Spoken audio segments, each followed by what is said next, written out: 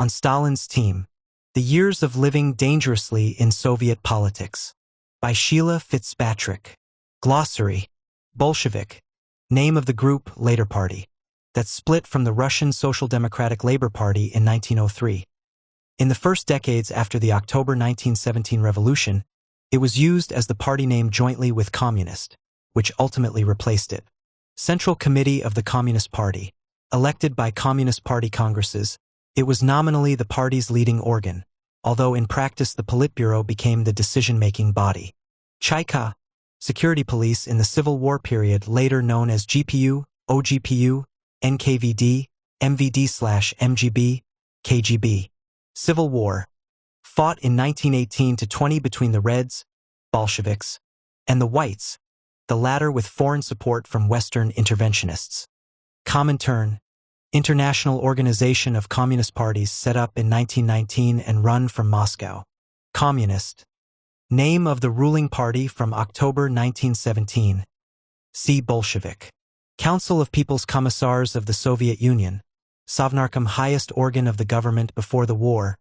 Renamed Council of Ministers after the war. Dacha, weekend place outside town. February Revolution. Event that resulted in the abdication of Tsar Nicholas II in 1917 and that established the provisional government, which was then overthrown by the Bolsheviks in October 1917. GKO, State Defense Committee, key wartime body. GPU, see Chaika. Gulag, the chief administration of camps under the NKVD, which applied to the entire labor camp system. JAC, Jewish Anti-Fascist Committee, 1942-48.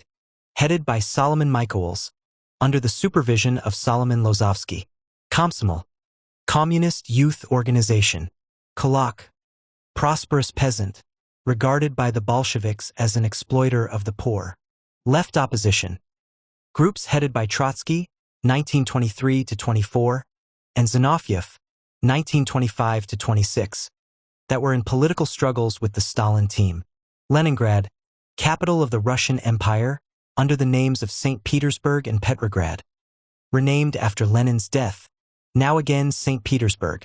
Mensheviks, the larger group party, produced by the split in the Russian Social Democratic Labor Party, RSDLP, in 1903. MGB, Ministry of State Security in the 1940s. See also Chaika. NEP, New Economic Policy of the 1920s. NKVD, the name of the security police from 1934 to the war. The initials stand for Narodny Commissariat Nutrinik Del, People's Commissariat of Internal Affairs. See also Chaika. October Revolution. Bolshevik seizure of power in 1917. OGPU, see Chaika. Old Bolshevik. Term used informally for party members who had joined before the revolution. Orgbureau, one of two bureaus of the party's Central Committee, the other being the Politburo, in charge of organizational functions. Pale, area in Ukraine and Belorussia to which the Jewish population was restricted in Imperial Russia. Petrograd, capital of the Russian Empire/Soviet Russia until 1918, so named in 1914-24. Previously St. Petersburg, see also Leningrad. Politburo, bureau of the party's Central Committee, consisting of full and candidate, non-voting members elected by party congresses. Top Soviet decision-making body, see also Presidium. Presidium of the Central Committee of the Communist Party. Name given to the Politburo in 1952-66. Note that, confusingly, other institutions also had presidia.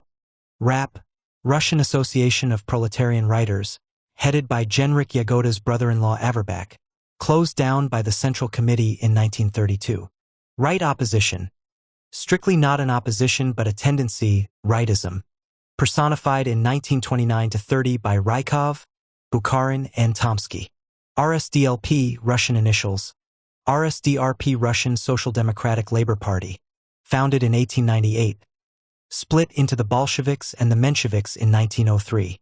Shakti Affair. Show trial in 1928. Against non-party experts and communist industrial administrators in the Shakti region of Ukraine. Sovnarkom. See Council of People's Commissars. Stalingrad. Volga city and site of a crucial battle during the Second World War in the winter of 1942–43. Previously known as Tsaritsyn, now Volgograd. Thermidor. Month of the fall of Robespierre in 1794 during the French Revolution. Used by Bolsheviks as shorthand for the degeneration and waning of revolutionary vigor.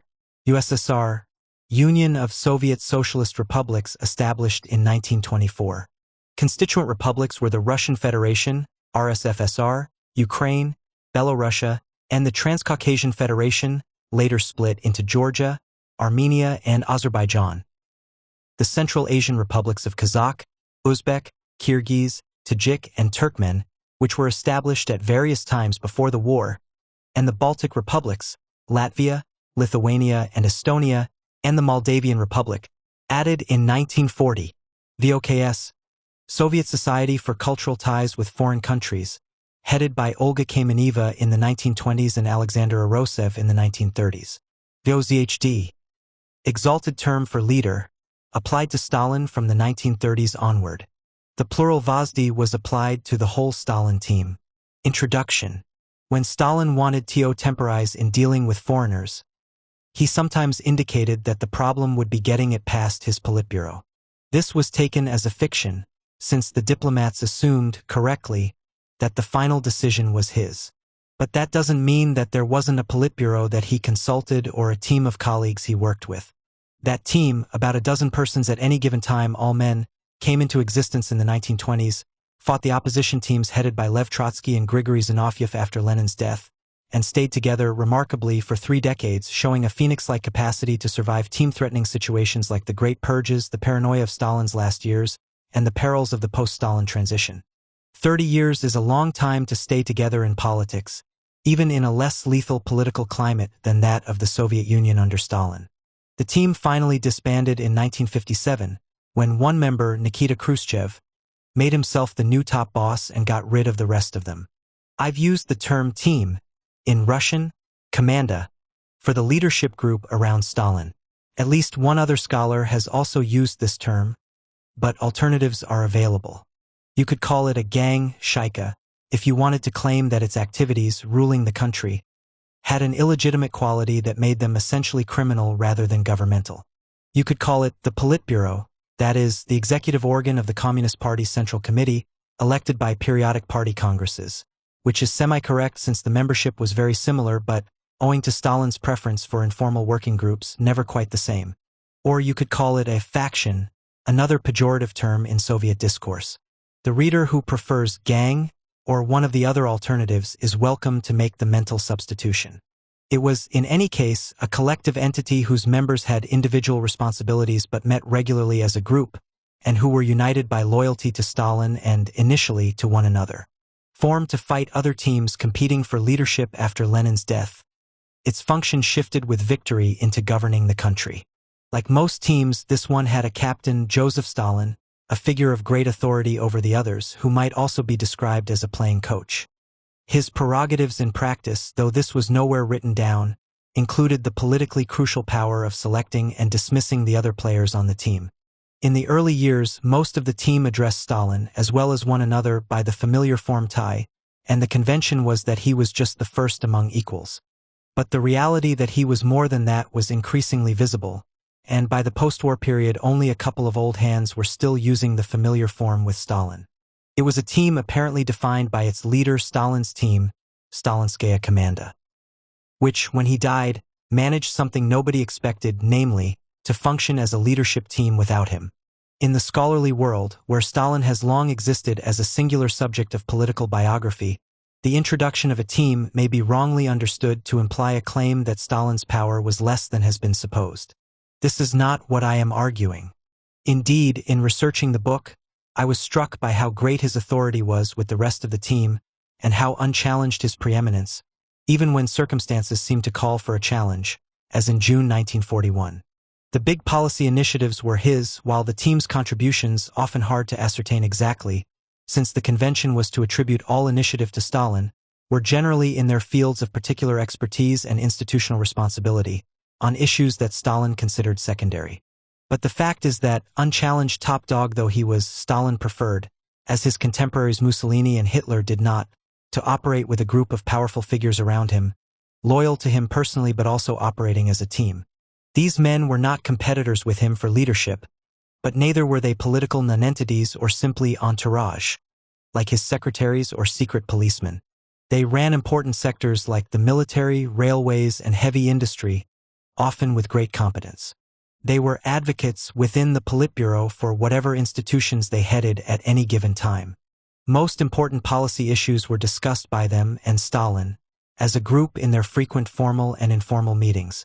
Stalin did not need their agreement for his initiatives, but when he sensed it was lacking or lukewarm, he sometimes backed off or simply, for example, in cases of political outcasting, waited for them to come around. There were changes in the team's composition over the 30 years. 3 members, Sergei Kirov, Valerian Kuibyshev, and Sergo Ordzhonikidze, died in the mid-1930s, and another, Mikhail Kalinin, just after the war. For new recruits, Andrei Zhdanov, Khrushchev, Georgy Malenkov, and Lavrentiy Beria joined the team in the second half of the 1930s.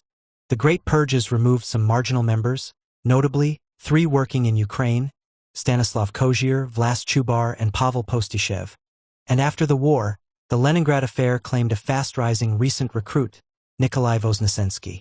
But a core group, Vyacheslav Molotov, Lazar Kaganovich, Anastas Mikoyan, Klim Voroshilov, and, until 1952, Andrei Andreev remained constant, and it was this group, together with the 1930s recruits who constituted the team collective leadership, that took over upon Stalin's death.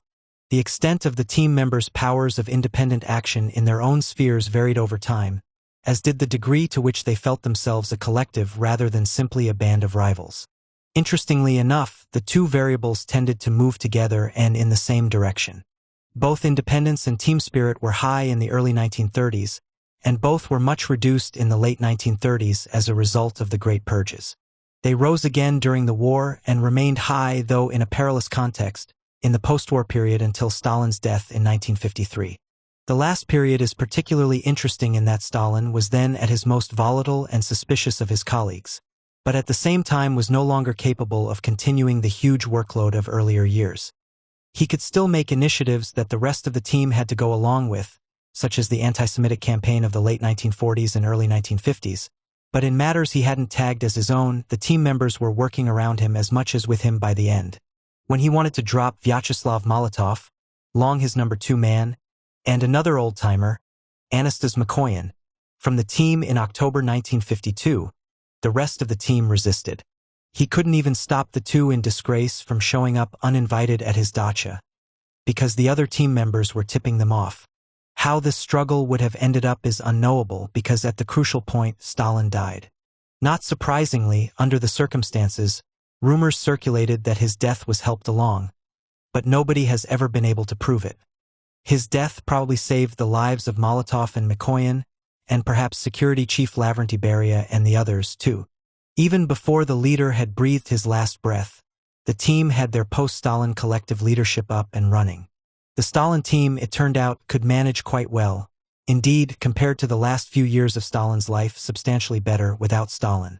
Everyone had predicted anarchy when Stalin died, and the team themselves feared it, but they actually carried out a successful transition with minimal, in Soviet terms, loss of life and a remarkably wide-ranging and radical reform program. The fact that reforms were initiated immediately strongly suggests that an unspoken consensus on the desirability of change, combined with recognition of its non-feasibility as long as Stalin was around, had developed in the team in the years before Stalin's death. My subtitle is The Years of Living Dangerously in Soviet Politics, and danger is a crucial aspect of the story. The team as a whole was in danger at the beginning of the 1930s, when the reckless and wildly ambitious combination of collectivization of peasant agriculture and force-paced industrialization could have ended in disaster. The Great Purges of the late 1930s was another high danger point, both for Stalin, since the terror could have got out of control and turned on its initiator, and the team members, perpetrators along with Stalin but constantly reminded they could become victims. In fact, most of the core team survived, politically as well as physically. Stalin proved to be a loyal patron to them, though with relatives and trusted subordinates dropping like flies around them, they couldn't be sure of that in advance. Fear of Stalin was not the only thing that held the team together, but it was certainly never absent after the early years. The team, the regime, and the country were at risk during the Second World War, with 2.5 years of almost uninterrupted defeats and retreats until the tide turned in the winter of 1942–43. In what should have been triumphant years of victory after the war, individual members of the team were again in danger. In the post-Stalin transition, the team quickly eliminated one member, Beria, because of his evident ambition and disdain for collective rule, as well as out of fear, because he was thought to have compromising files on them. Otherwise, the team remained more or less intact until 1957, when Khrushchev was the one whose ambition and non-collegiality led the others to try to rein him in, a plan that misfired and led to the ousting of Molotov, Kaganovich, and Malenkov, and, effectively, the end of the Stalin team. But the age of living dangerously in Soviet politics was already over by 1957. Neither side in that conflict thought of arresting or killing its rivals, but simply of removing them from power. The idea of writing this book came to me in the early 1990s, when the Stalin Archive, Fond Stalina and Rogaspi, successor to the old Party Central Committee archive, first opened, disclosing a large amount of correspondence between Stalin and other team members. The subject was initially going to be just Stalin and Molotov being vice captain and Stalin's alter ego for much of the period under discussion, but then I became conscious of the team dimension. This occurred to me in the context of another archival research project in which I encountered team member Sergo Ordzhonikidze not only running heavy industry with entrepreneurial flair and initiative, but also vigorously representing the industrial interest in the Politburo, which made me realize that this was how the Politburo must have operated.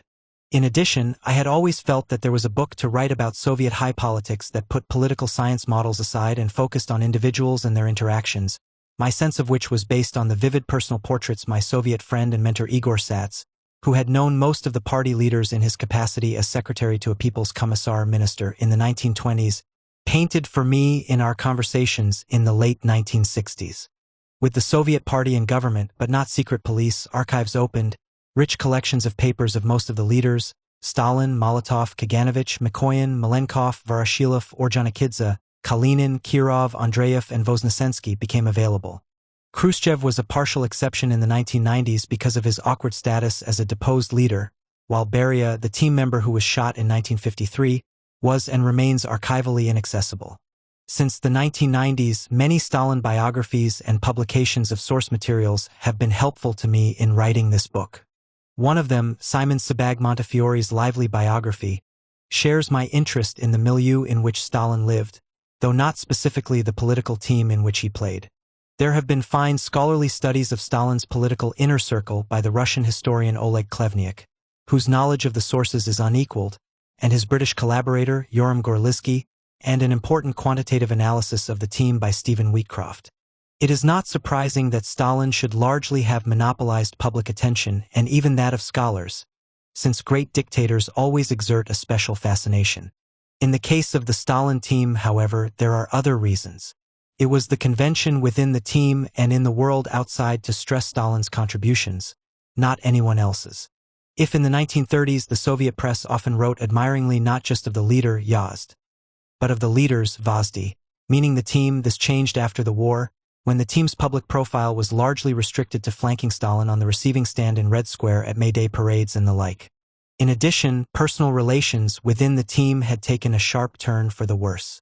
The kind of collegial friendships that existed in the early 1930s had largely vanished by the early 1950s, partly as a result of Stalin's encouragement of mutual suspicion and animosity, and attempts to re-establish closer personal and family relations after Stalin's death were short-lived and not particularly successful. After 1953, when Beria was executed, 1956, when Stalin was denounced, and 1957, when Khrushchev banished the rest of the team after labeling them an anti-party group, it was in nobody's interest to remember that they had long worked together as a team, including Beria, and with and without Stalin. Beria became the general scapegoat after his disgrace, with his former colleagues competing with one another to deny any kind of collegial, let alone friendly, contact with him in the past. With de-Stalinization in 1956, team members were anxious to distance themselves from what were now labeled as his crimes, as well as to point the finger at their colleagues.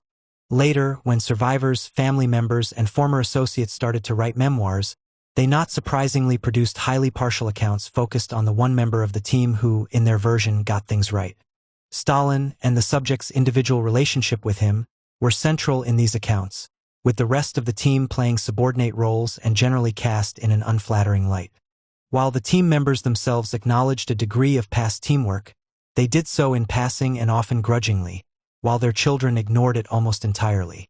This is not surprising, given that all these accounts were written after the definitive and bitter breakup of the team in 1957, when Molotov, Malenkov, and Kaganovich went one way, but not together, to avoid any suggestion of plotting, and Khrushchev, with Mikoyan and a battered Voroshilov in tow, another.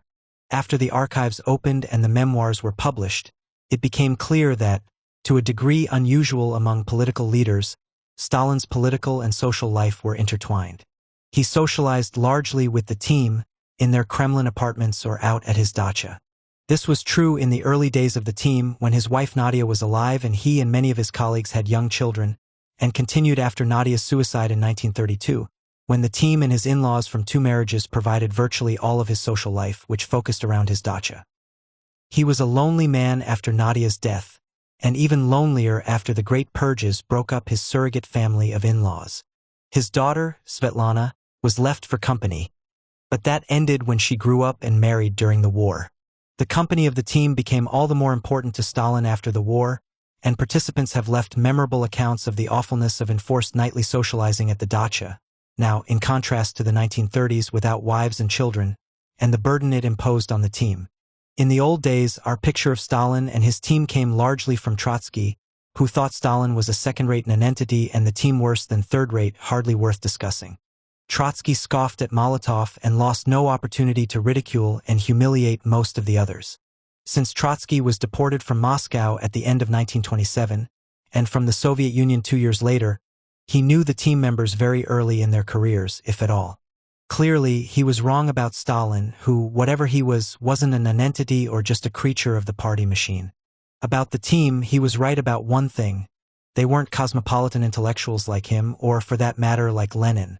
But they were far from the indistinguishable, faceless men that Trotsky, and others following him, assumed. Stalin's closest associate, Molotov, nicknamed Stonebottom, had a seemingly endless work capacity. Nobody ever called him charismatic, but after you observe his stubborn perseverance over 30 years, you can't help but develop a certain admiration for his sheer ability to take it. Not just the work but also the abuse, and his almost invariable refusal to apologize. Ordzhonikidze, on the other hand, was charismatic, hot-tempered, and much liked by his colleagues. In charge of heavy industry in the peak years of the industrialization drive, he did a phenomenal job, fighting tooth and nail for his plants and his people. Beria, another Georgian, is the hardest to come to grips with, because in the wake of his 1953 disgrace, everyone dumped on him, and he ended up being seen as a totally corrupt sex offender, as well as repressor-in-chief. It's something of a shock to see him through the eyes of his son as someone whose beautiful and highly cultured wife was a scientific researcher and who preferred the company of intellectuals. With Kirov, it's the opposite problem. His early death turned him into a martyr, by definition the nice guy who everyone remembered as his best friend. The pudgy Malenkov seems the quintessential apparatchik. Who would have thought that after his fall from power, he would have immersed himself in biology, his son's specialty, and co-written a scientific article on anti-gravitational pull. Andreev, the former worker, traveled to purging missions in the provinces while listening to Beethoven on his portable gramophone. Kaganovich, the bully with an inferiority complex about intellectuals, was notable for physical bravery. His one-time protege Khrushchev masked a sharp brain and a decisive personality under a misleadingly simple peasant exterior. The team's wives and children were part of their lives and mutual interaction, and are thus part of my story. Stalin's own family ties were attenuated. A wife who killed herself in 1932. An elder son by his first marriage, Yakov, of whom he was dismissive. A wastrel second son, Vasily, and Svetlana, his favorite, who in 1967 was to do the unthinkable for a team offspring and defect to the West. Half of the members of the team were uncles to Svetlana. Vasily and Svetlana grew up with the other Kremlin brats, notable among whom were the 5 rambunctious Mikoyan boys, 2 of whom got themselves arrested and exiled for some years during the war. Molotov's wife, Polina Zemchuzina, whom he deeply loved, was also arrested for Zionism and sent into exile for 8 years while he remained a member of the Politburo. An emancipated strong woman, she founded the Soviet cosmetics industry. Beria and Zhdanov each had one cherished son who, with their parents' encouragement, became intellectuals, like many of the team's offspring. The Kremlin children, as they grew up, almost all followed their parents' wishes and stayed out of politics, most of them receiving a higher education. Svetlana's wartime and early post-war generation fell in love with America, and a number, including Svetlana, majored in American studies at Moscow State University. With the notable exception of Svetlana, the Kremlin children remained close to their parents and, in later decades, tended the flame of their memory. If you paint a group portrait, especially including the social and domestic context, you almost inevitably humanize your subjects, including Stalin. Some people may find this outcome in principle unacceptable, as tending to detract from recognition of their essential evil. But to yield to this objection means deciding to leave Stalin and his men out of history, ghettoizing them in a special essence of evil sector not subject to examination. Arendt wrote in the context of Nazi perpetrators about the banality of evil, which is another way of saying that evil is committed by human beings who are only life-size when you see them up close. As long as we keep them more than life-size and extra-human, we can't see the world from their perspective, and therefore it becomes very difficult to understand why they acted the way they did. Of course, understanding how they saw the world always carries with it the danger of justifying their actions. But for a historian, the opposite danger, that of simply failing to grasp what was happening because of a lack of understanding of what the historical actors thought they were doing, is even greater. In any case, I can't say that my own experience confirms the notion that doing research on people makes you like them better. You certainly get a feeling of familiarity, with Molotov's blank, impassive expression in response to Needling and his stillness, except for the drumming of his fingers, with Beria's combination of smarmy deference to Stalin, boundless energy, and malicious wit, with Orjonikidze's explosions and Mikoyan's ability to duck trouble and keep going. As far as Stalin is concerned, the person who has emerged in recent scholarship, starting with the Soviet historian Dmitry Volkogonov during Perestroika, is a whole lot cleverer and better read than we thought before the 1990s. He could be charming as well as cruel. His team feared him, but they also admired and respected him, seeing him, correctly, as in a different league from themselves, particularly in terms of boldness and cunning. From an outsider's point of view, of course, the boldness meant indifference to killing people, and the cunning, which often had a sadistic edge, meant skill at deceiving them. "You tricky bastard," was one of my commonest private reactions while reading Stalin's papers. Some readers may think that nothing but sustained outrage is appropriate for writing about a great evildoer like Stalin. But I think the historian's job is different from that of prosecutor or, for that matter, counsel for the defense. Your first task as a historian is to try to make sense of things, and that's a different brief from prosecution or defense. This is not to deny that there are problems with assuming a stance of objectivity. Hard as we might try, we all have biases and preconceived opinions, and it's a physical impossibility to paint the view from nowhere. In my own reading of historical work, I find that I either come to trust the authors, on the basis of their handling of sources and presentation of evidence, or to distrust them, in which case I usually stop reading. I hope my readers come to trust me, but if not, the other option is always available. This still leaves the question of where my point of observation derives from, since it can't be from nowhere. For social historians of the Soviet Union, including me in one of my earlier books, Stalin's Peasants, that point is generally with the victims. But that doesn't work well for political history. The peasants in my book had strong opinions about Stalin but very little reliable information and no opportunity to observe at close quarters. In this book, I have made my point of observation on Stalin, who, like it or not, is the center of this story from within his team. It's a different perspective from usual, and I think it gives new insights. The team knew more about him than anyone else, having unparalleled access to information and opportunity to observe.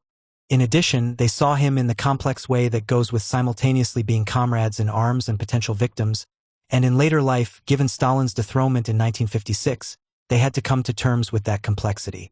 I must admit that there is also a personal reason that I like this point of observation. It was always Stalin's fear that a spy would sneak into his milieu and observe him from up close. In this book, I am that spy. A word about sources is in order. The Politburo record is relatively thin, partly because of that body's disinclination to have minutes taken of its deliberations, originally, back in the 1920s, because they couldn't stop the leaks not only domestically but internationally. The correspondence with team members is a wonderful source for most of the pre-war period, but the personal side disappears after the war, though fortunately at that time Stalin's absences from Moscow became ever greater, which resulted in a large corpus of letters and telegrams between him and the Politburo collectively. Soviet history is full of myths that became part of Sovietological as well as Moscow folklore. I approach these with a mixture of skepticism and recognition that sometimes the myths turn out to be right. For the 1950s, I use another kind of folklore, the letters about current affairs from Soviet citizens to leaders, as a kind of Greek chorus commenting on the transition and its aftermath. The profusion of memoirs and late-life interviews was one of the pleasures and challenges of this project. Naturally, they are all, to varying degrees, self-justifying and self-serving, and many of them are written long after the event, or by children, Beria's, Malenkov's, Khrushchev's, who were relating what they remembered their father telling them at the time. You feel, as a historian, that such sources are like lobbyists, all clamoring to make their pitch, yet a book like this couldn't have been written without them. I couldn't help being aware that the people who left the most detailed record, Khrushchev and Mikoyan, are thereby privileged in establishing their version of events. Another inbuilt bias of the sources that needs to be mentioned is that, for the purpose of memoirists and Soviet historians, political outcomes turn some people into villains and others into saints. Beria, executed in 1953, is in the first category. The second category includes Kirov, murdered in 1934, along with Kalinin, who in Soviet times was designated as the people's favorite on the team. I suspect, by the way, that this is wrong and that the people's favorite was the genial and somewhat dashing military man Voroshilov. Stalin's personal archive is rich, but it is also a work of art, carefully pruned and shaped by a variety of hands, starting with his own. Stalin, a master of manipulation who could easily take two sides of an argument in different contexts, which is not to say that he didn't have principles in his way as well as purposes, was capable of the most brazen lies but also of unexpected, if no doubt calculated, truth-telling. He had a lively, creative imagination that had once, back in his Georgian youth, made him a poet and in Soviet times led him to take great satisfaction in thinking up scenarios for show trials. He was also, it turns out, an excellent professional standard editor of other people's texts, including for grammar and punctuation. He is disadvantaged in the memory stakes by leaving no account of his own and being the only team member whose memoirist child, Svetlana, was not on his side. Although this book has been researched in archives and primary sources like a scholarly history, it has not been written as one. It seemed a waste to flatten all that high drama and leave out the personal detail, which, for me, made the team come alive. Moreover, the Stalin era is still important to a broader public, especially those who went through the Cold War. In the past, I have written extensively about the social, cultural, and everyday aspects of the Soviet experience, but this is my first large-scale foray into high politics or biography. Since it is conceived as a popular book, I have generally not highlighted scholarly controversies. My bibliography includes only such secondary works as are cited, usually as factual sources, in the text. But scholarly readers are also part of my intended audience, which is why I have included detailed notes that enable them to see where I got my information, though to avoid an overabundance of note numbers in the main text. Rather than citing each direct quote, I've chosen to group together sources for the quotes, including them under bold-faced subject lines in the notes section. The conclusion highlights the book's contributions to scholarly debates. Readers who know my earlier work will recognize some themes from the past, notably the emphasis on institutional interest in high politics, patronage networks, and everyday interactions. In a way, what I have written is an everyday Stalinism moved from the popular, urban milieu of that earlier book to the strange, isolated world of the Kremlin. But there were unexpected discoveries in the course of my research, things that surprised me, which I hope will also surprise my scholarly colleagues. When I started, I knew the 1930s much better than the post-war and post-Stalin period, and I expected the most interesting and lively period of the team, Qua team, would occur then. It seemed plausible that the great purges should have snuffed the life out of the team. I spent some time with the Politburo archives for 1939 to 40 and noted that, while Stalin seemed to be functioning normally, the rest, though functioning and indeed working hard repairing purge damage, were keeping their heads well down. But was this a temporary or permanent change? Mikoyan made the case in his memoirs that it was the Second World War that was the high point of team effectiveness, the team's finest hour. That, of course, was incompatible with the hypothesis that the vitality of the team had ended with the Great Purges. Moreover, there was the anomaly in the post-war period of Stalin's failure to remove Molotov and Mikoyan from political power and his social circle, evidently because of resistance from the team.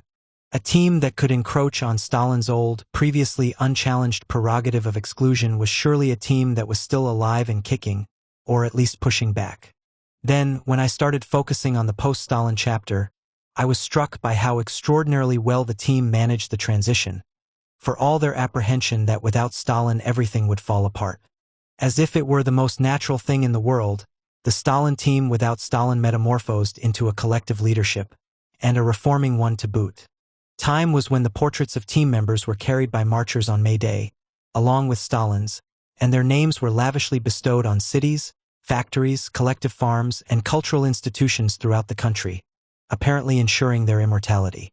Then came Stalin's partial dethronement in 1956 and 1961, the ousting of Molotov, Malenkov, and Kaganovich in 1957 and then of Khrushchev in 1964, and finally the collapse of the Soviet Union in 1991. The city of Molotov reverted to its earlier name of Perm in 1957. During Perestroika, team names were removed from a string of North Caucasian and Ukrainian cities, including Lugansk/Luhansk, Voroshilovgrad, and Mariupol, Zhdanov. In Russia, the wartime capital of Kuibyshev resumed the name of Samara in 1991. Only Kalinin and Kirov remained in the atlases, probably by serendipity. Kirov was the luckiest, retaining not only the city and province of Kirov, formerly Vyatka, in the Urals but also the Kirov Ballet, though it is now in St. Petersburg rather than Leningrad. Kalinin was half lucky, losing Tver in central Russia but retaining Kaliningrad, the name given to Königsberg when it was acquired by the Soviet Union at the end of the Second World War. Stalin also lost out in the matter of place names. In 1961, Stalingrad was renamed Volgograd, and the same fate befell Stalino in Ukraine, now Donetsk, and the Tajik capital Stalinabad, now Dushanbe. There is still contestation in Putin's Russia about whether Volgograd should change its name back again, the better to emphasize its heroic past as the site of the Battle of Stalingrad in the Second World War. Stalin's name is in no danger of disappearing from Russian consciousness. But the team's names, except perhaps for Molotov and Voroshilov, will probably be forgotten by the next generation. Nobody is ever going to propose turning Perm back to Molotov, and the recently proclaimed Lugansk People's Republic in eastern Ukraine, though looking to Russia, has not thought of calling itself Voroshilovgrad again. The team wouldn't necessarily complain about this neglect. With the exception of Khrushchev and Beria, if he had had the chance, they were not looking for a separate place in history but were by and large content to be Stalin's comrades in arms in the great work of building socialism. A project that they thought was on the side of history, though that is not the way it looks from the perspective of the 21st century. The team used to say, modestly but correctly, that Stalin was the linchpin of the whole thing, implying what was to them self-evident, namely, that they couldn't have done it without him. But the corollary is also true. He couldn't have done it without them. Let that, for good or ill, be their epitaph. 1. The team emerges. In the beginning, IT was Lenin's team. Vladimir Ilyich Lenin was the captain, as he always had been since the days of the split among Russian Marxist revolutionaries between Bolsheviks and Mensheviks back in 1903. Lenin's lot took the title Bolsheviki or majority group, leaving the minority label, Mensheviki, to the opposition. But actually it was the other way around. It was the Bolsheviks who were the minority and Lenin, the most intransigent and least conciliatory of the party's leaders, who provoked the split. There was no room for argument about who should be captain of the Bolsheviks. If you didn't want to play under Lenin, you had to go elsewhere. Lenin and many other revolutionaries were living in emigration in Europe in the years before the First World War, escaping the attention of the Tsar's secret police, and his team included fellow émigrés like Grigory Zinoviev and the young Nikolai Bukharin-Brashunov to argue with Lenin about the theory of imperialism and state capitalism. But his party had supporters in the Russian revolutionary underground too, the so-called committeemen, veterans of prison and exile, like the Georgian Joseph Stalin and the Russian Vyacheslav Molotov. The old underground people were a rougher lot than the émigrés, less well-educated and several notches lower on the social scale. Many of them, like the Russian Mikhail Kalinin and the Latvian Jan Rudzatak, were workers, as befitted a self-styled proletarian party. Russia was a multinational empire, and the Russian revolutionary movement, including the Bolshevik Party, had as many non-Russians as Russians in its ranks, which reflected the resentment of national minorities against the Russification policies of the old regime.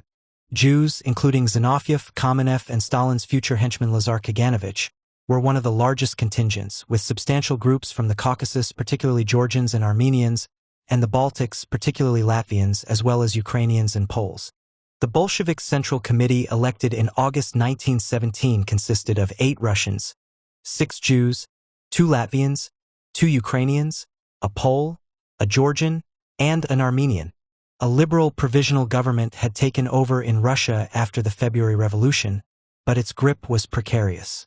Popular unrest increased as it failed to pull the country out of the First World War despite defeats, huge casualties, and, by the summer, mass desertions from the front. Spurred on by the impatience of radicalized soldiers, sailors, and workers, the Bolsheviks seized power in Petrograd in October.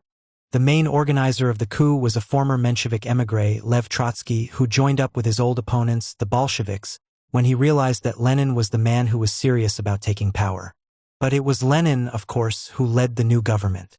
It was almost entirely Bolshevik, in line with Lenin's rooted dislike of cooperating with revolutionaries outside his own party. But even single-party rule was not immune from internal disagreements. During the civil war that raged from 1918 to 1921, various factions formed in the party, one around Trotsky, but Lenin was determined to squash them. His way of doing so was a learning experience for Stalin and a number of those who ended up on the Stalin team. What Lenin wanted, and actually achieved in 1921, was a ban on factions within the Bolshevik Party. The way he did it was to create a faction of his own, much more tightly organized than those of his opponents, particularly Trotsky, who was more interested in his policy issue of the moment, labor conscription in the wake of the Civil War, fiercely resisted by the trade unions, than forming a faction. Lenin's faction was complete with conspiratorial arrangements, secret meetings, and lists of opposition candidates to be voted down in the elections of provincial delegates to the forthcoming National Party Congress. He even suggested calling in an old comrade from underground with an illegal hand-printing press to run off leaflets. As a veteran conspirator, Lenin greatly enjoyed the whole process and teased Stalin, his right-hand man for party organizational matters, for his qualms about so blatantly engaging in factionalism in order to pass a ban on factions. Molotov, future number 2 man on Stalin's team, was proud to be part of Lenin's plot against Trotsky in 1921. Out in the provinces, 2 young Bolsheviks, both future team members, caught Lenin's and Stalin's eye by their sterling service on the side of Lenin's faction. 22-year-old Armenian Anastas Mikoyan and 27-year-old Lazar Kaganovich, Jewish working class from the Pale, who were organizers of victory in tough local factional fights in the Volga city of Nizhny Novgorod and Turkestan, respectively. Sergo Ordzhonikidze, a Georgian whose ties with Lenin went back to 1911, was another who fought for the Lenin faction against lively opposition down in the Caucasus. The brilliant and arrogant Trotsky was the second man in the country at this point, thanks to his Civil War achievements as creator and leader of the Red Army. 42 years old in 1921, thus Stalin's near contemporary and Lenin's junior by 9 years, he was a member of the Politburo, the party's top decision-making body, along with Lenin, Zinoviev, Kamenev, Stalin, and a trio of junior candidate, non-voting members Molotov, Bukharin, and Kalinin. As Trotsky later told the story, he and Lenin remained close despite the 1920-21 conflicts. On Lenin's side at least, it was a wary closeness. Not only had Trotsky been a vigorous opponent in various pre-revolutionary polemics about Marxist theory, he was also the charismatic hero of the 1905 Revolution, the October Revolution of 1917, and the victorious Civil War. In other words, he was serious competition for Lenin, regardless of whether he had any intention of challenging his leadership. For the Bolshevik young, especially those who had served in the Red Army during the Civil War, Trotsky was something of a cult figure.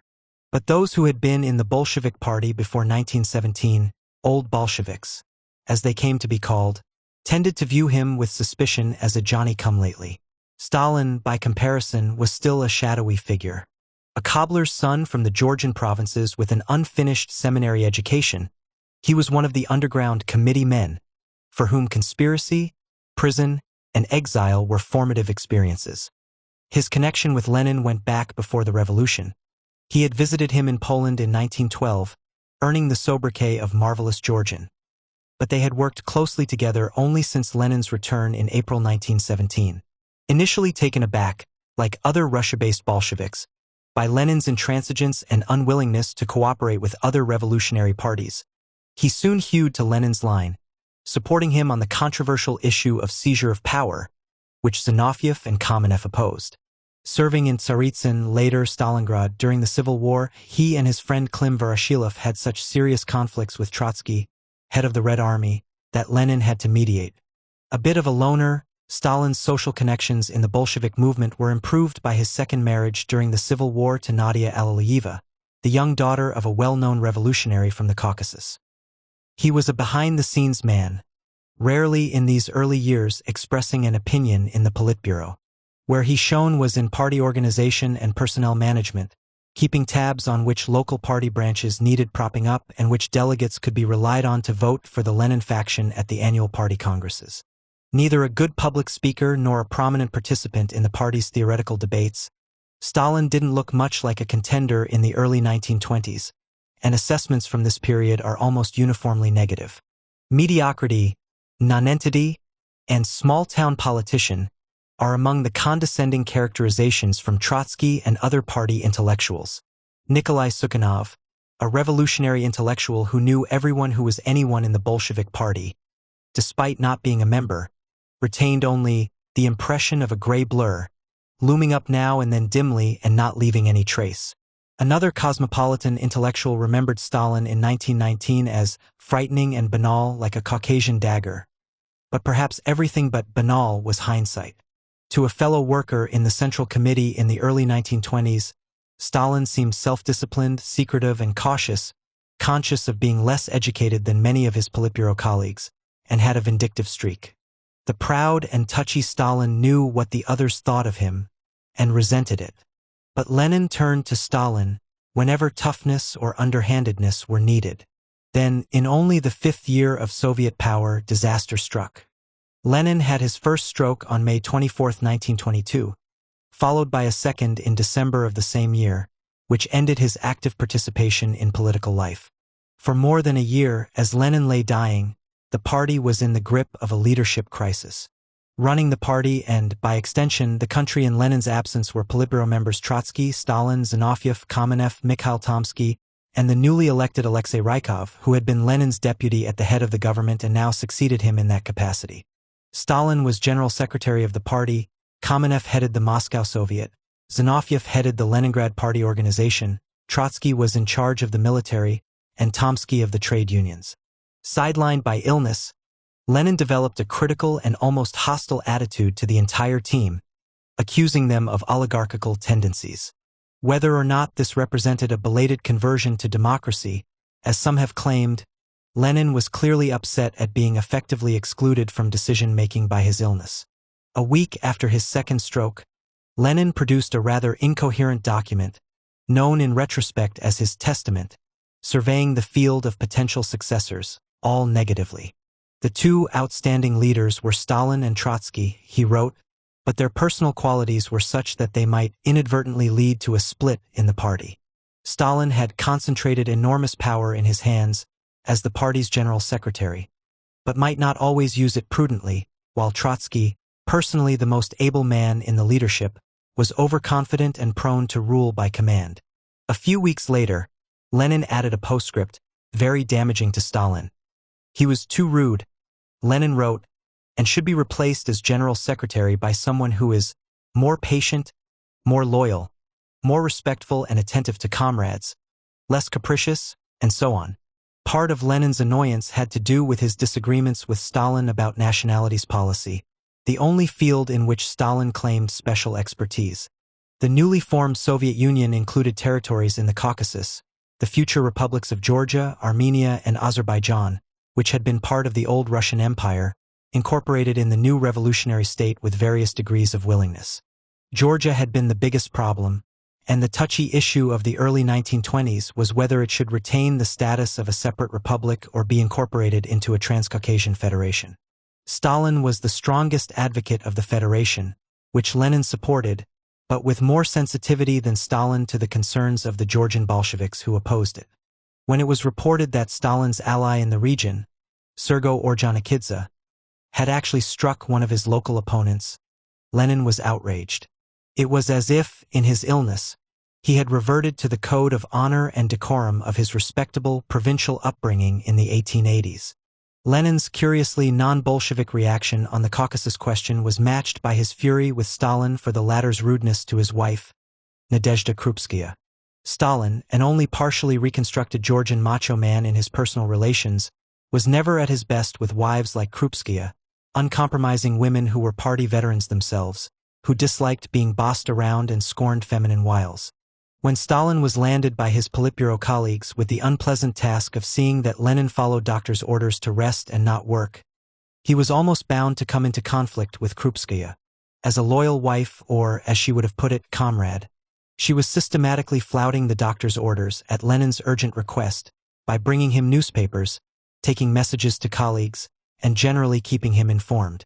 Stalin rudely abused her for this, and when Lenin heard of it shortly before his third stroke in March 1924, he wrote icily that he considered an insult to his wife to be an insult to him, another reversion to the norms of his upbringing, since Bolsheviks did not talk about their wives in such terms. He threatened to break off relations unless Stalin apologized. Stalin was devastated to be turned on by the man who, as he told Lenin's sister, he loved with all his heart. Still, he offered only the most grudging apology. He thought Lenin was being totally unreasonable and Krupskaya was the one in the wrong. To Molotov, he said resentfully, "So because she uses the same toilet as Lenin, I'm supposed to value and respect her like Lenin?" The better brought-up Molotov, though no great admirer of Krupskaya, thought this crass. Lenin died on January 21, 1924. At his funeral on January 27, all the Politburo members, Stalin, Kamenev, Zinoviev, Tomsky, and candidates Molotov, Bukharin, and Rudzatak were pallbearers along with Felix Dzerzhinsky, the respected Polish Bolshevik who had been the founding head of the Chaika security police.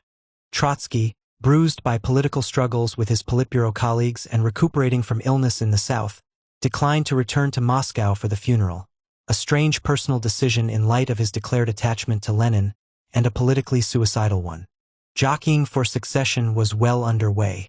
It was an odd kind of contest. In the first place, there was no formal position of party leader to fill.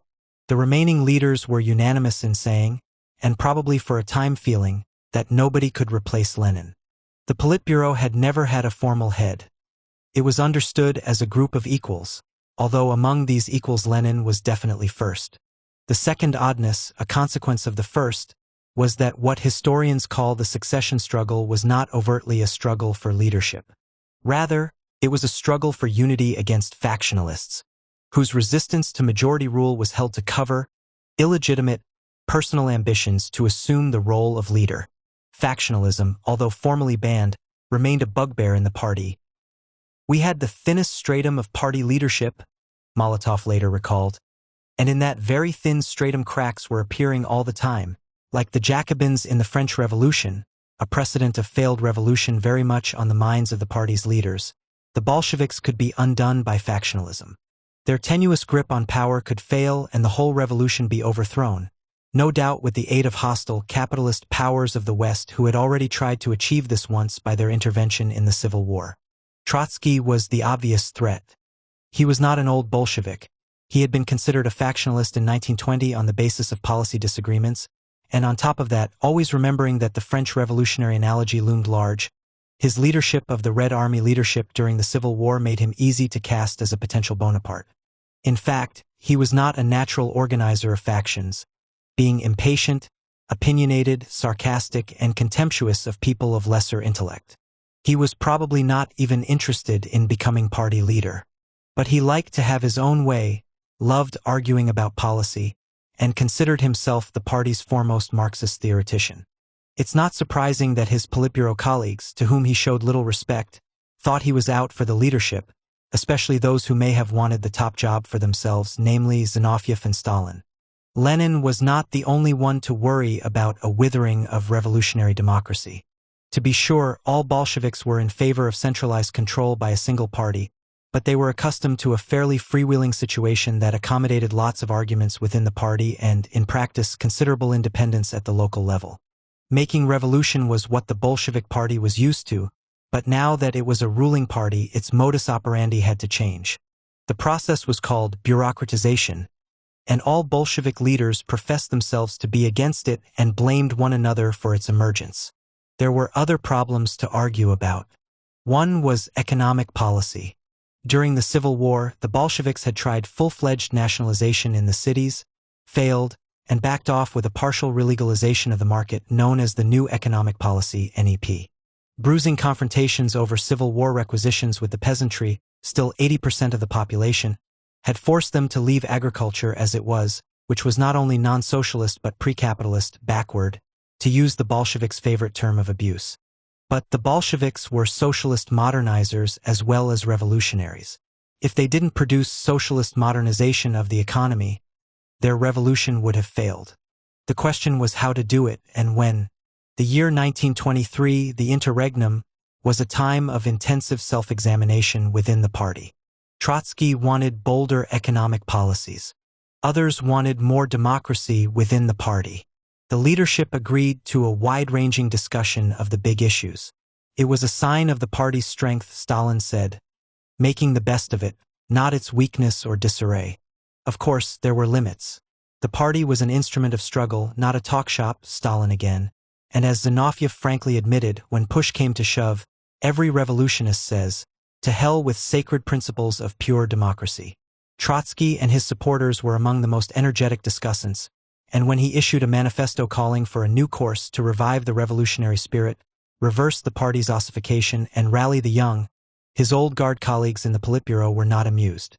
The discussion turned into a kind of election campaign in the winter of 1923-24, since it coincided with the selection of delegates to the upcoming 13-party conference by local party committees.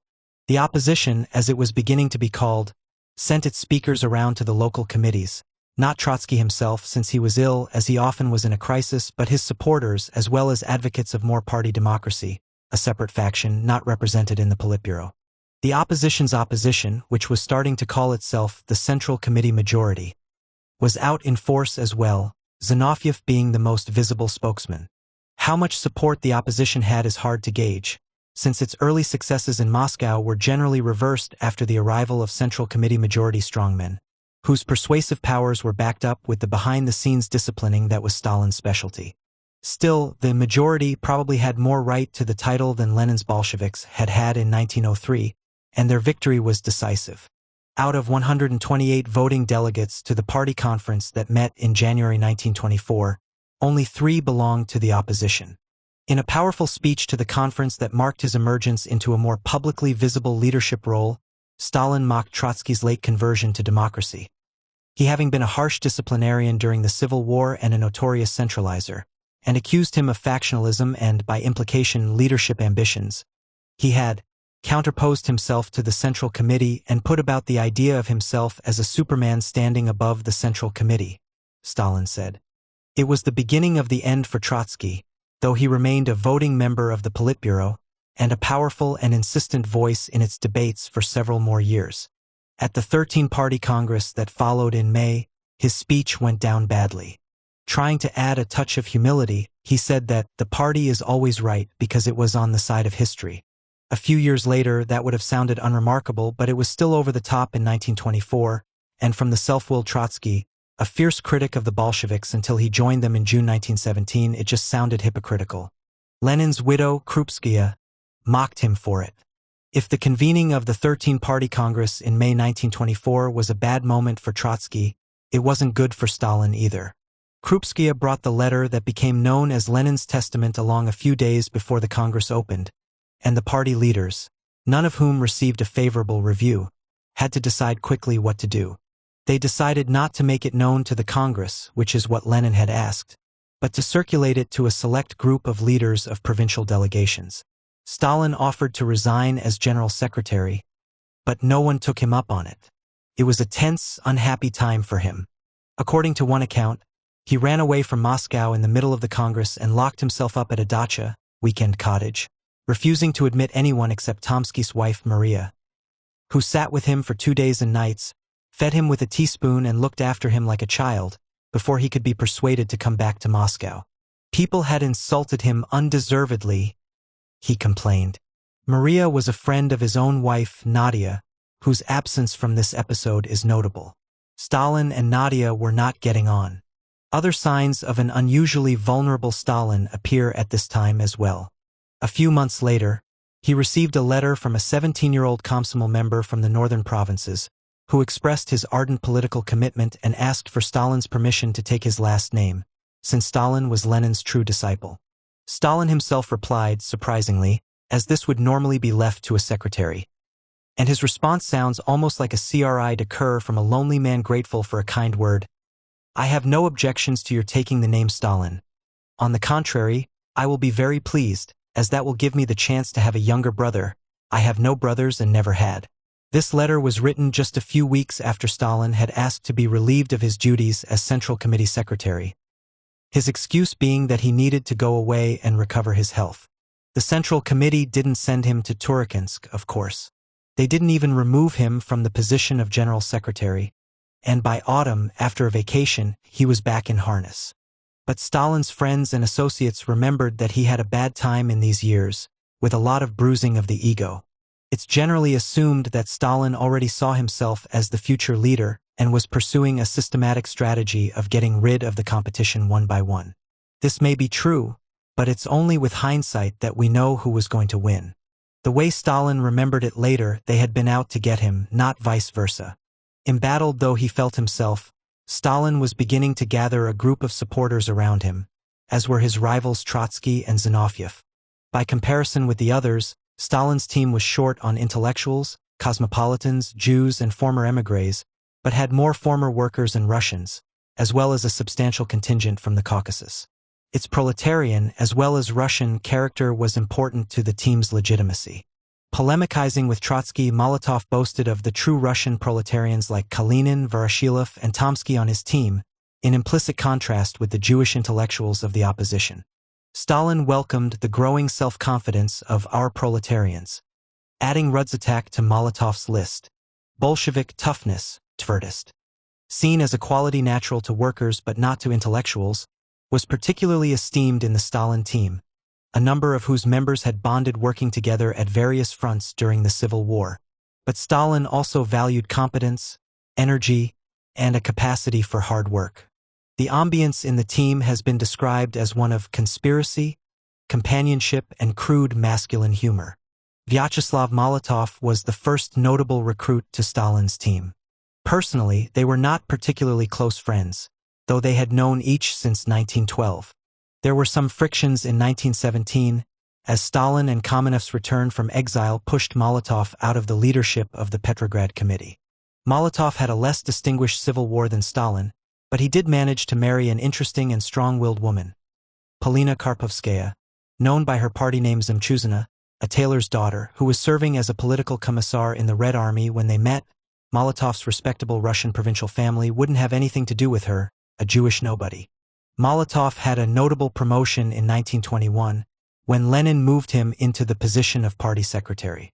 This didn't last long, however, as Lenin soon decided that Molotov, though a good organizer, wasn't a shrewd enough politician for the job, and got Stalin appointed over his head to the new position of general secretary. Molotov may have had some resentment about this, and his tone in a private exchange with Stalin about Marxist theory a few years later suggests that he was still insisting on a presumption of equality. Still, Molotov was 12 years Stalin's junior, the youngest ever member of the Politburo when he joined it as a candidate in 1922 at the age of 32, as he later proudly recalled, whereas Stalin had been on it as a full member since the body's establishment in 1919. With his pince-nez and a neat little mustache, Molotov didn't look much like a revolutionary even in his youth. He could have been a clerk in a government office, a position for which his high school diploma, acquired when he was already a professional revolutionary, qualified him. Not brilliant or quick-thinking, according to his own and other accounts, he was well-organized and extremely hard-working. Trotsky, whom he loathed, once castigated him in the Politburo as one of the party bureaucracy without souls, whose stone bottoms crush all manifestations of free initiative and free creativity. Adjusting his pince-nez and looking crushed, Molotov stuttered, "We can't all be geniuses, Comrade Trotsky." The epithet "stone-bottom" stuck. Klim Voroshilov, the Johnny cavalryman better known for his personal bravery than for scintillating intellect, went back quite a way with Stalin. Near contemporaries, they had found themselves roommates at the Underground Party's Stockholm Conference in 1906 and then worked together in Baku. But it was at Tsaritsyn in the Civil War, when Stalin was political commissar for the Southwest and Voroshilov head of the Southwestern Army, that they had bonded, partly in antagonism to Trotsky, whose military orders Voroshilov used Stalin's protection to defy. Born an ethnic Russian in a poor proletarian family in Ukraine, Voroshilov started his working life in the Donbass mines as a 10-year-old. By age 15, he was working in a factory, and at 17 he joined the revolutionary movement. His wife, born Jewish Golda Gorbman, she was later baptized and changed her name to Ekaterina, was a fellow revolutionary who Voroshilov married in exile before the revolution. Despite his subsequent reputation as a military man, Voroshilov did not serve in the Russian army in the First World War. It was only after the February Revolution that, as a professional revolutionary, he established contact with soldiers in Petrograd and was elected their delegate to the Petrograd Soviet of Workers' and Soldiers' Deputies. After forming a partisan resistance unit in Ukraine during the Civil War, he created and led the 1st Cavalry Army, participating in the war with Poland in 1920–21. After the war, he remained associated with the military, becoming defense minister, a position earlier held by Trotsky, in 1925. At the end of the same year, he became a member of the Politburo. Lazar Kaganovich, more than a decade younger than Stalin and 3 years younger than Molotov, worked with the two of them in the party central committee in the early 1920s, though at a lower level in the hierarchy. They were secretaries, whereas he was just a department head, though admittedly it was an important department in terms of Stalin's rise to power. Personnel. Jewish and born in the Pale, restricted area of Jewish settlement, in Ukraine. The teenage Kaganovich worked in a shoe factory and followed his elder brothers Mikhail and Julius into the revolutionary movement. During the Civil War, he was a political commissar in the Red Army, serving at various locations, including Voronezh, where he had his first meeting with Stalin, and Turkestan, where he fought local rebels and internal party factions with another future member of Stalin's team, Valerian Kuibyshev. It was probably on the recommendation of Kuibyshev, who had just moved to Moscow as a Central Committee secretary, that Stalin invited Kaganovich to work in the Secretariat in 1922. One of his fellow workers found him quick and energetic, humble, and conscious of his lack of education. Later, it was his toughness and tendency to bully and physically intimidate subordinates that was more often noticed than humility. But he certainly remained humble as far as Stalin was concerned. He was the most devoted of all Stalin's team, a 200% Stalinist, according to Molotov, who, even in the days of casual camaraderie in the 1920s, could never bring himself to use the familiar form of address, tie, to Stalin as the rest did.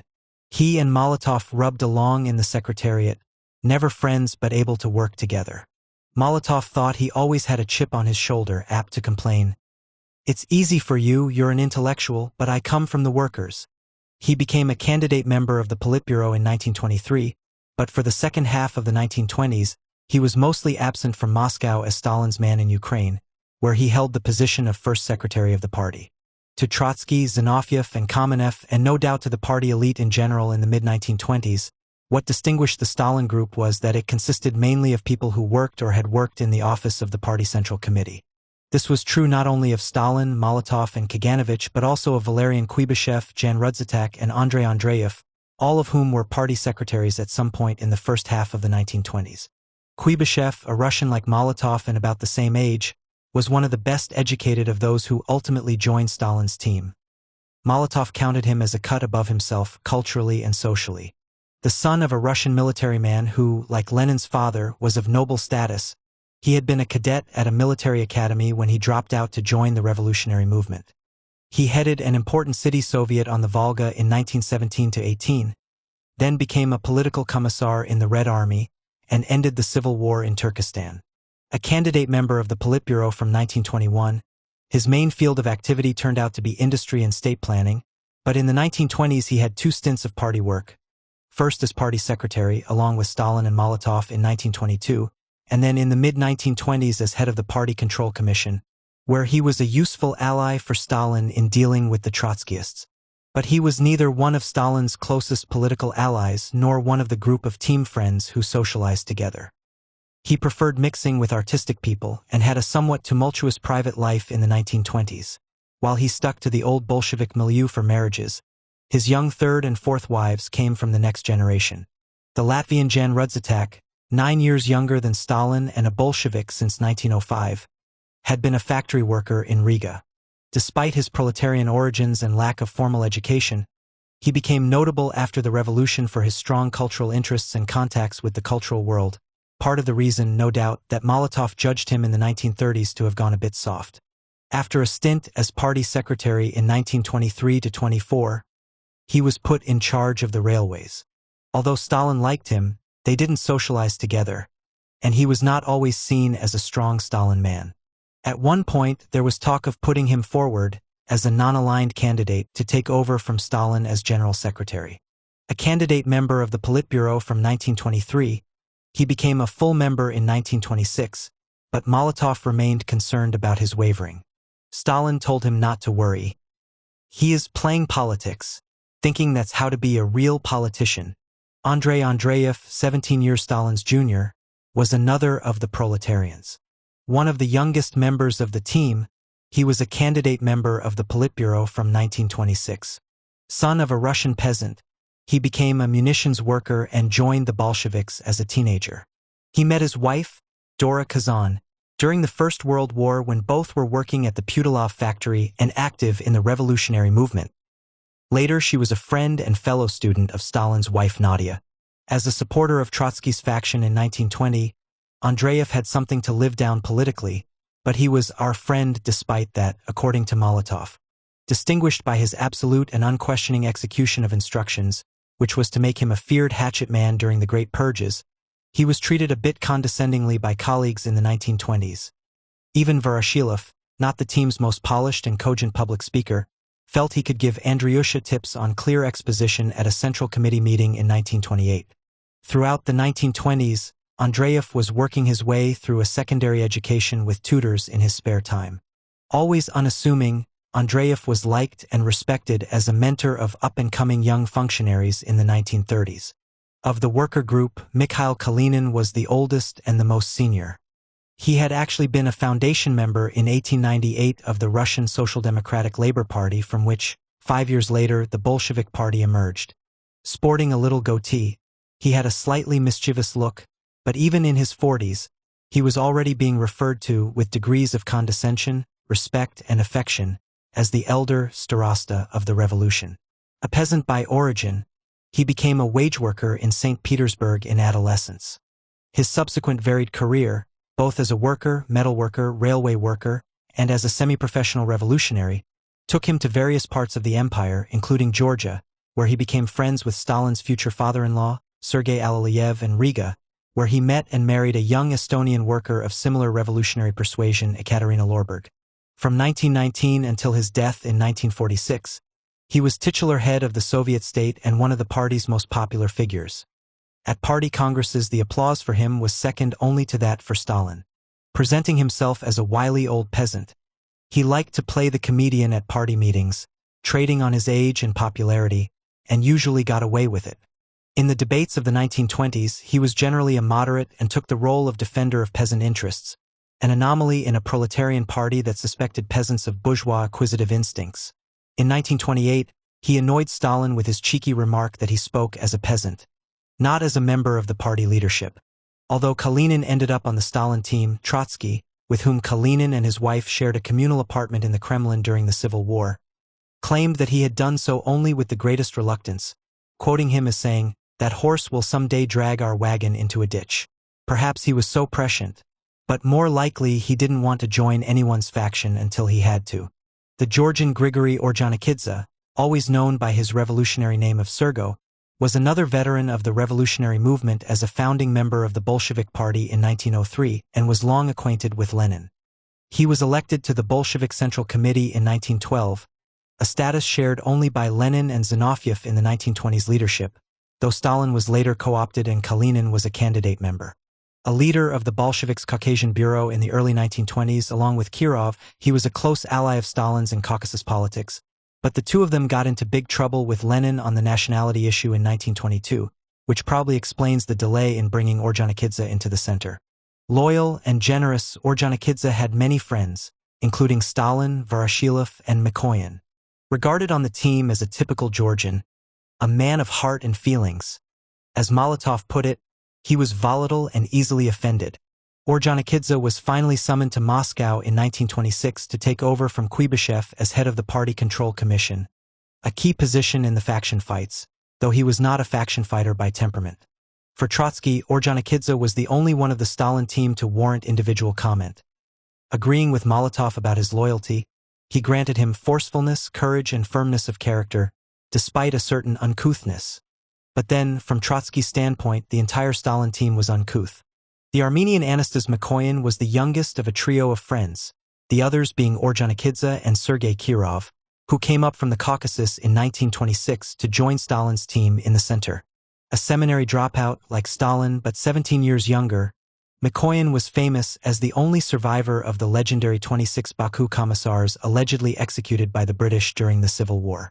A personable and gregarious young man, he became friends with Kuibyshev in Turkestan during the Civil War, and a few years later bonded with Voroshilov and Ordzhonikidze when the two of them looked after his young wife, Ashken, and their newborn baby in his forced absence on party business. With Stalin, Mikoyan was on familiar terms, using tie, since 1923. The young Mikoyan cut a dashing revolutionary figure, dressed, as was the custom of those years, in semi-military dress. High boots, belted field jacket, and peaked cap. After a stint on the Volga in the early 1920s, distinguishing himself as a supporter of the Lenin faction, he went back south as party secretary in Rostov-on-Don before being summoned to Moscow in 1926 to head the trade ministry. He resisted this transfer, despite the candidate membership of the Politburo that went with it, because he liked the South and wanted to stay in party work, considering trade bourgeois. But he did so well at it that he remained the party's top internal and external trade specialist for 40 years. With the passage of time, it came to seem natural that, as a cunning Armenian, he should know how to trade. Mikoyan turned out to be the great survivor of Soviet politics, though he was in trouble with Stalin many times. He was notable in the team for his resistance to killing and outcasting individuals. Not that he opposed it in principle, but in practice he tried to avoid it as much as possible. With his strong sense of family loyalty, he also repeatedly broke the team rules about looking after victims' families. The last of the Caucasus trio, Sergei Kirov, was actually Russian, born in Vyaka province in the Urals and educated in Kazan, but had spent much of his adult life in the south. Drawn into revolutionary activity as a student, he spent time in prison. Kuibyshev was a fellow prisoner in Tomsk in 1909, but seems to have taken something of a break from revolutionary activity in his pre-revolutionary years in the North Caucasus. There he worked as a journalist and married Maria Marcus, who shared his interests in theater and literature.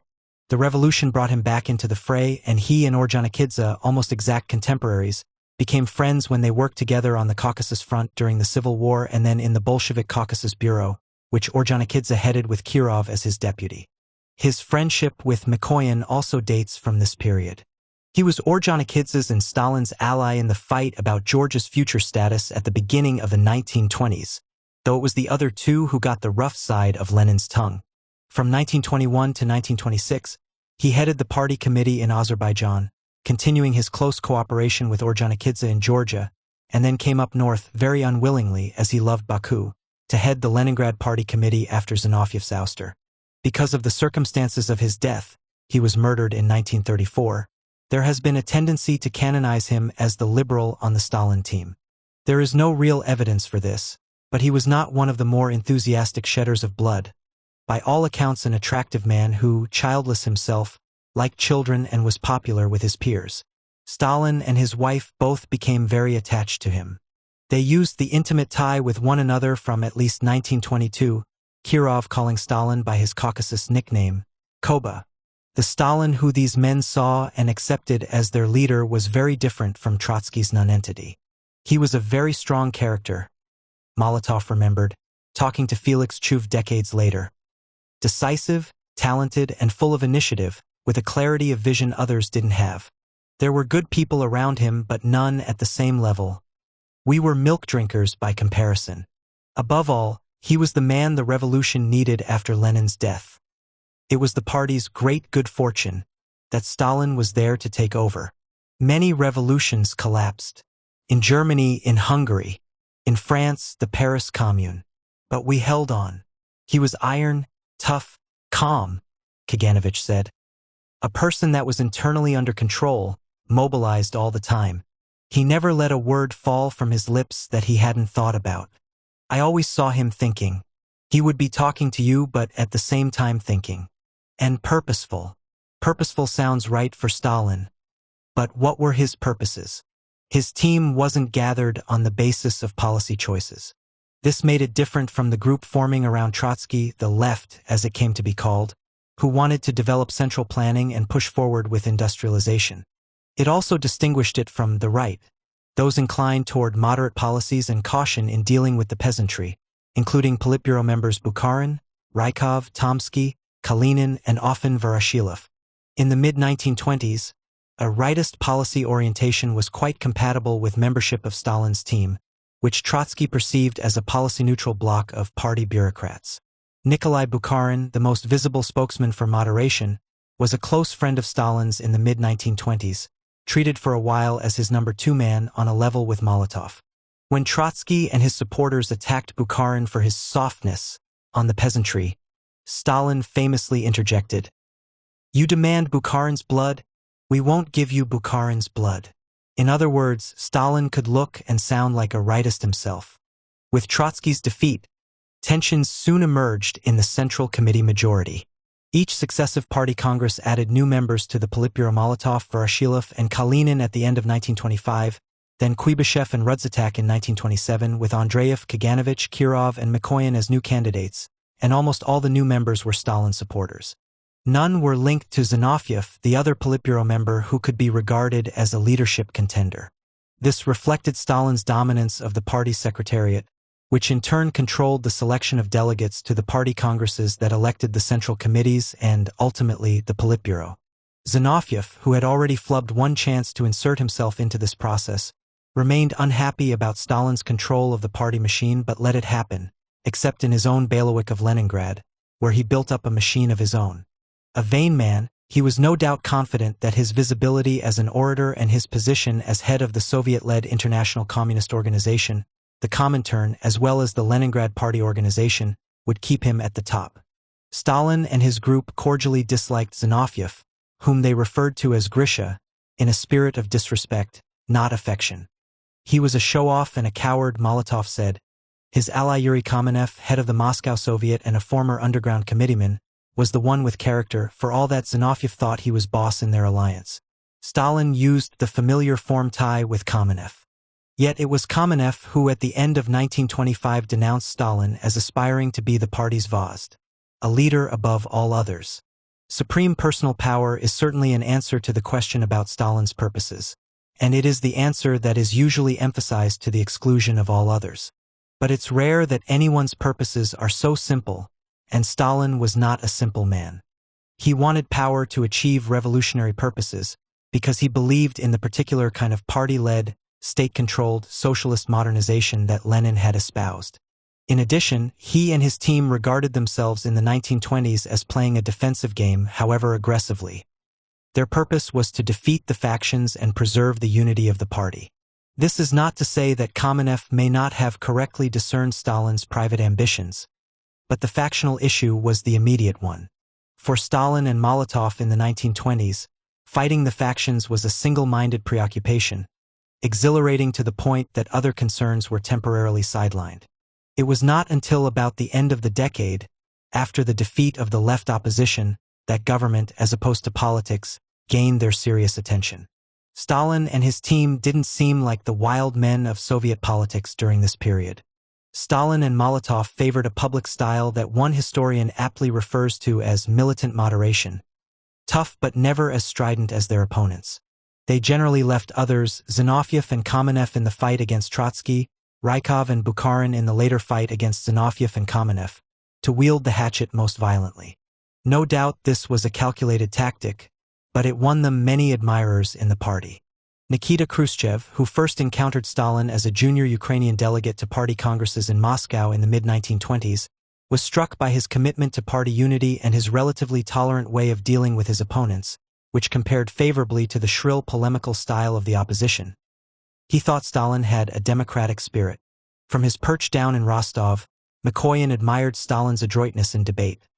He would wait until the opposition had put all its cards on the table, jousting with other Stalin team members, and then take the floor, calmly and with dignity, not in a tone of sharpening the conflict but, on the contrary, damping it down. He wasn't arrogant, didn't hector, and always managed to make his opponents look like the aggressors. The decisive moment in the fight with Zinoviev came in the winter of 1925-26, when the Stalin group, having officially split with Zinoviev and Kamenev at the recent party congress and gained majority support, dislodged Zinoviev from Leningrad.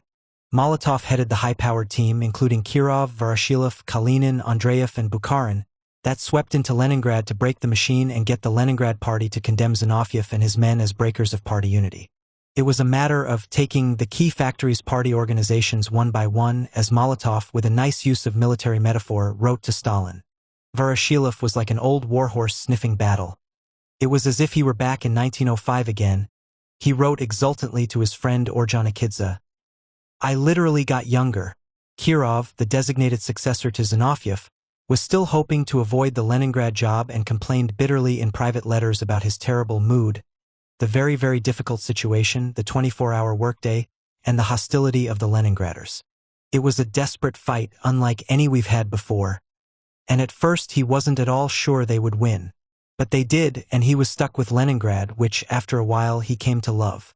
The great faction fight was something that went on in the capitals, Moscow and Leningrad, as Petrograd was renamed after Lenin's death, with relatively little provincial involvement, and ex-provincials like Kirov, Mikoyan, and Ordzhonikidze had to be persuaded to take it seriously. Ordzhonikidze hated faction fighting. Back in 1923-24, he had been so depressed by the quarrel with Trotsky that he told his friend Voroshilov privately that whoever ends up on top, it will be a defeat for our party. The sharpness of Rykov's attack on Zinoviev and Kamenev at one Politburo meeting upset him to the point that he burst into tears and walked out. Voroshilov had to work hard to make him see that there was no alternative to bashing the splitters. Even after he accepted this necessity, agreeing that we're not going to let them build another party, and we'll send them to the devil out of our party. He remained much less willing than Stalin to break personal relations with political opponents. True, he had more friends to lose in the first place. Mikoyan was another who had to adjust his perspective once he moved to Moscow. Down in the North Caucasus, the economy was booming, the party was united, and things seemed to be going just fine. But in Moscow, he found that people were constantly talking as if there was a crisis. Kamenev, whom he personally liked and whose job as trade minister he was inheriting, was terribly pessimistic and discouraged, feeling the revolution had entered a new and potentially catastrophic phase. No doubt Kamenev's pessimism owed a lot to his recent political defeats, but the Stalin people were not overflowing with optimism either.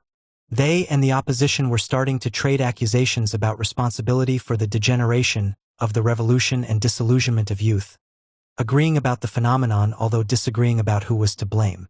We are meant to be going forward economically, Kuibyshev, who headed the Supreme Economic Council, Vasenka, told his Politburo colleagues in 1928. But we're not. The economic figures are just terrible and we're actually going backward. If they wanted to press ahead with industrialization, the Politburo agreed they just had to get foreign credits. But was any capitalist country going to extend them? The prospects looked grim, especially as diplomatic relations with Britain, intensely suspicious of Soviet espionage and communist subversion, had just been broken off. Trotsky's and Zinoviev's oppositions united after Zinoviev's defeat in the winter of 1925-26. But it didn't do them much good. Neither group could forget the abuse hurled by the other in past years, and neither leader had a real power base. Zinoviev lost his Leningrad job at the beginning of 1926 and was dropped from Politburo membership 6 months later on the pretext that a supporter had organized an illegal conspiratorial meeting. Kamenev, removed from the Politburo, was sidelined directing the Lenin Institute. Trotsky, who had been pressured to resign from the Defense Ministry in January 1925, had since that time held relatively minor economic positions. He remained a member of the Politburo until October 1926, however, outlasting Zinoviev by a few months. It's better to hit them separately, Stalin explained to Molotov. Bukharin once said that in dealing with his enemies, Stalin was a master of dosage, meaning that he undermined them step by step rather than cutting them off with one stroke. For Politburo members, the first step was to be excluded from the leadership meetings where the real business was conducted, a technique first used against Trotsky in 1924-25 when a so-called group of 7, consisting of all the Politburo members except him, met regularly every Tuesday. Molotov, with his disciplined civil service mind, assumed this was a temporary expedient, but Stalin, who understood the power of exclusion, thought otherwise.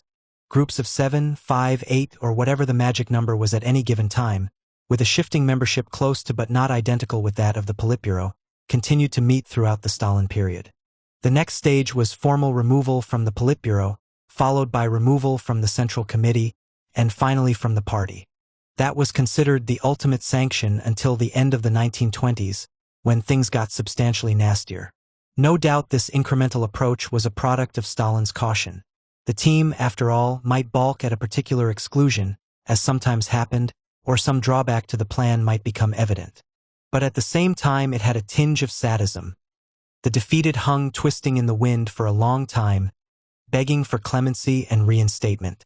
Molotov and other more straightforward faction fighters would probably have ousted Trotsky from the Politburo long before this point, but Stalin's tactic was to isolate him and other oppositionists until they ended up as total outcasts, if not gibbering wrecks. The dosage approach was aimed at getting the Stalin team on board, as well as undermining the victims. Not all members of the team were as keen as Stalin and Molotov on outcasting old comrades. They may, for example, have drawn the line at dropping Kalinin in 1930. Earlier, when Stalin wanted to get Zinoviev and Trotsky off the Central Committee, he let Molotov take the heat while he went on vacation. As Molotov reported, Kaganovich and Kirov were fully on board, but Kalinin, Ordzhonikidze, and Rudzatak were dubious, and Mikoyan had evaded the issue by staying away from the meeting. Stalin expressed surprising equanimity about Rudzatak's and Mikoyan's wavering, but he was annoyed about Ordzhonikidze's lack of active support. Where was Sergo? Why was he hiding? Shame! When it turned out that Voroshilov was hesitating too, Molotov told Stalin he needed to come back from vacation early and quell the incipient rebellion. Stalin agreed to do so, but added that he wasn't too disturbed about the waivers, for reasons that I'll explain when I come. Alas, we don't know what those reasons were, but it sounds as if he thought he had some leverage, perhaps a spot of implicit blackmail about past sins, to get the errant team members back in step. By 1926, the relative courtesy of public exchanges between oppositionists and the Central Committee majority, characteristic of earlier years, had long gone. At party congresses, oppositionists were now mercilessly heckled. Even in Central Committee meetings, Trotsky said he was constantly interrupted by whistling, shouts, threats, swear words. It reminded him of the tumultuous days in Petrograd between the February and October revolutions. In the Politburo, too, exchanges grew sharper. There was more angry backbiting in Politburo meetings in 1926 and 1927. Voroshilov told Zinoviev he wouldn't trust him with a kopeck. Trotsky sneered at Rudzatak's allegedly limited intellectual gifts, which, he gratuitously added, even Stalin made fun of in private, which prompted a furious Rudzatak to call Trotsky a specialist in slander. Stalin and Trotsky went after each other hammer and tongs in September 1927, when the Politburo and the Central Control Commission met to discuss the opposition. Trotsky, present by invitation though no longer a Politburo member, responded to an interjection from Stalin with a sharp rebuke. "Comrade Stalin, don't interfere, you will have the final word as always." And when Stalin objected, he added, "You always take the floor at the end in order to put forward some new lie, tale-bearing, and slander and send it out through the party office. It only got worse from then on." Stalin: "You are telling lies because you are a pitiful coward, fearing the truth." Trotsky: "If I was so awful, why did the party keep me in charge of army?" Stalin: "You are a pathetic person, deprived of an elementary feeling for truth, a coward and a bankrupt, a brazen and insolent fellow, allowing yourself to say things that have absolutely no relationship to reality. That's my answer." Trotsky: "That's him all right. coarse and disloyal as ever. It was unusual for Stalin to lose his cool to that extent, but Trotsky had that effect on people. Normally, especially in National Party meetings, Stalin was able to take the high road. After letting Rudzatak and Bukharin do the hatchet job on Zinoviev at one party conference, he came in with some gentle mockery. Zinoviev, he said, once claimed he could put his ear to the ground and hear the footsteps of history, but now, since he hasn't noticed that party has turned its back on the opposition, he should go and have his ears checked. The delegates, virtually all Central Committee majority men by now, loved it. Not only was there stormy and prolonged applause for Stalin's jest, but he got a standing ovation at the end. The opposition was not the team's only concern at this time.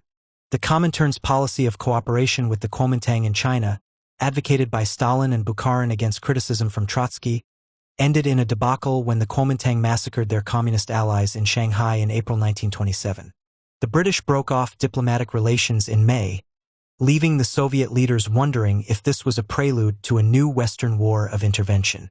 Increasing nationalist resistance in the border regions of Ukraine and Georgia, with active foreign support, was reported by the Soviet Internal Security Agency, the OGPU, Security Police Force.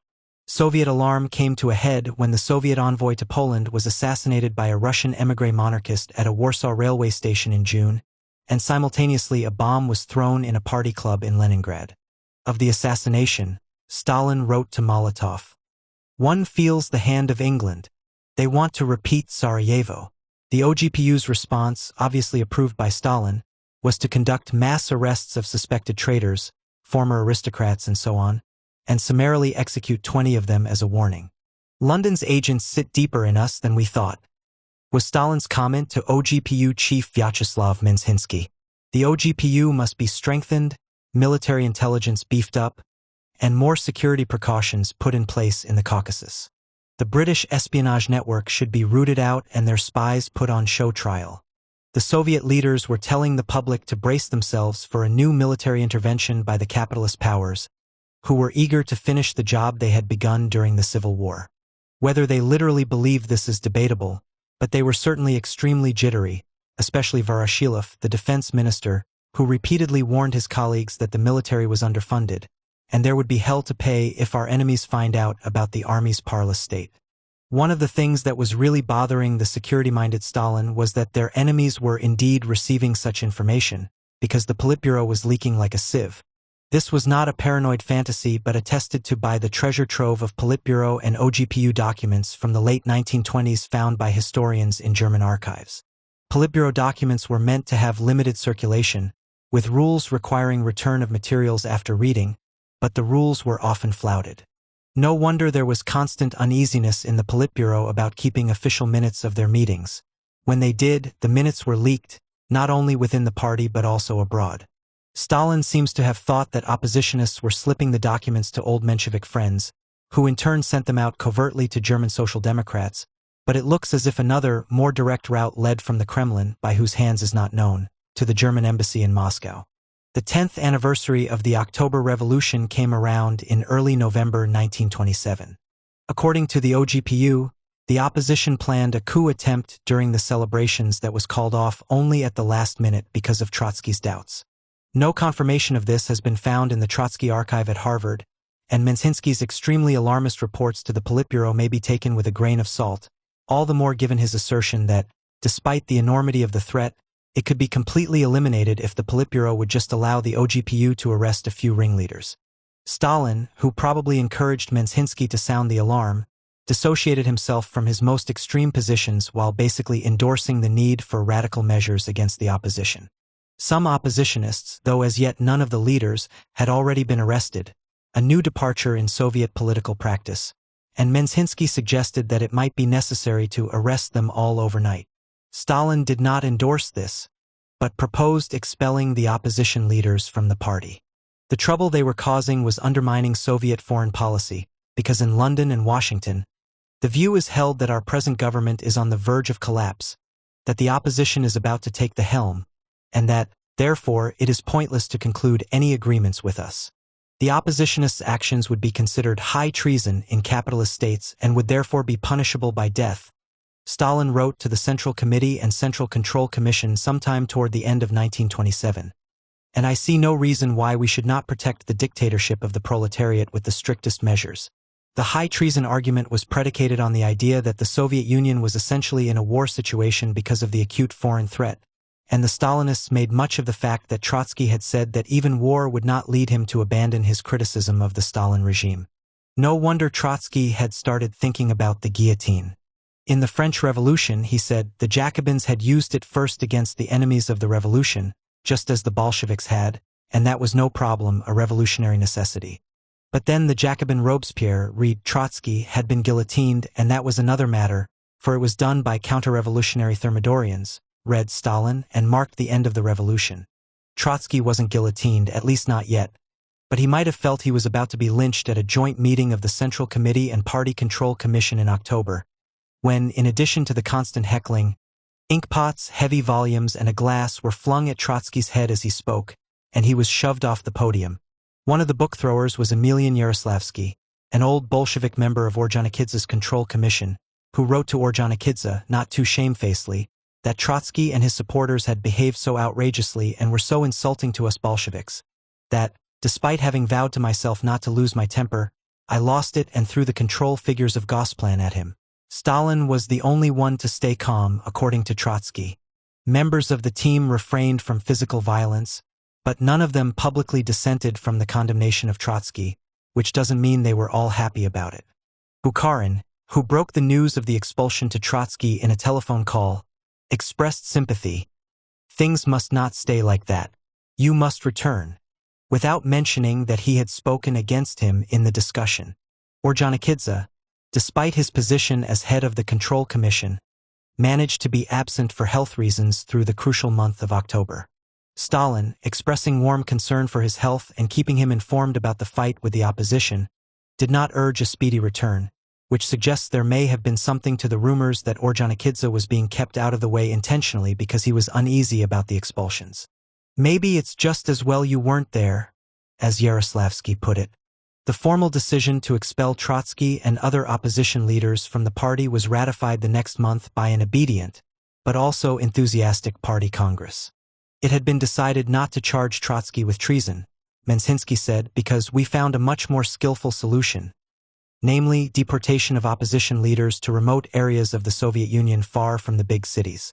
Menzinsky spoke of this explicitly as an alternative to the death sentence, which might otherwise have been imposed. Trotsky and his household were sent off to Almaty in Kazakhstan in January 1928. Trotsky remained defiant and unapologetic, but Zinoviev and Kamenev capitulated, not renouncing their opinions but accepting the will of the majority and promising not to split the party or try and organize outside of it. They were expelled nonetheless, and Kamenev's dignified attempts to be conciliatory without groveling were met with jeers. The Stalin team laid into the opposition with a will. What does it matter losing a bunch of intellectuals from the party, said Rudzatak. They have no credibility except with the international bourgeoisie. They are nothing but troublemakers, said Kaganovich, at their expulsion. A sigh of relief burst forth from the breasts of hundreds of thousands of party members and millions of proletarians. Hypocrites, said they all, and lucky to have been treated as gently as they had been. Lenin wouldn't have nannied them like we have done, said Rykov, generally thought of as a moderate. If they've fallen off the cart of history, who cares, said Stalin. It only means we don't have to trip over them as we march forward. Internal deportation, it turned out, was not enough to eliminate Trotsky as a political presence. An underground opposition organization remained active, though thanks to the dispersal of its leaders and the necessity for written correspondence, the OGPU knew as much about its activities as Trotsky did. The team regularly received large dossiers of intercepted opposition materials from the OGPU, which must have made curious reading for these veterans of pre-revolutionary conspiracy, especially because the subjects of surveillance were people they knew well. The OGPU gave Trotsky an ultimatum to desist from oppositional activity, but he refused. Stalin was for expelling him from the country, an expedient Lenin had used on political opponents, but not his fellow party members, back in 1922. There were waverings about this on the team. In the decisive vote, Kuibyshev voted against it, as did Tomsky and Rykov, the last saying he was afraid Trotsky would be assassinated by counter-revolutionaries. Bukharin, who had been one of Trotsky's most savage attackers earlier, had had a change of heart and voted against expulsion. But then at the last minute, when Trotsky was already on his way under OGPU escort, he switched his vote to side with the majority. Expelling Trotsky turned out to be not altogether simple. Stalin might think he had betrayed the party, but for Europe, Trotsky personified the communist threat, and Germany, his preferred destination, refused to take him in. The fallback position was Turkey. Trotsky was taken across the Soviet border en route to Istanbul on February 11, 1929, leaving his homeland forever. It was a ruthless way of dealing with him, if less extreme than the Menzhinsky option of execution as a traitor. As Molotov explained to an admirer long after, Trotsky couldn't have been killed in 1929, as it would have been a stain on the party's reputation. But at least he and the other oppositionists were out of the way. Stalin and his team had won the factional struggle that had preoccupied them for the past 5 years. Power was theirs. The question was, what were they going to do with it? 2. The Great Break. Stalin's answer to the question of what to do with power was simple and surprising. Make a revolution. That wasn't what most people had expected of him. Perhaps he had not even expected it of himself before victory over the factions emboldened him. It was a revolution from above rather than from below, of course, though not without substantial popular mobilization. The point of the revolution was to build socialism in the shortest possible time, which in practice meant a crash modernization program.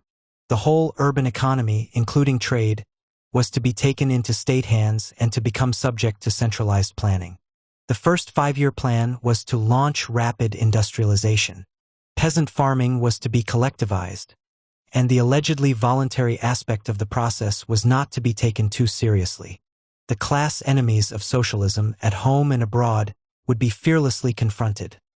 Let them understand once and for all that the Soviet regime was not to be trifled with. Stalin called the whole package the Great Break. If much of this sounded like Trotsky and the left's program, Stalin didn't really care. It was the maximal version of the options that had emerged from the policy debates of the 1920s, and now that he had power, he was going to be a maximalist. At some point during these years, the idea must have taken root in Stalin's mind that by launching Russia's second revolution, the economic one, he could put himself up with Lenin, the leader of the political revolution in 1917, in the history books. He had no doubt that this would require the same uncompromising toughness and willingness to use force as the first revolution. Indeed, he probably welcomed this. Even before he had decided to take the plunge, he was very clear that socialist modernization would mean breaking heads. The core question about proceeding to Russia's second economic revolution, he suggested in 1926, was whether the Soviet Union had the strength and presumably the will to take on and defeat its internal class enemies. By 1928, he had decided that the will was there. In introducing the new economic policy, NEP, back in 1921, Lenin had stressed that the retreat from the maximalism of the Civil War period was serious and for a long time. By this, he meant to convince doubting communists who wanted to keep on making revolution that the change had to be for real if the new state was going to survive. Nevertheless, it was a tactical retreat, not a change of objective, and at some point, if the party stayed revolutionary, the retreat would have to end. Not tomorrow, but in a few years, was Lenin's last utterance on the question of when NEP Russia would become Socialist Russia. 6 years had passed since then, and the economy had strengthened. As Stalin would tell the Central Committee in July 1928, the position of permanent retreats is not our policy. Outsiders looking at NEP hoped that, after going through its revolutionary turmoil, Russia was slowly returning to normality. It was assumed that as time passed, common sense would increasingly prevail and utopian revolutionary ideals be forgotten. This would indeed happen in time, but not yet. The general population, Philistines, as the Bolsheviks liked to call them, were in favor of a return to normality, but the party activists were still raring for a fight. The activists in the party and its youth branch, the Komsomol, had not been happy with the socially conciliatory policies of NEP, which required them to refrain from pushing peasants around, let the backward masses go to church, and respect the greater knowledge of bourgeois specialists. That is, the intelligentsia. They wanted more class struggle, as they had known it during the Civil War, so that they could show priests, traders, kulaks, prosperous peasants, and the bourgeoisie who was in charge now. The outsiders' hope of a return to normality was the Bolsheviks' fear. They called it Thermidor after the month of Robespierre's defeat in the French Revolution, and worried immensely in the second half of the 1920s about whether signs of revolutionary degeneration were already visible. Trotsky taunted Stalin with aspiring to be a Thermidorian, but he was wrong. The role to which Stalin evidently aspired was the same one as Trotsky, the Robespierre of the Russian Revolution. The Bolshevik Party called itself a workers' party, but in the 1920s it was also a party of Civil War veterans. For the large proportion of party members who had fought or served as political commissars in the Red Army, the Civil War was the great formative and bonding experience. This was the source of the macho culture in the party, a fellowship of hardened male veterans who liked to drink and smoke together, and who still usually wore a version of military uniform with belted tunic and high boots in civilian life. The Stalin team shared this culture and dressed in this way in the 1920s. Most of them had been at the fronts during the Civil War, often bonding with each other when they served together. A new willingness, even gusto, for using force against enemies was noticeable in the Stalin team's demeanor in the wake of the left opposition's defeat. Two categories of class enemies came immediately under fire in the first months of 1928. The first were kulaks, who were supposed to be hoarding the grain necessary to feed the towns and the army. Despite a good harvest in the autumn of 1927, peasant grain sales fell far below expectations. One response on the part of the leadership might have been to raise prices as an incentive for peasants to bring their grain to market, but at a time when the state was planning to make major investments in industry, this was an unattractive option. Stalin came up with a different solution. In a rare trip outside the capital, Stalin visited Siberia in the spring of 1928 and decided that sales were down not because producers were holding out for a better price, but because bad peasants, kulaks, were withholding the grain, their motive being to sabotage Soviet power. Since this was in essence counter-revolutionary behavior, the answer was to use force to get the grain out of the villages and hit the hoarders with prison terms. This was the beginning of an escalation of hostilities between the state and the peasantry that ended up in general forced collectivization, which gave the state more leverage in ensuring that the peasants accepted low prices and kept up grain deliveries. To make collectivization stick, the Stalinists introduced a ruthless intimidatory measure, their own innovation, not part of the playbook of the left, namely the arrest and deportation of kulak households. Kulaks were hard to define exactly, since exploitation of other peasants and anti-Soviet attitudes, as well as comparative prosperity, were criteria, and the term became a catch-all for peasant troublemakers. It is estimated that close to 5 million peasants were uprooted, though many of these fled from their villages on their own rather than being deported by the state.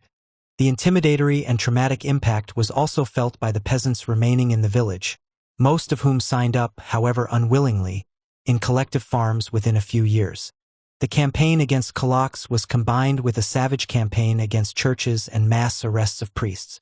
While Stalin's wager that massive force from the OGPU and, where necessary, the army would prevent major peasant revolt proved correct, peasant disturbances were registered all over the Soviet Union. The collectivization campaign launched in the winter of 1927-28 was the beginning of a 5-year battle with the peasantry that Stalin told Churchill was the greatest challenge the revolution ever faced, and Molotov later described as a more significant victory than the Second World War. It was Stalin who took the initiative in these great struggles, showing a firmness and boldness that inspired the rest of the team and convinced them of his outstanding qualities as a leader. The rashness of Stalin's new policies sometimes took their breath away, not to mention his penchant for coercion, but they admired him for it, and so, after a while, did some of the former left oppositionists. Of the team members, Molotov was Stalin's closest ally in launching the Great Break, his unfailing supporter on the need for toughness, and the one most privy to his sometimes remarkably devious machinations against opponents and allies. In later life, it was a matter of pride to Molotov that the harsh measures he used to get out the grain on a trip to Ukraine early in 1928 had inspired Stalin to go off to Siberia a few months later and come up with something even harsher: prosecution of hoarders under the criminal code. The OGPU was an indispensable player in the struggle with the peasantry, but this was not the only field in which its activities were expanding. From the late 1920s, it had been drawn into the party's factional fights on the Stalin side, exiling oppositionists and keeping their underground organizations under surveillance. Private traders and middlemen had been arrested and their property confiscated. The foundation of the future Gulag Empire was laid, as camps were established for a new influx of peasants and urban traders. Soon, the OGPU would be supplying new industrial construction projects with convict labor. The OGPU and Stalin worked well together, though the assumption that the OGPU leaders were Stalin's men seems, with regard to the period before 1937, premature. After the departure of Dzerzhinsky, a major political figure in his own right who was usually a Stalin ally, the OGPU was headed by people who were neither of Politburo status nor known for any particular ties to Stalin. Vyacheslav Minshinsky, who headed the agency after Dzerzhinsky, was a cultured aristocrat and intellectual of Polish origins, a former émigré old Bolshevik and speaker of many languages with whom Stalin had little in common, though this did not prevent them from setting up an effective good cop/bad cop routine on the issue of punishing the opposition. As Minshinsky's health declined, his deputy Genrikh Yagoda increasingly took over, efficiently organizing the Kulak deportations. But he was so little Stalin's man that he was rumored to have rightist sympathies. Rapid industrialization on the basis of a state economic plan was the cornerstone of the new program, the sine qua non in Bolshevik eyes for moving toward socialism. Economic planning may not sound exciting now, but it was trailblazing stuff in the 1920s, when man masters the economy carried the emotional punch of man conquers space 40 years later.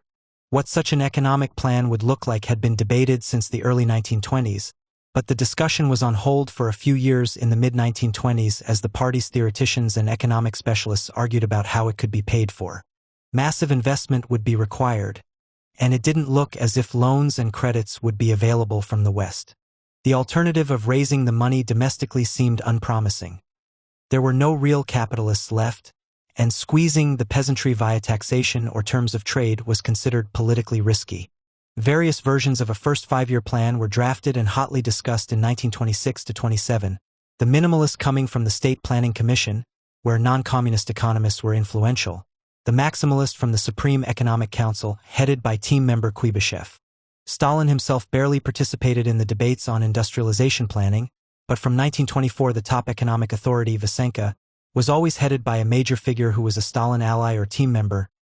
Dzerzhinsky in the mid-1920s, then Kuibyshev after Dzerzhinsky's death, and later Ordzhonikidze, so we can assume Stalin shared the general opinion that it was a key post.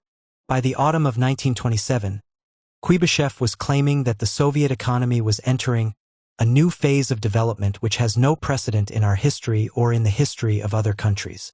They were about to embark on centralized state economic planning.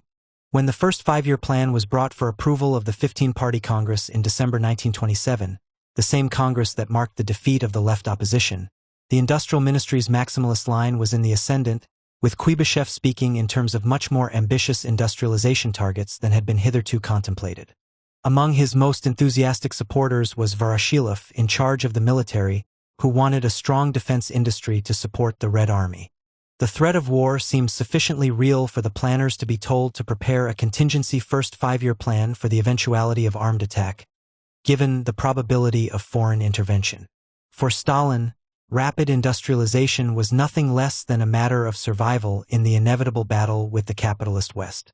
For all of Russian history, in Stalin's reading, Russia had been beaten and humiliated by foreign powers, and the capitalists were waiting to try it again as soon as opportunity presented. They would fail, but only if the Soviet Union brought off its ambitious industrialization plan. To slacken the tempo would mean falling behind. We are 50 or 100 years behind the advanced countries. We must make good this distance in 10 years. Either we do it or we shall go under.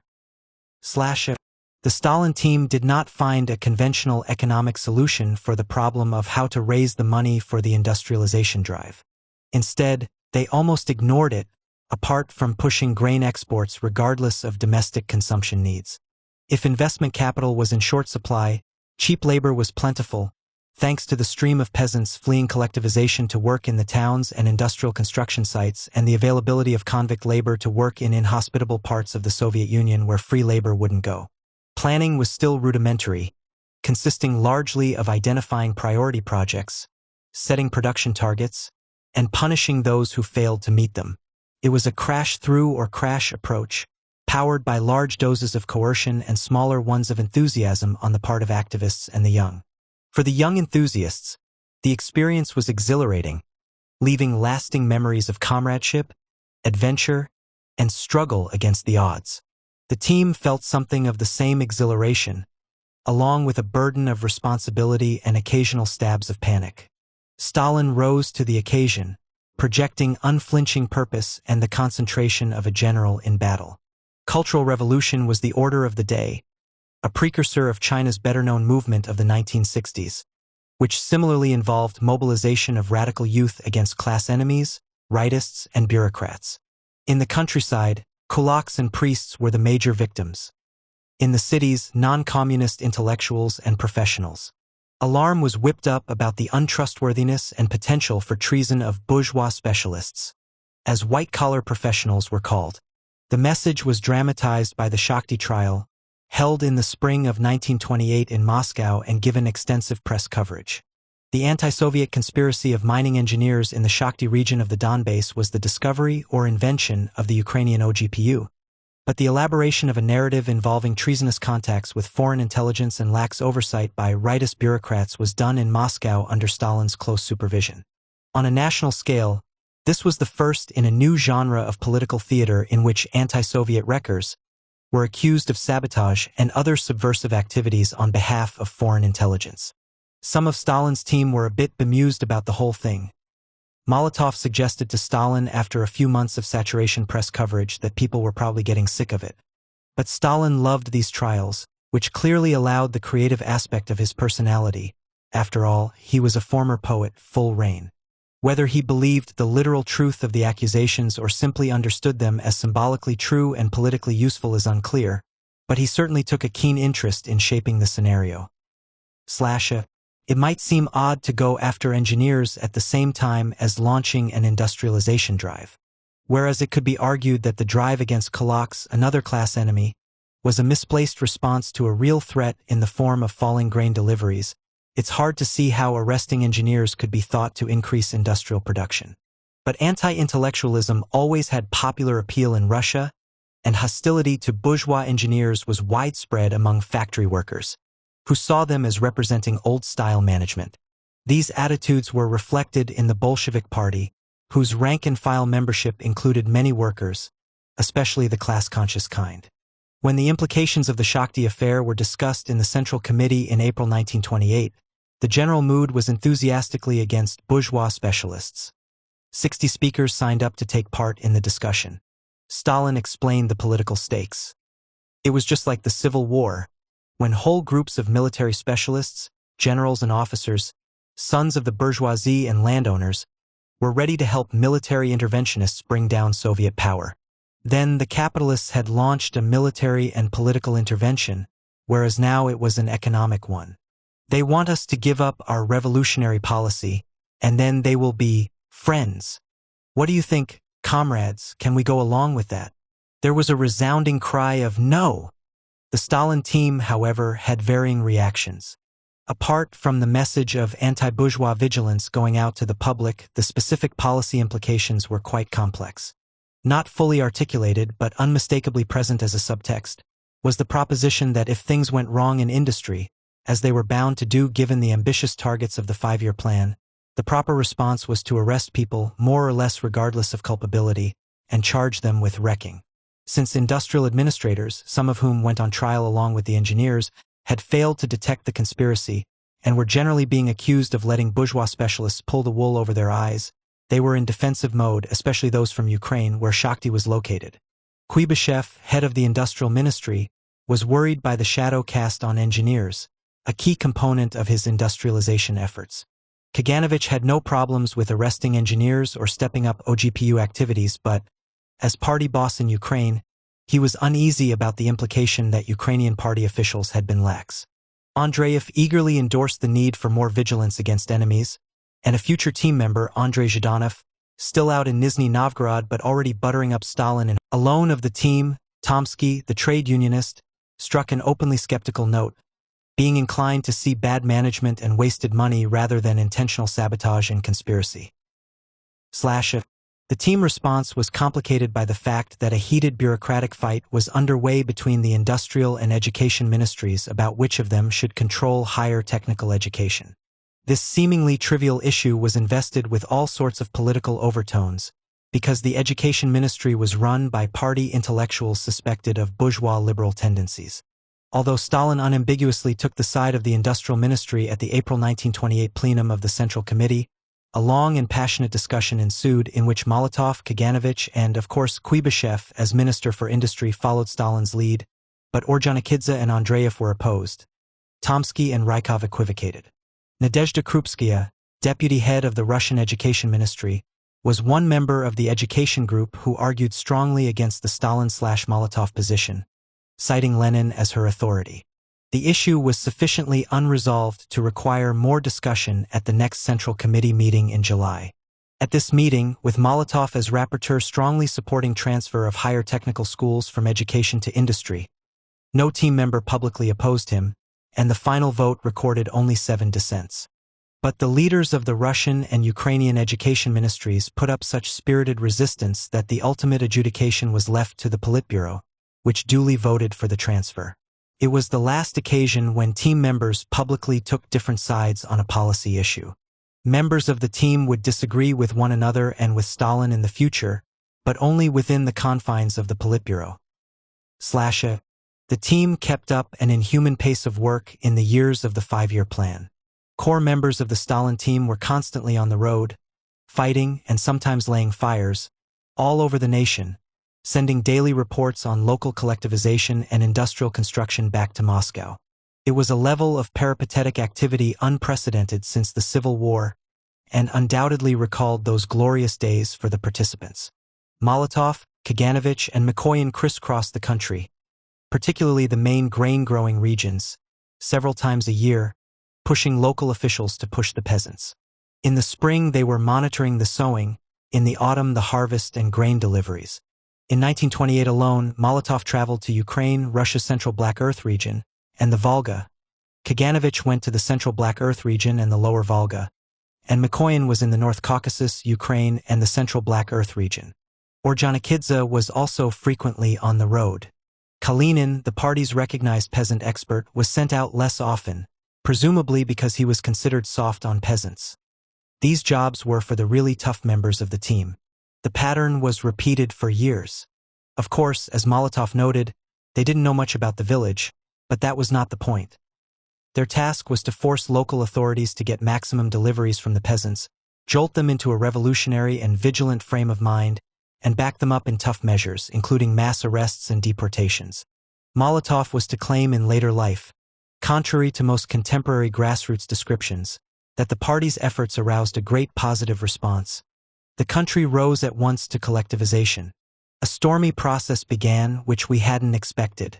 It turned out much better, much more successful. Agriculture was one of the few major sectors of government without a specific team member in charge, probably because in the first stormy years of collectivization, Stalin and Molotov were so deeply engaged.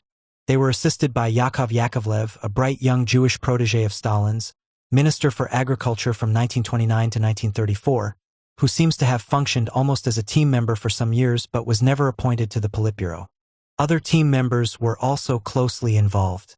Mikoyan's baptism by fire as a team spokesman to the Central Committee was his report on grain procurements in April 1928. Andreev, sent down to the North Caucasus as regional party secretary early in 1928, had a similarly testing experience in November. Although he knew nothing about agriculture, he had not yet completely liquidated my agronomic illiteracy. He admitted to the Central Committee. His task was to demonstrate the potential for rapid growth in agricultural output, despite the resistance of the class enemy, on the basis of the experience of his major grain-growing region. Stalin himself stayed in Moscow after his memorable Siberian excursion, but was at his warmest encouraging the troops. "I could kiss you for how you acted there," Stalin told Molotov after he got back from cracking the whip in Ukraine in his January 1928 trip. When Mikoyan showed signs of flagging under the strain of the grain procurements battle, Stalin wrote supportively, "In a word, hold on and don't get depressed. Our team must win." Industry became more and more central to the team's concerns after the adoption of the first five-year plan in spring 1929, which inaugurated a crash program of industrial expansion throughout the Soviet Union. It wasn't just Kuibyshev as industrial minister who was intimately involved on a day-to-day basis.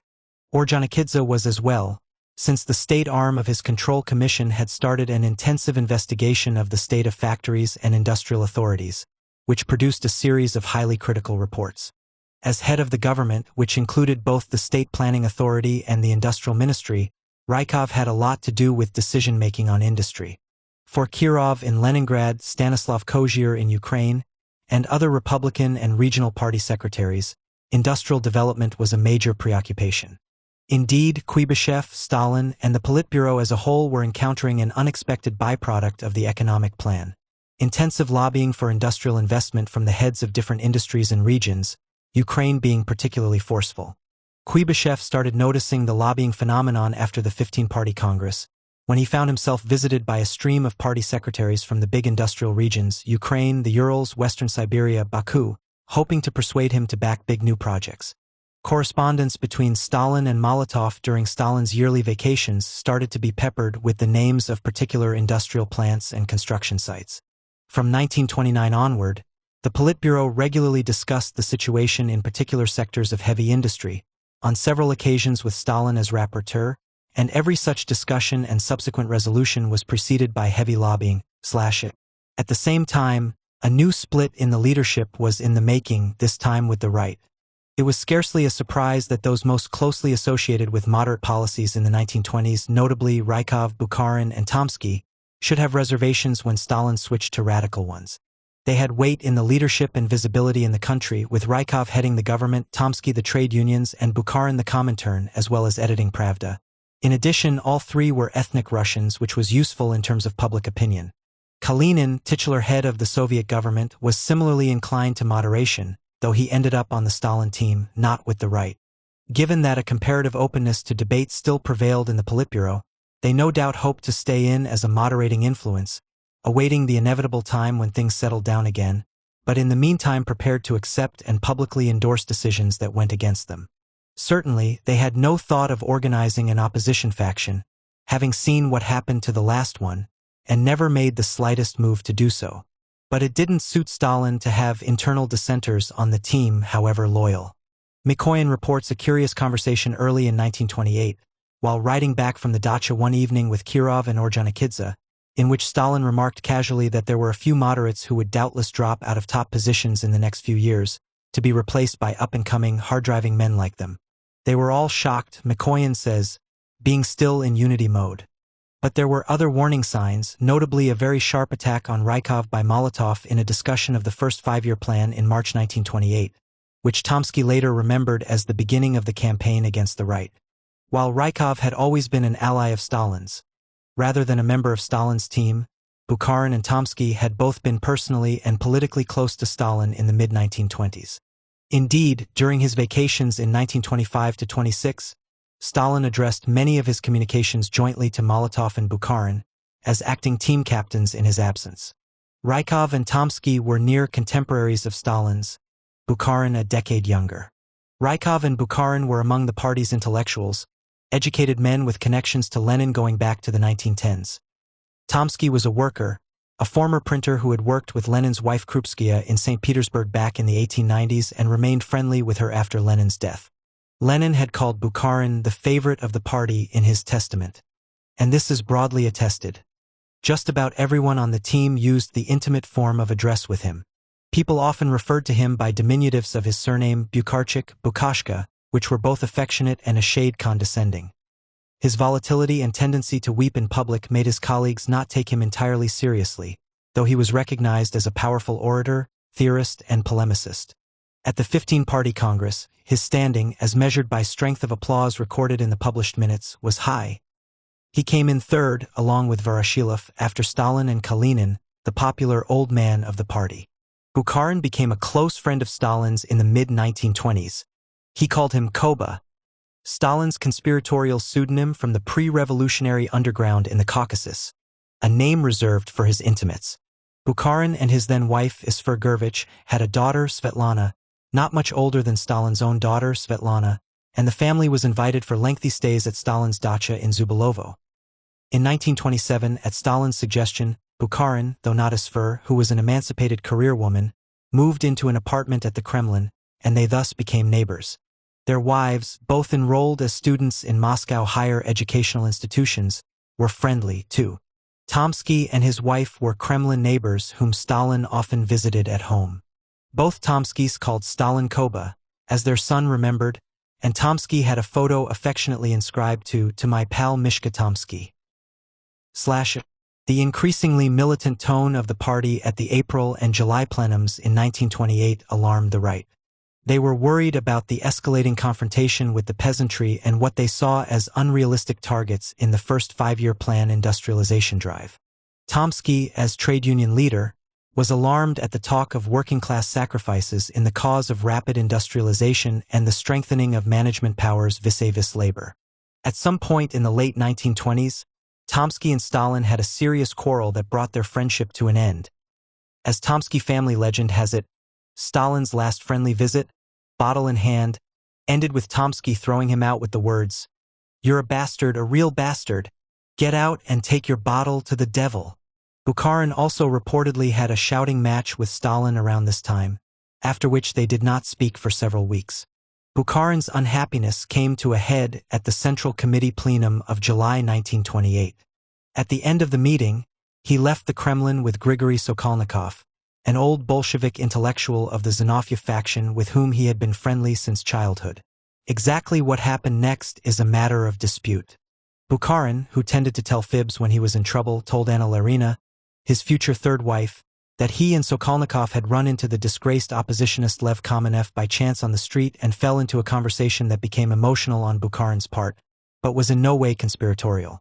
Kamenev said that Bukharin and Sokolnikov showed up at his place unexpectedly after the plenum, but that he had had a meeting with Sokolnikov earlier in the day, where Bukharin's unhappiness with Stalin and the possibility of the right's rapprochement with the Zinovievites had been discussed. This suggests that on Sokolnikov's part, at least, the affair had a conspiratorial aspect. From Stalin's point of view, it was clearly a conspiracy, a secret meeting whose purpose was the formation of a bloc between the old Zinovievite opposition and the right. Whatever the exact circumstances, it was an act of incredible political folly on Bukharin's part, as he later admitted, "What a boy I was, what a fool." The Stalin interpretation certainly looks plausible in light of Kamenev's notes on the meeting, whose basic accuracy Bukharin later did not deny. In a state of high emotion during his conversation with Kamenev, he spoke of Stalin in a tone of absolute hatred, and seemed to have no doubt that a split was inevitable. Identifying Rykov, Tomsky, and himself as a bloc, he said that "we consider Stalin's line ruinous for the revolution," and moreover described Stalin as an unprincipled intriguer who subordinates everything to keeping power, and was likely to put a knife in your back at any time. Stalin had instilled a Genghis Khan culture in the Central Committee. He was spying on them. The GPU was following them and tapping their telephones. Bukharin and his allies had come to see Zinoviev and Kamenev as infinitely preferable to Stalin.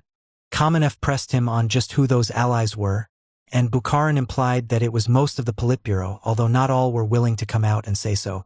The blockhead Molotov, who gives me lessons in Marxism and whom we call Stone Bottom, was a hopeless case, of course. But Rykov and Tomsky were absolutely committed, along with Bukharin, in opposition to Stalin. Andreev was with them, and Police Chief Yagoda was on board. The Leningrad people, that is, Kirov, are in general with us, but took fright at the idea of the possible removal of Stalin. Voroshilov and Kalinin were sympathizers, but betrayed us at the last minute, evidently because Stalin had some kind of hold over them. Ordzhonikidze was another sympathizer who had let them down, despite having come round to my place and cursed out Stalin. All this was duly noted by Kamenev and typed up by his secretaries for transmission to Zinoviev.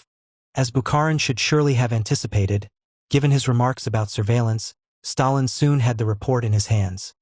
He immediately gave it to Rykov to read, who was appalled at Bukharin's folly, and within a few months it had ended up in the hands of the outlawed Trotskyist opposition, which put it into underground circulation. This was brought up for discussion and condemnation at a joint meeting of the Central Committee and the Party Control Commission in April 1929. Slash. Stalin was furious when news of this betrayal reached him.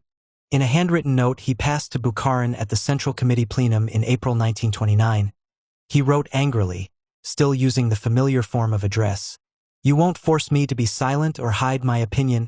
Will there ever be an end to the attacks on me?" Bukharin could have made the same complaint. From the standpoint of anybody but Stalin, he was the person being hounded at the meeting.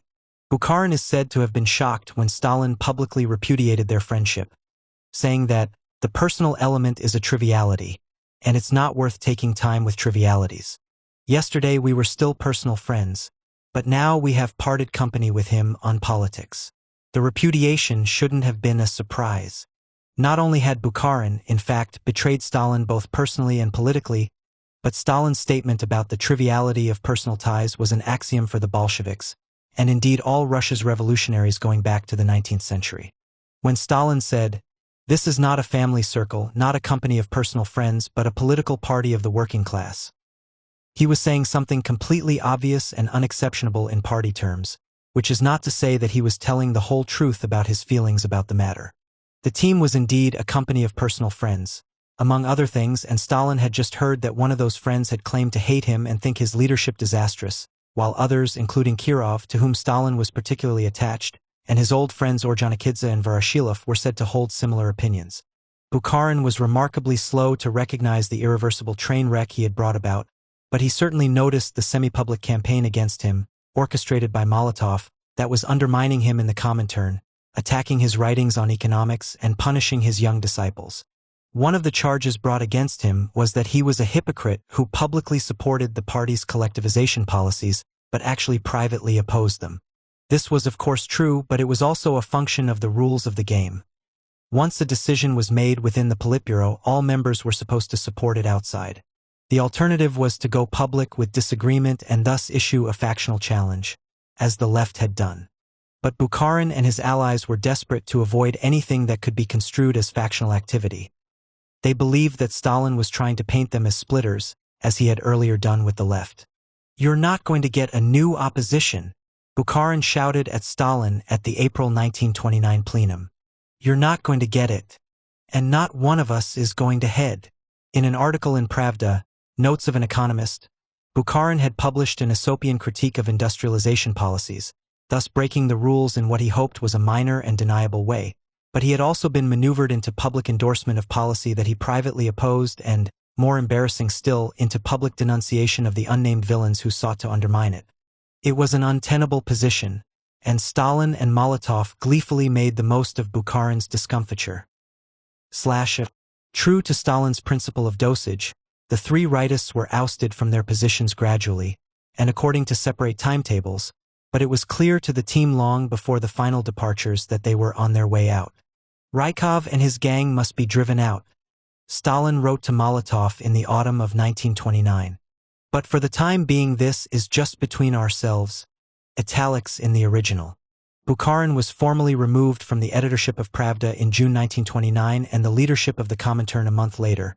But, in fact, feeling himself undermined, he hadn't been going to work at either place since his return from summer vacation the year before, thus leaving himself open to accusations of slacking because of injured vanity. Tomsky, similarly, stopped going to work at the trade union office after Kaganovich was sent in as a watchdog, and was officially removed in June 1929. Rykov, a more prudent and slippery customer than the other two, soldiered on as head of the government, but the Stalinists made it increasingly difficult for him to get anything done. On New Year's Eve, December 1929, the three of them made a last-minute attempt at peacemaking, arriving unexpectedly at Stalin's apartment in the early hours, bearing a conciliatory bottle of Georgian wine. But it was too late. While they were not cast into outer darkness like the left, having not in fact organized anything approaching a faction, they were dropped one by one from the Politburo, Tomsky in July 1929, Bukharin 4 months later, and Rykov in December 1930. After his removal as head of the government at the end of 1930, Rykov got a second-tier position, Minister of Communications, while Bukharin and Tomsky were given third-tier positions in economic administration. In the early stages of the parting of ways with the right, the team, or at least some of its members, was inclined to hope for a reconciliation. We honestly did not want to cut off Rykov, Tomsky, and Bukharin, Mikoyan recalled, without clarifying exactly who we were. Molotov, as usual, was staunchly backing Stalin and, in his absence, monitoring the reliability of the rest of the team. Quite a few friends inclined to panic, he warned Stalin in August 1928, and he seemed to expect that some of these political weather vanes, perhaps a larger group than the three who ended up in disgrace, would have to be dropped from the team. Stalin was afraid that Mikoyan and Kuibyshev might be susceptible to Tomsky's arguments, so dropped a word to Kuibyshev that Tomsky was a malicious person and not always honest, who, despite the appearance of friendship, was planning to hurt you. Molotov was doing a bit of undermining of his own, as Kaganovich later remembered. He would say he is a cunning fox. He is the Shuaysky of our time. Vasily Shuaysky was a noble who played both sides in the 17th century time of troubles and had a brief stint as Tsar before being deposed in his turn. Ordzhonikidze, never an enthusiast for cutting off his friends, was at first strongly opposed to any further splits in the leadership. We need to leave this behind us, he told Rykov in the autumn of 1928, using the intimate form of address. He was sure that there were no fundamental disagreements between the Rykov group and the rest of the team. It was just that last year's grain procurements problem had rattled everyone. He begged Rykov to do what he could to bring about a reconciliation between Bukharin and Stalin, though he knew enough about their estrangement to know that this would be difficult, and avoid at all costs getting into a fight on any policy issue. Dropping Rykov, Bukharin, and Tomsky from the team would be ridiculous. Just madness. A month or so later, he was glad to be able to tell Voroshilov that Misha had conducted himself quite diplomatically, but expressed unhappiness about the covert critique of Politburo policy that Bukharin had published in Notes of an Economist. It's not good with Bukharin's article. Poor Bukharin is getting quite a hard time at the meetings. He shouldn't have written such an article. Have you read it? It's quite confused. Bukharchik didn't dare to come out and say openly what he wanted to say in that article, and therefore had to go both at the left and the right. As a result, everyone is dissatisfied. But once the content of his conversation with Kamenev became known to the team, sympathy with poor Bukharchik sharply declined. He had tarnished or insulted virtually everyone on the team, and for those who were his friends, the whole affair was peculiarly embarrassing. Indeed, Bukharin could scarcely have delivered a crueler blow to the team waverers, if such they were, or one more likely to have sent them scurrying back into the fold. Probably they had, in fact, been somewhat disloyal on occasion in private conversation, as who has not? Most likely none of them really wanted to see the right cast out. Their wavering may have come as no surprise to Stalin, if OGPU surveillance of the leaders was as good as is claimed. But by sanctioning the release of Kamenev's notes, albeit only for the limited public of the Central Committee, Stalin had not only blown Bukharin out of the water but also sent a warning shot across the bows of Ordzhonikidze, Voroshilov, Andreev, Kirov, and Kalinin, and they reacted accordingly. To hell with him, Ordzhonikidze wrote to Voroshilov, who had complained to him after Bukharin's perfidy. To our complete surprise, he turned out not to be a particularly decent person. He will do everything he can to create the impression that people are insulting and suppressing him, and at the same time he himself will pour shit on us. Deteriorating personal relations were evident at the Central Committee's April 1929 meeting, where the Bukharin-Kamenev conversation was discussed. Bored by Bukharin's long theoretical disquisition on the economy, and picking up on his use of the metaphor of winding a screw, Rudzatak interrupted with a scornful wind on, to which Bukharin responded, "I suppose you think that's very funny." Ordzhonikidze laughed, which further angered Bukharin. "So now laughing is forbidden?" Ordzhonikidze riposted, which led Bukharin to shoot back with a reference to Ordzhonikidze's notoriously volatile temper. "I know nobody forbade you to bash chauffeurs in the mug." When Bukharin baited him at a Politburo meeting, Voroshilov completely lost his temper, calling Bukharin a liar and a bastard and threatening physical violence. Voroshilov was embarrassed by his own behavior, as he told his friend Ordzhonikidze, but Bukharin was too much to bear. He was just trash, a man capable of telling the most awful fibs in your face, putting on a particularly innocent and wholly bastardly expression on that Jesuitical face of his. Voroshilov made a speech attacking the right, along with their international capitalist sponsors, which he thought was a total flop. "I tortured the Leningraders with my speech and they won't ask me again." but Stalin was ready with reassurance. It was a good, principled speech. All the Hoovers, Chamberlains, and Bukharins got hit where it hurts. But not everyone was getting encouragement from Stalin. When Kalinin was named in one of the fake confessions of experts accused of wrecking and sabotage, extracted by the secret police in 1930, Molotov, upon receiving the transcript, assumed it should be edited out, but Stalin quickly set him right. All confessions without exception should be sent out to members of the Central Committee. That Kalinin has sinned cannot be doubted. Everything that they say about Kalinin in the confessions is the unvarnished truth. The Central Committee needed to be informed, so that in future Kalinin won't get mixed up with scoundrels. In other words, let Kalinin understand that, however high the respect in which he was held in the party, his position was not unassailable. Nevertheless, Kalinin stayed on the team, perhaps because the majority never came round to excluding him. The same was true of other waverers, like Voroshilov and Ordzhonikidze, although it was the unwavering Molotov and Kaganovich who became Stalin's closest political confidants. Out in the provinces, future team members were being tested in battle, ready to be brought into Moscow as Mikoyan, Ordzhonikidze, and Kirov had been a few years earlier. Andrei Zhdanov was working in Nizhny Novgorod on the Volga, the site of a major new auto plant. A young man with intellectual pretensions, I was always the best student in my school and graduated with top honors. He wrote in a 1922 resume. Zhdanov was more notable for his obedience to changes in the party line than any particular efficiency in meeting first five-year plan targets, but Stalin liked him. Lavrentiy Beria was in the Caucasus, rising from head of the Georgian GPU to the head of the Transcaucasus Party Committee and, through his patron Ordzhonikidze, angling for promotion to Moscow, preferably in a party position, not a security one. He kept Ordzhonikidze and Stalin up to date on the intricacies of Caucasian politics, in which both retained a keen interest, and took advantage of Stalin's regular vacation trips to the south to curry favor.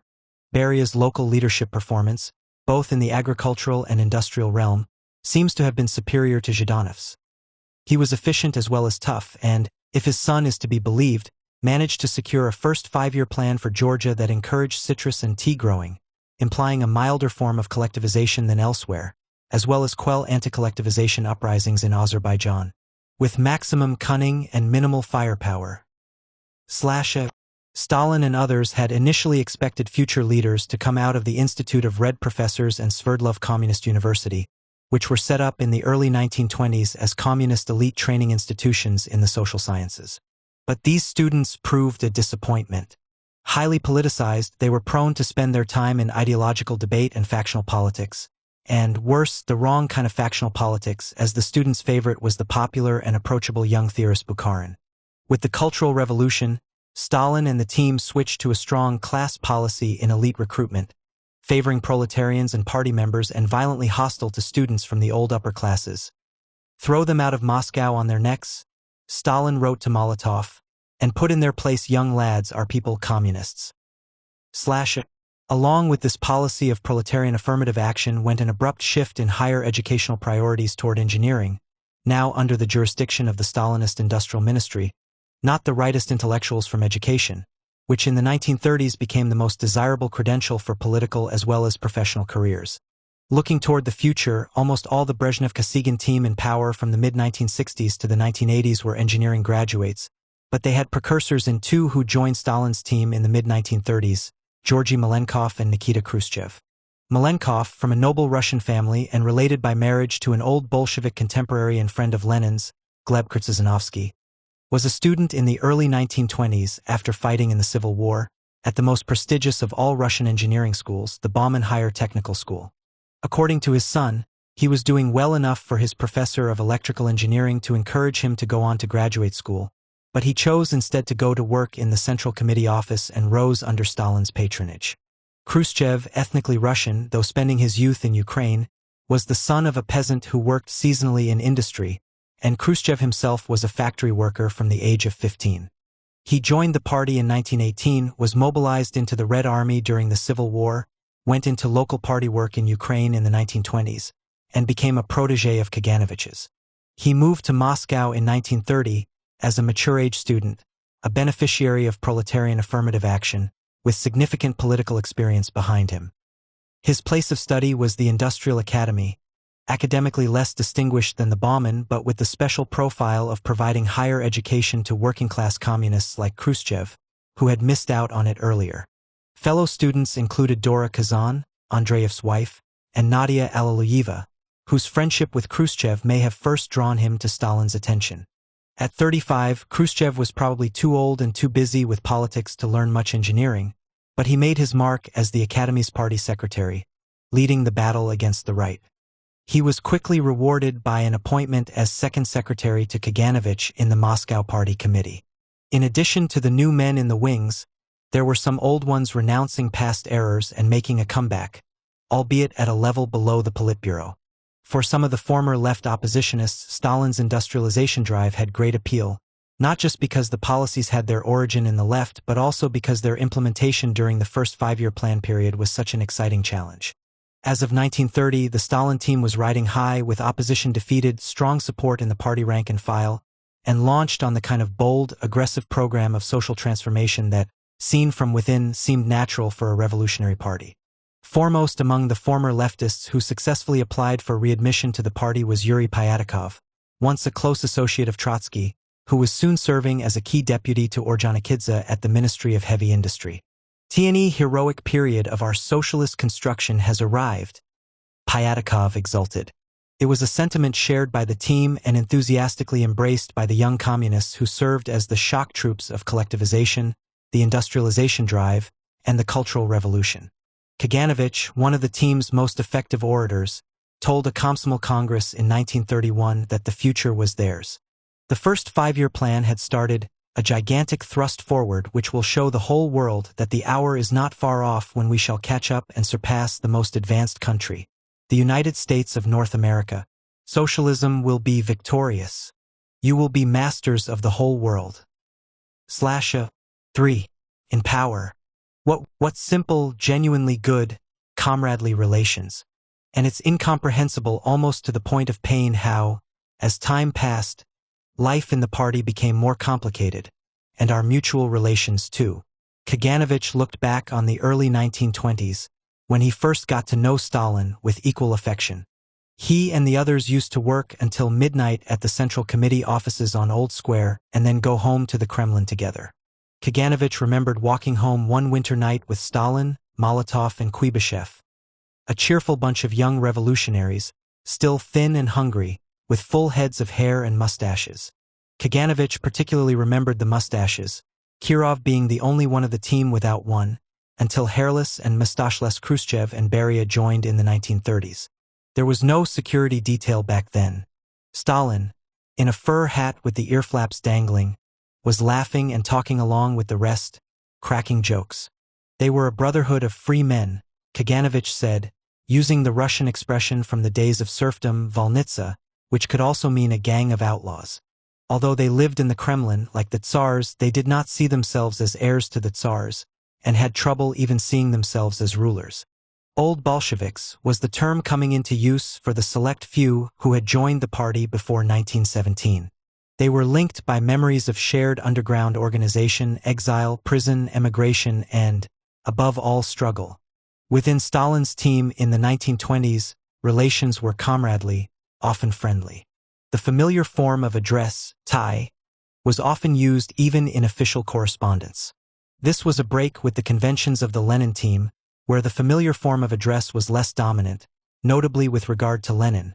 None of his comrades appears to have addressed him with the familiar form in business correspondence, nor he them. But Lenin was older and more upper-class than the Stalin team and, moreover, in the 1920s Stalin was not a Lenin to his circle. Many of them used the familiar form in writing to him, as they did to one another, and continued to do so well into the 1930s. According to Mikoyan, those who were on familiar terms with Stalin were himself, Ordzhonikidze, Kalinin, Molotov, Voroshilov, Bukharin, and Kamenev.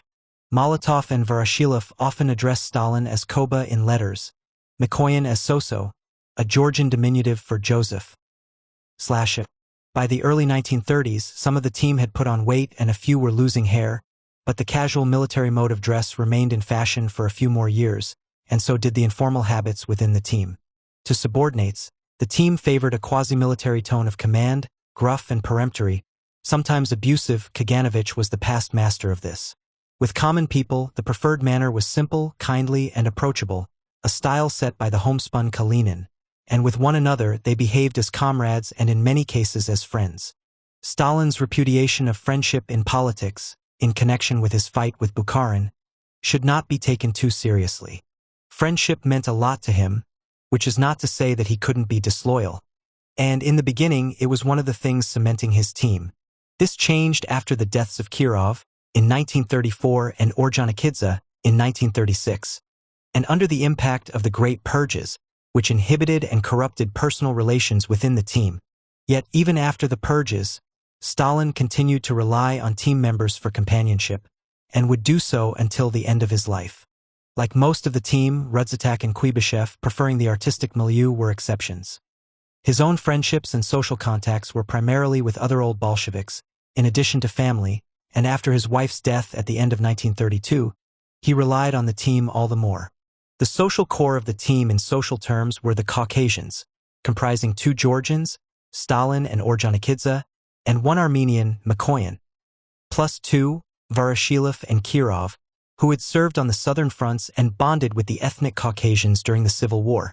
These 5 were personally close in a way none of them were to Molotov, an uxorious man to whom male camaraderie did not come naturally, although the Stalins and the Molotovs had got on well when they shared an apartment together in the Kremlin in the early 1920s.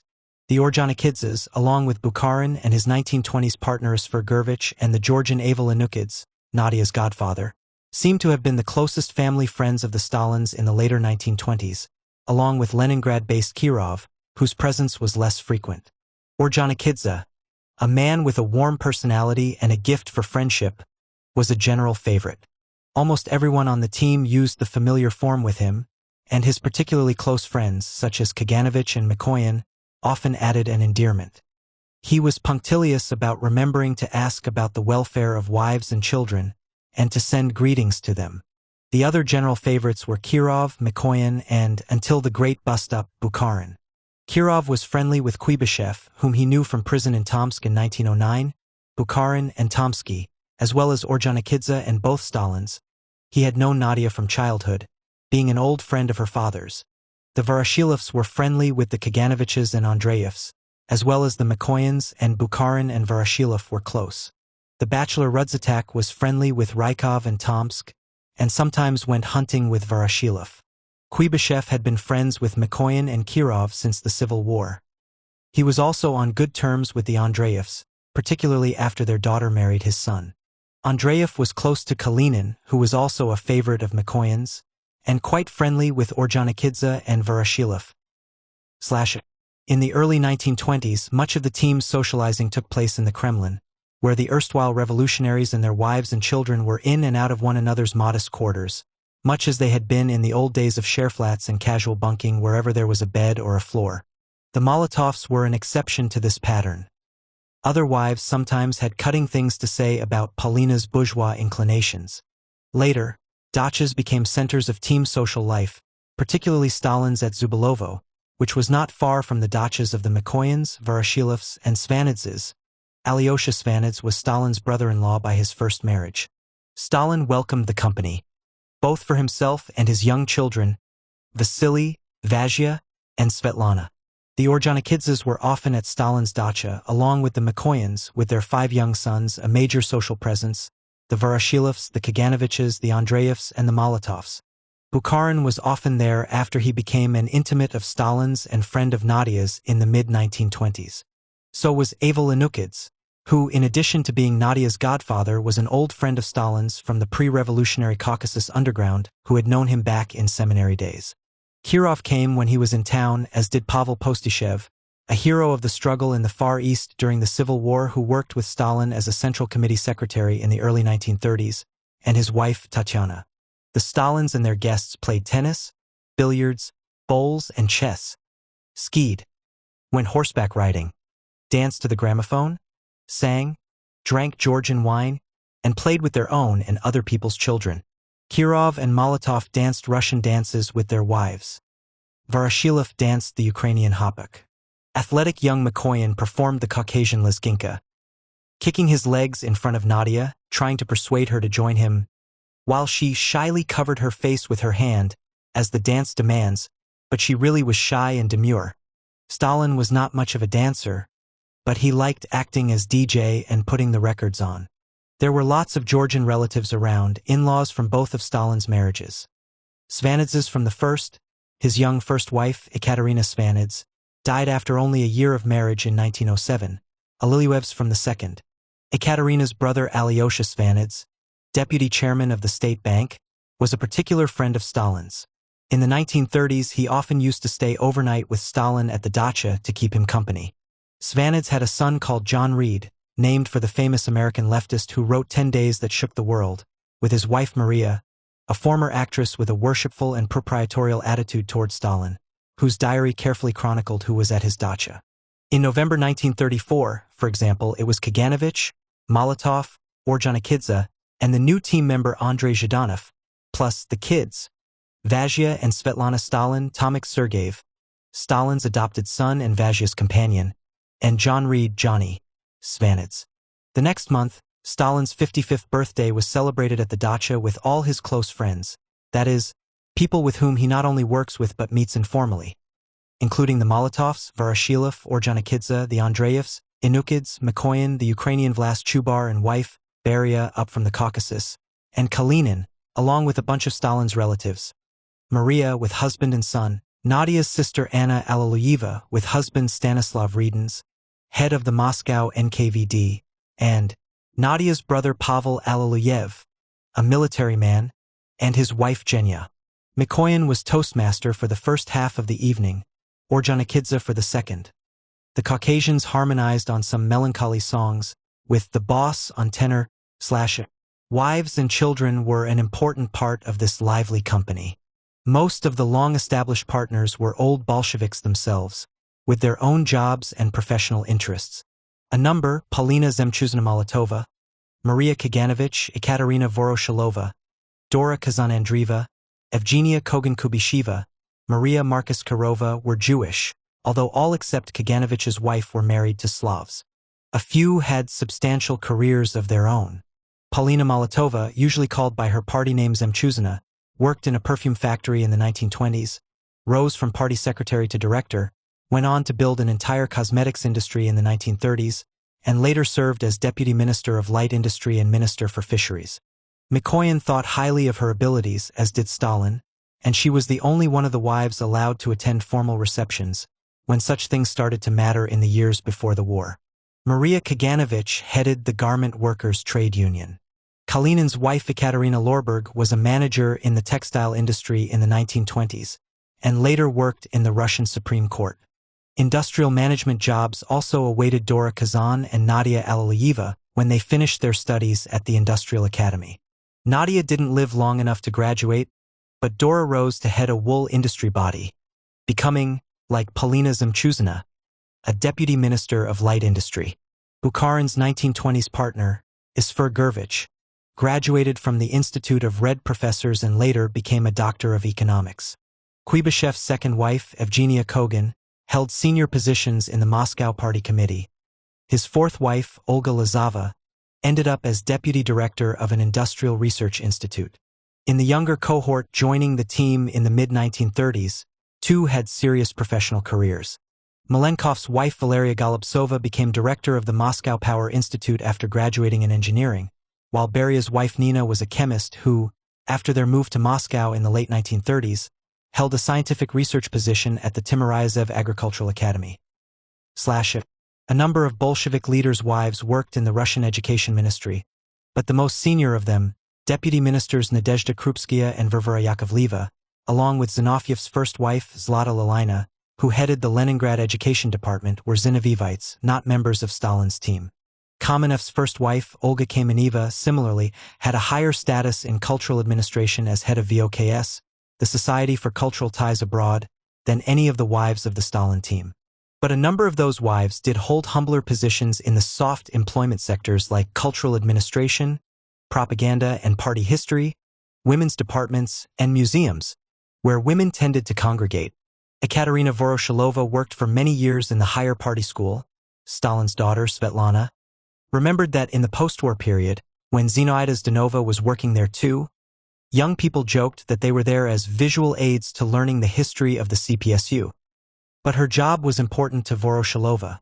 As she wrote late in life, she worked for moral comfort, so as not to seem just a housewife.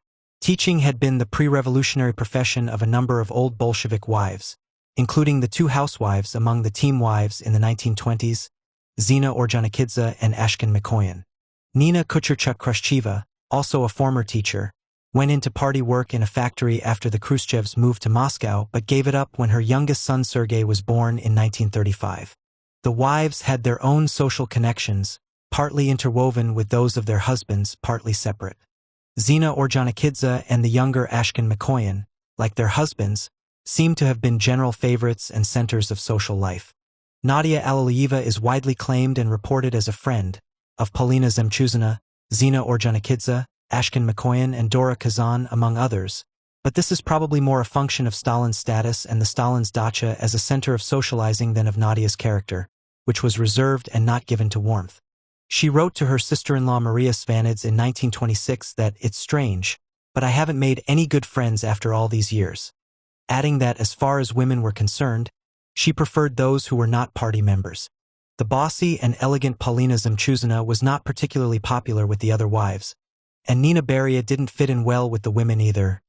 She was young and beautiful, and all the other Politburo wives hated her.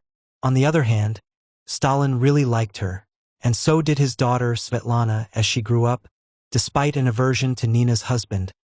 The wives were not prudes, or at least hadn't been once, as they were of the revolutionary generation that saw marriage as a bourgeois patriarchal convention. Marriages were not necessarily registered. That exemplary couple, the Mikoyans, never registered their marriage despite 5 children, and neither did Bukharin and his second and probably third wives. Stalin and Nadia lived together for several years before registering their marriage. Khrushchev and his wife Nina were together from the early 1920s but didn't register until the 1960s. Polina Zemchuzina was one of the most emancipated of the Stalin team's women. She and Molotov probably had an open marriage, though a devoted and long-lasting one, and she had a daughter from another relationship. Even those wives who later became extremely respectable Soviet ladies, like Ekaterina Voroshilova and Zinaida Zdanova, had had their own sexual and marital adventures earlier. But as mores tightened up in the 1930s, affairs on the part of the wives, though not necessarily the husbands, became rarer. Even in the relatively liberated 1920s, there was usually a degree of censoriousness when an old Bolshevik man left an old Bolshevik wife for a younger woman, as Kuibyshev, Bukharin, and Kamenev did. In Kuibyshev's case, the first of the younger women, his second wife, Galina Troyanovskaya, was the daughter of Stalin's old friend Alexander Troyanovsky, and Stalin was furious when he heard that Kuibyshev had walked out on her after she became ill. Many of the team's children were born after the revolution, and, as was normal in Russia in this period of upheaval, their households also included adopted children. Often these were the offspring of fallen comrades, like Artem Tomik Sergeyev, taken into Stalin's household as a companion for his son Vasily, or the sons of martyred Baku Commissar Sergei Shomian, whom the Mikoyans adopted, or the son and daughter of military commander Mikhail Frunze, Timur and Tatyana, who were consigned to the Voroshilov's care by the Politburo after their parents' death in the mid-1920s. The Ordzhonikidze's daughter Eteri, the Voroshilov's Petr, and the Tomskys Yuri were adopted too, and the Kaganovich's Yuri was reportedly selected in an orphanage by their teenage daughter Maya. The Kremlin children grew up together, though not always in harmony. It was said that Polina Zemchuzina feared the bad influence of the noisy Mikoyan boys on her delicately raised Svetlana, one of the best students in the group. The Mikoyan boys and Andreev's son and daughter went to school number 32, under Krupskia's special patronage and famous for its educational progressivism, mingling there with children of intelligentsia luminaries and foreign communists. The two Svetlanas, Stalina and Molotova, went to the equally famous and admired school number 25, where their fellow schoolmates included the American singer Paul Robeson's son. Vazhia went there too, causing distress to his teachers, whom Stalin urged to forget he was Stalin's son and to discipline him severely. The team members were uncles to the Kremlin children, often with affection on both sides. Sergo Beria had fond memories of both Stalin and Kirov from his youth. Svetlana Stalin, whose post-affection memories were in general less fond, acknowledged that Kaganovich, Molotov, and Ordzhonikidze had been uncles to her in childhood, and Mikoyan and Khrushchev were also fond of her and tried to look out for her in later life. As a child, Svetlana and her father played a game in which he called her the boss, Kozieka, and assumed the role of her secretary. Kaganovich also played this game with Svetlana. "I made a report to our boss girl today." He wrote to Stalin in Crimea when Svetlana, left back in Moscow, was 9. "It seems that Svetlana found our activity satisfactory. She is in a good mood. Tomorrow she will start school." In the real world, where Kaganovich as party secretary answered to Stalin, not Svetlana, the team was relatively stable in the years after the jettisoning of the right, despite the strains put upon it by the Great Break. The Politburo elected in July 1930 had Stalin, Molotov, Kaganovich, Kirov, Kalinin, Kuibyshev, Stanislav Kozier, General Secretary of the Ukrainian Party, and Rudzatak as full members. Ordzhonikidze was temporarily off the Politburo because he was head of the Party Control Commission and you couldn't hold both jobs, but he came back on once he began working in industry at the end of the year, at which point Andreev took over the Control Commission for a few years. In such cases, non-membership of the Politburo was something of a formality. The non-members attended its meetings anyway, though not voting. Andreev, along with Mikoyan and the Ukrainians Grigory Petrovsky and Chubar, were candidate members. So also was a new but short-lived young favorite of Stalin's from Siberia, Sergei Surtsov. None of the Ukrainians, occupied with their jobs in Ukraine, were regular attendees of Politburo meetings in Moscow. Nor was Leningrad-based Kirov, but his status as team member was much firmer than the marginal Ukrainians. Pavel Postishev, a Central Committee secretary in the early 1930s, was a regular attendee at formal Politburo meetings, as well as the informal ones in Stalin's office when he was in Moscow, and thus functioned as a team member during this period. Yakov Yakovlev, the agriculture minister, was also a regular attendee at Politburo meetings and in Stalin's office. As always under Stalin, Politburo membership and team membership were closely related but not identical categories. Stalin stuck to his old habits of gathering an inner circle, the 5, the 7, and so on, that included only a chosen group from the Politburo. This offended the newcomer Surtsov, and he complained that Kuibyshev, Rudzatak, and Kalinin, as well as himself, were excluded from inner circle consultations. He called it factionalism, but that's probably not the most accurate way of seeing it. The in-faction could change, so it was basically a way of Stalin exerting control via the power of inclusion/exclusion over his associates. Kuibyshev was actually a fairly frequent visitor to Stalin's office at this time, about on a par with Ordzhonikidze and Mikoyan, so it's not clear that Surtsov's picture was accurate. Stalin's closest associates, judging by how often they were in his office, were Molotov and Kaganovich, with Voroshilov in third place. Molotov was indispensable, clearly the team's assistant captain in these years. Stalin got worried when Molotov planned to go on vacation at the same time that he would be gone in the summer of 1933. Evidently, he thought that Kaganovich, who also had Moscow to run, was not enough of a heavyweight to manage alone, and Kuibyshev might go on a drinking spree. Stalin valued his team, as did all its members. This wasn't necessarily a matter of democracy, though the democratic instinct was not absent. These men had been professional revolutionaries since their teens in most cases. Politics was their lives. They were bonded in the team like footballers, embracing in victory, swapping painful reproaches, and putting up with tongue lashings from the playing coach after defeats. Although Stalin was capable of dressing down team members and playing them off against each other, he nevertheless valued the team and did not want to see its spirit eroded.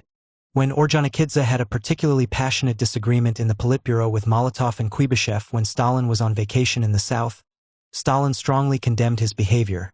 The team, he called it our leading group, could fall apart that way. Does he really not understand that on that path he will get no support from our side? He wrote to Kaganovich, using even more underlinings than usual. What stupidity! In the 1920s, Stalin's associates, like Stalin himself, had generally had jobs in the Party Central Committee office. The government, by contrast, was headed after Lenin's death by a non-team member, Alexei Rykov, who at the end of the 1920s was part of the rightist bloc with Bukharin and Tomsky. By the autumn of 1929, Stalin was becoming noticeably unhappy with this situation, especially because, by convention, Politburo meetings were chaired by the head of the government. Why do you allow this comedy? Stalin wrote angrily to Molotov from his vacation spot in the south when he noticed that Rykov was still chairing the Monday and Thursday meetings. Yet, true to his principle of dosage, he let the situation drag on for another year. It was not until the autumn of 1930 that he pointed out the obvious: that with Rykov politically disgraced, the government that he headed had become sick with a fatal illness. Stalin claimed that it was paralyzed by Rykov's insipid and essentially anti-party speeches. But the truth was such paralysis was the fate of every institution headed by someone in political disfavor. Obviously, however, it was an unacceptable situation, regardless of the truth of Stalin's allegation that the government was becoming a rightist factional headquarters, opposing itself to the Central Committee. The government included the economic ministries that were the keystones in implementation of the first five-year plan.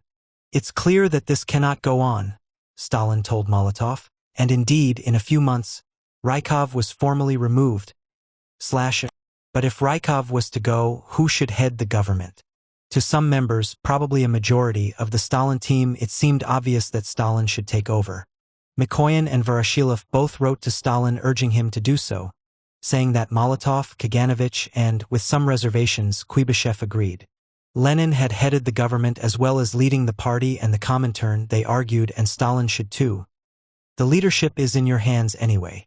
But Stalin had other ideas. He wanted Molotov to take over the job. With Molotov running the government and Stalin running the party in tandem, we will be able to have complete unity of Soviet and party leaderships, which will undoubtedly double our strength. Molotov was a bit nonplussed by this, uncertain whether he had the necessary authority. Actually, he, like Voroshilov, thought Stalin should take over because that's what is expected, that's how it was under Lenin, who had combined party and state leadership. But Ordzhonikidze, whom Stalin evidently consulted, said it was rubbish about the team not accepting Molotov. "We will all support him." And Molotov thus took over the position that he would hold with distinction for a decade. Molotov was never quite sure why Stalin had balked at assuming Lenin's mantle at this point. Perhaps he wanted to keep up the appearance of separation of party and government, or perhaps he thought the government should be headed by a Russian. In any case, it was a good decision on Stalin's part, not only because Molotov was an excellent organizer, a hard worker, and a details man, but because Stalin was impatient with administrative detail of the kind the job required. With Molotov running the government and Ordzhonikidze moving from party control to heavy industry ministry, two of the most senior members of Stalin's team moved their sphere of activity from party to government. It was an important shift, confirming a trend that had started 4 years earlier with the appointment of Mikoyan, Rudzatak, and Kuibyshev to major government positions. Now the chief branches of government, industry, economic planning, railways, the military, would all be headed by members of the Politburo, and, conversely, the majority of Politburo members now held government positions. Ordzhonikidze was in charge of heavy industry, Mikoyan of food supply, Kuibyshev of economic planning, and Voroshilov of the military. Railways were under Rudzatak, then Andreev, and later Kaganovich. Having specific government responsibilities changed the political behavior of Politburo members. As the drafters of proposed legislation in their areas, they acquired substantial, if circumscribed, power in policymaking. Moreover, in budgetary and a host of other discussions, they became advocates of the institutional interests they represented. Ordzhonikidze took the lead, becoming almost overnight a passionate and effective advocate of the needs of heavy industry. But the others behaved in just the same way. Mikoyan represented the interests of supply and defended the food ministry when it was attacked, while Kaganovich did the same for railways. The industrial people, kozioistveniki, became a frequent term of reference in Stalin and Molotov's discussions, meaning the industrial lobby in the Politburo and Central Committee. The military people, voini, had a similar valence. Voroshilov was a dedicated defender of the interests of the military within the Politburo, periodically threatening to resign if its budget was cut. There were other kinds of institutional loyalties too, for a number of team members headed key regions and cities rather than ministries: Kozhir the Ukraine, Kirov, Leningrad, Kaganovich, and later Khrushchev, Moscow, and represented their interests in the Politburo with the same vigor as the industrialists and the military. Sometimes the cities and regions competed with each other, but they could also present a united front, for example, asking for more money for urban services. When Politburo members changed their government jobs, as Kaganovich, for example, did several times, they switched seamlessly from one advocacy position to another. Only 3 members of Stalin's team were outside this pattern of institutional representation. Molotov and Kalinin, respectively, headed the Government, Council of People's Commissars, later Council of Ministers, and the Executive Committee of the Soviet Parliament, later called the Supreme Soviet. Stalin was General Secretary of the party. Being above the institutional interests, adjudicating their conflicts, and taking the broader view were central components of Stalin's leadership in the Politburo. In the early 1930s, when his own attention and that of his team was focused very strongly on rapid economic development requiring major investment, Stalin took on the additional role of budget overseer. When he was out of Moscow, he sent a stream of instructions to Kaganovich to hold the line on budget and resist special interests pressure from other members of the team. You gave too much foreign currency to Vysenka. If you behave like this, its greed will have no end. Anyway, the industrial people are rolling in money. Nor was it only industry that felt Stalin's razor. He told Kaganovich to limit the military budget for 1933, saying that Voroshilov's estimate for army expansion was appallingly inflated. The bureaucracies, in Stalin's view, were always going to ask for more than they needed. The industrial ministry wanted to squeeze the state treasury, instead of making its own bureaucracy work better. The agricultural ministry was no better. The aim of local officials was naturally to squeeze out of the government as much money as possible. And the ministry was giving in to them. The bureaucratic self-esteem of Mikoyan's supply ministry was boundless. Stalin frequently had to remind Kaganovich to ignore wailing and hysterics from the team members when their bureaucratic interests were affected. "You'll see," he said. "If we refuse them, they will still find ways and possibilities of satisfying their needs." Stalin found it natural that people would defend the interests of the institution or branch of the economy they led. Indeed, if they had not behaved in this way, he would have lost some of his edge as the team leader who was above special interests. He found it natural, also, that bureaucracies would give false information to protect themselves, though he considered it the duty of the communists at their heads to sort this out before it reached the Politburo. It was part of the job description for bureaucrats to lie and play games and to practice thin end of the wedge tactics. If you once gave in to their demands, that became a precedent that they would then use as a means of pressure on Moscow. Stalin was proud of his skill at seeing through the stratagems of bureaucracies and local officials. He regarded himself as a master decoder, able to see through the smokescreen to the real interest that was being prettified or concealed. He saw bureaucracies as naturally prone to entropy, falling back into inertia, retreating from radical policies into moderate opportunistic ones if not constantly watched and prodded. To borrow from the Bolshevik lexicon during collectivization, the main danger in policy implementation was not bending the stick too far, but failing to bend it far enough. Confronted with an example of the latter, the suggestion that kulaks might have the chance to get their civil rights back, Stalin sighed. "I just knew that asses from the petty bourgeoisie and Philistines would have to creep into that mouse hole." In other words, if the officials and politicians were pushed into a radical policy like dekulakization, after a while they inevitably tried to water it down.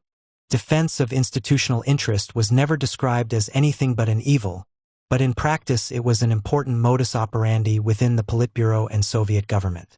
Stalin was suspicious of disagreements within the leadership that stemmed from ideology, and disapproved of those where a personal or family interest was involved. But he took it for granted that team members would defend the interests of the institutions they headed. He might rebuke team members for pushing too hard for his institution, but in his eyes it was a venial sin. Not even a sin, really, but behavior that went with the job. Stalin could even joke about it, as when in 1934, in a convivial mood at the dacha and wanting to persuade his friend Kirov to come over from Leningrad, he called him to say that he had better come immediately to defend Leningrad's interests after the recent abolition of rationing and consequent likely rises in the price of bread.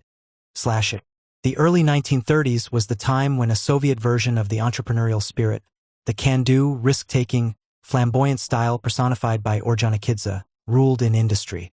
Leadership of this kind included the capacity for energetic and effective advocacy of one's institutional interest, factory, branch of industry, industrial ministry, the ability to get it on to the endlessly contested priority lists that were crucial in the distribution of Soviet goods. Ordzhonikidze personified this ability, and it was in large part thanks to his dynamic leadership that Soviet industry developed so dramatically in the first half of the 1930s. Of all the team members, he was the most likely to insist on getting his own way and the most capable of throwing fits if he didn't. Molotov and Stalin often reminded each other to tread carefully because of his volatile temperament and easily injured vanity. But Molotov, after he became head of the government, had frequent problems with Ordzhonikidze's tendency to act as if his ministry was a totally independent institution. He once protested that it was acting as a state within a state. When, in Stalin's absence, these conflicts led to open hostilities between Ordzhonikidze and Molotov in the Politburo, Stalin was indignant at Ordzhonikidze's hooliganism. Who did he think he was to override policy directives from the government and the Central Committee? Equally, why couldn't Molotov and Kaganovich stop him? There were limits, of course, to Stalin's tolerance of over-assertiveness on behalf of their bailiwicks by individual team members, and Ordzhonikidze came close to those boundaries. Probably his very success came to annoy Stalin. By the mid-1930s, Ordzhonikidze was worshipped by his people in industry, and industrial plants and projects under his jurisdiction were clamoring to be named after him. Relations with Stalin soured in the last years of Ordzhonikidze's life, and his suicide in 1937 occurred immediately after a serious disagreement with Stalin. These disagreements involved institutional interest but also something to which Stalin paid particular attention: personnel. Ordzhonikidze had long annoyed Stalin by his habit of vigorously defending any of his subordinates who fell under NKVD suspicion, and in 1936 this was happening increasingly often, notably with the arrest of his indispensable deputy, the former oppositionist Yuri Pyatakov. Worst of all, from Stalin's point of view, Ordzhonikidze would not accept the team convention that you didn't defend your own family members. When his brother was targeted by the NKVD, he defended him with passion, and was furious when Stalin refused to rescue him. Stalin was a suspicious man. He was suspicious even of his own team, particularly those who were not at a given moment at the core of the inner circle. He kept tabs on them, encouraged informing, liked to keep them off balance, and sometimes set traps for them. He often told them, particularly Molotov and Kaganovich, what he was up to in his many political intrigues, but this could not be relied on. When he felt like it, Stalin was a master of the blatant lie. During collectivization, for example, he blamed lower officials, dizzy with success, for the excesses of collectivization that the center had pushed them into, and a year or so later, in the midst of an unprecedented population outflow from the villages to escape collectivization, he could calmly announce that under Soviet power the peasant no longer felt a need to flee the countryside. These lies were for public consumption, of course, though team members better informed about the countryside from first-hand observation might hesitate to approach the subject, just in case Stalin actually believed his public statements. He could practice conspiracy, a concept and set of practices dear to the Bolsheviks, not only with respect to the broader world but even with respect to the team. It was in the interests of conspiracy that in 1930 he instructed his secretary Alexander Poskrebyshev to tell people he would not be back from vacation until the end of October, although in fact it was his intention to return several weeks earlier. This caused problems with Nadia, who, on the basis of information from her godfather, AUIDIOBOOK, thought she was the one who had been misled. Stalin had to write reassuringly to her explaining his conspiratorial strategy. I put about the rumor through Poskrebyshev. Avel evidently fell victim to. Some of the inner circle, however, had been trusted. Tatka, Molotov, and, I think, Sergo know the date of my return. There were moments of affection and trust between Stalin and his wife, but they were increasingly few. Their relationship had long been rocky because of his preoccupation with work and her jealousy. She rarely accompanied him on his annual trips to the south, and their correspondence when he was away was sparse and, on Nadia's part, cold and hostile. Pregnant with a second child in 1926, she made it clear in a letter to her sister-in-law that the last thing she wanted at this time was another child tying her to Stalin and domestic duties. After Svetlana was born, Nadia apparently tried to leave Stalin, taking the two small children with her to Leningrad, where her parents still lived, and hoping to find a job there and make a new life for herself, but was persuaded to return, partly through the good offices of Tomsky's wife Maria on Stalin's behalf. In the last years of her life, Nadia was in poor health, mental as well as physical. Her studies at the Industrial Academy should have opened new opportunities for the future. But they may also have increased the psychological strain, as these were the years of agricultural crisis, and the academy was full of rightists who disapproved of Stalin's policies. What she learned from her fellow students about opposition with the party, arrests, and the situation in the countryside, along with the hounding of Bukharin, who had been a friend, no doubt increased her critical attitude to her husband, although she kept her own counsel and hard evidence of her political views is difficult to find. Her daughter, Svetlana, later remembered her nanny telling her that Nadia was irritated by visits from her mother and sister, Anna, because these good-hearted, open women demanded openness from her. The last straw came at an evening party at the Voroshilov's apartment in the Kremlin. Stalin was flirting with someone, the glamorous wife of General Igorov, Galina, according to Molotov's recollections, and Nadia stamped out in a rage. Polina Zemchuzina followed, walking her around the Kremlin until she seemed to calm down and went home to bed. But once at home, alone, her distress evidently returned, and she shot herself with a little pistol her brother Pavel had brought back as a souvenir from Berlin. The date was November 9, 1932.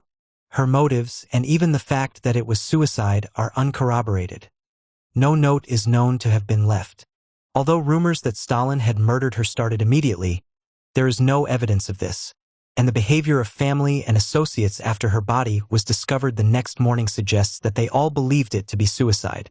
6-year-old Svetlana didn't know what had happened, but remembered Uncle Klim, Voroshilov, taking her and Vazia out to play that morning, when everything at home was so strangely out of kilter, and everyone was weeping. Stalin's reactions are variously reported, but grief, guilt, and a sense of betrayal were evidently all present. Long after the event, Molotov reported hearing Stalin mutter at the graveside, "I didn't keep her safe." An uncharacteristically sentimental statement from Stalin, but by the same token uncharacteristic of Molotov, so it may be true. Svetlana remembered that for a long time her father was thrown out of equilibrium, wouldn't talk about her mother, and seemed to take her death as a hostile act. The last is perhaps hindsight, as she was almost grown up before she learned that it had been a suicide. His personal life was hard since Nadia's death, Stalin acknowledged, but a brave man must always be brave. Since he wrote this more than a year after the event, however, to a mother whom he kept at more than arm's length, it tells us little about his inner feelings. In a political culture that avoided public comment on the leaders' private lives, there were no precedents about how to announce such a death, but it was handled with surprising openness. The Central Committee's notice of her death in Pravda described Nadezhda Aliluyeva as an active and devoted party member and student at the Industrial Academy who had died unexpectedly. That implied sudden illness, accident, or suicide, but top party officials, at least in Moscow, were officially informed that it was suicide. Rumors flew around regardless. In the Industrial Academy, Nadia's fellow students were saying that Stalin had shot her, either out of jealousy or because of political disagreements. The funeral, at 11 a.m. on November 11th at Novodevichy Cemetery, was open to the public, and documentary film footage shows an expressionless Stalin and twitchy Voroshilov standing by the open coffin as ordinary people, mainly young women, file past. Nadia's godfather Inukids headed the funeral commission, which included Dora Kazan, the Politburo wife who was her friend and fellow student. Kaganovich spoke. In an unprecedented move, never to be repeated, the main tribute to the deceased was signed by Politburo members and their wives, though as not all of the wives used their husbands' names, they were not necessarily identifiable as such to the public. The wives who signed were Ekaterina Voroshilova, Polina Zemchuzina Molotova, Zinoida Orjanakidze, Dora Kazan Andreeva, Maria Kaganovich, Ashkan Mikoyan, and Tatyana Postasheva. The last something of an anomaly, as her husband Pavel, also a signatory, was a Central Committee secretary but not a Politburo member. Their tribute was the only one to identify Nadia as wife, close friend, and faithful helper of Comrade Stalin. Nadia's death marked the end of Voroshilova's wonderful times for the team. The year that followed was a terrible one for the party and the country. The annual battle with the peasantry about grain deliveries, which had been running since collectivization, was particularly tense in the autumn of 1932. Mass arrests and deportations, incompetence on part of newly formed collective farms, and foot-dragging on the part of angry peasants, meant that the harvest, which in weather terms should have been good, was going to be mediocre. Traveling through the northern Caucasus and Ukraine in July, Voroshilov was appalled to see the fields full of weeds, and peasants approaching their work listlessly. Why won't people work properly in a socialist way? He wrote to Stalin sadly, admitting that his soul aches from what he had seen. Stalin had his own version of what was happening. The peasants were staging a go-slow strike, issuing a political challenge to the regime that was no less dangerous because it avoided open revolt. After Nadia's death, a heightened note of paranoia is evident in his comments in the weeks on the situation in the countryside. As far as Ukraine was concerned, the failure of peasants to deliver grain, the alleged famine, and the flight of starving peasants from the stricken countryside were the work of Polish spies infiltrating across the border. Stalin was beside himself at the failure of communists in Ukraine to see things his way, though in fact few were brave enough to express their disagreements openly, and furious at Ukrainian bosses Kozhier and Chubar. Things in the Ukraine are terrible, he wrote to Kaganovich, but he didn't have starving peasants in mind. They were terrible in the party, with district committees saying grain collection targets were unrealistic, obviously a self-serving lie, terrible in the Soviet organs, terrible in the GPU. Polish agents had infiltrated the Ukrainian party, as well as sending their agents into the Ukrainian countryside. If we don't make an effort now to improve the situation in the Ukraine, we may lose the Ukraine. Keep in mind that Pilsudski is not daydreaming, and his agents in the Ukraine are many times stronger than Redens or Kozhier think. New leadership was called for, Stalin told Kaganovich and Molotov in the summer of 1932. As usual, however, he went at this gingerly in practice, perhaps fearful of antagonizing the half-million-strong Ukrainian party. Chubar was called to Moscow to be one of Molotov's deputies at the head of the government in 1934, but although a similar honorific exile to the capital was contemplated for Kozhier, he in fact stayed on as first secretary of the Ukrainian party until the Great Purges, which is not to say that Stalin had forgotten his disappointment with him. To whip the republic into line, Stalin sent out Pavel Postyshev to serve as his eyes and ears in Ukraine. Formally, Postyshev was Kozhier's subordinate as second secretary of the Ukrainian party, but increasingly he functioned there as top man. There was equally bad news from Kazakhstan, another major agricultural region, where attempts to forcibly settle the nomadic Kazakhs on collective farms had led to starvation of men and cattle, and mass flight into neighboring regions and across the border into China. The dire situation there was known to the team, as most of them had received a long, detailed report from a brave local colleague, but it made little impact on them. Kazakhstan was far away. Its closest neighbor, chaotic and decentralized China, did not represent the same kind of threat that Poland, as spearhead of the Western capitalists, did. Fleeing and starving Kazakhs were not visible from the Kremlin, whereas those from Ukraine sometimes even made it to Moscow, despite Transport Minister Andreev's order that nobody from the Ukrainian countryside without special authorization should be sold train tickets, and that the OGPU should inspect all trains from Ukraine at the Russian border for stowaways. Officials in Ukraine and other affected areas tried to get the message to Moscow that the peasants couldn't be made to deliver more grain because they had no more to bring and were already digging into their own winter food stocks and the grain set aside for spring planting. But Stalin would have none of it. He was proud of his shrewdness and the way he never let local officials get away with exaggerating problems so that Moscow would lower its demands. They're all pretending, he insisted. They still have grain hidden away and are intentionally concealing it so as to starve the Soviet cities and demoralize the army. This notion of pretending was taken up by the press, which ran some extraordinary stories about peasants staging a famine, acting the part of victims, even starving their families to make propaganda. If the peasants' hunger was just acting, in Stalin's opinion, their anti-Soviet intentions were for real. It's a war of starvation that the peasantry was waging against the regime, he told the writer Mikhail Shalakhov, who had written to inform him about the terrible situation in his homeland in the Cossack region of the Don. These peasants were not the innocent, suffering victims he supposed. In other words, it wasn't Stalin waging war against the peasants but the other way around. Collectivization had rescued poor peasants from exploitation, given them tractors and combined harvesters, created the collective farms as a solid foundation for their lives, and rescued them from the ever-present threat of ruin, Stalin told the Central Committee in January 1933, the height of the famine. There was no mention of hunger in his speech. Indeed, the term famine was taboo in the Soviet press and evidently within the team as well. The rosy picture wasn't how it looked to officials on the spot, of course, not to mention peasants, who deluged the party leaders with letters about their plight. One Ukrainian regional party organization, not yet under good Stalinist control, issued a desperate order in February 1933 ordering local party committees to eliminate rapidly extreme exhaustion among collective and individual farmers resulting from severe malnutrition, and put all who have become completely disabled because of emaciation back on their feet by March 5. This miracle was to be achieved by feeding them, although with all cities on strict rationing by this time, no hint was given as to where the extra food was to be obtained. The team was not ignorant of the situation in the countryside, though the degree of their information varied.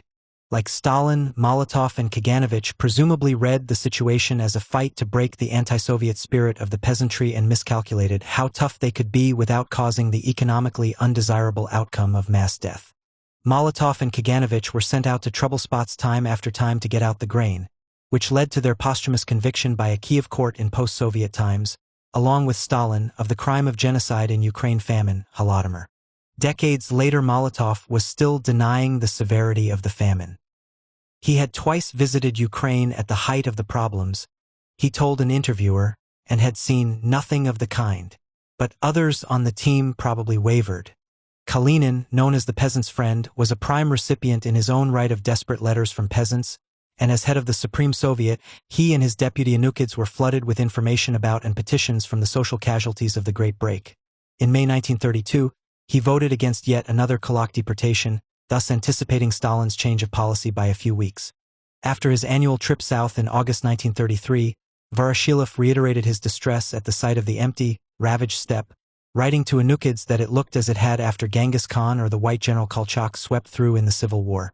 Of all the great and terrible events the team was involved in over 30 years, the famine is the one on which the team said least, either at the time or later.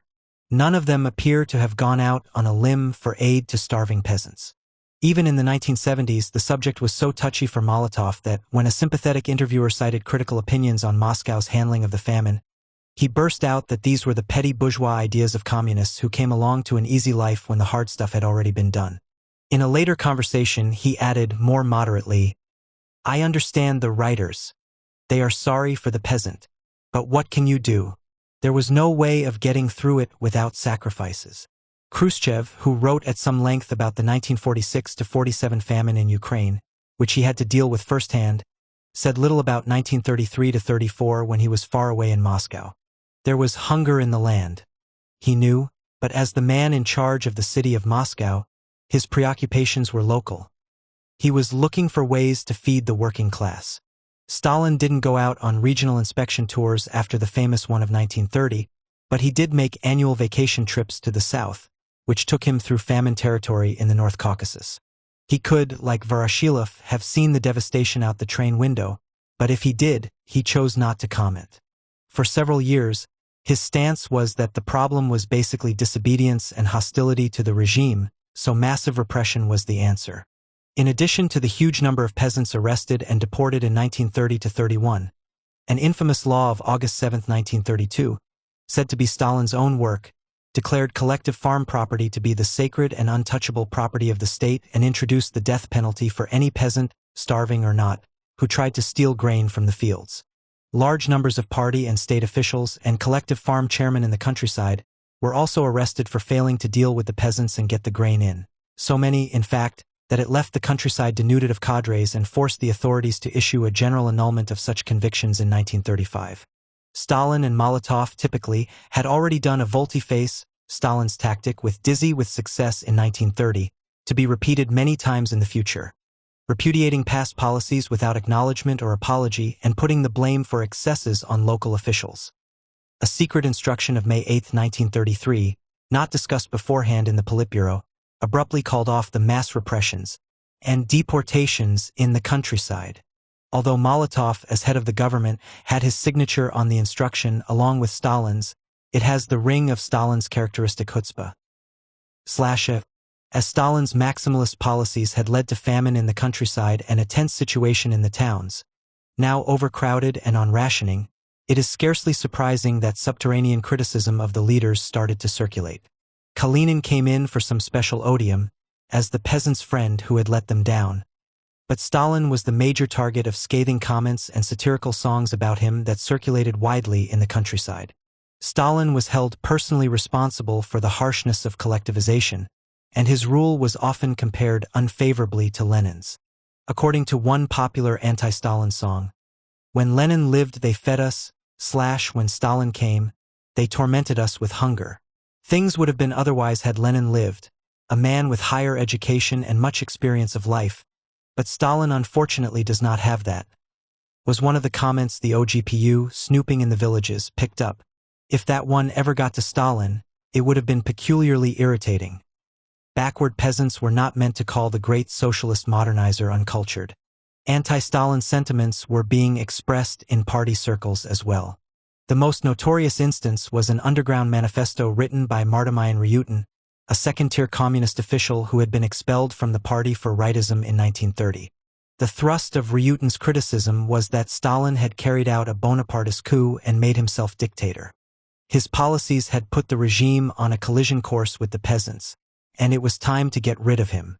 Stalin was clearly very irked by this criticism, though the rumor that Stalin demanded the death sentence for Ryutin, who got 10 years in prison, but was voted down in the Politburo, has not been confirmed by archival research. His touchiness was already evident at the end of 1930, when criticisms of the leadership by former Stalin protégé Sergei Surtsov and Beso Lamanadze, an old friend of Ordzhonikidze's, were under discussion. Stalin complained bitterly that Surtsov and Lamanadze found it necessary to abuse and defame me. "Well, that's their business, let them abuse me. I'm used to it," he concluded, but clearly the claim was bravado. He minded. He was annoyed with Ordzhonikidze, too. When Postyshev remarked in passing that Surtsov should have told Ordzhonikidze of his concerns, since Ordzhonikidze was known to be approachable, Stalin interjected, "That's all he does, talk to people," a barb he later removed from the minutes. The issue of rightist criticism was raised again a month later, when the Politburo and Party Control Commission met to deal with the counter-revolutionary group of Alexander Smirnov, an old Bolshevik of peasant origins and former agriculture minister of the Russian Republic who had been demoted, presumably for rightism, to a lesser job in forestry in 1930, and Nikolai Eismont, who had worked in trade and supply under Mikoyan.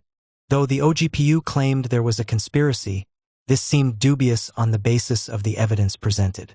But evidently Smirnov, Eismont, and others close to them had expressed dissatisfaction of a kind that was becoming familiar, a mixture of moderate rightist critiques of policy and hostility to Stalin and his leadership. Stalin again complained that oppositionists were dumping everything on him, but he said they wouldn't get away with it, as they were really criticizing the party line. Andreev supported him. "The aim of this group, like the others, is to get rid of Comrade Stalin." And that was completely unacceptable. The team naturally stood behind Stalin.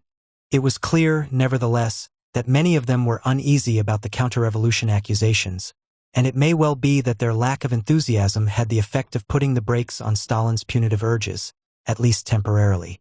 Several showed signs of distress and human sympathy towards Smirnov, an old comrade, which was unusual on such occasions. Kuibyshev referred to Smirnov by his nickname, Foma, and said he knew him as a devoted communist from way back in Narum exile before the revolution. Evidently something extraordinary had happened that made the old Foma completely unrecognizable.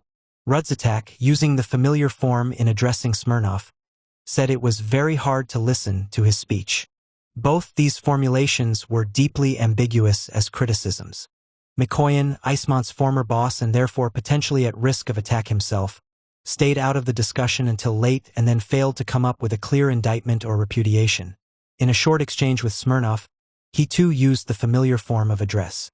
No personal sympathy came from Stalin, though he too had shared the experience of Narum exile with Smirnov. He heckled him, though later removing this from the minutes, using the formal mode of address.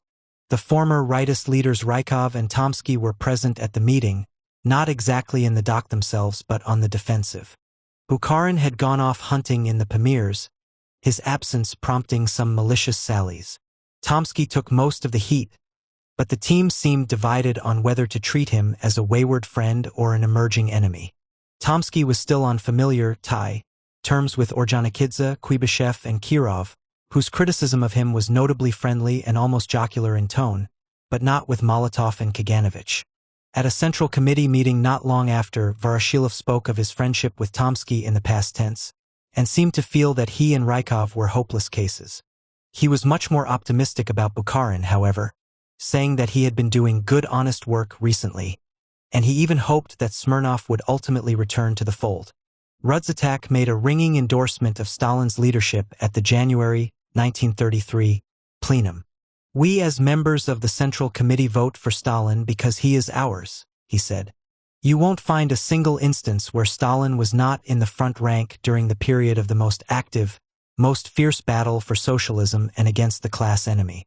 You won't find a single instance where Comrade Stalin has hesitated or retreated. That is why we are with him. Yes, he vigorously chops off that which is rotten. He is the leader of the most revolutionary, most militant party in the world, and he would not be the leader of the party if he didn't know how to chop off and destroy that which is slated for destruction." An even more eloquent tribute came from Voroshilov, who praised Stalin's magnanimity of spirit, as demonstrated by his personal concern for Rudzatak's health. The odd thing about Voroshilov's tribute was that it was written in a private letter to Anukids, and in such fulsome terms that one wonders if it was really Anukids he was addressing or, via OGPU perlustration, Stalin. As his wife would later bemoan, the team had had wonderful times together, until life in the party became more complicated, and our mutual relations too. Voroshilov's letter obliquely demonstrated the change in team relations with Stalin while trying to pretend he hadn't noticed them. "A remarkable man, Arkoba," he assured Anukids, an even older friend of Stalin's than he was, who on the face of it didn't need to be told about his virtues.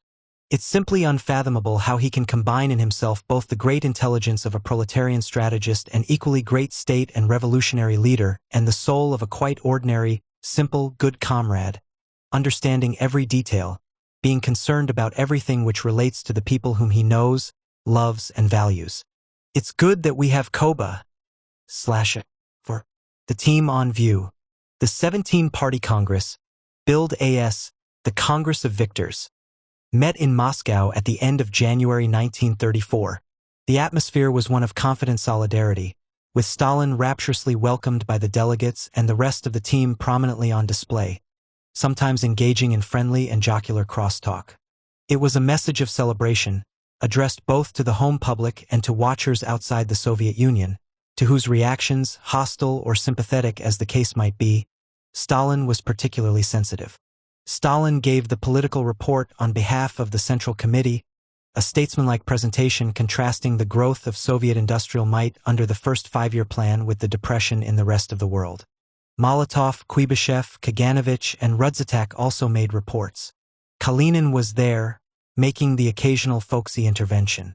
Mikoyan, Andreev, Voroshilov, Ordzhonikidze, and Kirov joined in the discussion of Stalin's report from the standpoint of their own bailiwicks: supply, transport, defense, heavy industry, and Leningrad, as was expected of them. Some future members of the team did the same, with Beria contributing on Georgia, Khrushchev on Moscow, and Zhdanov on Gorky, formerly Nizhny Novgorod, recently renamed in honor of the writer Maxim Gorky. No factional quarreling marred the serenity of the proceedings. As befitted a Congress of Victors, reconciliation with old opponents was the order of the day. Zinoviev and Kamenev, recently readmitted to the party though not to high office, spoke as repentant converts to the Stalinist program, as did the former rightists. Bukharin was even allowed a comeback of a sort and offered an analysis of the international situation, in addition to endorsing Stalin's leadership. There really were achievements to celebrate. Perhaps the best that could honestly be claimed for collectivization was that they did it and made it stick, with the hope that now that the famine was over, morale and collective farm productivity would improve. But as far as heavy industry was concerned, facts had sprung up on the ground all over the Soviet Union. New steel mills, tractor plants, blast furnaces, and power plants, symbolized by the giant metallurgical complex at Magnitogorsk, the socialist city that had risen out of nowhere on the Ural steppe. For all this spirit of celebration, nobody was likely to forget in a hurry how hard the battle for collectivization and industrialization had been. The very fact that this National Party Congress had been so long delayed, almost 4 years after the last one, was testimony to that. Despite the effusive public praise of Stalin's bold and wise leadership, the costs of the past 4 years of domestic war had been so high that some of the delegates, carefully chosen though they were, surely had private reservations / Some votes were votes cast against Stalin in the election of the new Central Committee at the end of the Congress, and it appears that some of these dissident ballots were thrown out under Kaganovich's direction. The numbers involved were not large, and neither of these things was particularly remarkable. Even the party's leaders often had votes cast against them, and according to Kaganovich, who as party secretary in charge of organization ought to know, votes were habitually added to make team members look more popular in the party than they actually were.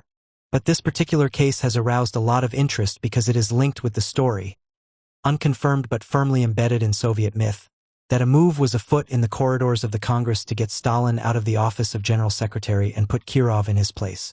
Certainly there was a move to bring Kirov in from Leningrad to Moscow as a party secretary, but it was originally suggested by Stalin and strongly resisted by Kirov, who was now as determined to remain in Leningrad as he had earlier been to stay in Baku. Ordzhonikidze supported Kirov, arguing that his presence in Leningrad, one of the country's industrial powerhouses, remained essential to the success of the industrialization drive. This resulted in the compromise decision that Kirov should become one of the party secretaries but not, for the time being, give up his Leningrad position and residence. Those who criticized Stalin's leadership may have looked to Kirov as a possible replacement, although there is no suggestion that Kirov himself countenanced this. Molotov later poured scorn on the idea that Kirov could have been regarded as a possible replacement for Stalin. He just wasn't in that league, Molotov claimed, and wouldn't have been accepted as top man, particularly by the senior cadres. Kirov was indeed elected as one of the party secretaries, but he retained his Leningrad position and Leningrad residence. His fellow secretaries were Kaganovich and a new appointee, rising star Andrei Zhdanov, who was to be brought in from the Volga to Moscow, presumably to take on part of the workload that would have fallen to Kirov if he had been willing to move. As for Stalin, he quietly stopped using the title of General Secretary, signing himself simply as Secretary of the Central Committee. By now, perhaps, the title was irrelevant, for Stalin's status as leader, Yazd, was well established. He was no longer the backroom operator with a knack for dealing with personnel questions.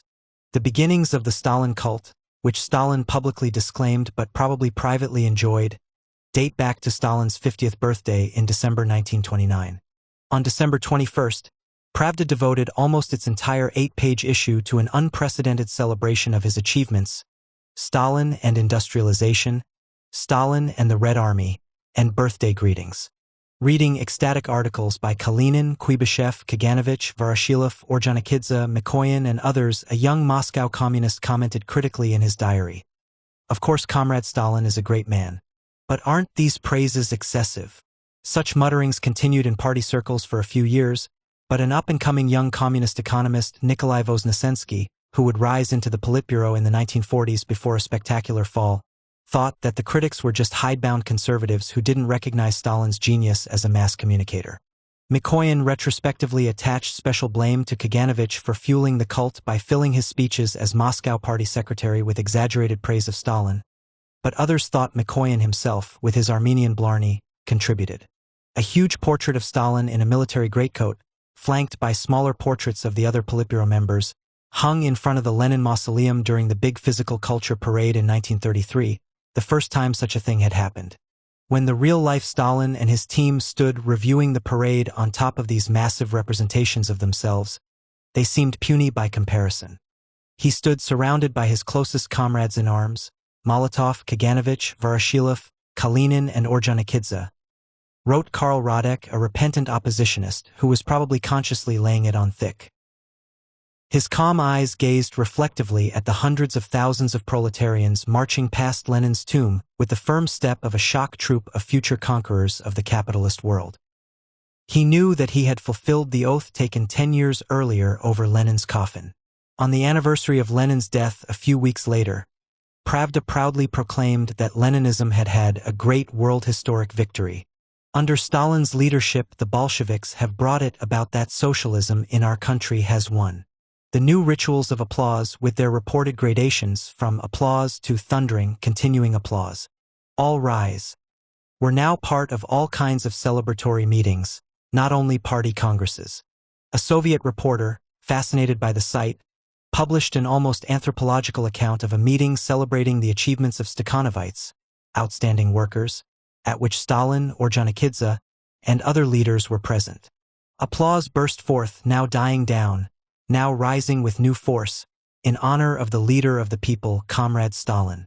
When everything had quietened down, an excited voice from the depths of the hall suddenly shouted out a welcoming greeting in honor of Stalin in Kazakh.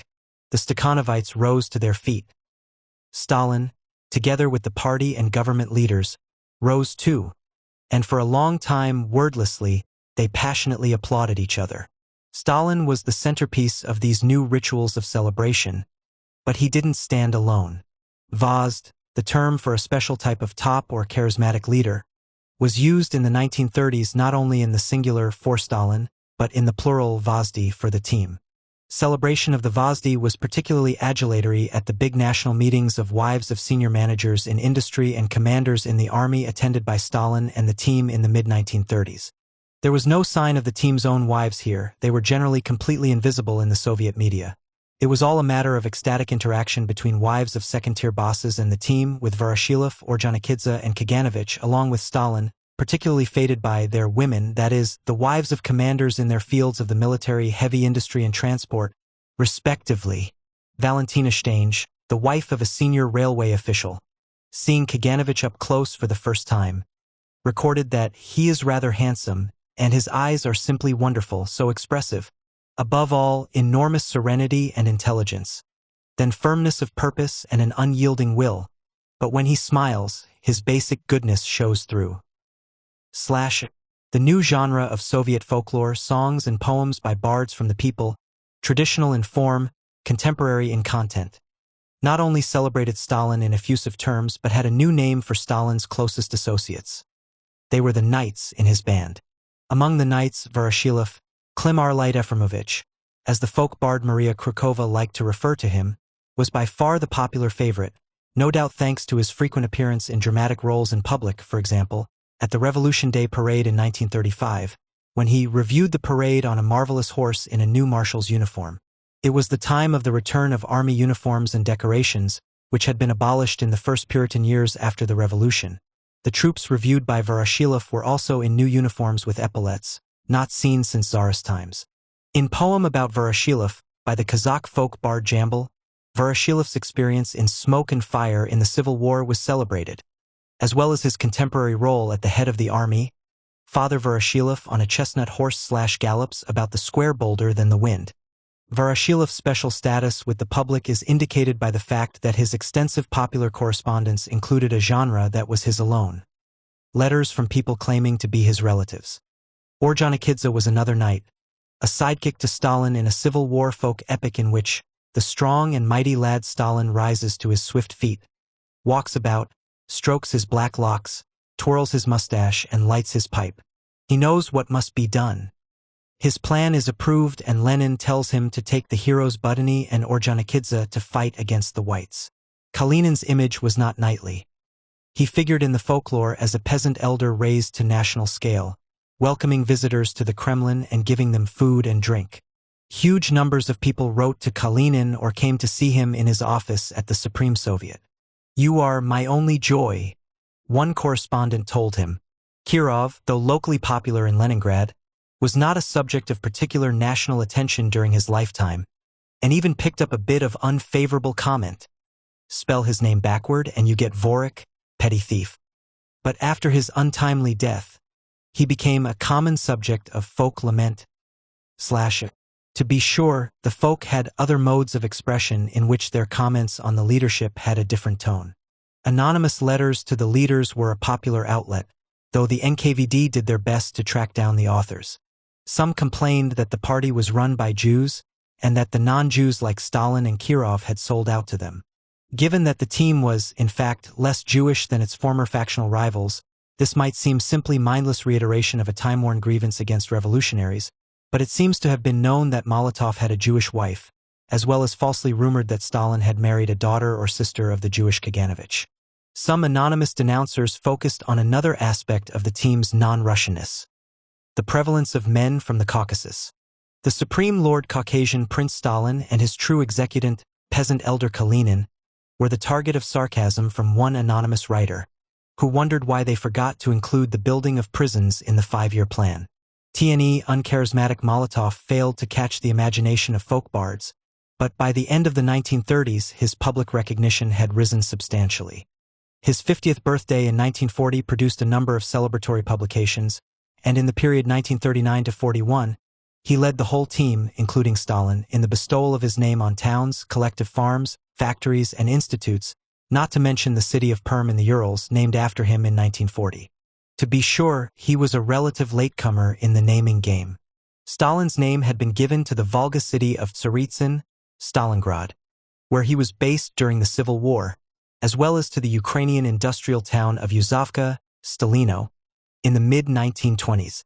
Tver, an old city north of Moscow, took Kalinin's name in 1931. Vyatka in the Urals and Samara on the Volga were renamed for Kirov and Kuibyshev after their deaths in the mid-1930s, and Voroshilov got Lugansk and Stavropol soon after. The North Caucasus city of Vladikavkaz took Orjonikidze's name in 1931, and 4 years later the industrial Ukrainian city of Enikivo was named for him as well. But there was a lesson here on the fleeting quality of fame, as for the previous 6 years Enikivo's name had been Rakovo, after the rightist Alexei Rykov. If in domestic imagination Stalin stood with his knights around him, for foreign publicity consumption he usually stood alone. This was not because the rest of the team were excluded from foreign policy matters. On the contrary, it's quite surprising how energetically Stalin sought to involve them, both in formal Politburo settings and outside them.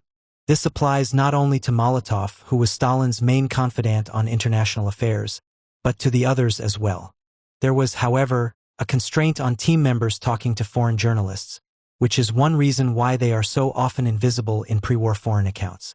Stalin himself rarely talked to foreigners either, but when he did, it was a big event, and, unlike his other business meetings, he did these interviews alone except for interpreters without team members in attendance. In conversation with New York Times correspondent Walter Duranty, the writers H.G. Wells and Lyon Feuchtwanger, and U.S. Ambassador Joseph Davies, among others, he presented himself with remarkable success as a straight-talking, sensible, and modest man, deploring the popular adulation of his person but accepting it as a necessary concession to a backward public. More of a realpolitiker than a wild revolutionary. I never met a man more sincere, decent, and honest. H.G. Wells gushed. He had expected a sort of Bluebeard. Until Stalin warmed up, he seemed to Wells almost shy. There is nothing dark and sinister about him. I had thought before I saw him that he might be where he was because men were afraid of him, but I realized that he owes his position to the fact that no one is afraid of him and everyone trusts him. He is completely lacking in the cunning and craftiness of Georgians. Astonishingly, this was accounted as only a partial public relations triumph, since Wells remained critical of Soviet use of violence and restriction on freedom of speech. "We didn't manage to seduce the girl," commented the cynical Radek when he translated Wells's comments into Russian for Stalin. But there could have been no doubt about Stalin's complete success with Ambassador Davies, backed up, in this case, by a charm offensive on the part of Polina Zemchuzina, directed at the ambassador's wife, the extremely wealthy Marjorie Merriweather Post. Stalin was sharp, shrewd, and above all things else wise. With a sly humor, Davies wrote to his daughter, "A child would like to sit in his lap and a dog would sidle up to him." This success was all the more remarkable considering the handicap and sense of inferiority that Stalin and the rest of the team had felt in the early years when dealing with foreigners. Talking to the German writer Emil Ludwig in 1931, Stalin put the best face on it, conceding that while those of us who did not live long abroad lost something, but on the other hand they had the chance to do more for the revolution than those who were émigrés abroad. Privately, however, the lack of European exposure rankled. Compared to their cosmopolitan political opponents in the 1920s, the Stalin team were hicks who had never lived in Europe and didn't know foreign languages. Stalin had made brief trips to Stockholm and London for the party congresses in 1906 and 1907, held abroad because of the underground nature of the party in Russia, adding a week in Paris to the latter trip, and in 1912 he had spent 10 days in Krakow with Lenin and Krupskaya, as well as briefly visiting Vienna and staying with the Troyanovskys. He had tried, with only limited success, to learn German, French, and English, not to mention Esperanto, while in prison and exile before 1917, but his German, like Molotov's, was not good enough to speak or understand without an interpreter. Molotov had never been abroad before the revolution, and his only visit to Europe until the late 1930s was a short visit to Italy when his wife was undergoing medical treatment. He was appalled when, in the late 1920s, Stalin insisted that he take over leadership of the Comintern, previously held by cosmopolitans Zinoviev and Bukharin. He never lost the feeling of disadvantage, even after many years as Soviet foreign minister in the 1940s and 1950s. "What kind of diplomat am I?" he said to his interviewer Felix Chuve in the 1970s. "I don't know a single language. I could read German and French and understand something in conversation, but it was hard for me to reply. It was my chief disadvantage in diplomacy." Kaganovich, similarly, had no experience abroad and knew no foreign languages, except perhaps a smattering of Polish from his youth in the multi-ethnic Pale. Mikoyan had never been abroad, as of the late 1920s, and spoke no foreign languages. The same was true of Voroshilov, Kirov, and Kuibyshev, though Kuibyshev may have had some German from school. Ordzhonikidze had spent a couple of months in Paris in 1912, but spoke no French, though he did perhaps know some Persian from a year of making revolution in Iran in 1909–10. The working-class Rudzatak, with no direct experience of Europe, was the exception among the team, as he had worked so hard on his self-study of French in prison that he was willing to try to translate it at sight, but the multilingual Trotsky scoffed at his mistakes. In the team's attitude to the West in the 1920s, fear and suspicion were the dominant motifs. This was based on the experience of foreign intervention in the Civil War, consciousness of capitalist encirclement, and the renewed fears of foreign military attack of the late 1920s. Spy fears were a constant, perhaps understandably in view of the ubiquitous presence of foreign spies in Petrograd and Moscow in the early years after the revolution, even though this had been much reduced by the end of the decade. The spy fears rose to fever pitch, as with the panic about Polish spying in Ukraine during the famine, whenever political tensions were high.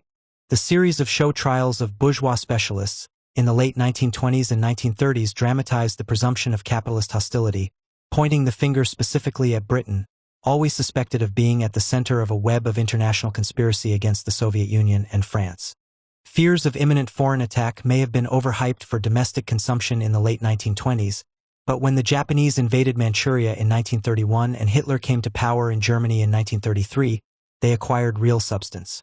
The Soviet Union closed its borders under Stalin, trying to keep the spies out as well as the natives in. Dealing with and traveling to the West became the prerogative of a diplomatic caste, which, until the Great Purges at the end of the 1930s, consisted largely of old Bolshevik émigré revolutionaries, many of them also former oppositionists with foreign languages. Travel to the German or Swiss spas for medical treatment became a cherished privilege of the political and cultural elite, but such trips had to be approved by a special Central Committee commission. Interestingly, the Politburo members themselves, though often ailing, rarely went abroad for medical treatment or for any other reason, although their wives, including Stalin's incognito, sometimes did. Mikoyan was the sole Politburo member to make an extended foreign business trip in the 1930s. Europe's dangers included an émigré Russian community whose socialist wing continued to be infuriatingly well supplied by high-level Soviet gossip. The Menshevik Boris Nikolevsky, related by marriage to Rykov and editor of the Berlin-based journal Sozialisticheski Vestnik, was an egregious offender. In 1936 he published Letter of an Old Bolshevik, his own work but drawing freely on indiscreet conversations with Bukharin among others. The exiled Trotsky and his followers were another tremendous threat in the eyes of Stalin, the team, and the security agencies. While he himself had been packed off to Istanbul rather than his preferred destination of Western Europe, he had a small but noisy following in all the major European countries that was a constant irritant for all national communist parties, and he infuriated Stalin and the Comintern by setting up a rival institution, the Fourth International. When the team thought about European politics, including cultural politics, the Trotsky factor was never far from their minds. Could be Trotskyites involved? Kaganovich wrote apprehensively to Stalin in 1934, apropos of a planned international conference against fascism and war. On this occasion Stalin was less alarmed, saying it was not a problem as long as the Trotskyites were denied access to the conference. But in general Stalin, who read all of Trotsky's émigré publications and critiques of his rule, was the most obsessed with Trotsky of them all. Since Trotsky's departure in 1929, Soviet foreign espionage had been trailing the family, including Trotsky's son Lev Sedov, who helped manage his European affairs from Paris before dying in mysterious circumstances in 1938, but it was during the Spanish Civil War, when Soviet intelligence and Trotskyists were locked in conflict on the ground, that matters came to a head. In 1939, Stalin allegedly told Beria, "Trotsky should be eliminated within a year, before war inevitably breaks out. Without the elimination of Trotsky, as the Spanish experience shows, when the imperialists attack the Soviet Union, we cannot rely on our allies in the international communist movement." Fortunately, he said, there are no important political figures in the Trotskyite movement except Trotsky himself. If Trotsky is finished, the threat will be eliminated. This death sentence was carried out the next year. Suspicion of foreigners extended to those residing in the Soviet Union, despite the fact that most of them were socialists with Soviet sympathies, including the large contingent of refugees arriving from Nazi Germany in the mid-1930s. All bourgeois foreign specialists are or could be spies, Stalin reminded the team. His approach to Western journalists, similarly, was that, while a few could be usefully manipulated, their real function was to discredit the Soviet Union, which made them essentially spies. He was infuriated when some of the correspondents got out to the famine areas in 1933. These gentlemen must be forbidden to go traveling about the USSR. We've got enough spies in the USSR as it is. He seems always to have taken a tougher line on disciplining foreign correspondents than the rest of the team, railing in 1932 about our stupidity in not expelling one who had written for the German press on taboo subjects like forced labor. We are silent, like idiots, and tolerate the slander of this running dog of capitalist shopkeepers. Bolsheviks. Ha ha. In this case, Kaganovich agreed that appropriate measures would be taken, but it was a full 5 years before the man was expelled. The surveillance on foreign residents, including sympathizers, increased. Among the more than 1 million Poles in the Soviet Union, there were mass arrests of peasant refugees in 1933, and 2 years later NKVD attention shifted to the political émigré community. The foreigners working at the French-language journal were arrested, despite protests from the Soviet Foreign Ministry and attempted intercession by the genial patron Voroshilov, no doubt alerted by one of his artist clients. German and Hungarian political émigrés in Hungarian Communist Eugen Varga's Institute of World Economy came under suspicion from the NKVD at the same time, despite Varga's good connections with Stalin, and Molotov's personal German tutor was arrested. A census of political émigrés began, registering a total of 811 political émigrés from Germany as of early July 1936.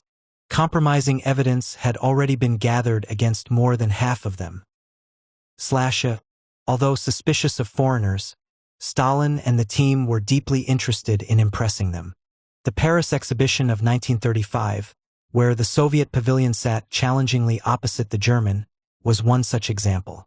The team's interest in Soviet participation in competitions that their people had a good chance of winning was so strong that the Politburo agendas for the 1930s are dotted with items about sending chess players, footballers, and musicians to international competitions, with European tours for the Moscow Art Theater and the Red Army Ensemble of Song and Dance thrown in for good measure. The Politburo took the trouble to approve the addition of child prodigy Bizha Goldstein to the list of Soviet entrants in the Brussels International Competition for Violinists in Brussels in 1937. When David Oistrakh won first prize, it was front-page news in Pravda. Nor was this concern with Western opinion limited to stunning them with cultural prowess. Western reactions seem never to have been far from Soviet leaders' minds as they contemplated the country's achievements and setbacks. Kaganovich worried that the way Pravda was proposing to publish the trade union budget would confuse the reader, especially the foreign one, who might not appreciate how much money the Soviets were spending on construction of workers' housing. Reporting to Stalin on the first of the Moscow show trials of leading former oppositionists in 1936, Kaganovich emphasized the stunning impression the confessions of guilt by the accused had made on the foreign correspondents in the courtroom. When the 1937 and 1939 census came in with population figures well under Soviet expectations, it immediately prompted fears that hostile Western observers would seize it as evidence of the disastrous impact of the 1932-33 famine. Stalin, who once gave his profession as writer-publicist, was the team member most alert to the messages conveyed by the Soviet press, and he tried to inculcate the same attentiveness in Molotov and Kaganovich, reminding them that, with regard to Japanese designs on China, our military interference is, of course, ruled out and diplomatic interference is not desirable at present, as it would only unite the imperialists when it is advantageous to us that they quarrel. He went on to give instruction on spin. The party newspaper Pravda and the state newspaper Izvestia should take different tacks, he suggested, presumably to suggest lack of unanimity in Soviet ruling circles to foreign Kremlinologists. Let Pravda abuse the interventionists and shout that the imperialist pacifists of Europe, America and Asia are dividing up and enslaving China.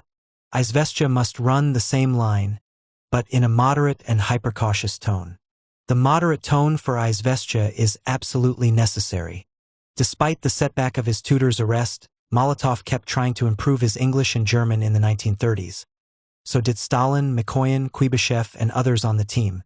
This might seem strange, given their ideological premise that exalted the Soviet Union as the world's first proletarian socialist nation and inevitable victor over the decadent, capitalist West. The inevitable victory, however, was yet to come. The West, despite the depression, had not yet collapsed under the weight of its own contradictions, and the Stalin team's condescending public superiority toward the West had an undertone of cultural cringe. Or, to put it in their terms, knowledge of the major European languages was part of being cultured, which was not only the leaders' prescription for the population but also their aspiration for themselves. If there was some internal cringing, Stalin was keen not to let it show. By the 1930s, he already saw himself as the team specialist on foreign affairs, coaching his closest associates, Molotov and Kaganovich, on how to handle international questions. Stalin had various maxims on dealing with the capitalist West. Never trust them, recognize their cunning but be sure to outfox them, exploit their differences. Never forget that they want to destroy the Soviet Union and are just waiting for the next chance to invade. Realize that they are all likely to be spies, whether they present themselves as journalists, diplomats, or scholars, and regardless of their professed attitudes to the Soviet Union. This advice from Stalin is normally attributed to paranoia, but there was realism in it too, and it surely also reflected Stalin's wary sense that he didn't know enough about foreigners to be able to tell if they were who they claimed to be or not. Conflict between capitalist powers should be encouraged. In the autumn of 1935, Stalin read Kaganovich and Molotov a lesson on the matter, apropos of the foreign ministry's doubts about exporting Soviet grain to Italy in light of Abyssinian conflict. It was really a conflict between two blocs, he explained, Italy and France on the one hand, and England and Germany on the other. The stronger the quarrel between them will be, the better for the USSR. We can sell grain to both of them so that they can quarrel. It's not in our interest that now one of them beats the other. It is in our interest that their quarrel is as long as possible, but without a quick victory for one or the other. Not being intimidated by the West was crucial, and this often meant talking tough. This applied to internal discussions. Swindlers was one of the terms Stalin liked to apply to Western leaders, but also to public discourse. We gave it to them right on the nose, Molotov reported with satisfaction in 1929. A few years later, Stalin congratulated Molotov on achieving just the right note in one of his speeches on the international situation. A tone of contemptuous assurance in relation to the great powers, confidence in our strength, a delicately simple spitting in the pot of the swaggering powers. Very good. Let them eat it. For the team, as for Stalin himself, the early 1930s were a period of intensive learning on foreign affairs. No team member was left completely free of foreign policy-related tasks in these years, with Stalin and Molotov taking the main burden and Voroshilov or Janikidze, and Mikoyan often drawn in on their area of specialization, military affairs, industry, foreign trade. Diplomats played only a limited role in the formation of Soviet diplomacy, according to later testimony from Molotov, because the issues were so immediate and challenging. Everything was squeezed into Stalin's hand, into my hand. It couldn't be otherwise at that period. This no doubt underestimates the role of Maxim Litvinov, foreign minister from 1930 to 1939, but then Molotov, who was to succeed him in that role in 1939, was never a great admirer of his. He was a clever man and a good diplomat, experienced in foreign affairs, Molotov conceded, but spiritually not one of them, inwardly not always in agreement with the decisions we took. So, of course, he couldn't enjoy our full trust. Still, Litvinov was an old Bolshevik with long revolutionary credentials and a lack of opposition connections quite unusual for a former émigré Jewish intellectual with good foreign languages. Molotov judged that he had a favorable attitude to Stalin while in office, although his later view of others on the team was highly jaundiced. His eccentric and literary English wife, Ivy, was less restrained in her comments, even when he was foreign minister. Throughout the 1930s, Litvinov was a regular attendee at formal Politburo meetings, as well as informal meetings with Stalin and top team members when he was in town, but his inferior party status was indicated by the fact that he was never elected to membership of the Central Committee, let alone the Politburo, and never became part of the team's social circle. Litvinov's name is associated with Soviet policies of entrance into the League of Nations and the search for an anti-German alliance in the 1930s. These were, of course, also Stalin's policies at the time, though no doubt Litvinov and Ivan Maisky, the Soviet ambassador to Britain, added their own flavor of positive preference for the Western democracies, whereas Stalin and Molotov were simply focused on keeping out of war and, if that proved impossible, not facing the likely aggressor, Germany, alone.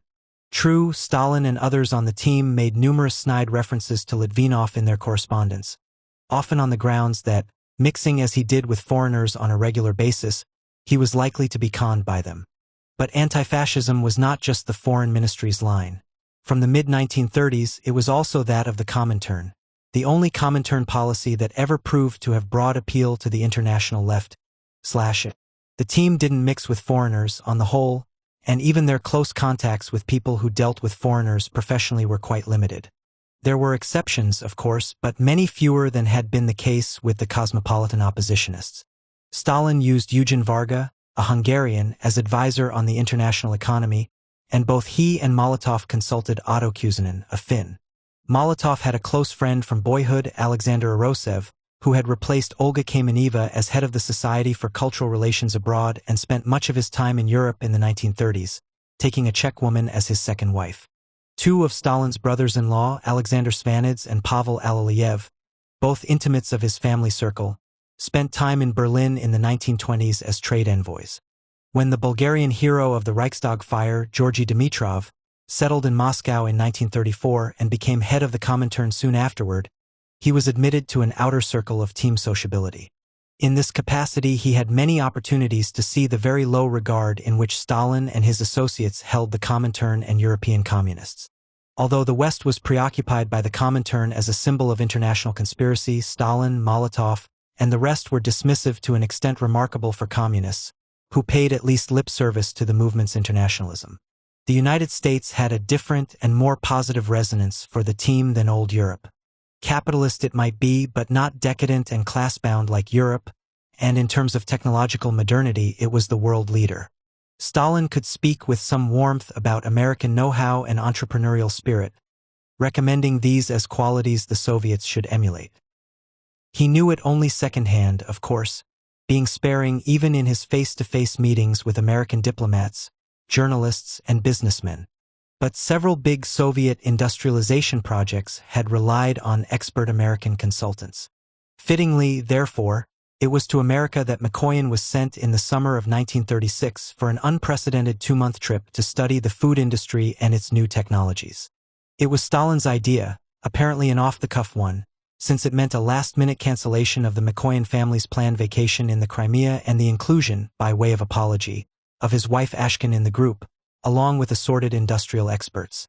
In a curious, homespun expedient, Stalin supplied the group with an interpreter in the form of a nephew of his daughter Svetlana's governess, an English-speaking German from the Caucasus, who, according to Mikoyan, did a good job not only interpreting but also advising, on the basis of what knowledge is unclear, on local mores.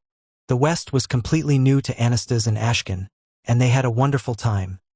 Mikoyan learned so much from the trip that he later referred to it as his university. For Mikoyan, Temperamentally not inclined to the intense suspicion and vigilance characteristic of Stalin and others on the team, Americans were welcoming, friendly, and helpful. They showed him ice cream plants, packing materials factories, and the Chicago slaughter yards.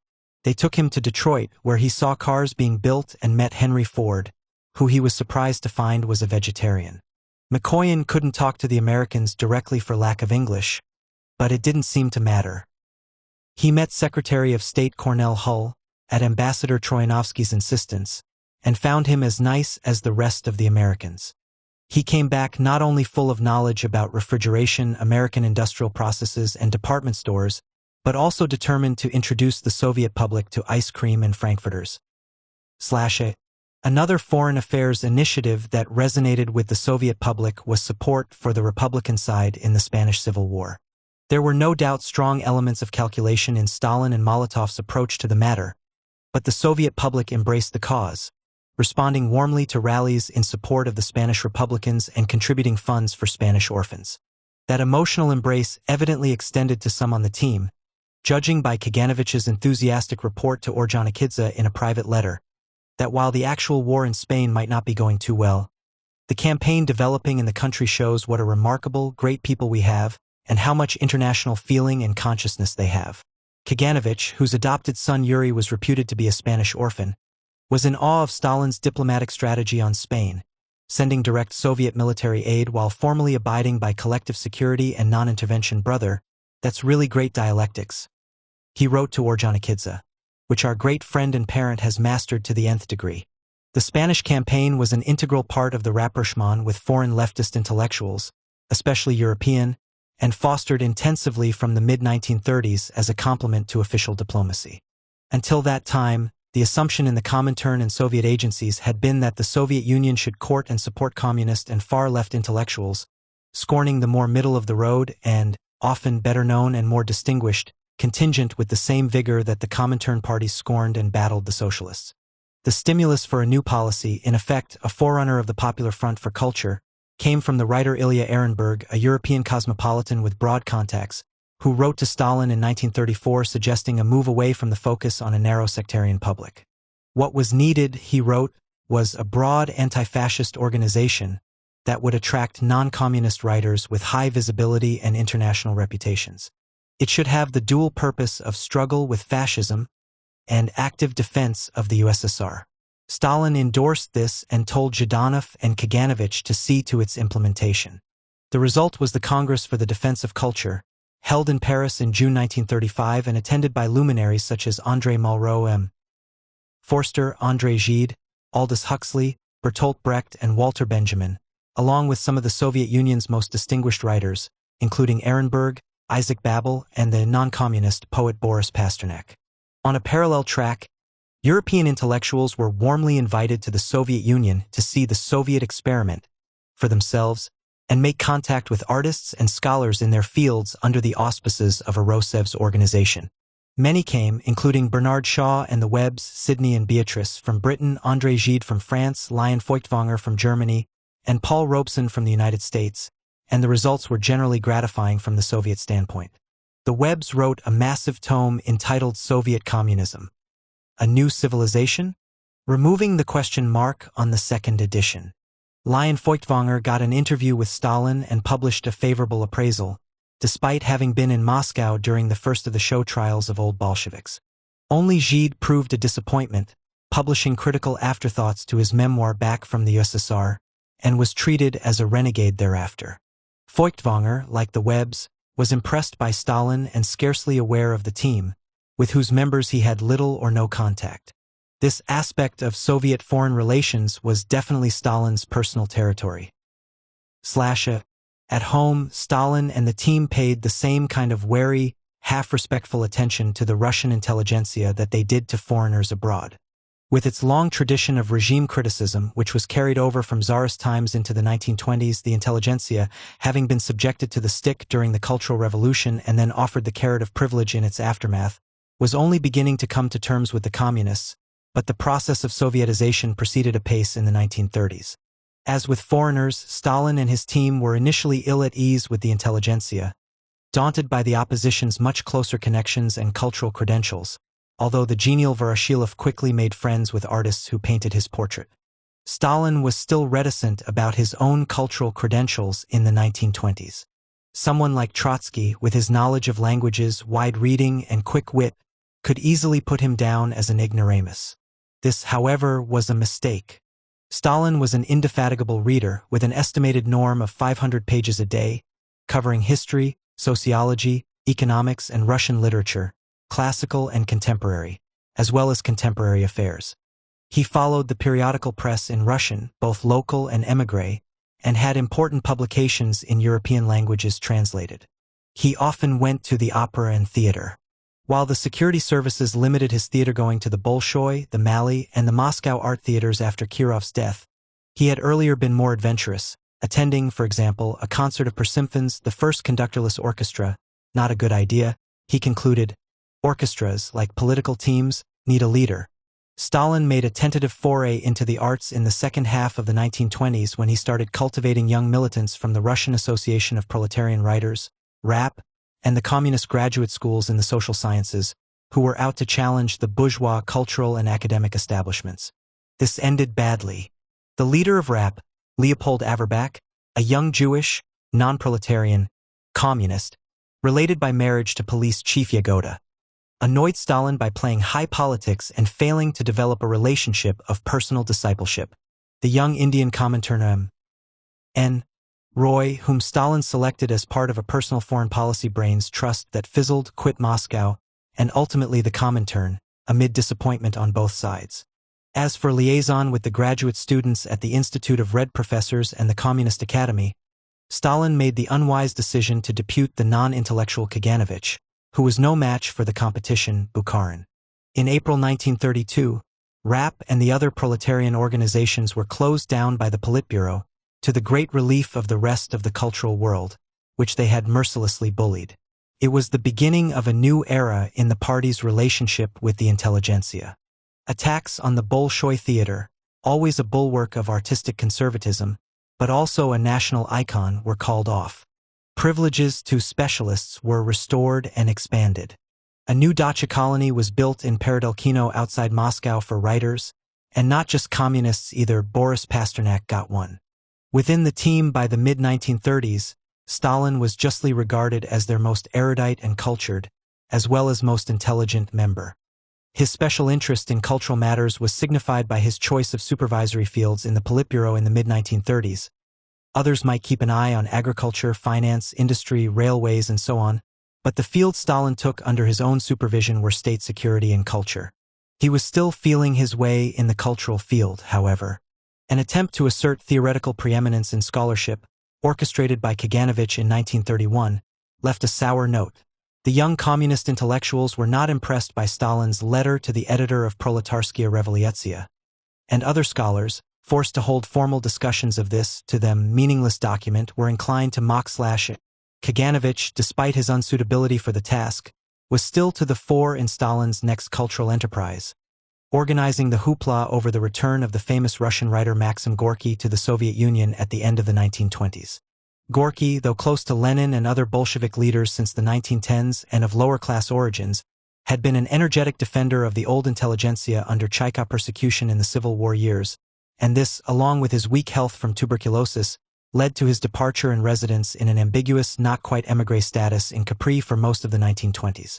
But he always wanted to come back if only he could be sure of a strong enough position, and in the late 1920s Stalin managed to get him to commit.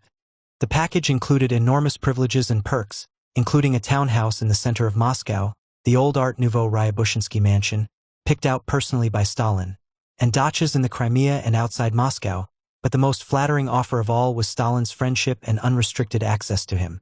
Stalin and the team had many things on their minds in 1932, among them oncoming famine, industrial construction problems, mass flight from the countryside, and drastic food shortages in towns. Yet at the height of all these crises, Stalin, Kaganovich, and Voroshilov spent hours and days with Gorky, getting to know one another and talking about how to organize a new inclusive union of writers. With Stalin's blessing, Gorky became an international spokesman for the Soviet Union on cultural matters and, within the country, the go-to man for the intelligentsia, particularly its non-communist part. He was the de facto defender of cultural figures in trouble with the security police, as well as maintaining contacts, to Stalin's annoyance, with old communist friends who had ended up in opposition. Increasingly critical of Stalin's regime and unable to travel, he began to feel like a prisoner, albeit a highly privileged one. The budding friendship with Stalin, Kaganovich, and Voroshilov doesn't seem to have lasted. As far as Stalin and Gorky were concerned, disappointment was mutual. An additional irritant, from Stalin's point of view, was that the man deputed to keep an eye on Gorky at the highest level, Police Chief Yagoda, who had known Gorky since youth and was almost a relative, ended up falling in love with Gorky's daughter-in-law Timosha, who along with Gorky's son and granddaughter Marfa Peshkova was a part of Gorky's extensive household. Young Marfa, as it happened, was the one in the Gorky household who became closest to Stalin by virtue of being a childhood friend of Stalin's daughter, Svetlana. Gorky was lionized and feted until his death in 1936, and canonized in the Soviet Union thereafter. But there was a gruesome postscript during the Great Purges when Yagoda, now labeled a criminal, was accused of murdering Gorky's son and Timosha's husband Maxim Peshkov, a dissolute type who had died in May 1934, probably after a drinking bout. With Gorky, Stalin in a sense subcontracted out his own cultural patronage, preferring in the 1930s to remain aloof, a man of mystery whom writers literally dreamed of meeting, initiator of unpredictable telephone calls to writers of high reputation among the intelligentsia, like Mikhail Bulgakov and Boris Pasternak, which quickly became the stuff of legend. The NKVD, which monitored public reception of these telephone calls, reported that they worked beautifully. After Stalin called Bulgakov, a dramatist whose work had been under political attack and who was himself an object of suspicion to the security police, it was all around the Moscow grapevine the next day that Stalin had given a slap in the face to the rascals who had been persecuting Bulgakov, and in the intelligentsia they were now speaking of Stalin warmly and with love. The call to Pasternak a few years later had similar success from Stalin's standpoint, although not from Pasternak's. When Stalin asked him if Osip Mandelstam, in trouble because of his political views including a sharp satirical poem about Stalin, was really a great poet, Pasternak, who disliked conceding greatness to anyone else, fumbled his answer, allowing Stalin to rebuke him for failing to stand up for a friend. While it was beneath Stalin to be an ordinary patron to individual writers and artists, the rest of the team plunged into the patronage game, along with assorted military and secret police leaders from the next echelon down. The client-patron relationship, involving a personal and often social connection, brought the patron cultural prestige. For the client, it offered protection against the OGPU, censorship, or other misfortunes, help in organizing publication, exhibitions, or performances, and obtaining perks like dachas, apartments, and, in the most fortunate cases, cars with a chauffeur and foreign trips. By the mid-1930s, it would be hard to find a member of the team, Stalin accepted, who was not established as a patron to whom particular writers, artists, theater people, musicians, and scholars would turn in time of need, and equally hard to find a member of the cultural establishment, communist and non-communist, who lacked patronage ties at the highest level, though they might be mediated by Gorky or another cultural broker. Voroshilov, the earliest to start in the patronage business, was one of the most enthusiastic, with a stable of artists, especially painters, some of whom became friends as well as clients. He was a patron in the musical world, too, most famously for Bolshoi theater people, but also for the up-and-coming young composer Shostakovich, who made contact with him early in his career. Molotov thought Voroshilov got too friendly with his artistic clients, and said Stalin thought so too. But Molotov himself was a patron, albeit usually without the effective ties of a Voroshilov or Rudzatak. His government mailbox was full of requests for help from writers, artists, scientists, and scholars, which he did his best to respond to. Kalinin, Andreev, Zhdanov, Khrushchev, Kirov, Beria, and Malenkov all had their clients in the artistic, literary, and scholarly worlds. Voroshilov, Rudzatak, and Kuibyshev liked to socialize with their clients. Even Kaganovich, the least arty and most hardworking of the team, would go to the avant-garde theater director Vsevolod Meyerhold's productions with the tickets Meyerhold had sent him, and had his special intelligentsia clients. He was also a patron of the Union of Architects. Those two generous and approachable men from the Caucasus, Mikoyan and Ordzhonikidze, were patrons for many, Mikoyan being the obvious man for Armenians to go to, Ordzhonikidze for Georgians, as well as engineers. As young Nikolai Ezov was beginning the steep ascent that made him head of the security police and implementer of the Great Purges in 1937, he and his literary wife launched themselves with considerable success as patrons. The writer Isaac Babel was in their stable, though the poet Mandelstam declined Evgenia Izova's approach in 1930, making the politically inept decision to stay as a client of Bukharin/. The rapprochement of Soviet political leaders and the cream of the intelligentsia was just getting underway in the 1930s, and would develop further and faster in the 1940s as the team's children grew up and embraced intelligentsia values and, in many cases, professions. The limits were still being worked out, a test case being literary and artistic salons. The journalist Evgenia Izova established one, whose regular attendees included her former lover Isaac Babel and jazz king Leonid Yutsov, but not her husband Nikolai Ezov, head of the NKVD. Another was run by Olga Mikhailova, an opera singer at the Bolshoi who was the second wife of Civil War hero Marshal Seaman Budany. Olga Bubnova, wife of old Bolshevik Andrei Bubnov, a longtime friend of Voroshilov's and Kuibashev's, was joint hostess of a salon that met regularly on Wednesdays and Fridays in the mid-1930s, where high-ranking communists and military men mingled with celebrities from the artistic world. Her co-hostess was Galina Egorova, the film star wife of Marshal Igorov, with whom Stalin was allegedly flirting on the evening of Nadia's death. Despite this connection, it is highly unlikely that Stalin ever attended. Literary salons were not his or the team's milieu. During the purges, most of the salon habitués, both political and artistic, were arrested, among them Olga Mikhailova, though not her husband, Budany, and both the Bubnovs and Igorovs. Izova committed suicide in 1938, as her husband's career darkened and it became clear that she personally faced arrest. Life has become better, comrades. Life has become more joyous. That was the new slogan of the mid-1930s, indicating that the travails and hardships of the first five-year plan period were in the past. Symbol of the good life to come was the Moscow Metro, whose first lines were built under the direction of Kaganovich and Khrushchev, and triumphantly opened in 1935. A rare exception to the team's determination to put all available resources into heavy industry and defense. Stalin and a bunch of family members, along with Kaganovich and Molotov, took an impromptu midnight ride a few weeks before its formal opening. New Year's trees, earlier banned as a bourgeois survival, made a comeback, thanks to an initiative from Pavel Postyshev. Polina Zemchuzna's growing perfume industry offered new brands to women. Red Moscow, Red Star, and New Dawn were among the favorites. Men were smartening up, too. On his return from the American trip, Mikoyan abandoned the Civil War uniform of yore and took to wearing a Western-style suit. Admittedly, Stalin was a backslider, preferring his field jacket and boots to the end of his life. Still, he joined the rest for a posed photograph that appeared on the front page of a Moscow newspaper in July 1935, in which team members sported snazzy new white summer jackets.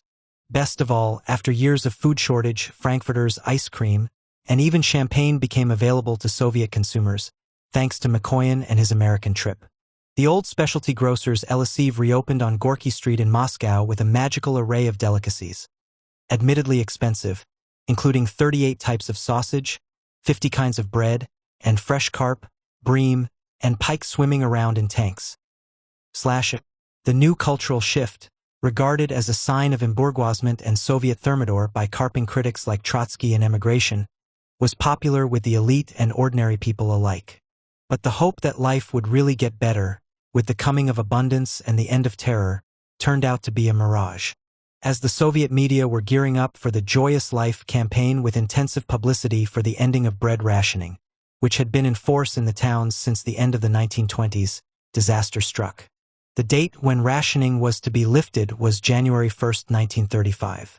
Just a month earlier, on December 1, 1934, Kirov was murdered at the Leningrad Party headquarters by a lone gunman, apparently with a personal grievance, and any hope of a cessation of terror in the foreseeable future disappeared. Kirov's murder, like Kennedy's in the United States 30 years later, gave rise to endless conspiracy theories, despite the fact that the actual killer was a lone man who was immediately apprehended. Though many would like to believe that Stalin was behind it, no hard evidence of his involvement has been found, and in the nature of things, there can never be definite proof of his non-involvement. The rumors about Stalin sprang up immediately, as they always did when a prominent person died unexpectedly. The team, judging by their later comments, gave no credence to the rumors at the time, though some thought differently in retrospect. To Stalin's daughter, Svetlana, Hostile though she later became to her father, they never made sense. As both she and Molotov perceived it, Stalin was attached to Kirov, not threatened by him, and his death, following Nadia's only a few years before, was a body blow. On hearing the news, Stalin rushed to Leningrad with Molotov and Voroshilov, leaving Kaganovich to mind the shop in Moscow, and personally participated in interrogation of the killer, Leonid Nikolaev. Whatever Stalin's initial involvement, there is no doubt that he quickly seized the opportunity to settle scores with his opponents. According to Molotov, Nikolaev admitted to being a follower of Zinoviev and was angry at having been expelled from the party, but Molotov saw him just as an embittered man, rather than a real Zinoviev. In fact, anyone who had been in the Leningrad Party in the mid-1920s was in some sense a Zinoviev, since Zinoviev was the Leningrad Party boss. But Stalin took the ball and ran with it, telling the local NKVD to look for co-conspirators among the Zinovievites. Not particularly enthusiastic at first, within 10 days the NKVD nevertheless came up with interrogation testimony that pointed the finger at a terrorist Moscow center, headed by Zinoviev and Kamenev. Zinoviev and scores of oppositionists who had no connection to the murderer, but were considered guilty of poisoning the atmosphere by their very existence, were arrested for terrorism. On the same principle, more than 10,000 former aristocrats and other class enemies were arrested or deported precipitously from Leningrad. The young Nikolai Ezov from the Central Committee office, already sufficiently in Stalin's confidence to make the trip to Leningrad with him, organized the targeting of the opposition on Stalin's behalf. Within a month, he had compiled a list of roughly 2,500 former Zinovievites in Leningrad, 238 of whom were immediately arrested. Nikolaev pleaded guilty in a secret trial at the end of December and was executed. In Moscow, Zinoviev, Kamenev, and others associated with them were arrested, and their interrogators did their best to build up a case for direct involvement, but the two leaders would admit only that their oppositional stance might have created a climate encouraging others to act. At their trial in mid-January 1935, Zinoviev was sentenced to 10 years in prison and Kamenev to 6. Kirov used to stay overnight at Stalin's on his visits from Leningrad, and he had spent part of his last summer with Stalin and Svetlana in Sochi. After Nadia's death, according to his sentimental sister-in-law, Kirov had been the one who best comforted him. He could approach him with simple affection and give him the warmth he was missing and peace of mind. After Kirov's death, talking to his brother-in-law Pavel Alexeyev, Stalin said, "I've become a complete orphan." At his birthday, celebrated a few weeks later with the team in attendance, the first toast, from Ordzhonikidze, was to Kirov, and later Stalin proposed a toast to Nadia, his face full of suffering. But after a mournful silence each time, the party resumed and even became quite noisy. Not everyone mourned Kirov. A nasty little ditty making the rounds in the provinces had as its punchline, "They've killed Kirov / will kill Stalin too." Stalin had reason to be jumpy, although his suspicions were acquiring a paranoid cast. There were enemies all around, he felt, the more dangerous for being hidden. Shortly after Kirov's death, Stalin was heard to say, "Do you notice how many of them are around? Each time you go down a corridor you think, which of them is it? If it's that one, he will shoot you in the back, but if you go round the corner, then the next one will shoot you in the face. You go past and think about it." 5. The Great Purges. There was something great and bold about the political idea of a general purge. It was a world historic mission, beside which individual guilt and innocence was trivial. That comment came from, of all people, Bukharin on his way to becoming one of the victims of the Great Purges. Perhaps he didn't really see it like that. He was writing one of his many appeals to Stalin after all, but just thought Stalin and the team saw it that way, which is significant in itself. Bukharin wasn't sure, judging by his letter, whether the point, or what Stalin thought was the point, was a preemptive strike in light of the imminence of war or a democratic initiative to help ordinary people get rid of unworthy officeholders, no matter how eminent. Molotov opted later for the imminence of war argument, which has since become the favorite of historians, despite being something of a cop-out. Without the Great Purges, Molotov later said, the Soviet Union would have lost the Second World War. He knew the opposite argument, that it was just because of the savage purges of the military that the Soviet Union initially did so badly in the war, but he had something else in mind. The purges meant that during the war we had no fifth column. who constituted that potential fifth column. Molotov did not, as you might expect, point to the disaffected and injured in the Soviet population, of whom, as a result of collectivization and the purges, there were many. Instead, he focused on the apparently loyal party faithful. After all, even among Bolsheviks there were and are people who are good and committed when everything is going well, when no danger threatens the country. But if something starts, they tremble, they desert. We will never have a definitive answer to the question of what the Great Purges were meant to achieve. What can be said with some certainty is that to the degree that there was a firm political intention, that intention was Stalin's. The team went along, Molotov at least with some conviction, but they were executants and potential victims, not initiators. They were frightened like the rest of the Soviet political elite. But, as with collectivization, there was also a degree of admiration within the team for Stalin's boldness. Who else would have thought of initiating something so huge, dramatic, and risky? Only Stalin could have come up with it, Molotov rightly said, looking back. For the team, the Great Purges were the latest episode in the party's history of struggle, starting with the Revolution and Civil War and continuing with collectivization. They belonged to a revolutionary party, and fighting enemies was what revolutionaries did. This time the enemies were within the party as well as external, but that also had solid precedent. The Stalin team had spent almost a decade fighting the factions. Kaganovich made an uncharacteristic excursion in history to explain to an interviewer in the early 1990s why it had been necessary to purge the party so drastically. It was the danger of Thermidor, to which Robespierre and the Jacobins fell victim in the French Revolution. The Jacobins' factional enemy was the Girondins, and they got rid of them in the Terror, the French revolutionary equivalent of the Great Purges. But they failed to deal with the swamp, that is, the uncommitted majority of delegates in the Revolutionary Convention. The swamp, which yesterday applauded Robespierre, today betrayed him. You mustn't forget the lessons of history, and how even once true revolutionaries are linked to the swamp by many threads, both familial and non-familial. The Great Purges, in other words, were a decisive way of draining the swamp. The question of whether innocent people were likely to be caught up in the purges was uninteresting to Molotov and Kaganovich. Looking back 40 or 50 years later, of course they were. It could not be otherwise. You can't make an omelette without breaking eggs. When Molotov looked back on individual cases like that of his former teammate Rudzatak, he would concede that while they might not have been guilty as charged, that is, not spies and saboteurs, they no longer had revolutionary fire in their belly. They had degenerated, to use the language of the 1920s. Svetlana Alliluyeva Stalina remembered that her father was in a nasty, bitter mood at home throughout this period. No doubt. Yet if you read the archival records of his activity at the office, tirelessly working through the mounting material on enemies, keeping some cases in the pending category, briskly rejecting pleas, signing off on death warrants, there's a sense of excitement, even exhilaration, in his firm signature, the quick and clear decisions, the lack of any hesitation or doubt. The others could not quite live up to this, though Molotov and Kaganovich did their best. Fear was a part of everyone's experience of the Great Purges, but there were different kinds of fear.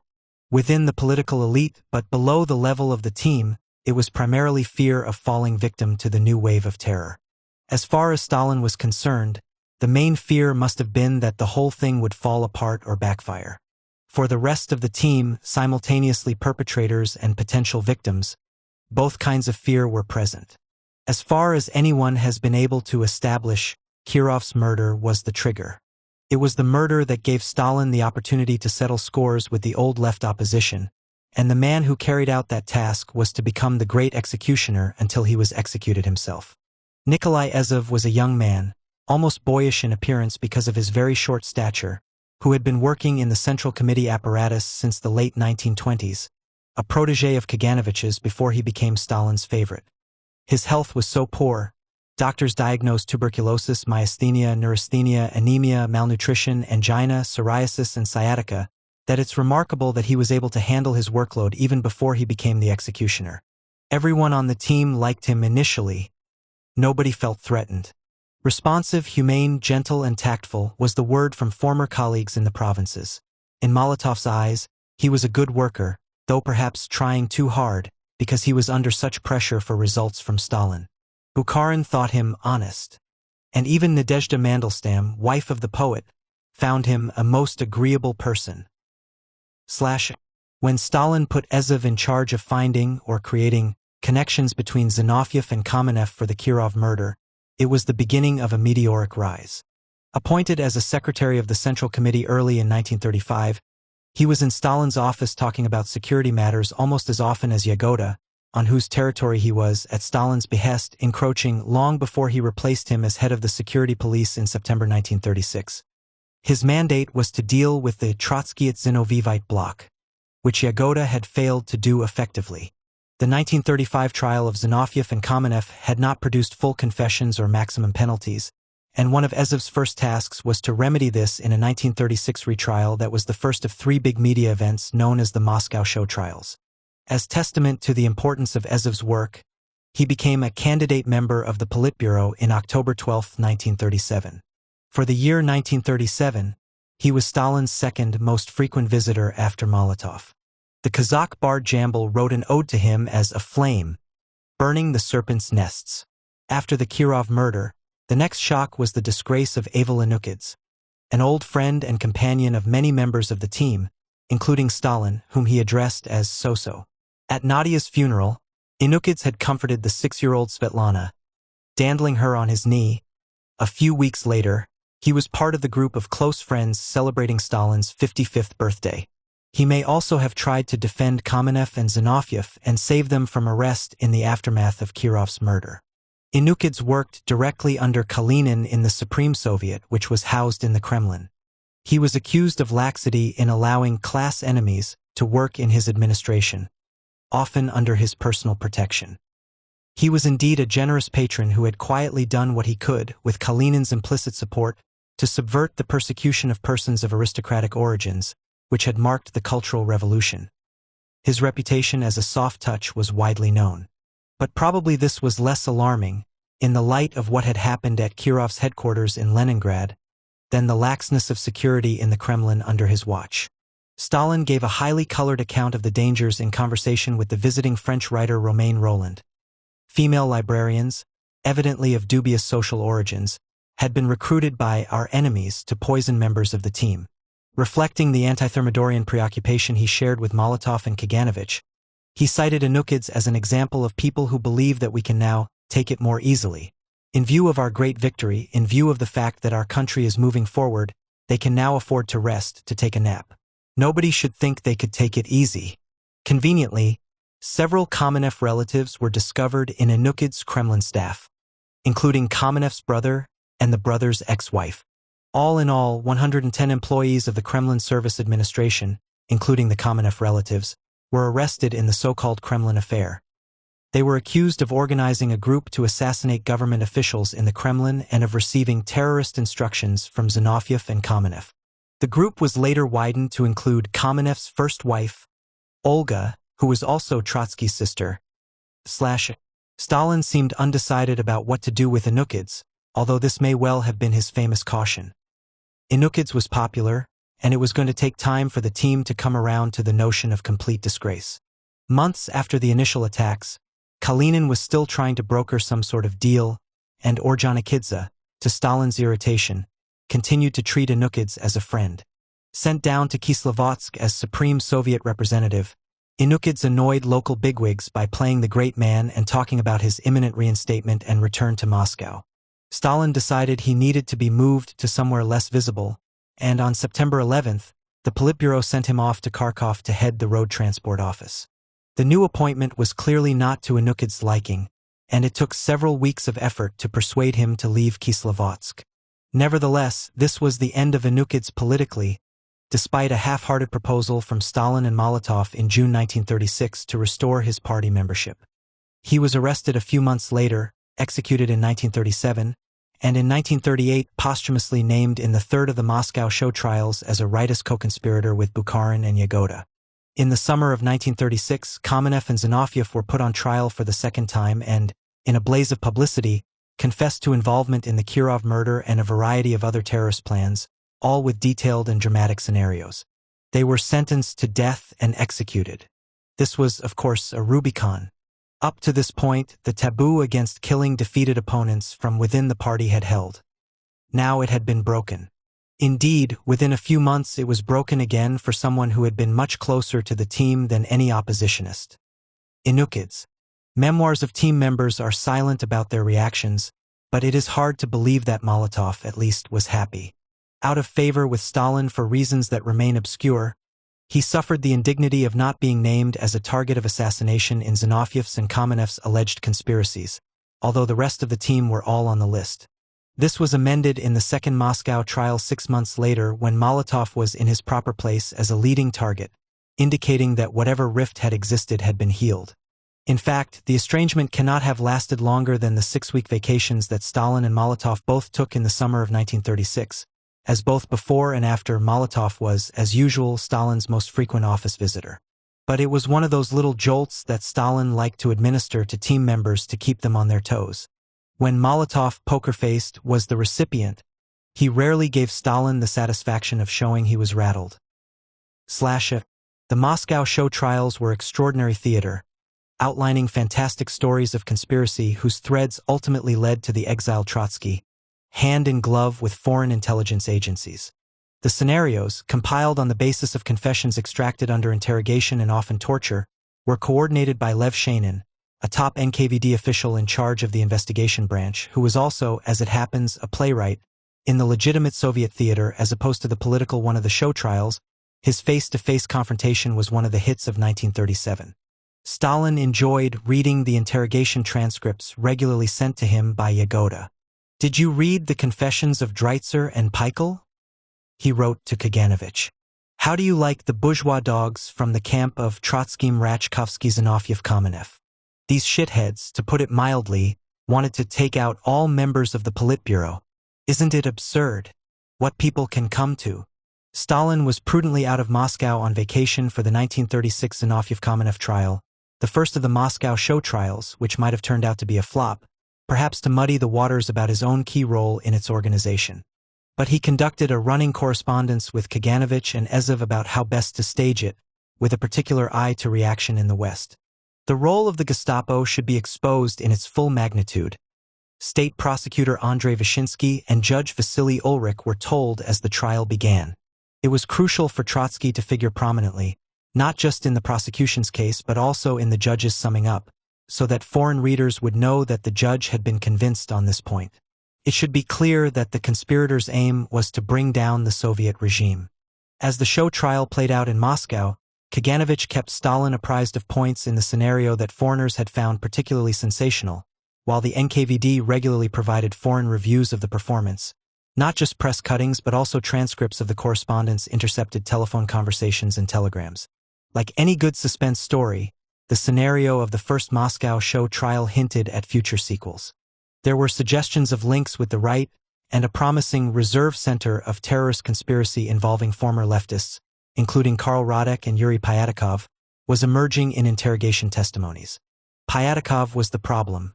Repented and readmitted to the party, he was Ordzhonikidze's invaluable deputy at the Industrial Ministry, and Ordzhonikidze wasn't giving him up without a fight.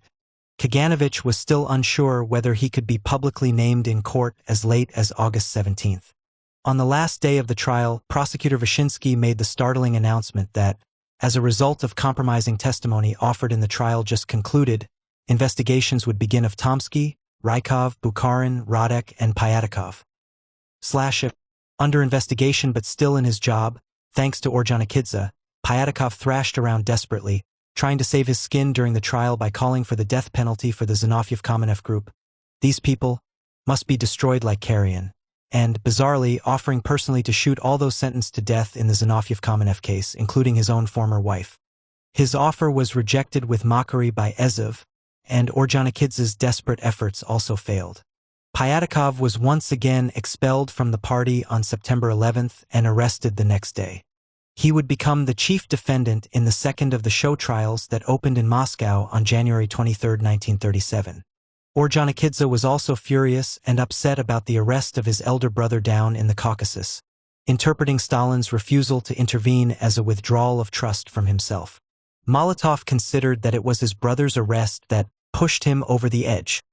but the pressures on Ordzhonikidze were multiple. His friend Denukids was arrested on February 11, 1937, and the agenda of the upcoming plenum of the Central Committee included accusations of wrecking in Ordzhonikidze's industrial ministry. According to Mikoyan, Ordzhonikidze felt betrayed by Stalin. "We were such close friends, and suddenly he allows this sort of thing to be done," as well as threatened. He said he couldn't work with Stalin anymore and would rather kill himself. But Ordzhonikidze was a volatile man, and Mikoyan thought that he had managed to calm him down before they parted.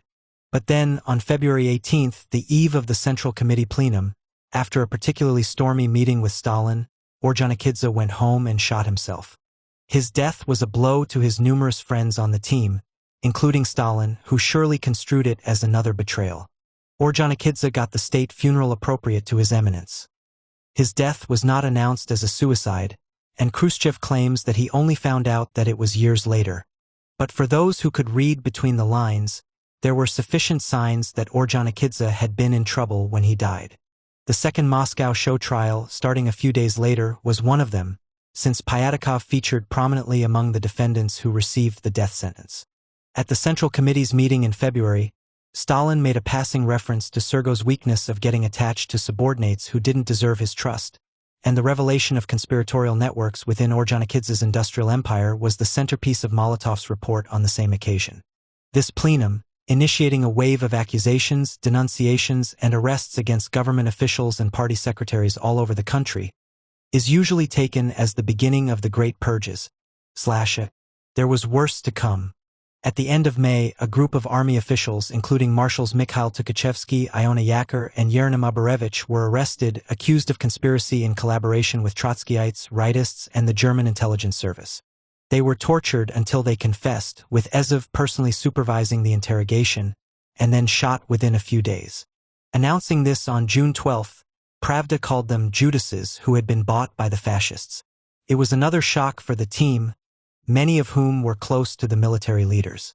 Kaganovich and Khrushchev were friends with Yaker, and both were personally threatened by his arrest. Mikoyan was a friend of Abarevich, and later said he spoke out in the Politburo in June 1937 against his arrest. He was also a friend of Jan Gamarnik, another of the military group, who escaped the fate of the others only by committing suicide, possibly after being tipped off by Mikoyan. Voroshilov had served with all the accused and was on good terms with most of them, though not Tukhachevsky, a professional rival. He had to admit that not only did I not notice these base traitors, but even when they started to unmask some of them, I didn't want to believe it. To add to his unhappiness, he had been used in the process of snaring them. It was in response to Voroshilov's summons that his friend Yaker had come into Moscow from Kiev and been arrested by the NKVD on the train. German espionage had leaked false information to the Soviets that Tukhachevsky was planning a coup d'état. But this did not figure either in his trial or in the pre-trial meeting at the beginning of June 1937, when Stalin, in an uncharacteristically wild, rambling speech, made unsubstantiated accusations against Tukhachevsky, Yaker, and the rest, in the words of one historian, simply expressing his desire to get rid of them. The message, which must have sent chills into the hearts of all who heard it, was that it wasn't just former oppositionists who were the danger. Anyone might turn out to be an enemy. Particularly distressing for the team was that one of their own members had been caught in the web. Rudzatak, arrested on May 24, who Stalin said was refusing to admit his guilt but had been shown to have given information to a beautiful German spy, who had also allegedly seduced Denukids, in Berlin. In addition, another team member, Andreev, got a worrying passing mention as an active Trotskyist in 1921. Even though in a context of Stalin's statement that not all former Trotskyists were enemies. Molotov conceded much later that Tukhachevsky and the rest were not actually spies. But they were linked with intelligence people and, most important, in the decisive moment you wouldn't have been able to rely on them. This may also have been his view at the time, given his closeness to Stalin and the center of things. Khrushchev, less privileged with regard to information, says he believed the accusations, despite his friendship with Yaker. In fact, he went out of his way in his memoirs to deny that at the time he felt sympathy with Yaker and the others. On the contrary, he wrote, "I was angry and indignant with them because we were convinced then that Stalin could not be mistaken."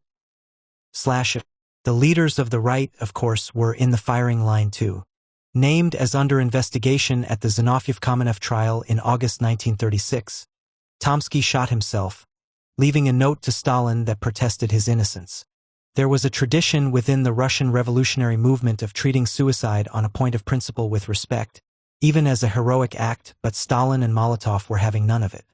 Tomsky's suicide was denounced as cowardly and anti-Soviet, and Molotov even suggested that it was part of a plot arranged by Tomsky with others to cast discredit on the regime by killing himself. Still, Bukharin would have had a more dignified end had he followed Tomsky's example, but he allowed Stalin to string him along for years, all the while writing abject letters to Koba, still using the familiar form and protesting his devotion. He even sent Stalin a poem he had written in his honor, with an eagle's gaze, cold and calm, / the captain looks out from above, and commented on the death of Zinoviev and Kamenev that, "It is excellent that they shot the scoundrels." The air immediately became cleaner. Sent abroad early in 1936 to negotiate the purchase of the Marx Engels archive in France with Menshevik broker Boris Nikolevsky, and encouraged against all precedent to take his young, pregnant new wife, Anna Larina, with him, he turned down the implicit invitation to defect but, with his usual lack of common sense, gave Nikolevsky a comprehensive and highly critical rundown on Soviet high politics, told another Menshevik émigré that Stalin was not a man a devil, and topped it off by informing the French leftist writer André Malraux that Stalin is going to kill me. These comments presumably did not long remain unknown to Stalin. With a tempting target like Bukharin, Stalin's sadistic instincts were given full play, and the team joined in, a gang of schoolyard bullies. Tears, screams, hysterical collapses, and bouts of total depression on Bukharin's part punctuated the public bullying. At one point, Bukharin shut himself up in a small room in his Kremlin apartment, formerly Stalin's. "Nadia died here. So will I," declaring a hunger strike and refusing to come to the February March Party plenum to respond to charges against him, only to change his mind and give Stalin and Molotov the chance to entertain delegates with cross-talk like a pair of comedians. Stalin: "How many days has fasted?" Molotov: "He said that on the first day he fasted 40 days and 40 nights, the second day 40 days and 40 nights, and then every day thereafter 40 days and 40 nights. Stalin: "Why did he begin his hunger strike at midnight?"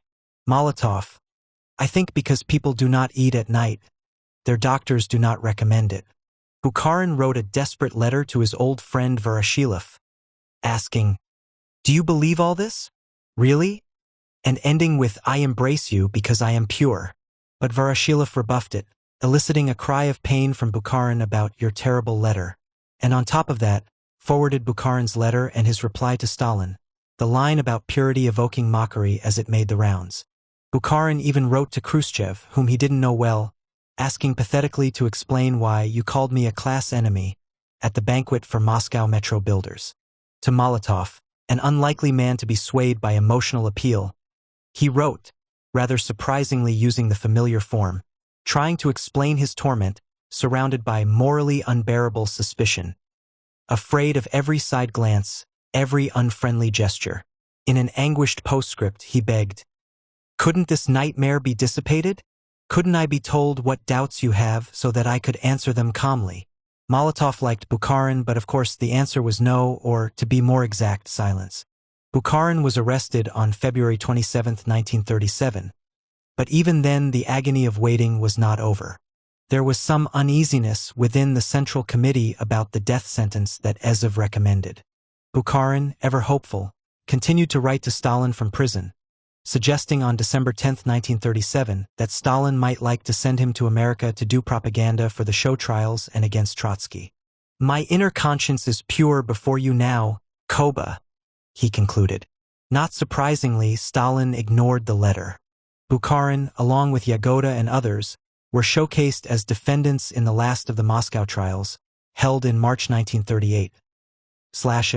Why Bukharin or any of the other defendants in the show trials confessed has been the subject of much speculation. Torture is clearly one answer, along with threats to family. There were more confessions from those, like Bukharin and Kamenev, who had young or teenage children. But it was also a way of buying a day in court with the world's media reporting every word. Yagoda used his final statement to point out the absurdity of the charge of spying against him. "If I had been a spy, Dozens of countries could have closed down their intelligence services. Bukharin tried a similar tack, setting himself up as a counter-centrist, so to speak, to Sheinin. His plan was evidently to exaggerate to the point of absurdity, lacing his voice and text with sarcasm, confessing monstrous conspiracies to membership, but then undermining the confession by noting that the conspiratorial group he had belonged to was actually non-existent. According to Molotov, wild and implausible exaggeration, usually attributed to the NKVD, was a standard ploy of former oppositionist defendants in the show trials. But if so, it doesn't seem to have worked very well, as the public seems to have swallowed it all anyhow, though in the case of the foreign public, not without a certain puzzlement. As for Bukharin's self-undermining, Stalin foiled this neatly, at least as far as the published record was concerned, by simply deleting the key qualifications. "I was with Trotsky in a non-existent block," becoming "I was with Trotsky in a block," thus leaving a relatively straightforward confession. The audience present in the hall seems to have missed Bukharin's subversive point, at least the foreigners with imperfect Russian, taking it to be a real confession but wondering why he made it. The answer, for many, was in the almost mystical revolutionary faith expressed toward the end of Bukharin's final speech, subsequently immortalized in Arthur Koestler's paraphrase in Darkness at Noon. In the original version, Bukharin said, "While in prison I made a revaluation of my entire past.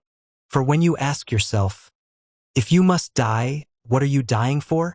An absolute black vacuity suddenly rises before you with startling vividness. There was nothing to die for, if one wanted to die unrepented. Shoot the mad dogs," was the cry of Andrei Vyshinsky, the state prosecutor at the show trials. Almost all the defendants were shot, and many of their colleagues, friends, and relatives were swept up into Gulag as enemies of the people. As Molotov explained to Chuvier's later, obviously the families had to be isolated. Otherwise, feeling aggrieved, they would just make trouble. The wives of senior communist victims, including the show trial defendants, were usually arrested and sent to a special camp for wives of enemies of the people in Kazakhstan, whose current monument outside Astana lists many illustrious names, including that of Bukharin's youngest widow, Anna Larina. Ex-wives might also be snatched up, or they might just occasionally be lucky. Bukharin's loyal first wife was arrested, but his second wife, Isfur, remained free, as did his teenage daughter with Isfur, Svetlana, an old playmate of Svetlana Stalina. Grown-up sons were often shot, while daughters and teenage sons usually just got gulag or exile. Young children like Anna Larina's toddler Yuri ended up in orphanages under another name if no family member or devoted servant stepped forward to take them. For the time being, the alleged kingpin in all this, Lev Trotsky, survived in his Mexican exile, reading the charges against him and feverishly pointing out the inconsistencies and inaccuracies in the scenarios in the hope of discrediting the show trials and clearing his name with an international audience. Soviet agents covered his every movement and that of his son, Lev Sedov, tapped their telephones, read their correspondence, and regularly sent the transcripts to Stalin. Hounded by Soviet security wherever he went, Trotsky was finally assassinated by a Soviet agent in 1940. His wife Natalia and young grandson Seva, who were with him in Mexico, survived, but otherwise it was an almost complete swath of everyone connected with him, inside and outside the Soviet Union, including his first wife Alexandra and their non-political engineer son, Sergei. If Stalin was the man pushing the buttons in the Great Purges, the whole team, which supported his efforts and sometimes added their own initiatives, must be considered perpetrators. Any Politburo member who was available signed off along with Stalin on lists of unmasked enemies for whom the NKVD recommended the death sentence.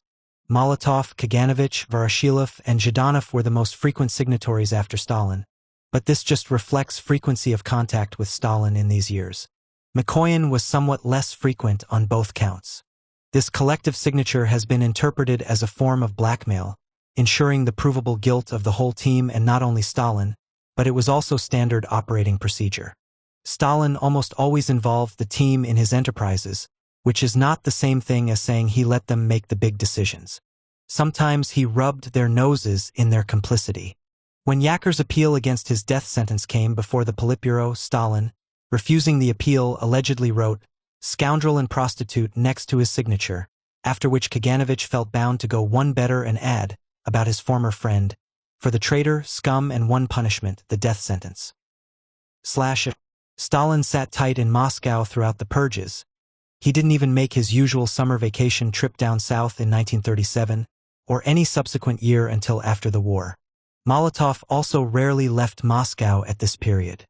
But most of the rest of the team were back on the road, traveling to the provinces to preside over party meetings, the outcomes of which were generally the arrest of the local first secretary and those close to him. Rather unexpectedly, the reticent Andrei Andreev, generally not in the inner circle of the team, was a workhorse during this time, traveling to Voronezh, Chelyabinsk, Sverdlovsk, Kursk, Saratov, Kuibyshev, formerly Samara, Rostov, Krasnodar, Uzbekistan, Tajikistan, and the Volga German Republic in the course of the year. He was away so often that he wasn't often around to sign death warrants in the center. But wherever he went, Khrushchev later said, people perished. Andreev's deadpan reports to Stalin have been preserved. When he had finished purging, he sometimes had a look at how local industries were doing, or, shades of the early 1930s, checked on the agricultural sowing campaign. There was a lot of train travel involved in the special coaches the team and military leaders used, and on such trips Andreev, a music lover, liked to listen to Beethoven. Kaganovich went to Chelyabinsk, Yaroslavl, Ivanova, the Donbass, and Smolensk to purge the local party committees. Always a bully, he did the job with more panache and fearsome dramatic effects than Andreev, shouting and hectoring. According to an NKVD eyewitness, he rolled into Ivanova on August 7, 1937 with an armed guard of 35 men on the train, immediately struck terror into the hearts of the local party bosses by refusing for security reasons to go to the dacha they had prepared for him, organized denunciations of these same bosses by their colleagues, personally supervised the arrests, and pushed the interrogators to get quick confessions, all the while checking in several times a day with Stalin in Moscow. Zhdanov did his duty in Kazan, Orenburg, and Ufa. His approach was less bullying and more high-minded than Kaganovich's. A moral oppression has been lifted with the purging of the old corrupt leaders, he told one local party meeting, but he got the job done. Malenkov went to Belorussia, Armenia, Yaroslavl, Tula, Saratov, Omsk, Tambov, and Kazan. 20 years later, when he fell into final political disgrace under Khrushchev, colleagues reproached him for the deaths of the party secretaries arrested in the provincial cities he had just left.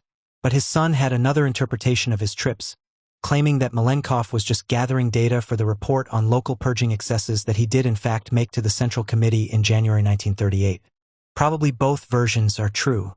Mikoyan seems to have been sent out only once, to Armenia in September 1937, accompanied by Beria and Malenkov, and did a poor job from Stalin's point of view.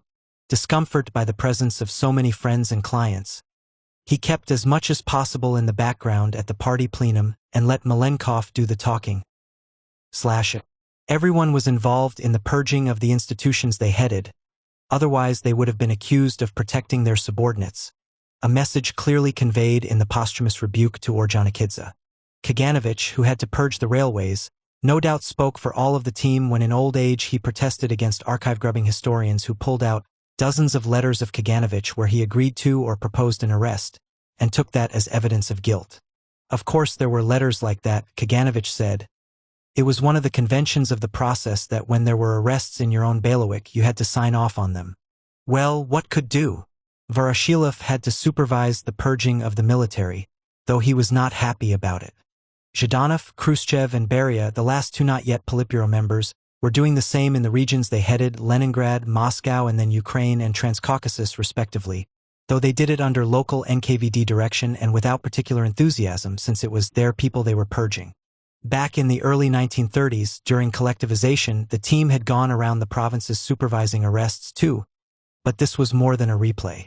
The people being arrested now were not anonymous peasants and low-level local officials. They were high-ranking officials, people the team knew personally in many cases, including trusted subordinates for whom, in normal times, they would have acted as patrons. This was true not just out in the provinces and republics but in Moscow, where NKVD purging of the entire government and party apparatus was going on at full swing. The casualty rate in the second tier of the political hierarchy just below the team was extraordinary. In a much-quoted figure, 2/3 of the Central Committee elected in 1934, consisting largely of top officials from government, party, military, and regional committees, perished in the Great Purges, and if we look at Stalin's office appointment book for the mid-1930s, apart from the team and some foreign visitors, it's virtually, of the 25 ministers in the government Molotov headed, 20 were purge victims. the only survivors being team members Molotov, Mikoyan, Voroshilov, and Kaganovich, plus the Minister for Foreign Affairs Maxim Litvinov. Molotov, both at the time and subsequently, gave the impression of being stoically committed to the purges, but without the element of exhilaration one senses in Stalin. 1937 was necessary, he said flatly to Felix Chuve in the 1980s. True, the Stalin team had won the battles of the 1920s and early 1930s, but it had left them with many enemies of various shades, who, in the face of the threatening danger of fascist aggression, might unite. Dismissing Chuve's concerns about individual victims, he said these were Philistine objections, repeating stubbornly, "It was necessary." In Chuve's acute summary, Molotov regarded repression not as an arbitrary action of the leadership, but as a continuation of the revolution in a complicated international situation. Kaganovich, who regarded Stalin almost worshipfully, seeing himself as the pupil of a man who had formed him as a politician, never admitted any real regret for the Great Purges. Khrushchev, who later revealed many of the horrors of the purge years, said in his memoirs that at the time he was just a faithful executant, but a convinced one. "I saw everything through the eyes of the Central Committee, that is, through Stalin's eyes. I also spoke with his mouth. I would repeat what I heard from him." Andreev, according to his daughter, believed wreckers and fifth columnists were destroying our state and had to be destroyed, and his wife Dora was utterly convinced as well. On the other hand, Andreeva also says that her parents didn't discuss the arrests in front of their children, a precaution also followed by the Mikoyans and probably all the rest of the team, so the question of what husbands on the team said to their wives in private remains moot. It is reported of Chubar, one of the Politburo victims, that friends knew how deeply indignant was at the cause of illegal repression, how he refused to believe that his best friends might turn out to be spies and traitors. But it's not clear that this really differentiates him from team survivors like Mikoyan and Kalinin, except perhaps with respect to prudence. Part of the mechanism of the terror for the country as a whole was to extract confessions from those arrested under torture and publish them as proof of their guilt. A refinement of this technique, as far as the team was concerned, was to invite them to face-to-face meetings with their former colleagues now under arrest and participate in their questioning either in the Politburo or Lubyanka. Ordzhonikidze, along with the semi-disgraced Bukharin, himself in the most precarious of positions, had to confront a visibly battered Pyatakov in January 1937 and questioned him closely about whether the confession was coerced, but Pyatakov insisted it was not.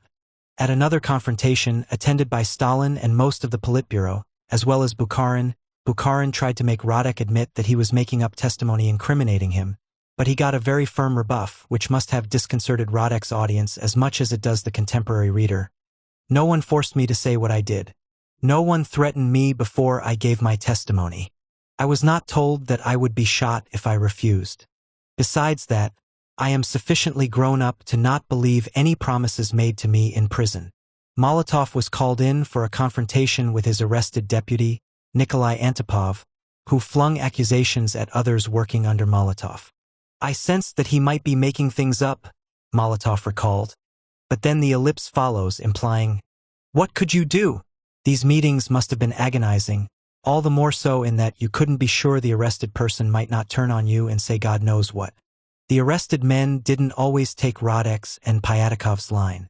Rudzatak refused to admit to guilt in a confrontation with Molotov, Mikoyan, and other team members, and told them he had been tortured. Insofar as he was Molotov's deputy, the arrest was a danger signal for Molotov, though the latter claimed they were not personally close. Molotov regarded him as expendable because he wasn't pulling his weight and was mainly interested in living the good life, spending time with artists and actors. He wasn't involved in the struggle as a revolutionary anymore. The Moscow rumor mill had the same opinion, spreading the story that he had been arrested at dinner with some actors. It was said that the ladies were still wearing the rags of their ball gowns in Lubyanka some weeks later. Rudzatak was still tough enough, however, to tell his colleagues of the torture. The news made no ascertainable impact on them, and, despite being tortured, refused to admit guilt. In retrospect, at least, Molotov did not think Rudzatak was literally guilty as charged. He had just gone a bit liberal, like the rightists. Indeed, Molotov said that in the face-to-face confrontation with team members, he more or less believed Rudzatak's protestations of innocence but kept quiet out of caution. presumably seeing that Stalin was not going to let Rudzatak off the hook. Rudzatak was the first of 5 Politburo members or candidates to be arrested. Like the others in this group, Robert Ike, Kozier, Chubar, and Pavel Postishev, he was a relatively marginal member of the team by the mid-1930s. All but Kozier were candidate, not full members of the Politburo. One of the common characteristics of the group was ill health. Rudzatak and Chubar had recently been sent abroad for expensive medical treatment, a common occurrence for the political elite in general, but unusual for Politburo members. It was this trip that had allegedly exposed Rudzatak to the wiles of the beautiful female spy. Robert Ike, though still a relatively young man, born in 1890, had had serious health problems too. A Latvian like Rudzatak, Ike can scarcely be considered a real team member because his Politburo tenure was so short, and he was far away from Moscow for most of it. The longtime party chief in Siberia, he was co-opted as a candidate member of the Politburo in 1935, but was a rare visitor to Stalin's office and almost never attended Politburo meetings until his move to Moscow on being appointed agriculture minister in October 1937. A move that was probably itself a sign his star was waning. He was arrested in April 1938 and, despite letters to Stalin from prison pleading his innocence, shot on 4 February 1940. The other 3 Politburo victims were all from the Ukrainian party organization. It was more or less a total wipeout of the Ukrainian leadership, with first and second party secretaries and the head of the Ukrainian government arrested in 1938, and the republic's president, the old Bolshevik Grigory Petrovsky, once a Bolshevik deputy at the Duma in 1912, dismissed and told by Stalin he was lucky to stay alive. Stanislav Kozier was the eldest of 4 revolutionary brothers, Polish-born Ukrainians. 3 of them were Bolsheviks, though one, Vladislav, had joined the left opposition in the 1920s and been punished by exile. Stanislav had apparently annoyed Stalin by trying to intercede for Vladislav's wife in 1936. The other brother, Kazimir, was even more discreditable because he had briefly joined the wrong party, the Polish Socialist Party, in 1916. Although he had subsequently come over to the Soviet side, the earlier transgression was enough to get him arrested in April 1938 as a Polish spy. This time Kozier didn't try to defend his brother. He wrote a cringing letter to Stalin repudiating him. He was never close to me. But Stalin ignored it. Stanislav himself had not been in Stalin's good books since the early 1930s, when he angered Stalin by not being tough enough on the famine. Still, according to one story, they were on good enough terms for him to drop in on Stalin in Moscow on his way to his usual vacation in the south and be given a warm send-off. Have a good rest, use up your whole vacation time, only to be arrested on the train. Kaganovich, an old friend, said that he protested Kozier's arrest, but Stalin wouldn't budge. According to Petrovsky's later account, Kozier was brought in for a confrontation with Stalin, Molotov, Kaganovich, Voroshilov, and Petrovsky. Demoralized, or perhaps tired of Stalin's games, he stuck to his confession. "What can I say? You know I'm a Polish spy." Even when Petrovsky said he didn't believe him, Chubar was called to Moscow to become one of Molotov's deputies in 1934. After his return to Moscow, he was a regular at Politburo meetings and visited Stalin's office a couple of times a month. Along with Molotov, he was one of those called in for a confrontation with the arrested Nikolai Antipov, another of Molotov's deputies, and, as it happened, a dacha neighbor of both Chubar and Molotov. At the confrontation, Antipov spewed forth accusations of treachery against Chubar, his former friend, who in return called him a provocateur and exclaimed indignantly, "What a snake I held to my bosom!" Not long after, Molotov was back for another face-to-face confrontation with a prisoner, this time Chubar. Asked late in life if he had believed in Chubar's guilt, Molotov temporized. Perhaps Antipov was making things up, but he wasn't sure that Chubar was telling the whole truth either. Anyway, Stalin couldn't rely on Chubar, presumably a reference to their conflicts during collectivization. None of US could. It was Stalin's modus operandi to move prominent people to a new job before arrest, presumably to put them among strangers in an unfamiliar context. Chubar's new job, a dramatic demotion, was as head of construction of a cellulose combine out in the Urals, from which he called Stalin in tears, claiming innocence of all the accusations swirling around him. Khrushchev, who happened to be in Stalin's office at the time and liked Chubar, was heartened to hear Stalin speaking warmly and compassionately to Chubar. He must be off the hook, he thought. Chubar was arrested the next day. Stalin's most remarkable cat and mouse game was played with Pavel Postyshev, a former favorite who had been his personal emissary in Ukraine a few years earlier. Initially, Postyshev's job was to crack heads in Ukraine as an outsider, but after a while he seems to have gone native to some extent, making connections in the local political and cultural elite and cultural life, locally remembered for introducing ice cream parlors and free open-air summer concerts to Kiev. Why Stalin had turned against Postyshev is unclear. It may be that his animus was partially directed against Postyshev's wife, Tatyana. She belonged to a category of friends of Nadia, including the wives of Molotov and Andreev, who all fared badly in the late 1930s. Tatyana had made herself a powerful figure in the Ukrainian cultural scene, using her own name, Postolovskaya, and, as happened with all powerful and visible figures, especially women married to even more powerful men, she was vulnerable to denunciation. One such denunciation came to Stalin's attention via Kaganovich, and he praised it publicly as an example of the salutary impact of ordinary people helping to keep high officials on the straight and narrow. Postyshev himself was criticized for insufficient vigilance against enemies in Ukraine and sent off to a new job in Kuibyshev, where he went overboard in the other direction, sanctioning the arrest of everyone in sight. But nothing helped. Early in January, Malenkov went out to Kuibyshev on an inspection tour and found that Postyshev had overdone it by disbanding 30 entire district committees after the arrest of their heads as enemies of the people. In January 1938, not long after being assured by Stalin and Kaganovich that he was about to be brought back into favor and given a job in Moscow, he was unexpectedly pilloried by the entire team, jeering and mocking, in the schoolyard bullying technique earlier used on Bukharin. It was, of course, the prelude to arrest and, after a year in prison, execution. He was shot, along with Chubar and Kozier, on February 26, 1939. The January 1938 Central Committee meeting at which Postyshev was pilloried was an ambiguous affair, because it also featured a report from Malenkov, Ezov's successor as top personnel man in the Central Committee, presumably acting for Stalin, that seemed to presage a cessation of terror. Malenkov's report criticized excesses of purging at the local level, but as he took Postyshev as an example and joined in the heckling, it was a somewhat mixed message. Other team members picked up the criticism of excesses, Molotov warning against indiscriminate accusations of wrecking when anything went wrong, and Zhdanov criticizing groundless denunciations. Kalinin, in poor health though still formally head of state, was now a rare attendee of meetings, but he showed up to this one, perhaps to put in his 10 cents worth on the arrest question. It was important to have evidence of guilt related to specific actions, he said, not just assumption of guilt by association or looking into someone's eyes and seeing an enemy there. But if Malenkov's report was a braking signal, it seems to have been aborted, and in any case would accord oddly with the fact that the third Moscow show trial, featuring Bukharin and Yagoda, was due to open in March. There were many arrests still to come, including, shortly after the plenum, Postyshev's, followed by Kozier's and Chubar's. There were files on everyone, including members of the team. Everyone was under suspicion. They're gathering evidence against me too, Stalin told Khrushchev with a shrug, and indeed a file on him was found in Ezov's safe after his arrest.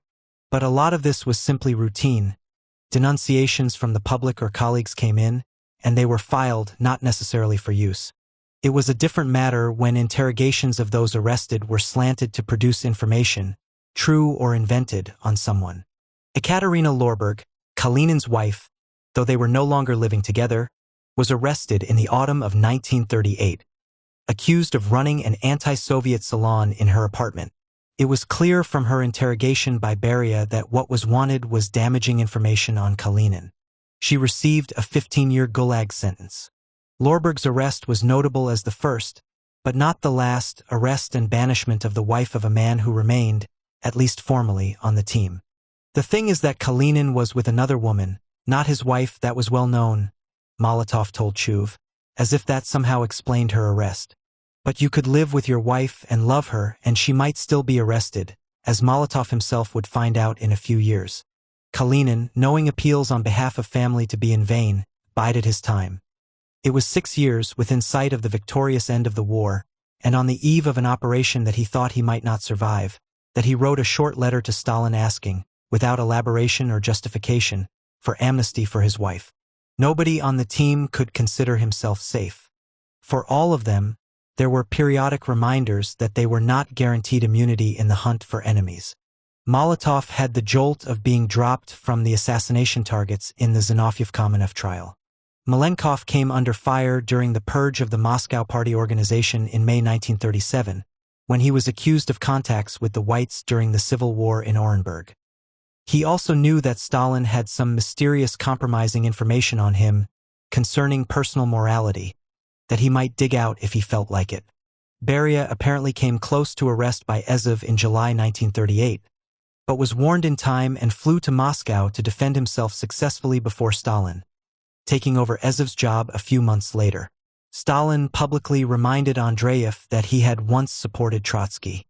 In casual conversation, Khrushchev said Stalin would refer in passing, but with an implicit threat to compromising material on him, including suggestions that he was really Polish, not Russian. Mikoyan made a similar report, in his case that he could be accused of having betrayed the other 26 Baku commissars who were shot, allegedly by the British back in the Civil War. The depth of their own involvement in the purges did not stop members of the team from losing people close to them. Every one of them lost work associates and friends, and many lost relatives. Whenever this happened, their own danger increased because of what the victims might say about them under torture and interrogation. The stoic and loyal Molotov is a prime example. After his German tutor was arrested, his daughter's German nanny followed. His closest friend, Alexander Arosev, was arrested in July 1937 and executed 6 months later. Of his 4 deputies, Rudzatak and Antipov were arrested by the middle of 1937, with Valery Meslok following in December and Chubar in mid-1938. This was really bringing things home to Molotov, as such alleged perfidy on the part of one's close associates usually led to one's own arrest, all the more if, as apparently in these cases, you had not initiated the arrests yourself in the course of purging your own institution. Molotov's assistants fared no better. The head of his office, A.M. Mogilny, was arrested in August 1937 and pressured to testify against him. But he didn't want to say anything and threw himself down the lift well in the NKVD. Molotov knew that compromising information and denunciations were piling up in his NKVD dossier, though he wasn't shown them. When his 1970s interviewer asked naively, "But Stalin didn't accept them?" Molotov came back sharply. "How do you mean, didn't accept them? My whole office." The fact that he remained at large didn't mean that he had been found innocent. It was a normal prerogative of power to be able to intervene to protect subordinates, associates, and clients who fell into the hands of the NKVD, but this was suspended during the Great Purges. According to Mikoyan, there was even a special decision of the Politburo forbidding members of the Politburo to interfere in the work of the NKVD. Molotov tried to get his tutor off the hook in 1935, though unsuccessfully, but when he tried again with the nanny the next year, it produced a warning from Azov not to interfere with the course of justice.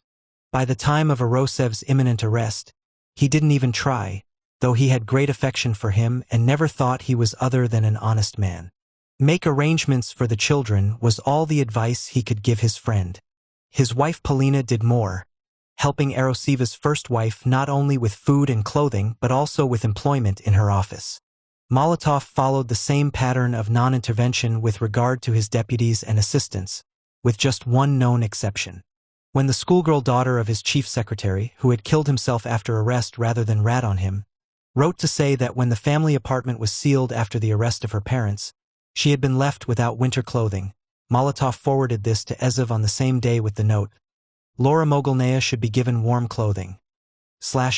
Kaganovich was often reproached for failing to intercede on behalf of his brother Mikhail, strictly speaking, not a great purges victim, as it was mid-1941 by the time suspicion fell on him and he killed himself to avoid arrest, or his friend Yakir. He was defensive about this in later life, but the reproaches led him to ponder the question of why intervention was so difficult. Stalin used confessions as a shield against team intercession, he said. You would raise the question of someone's innocence, and he would come back at you with a confession, which you could only contest in the unlikely event that you had definite proof it was wrong. Stalin used the confession argument on him when he tried to save Kozhier, his friend and former mentor, whose arrest had deeply upset him. Kaganovich protested Chubar's arrest as well. he claimed, saying to Stalin that Chubar is an honest man. And even if he had made some little slip, he didn't understand how he could not be trusted. "No," said Stalin. "Well, read this." And he gave me a writing pad.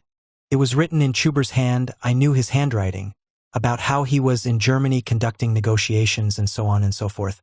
I read it and thought, oh my God, that's torn it. Of all the team, Mikoyan was the most active, even reckless, in trying to help the victims. Occasionally he had success getting someone out of prison. For example, when his Armenian school friend Napoleon Andreasian was arrested on the accusation of being a hidden Frenchman in disguise, therefore a spy. He told the story to Stalin as a joke, and Stalin laughed and told him to phone the NKVD and tell them, in his name, to free Napoleon.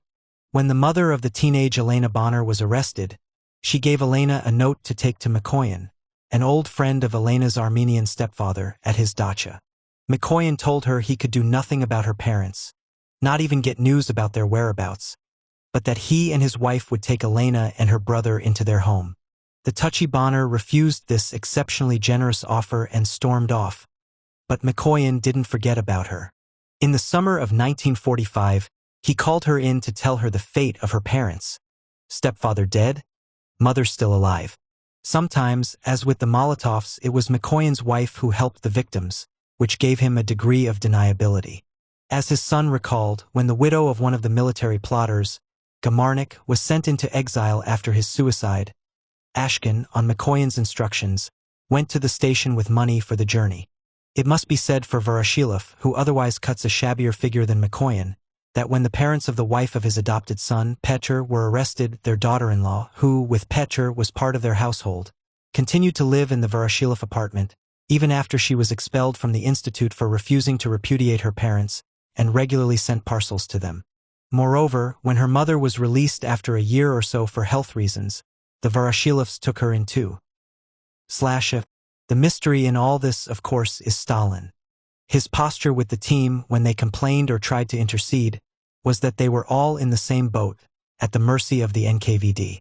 When Georgy Dimitrov, head of the Comintern, raised such cases with him, his answer was, "What can I do for them, Georgy? All my own relatives are in prison too." In a way, this was just verbal sleight of hand. Georgy, or even team members, couldn't get their relatives out of the hands of the NKVD, but Stalin, if he had wanted to, could have.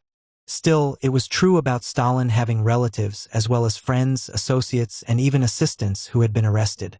The scope of the carnage in his immediate environment was as high, if not higher, than in that of other team members.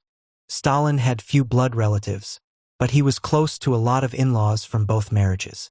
Purge victims on the Svanid side were Mariko and Alyosha, siblings of his first wife, along with Alyosha's wife, Maria, the diary keeper with a crush on Stalin, and their son, Johnny.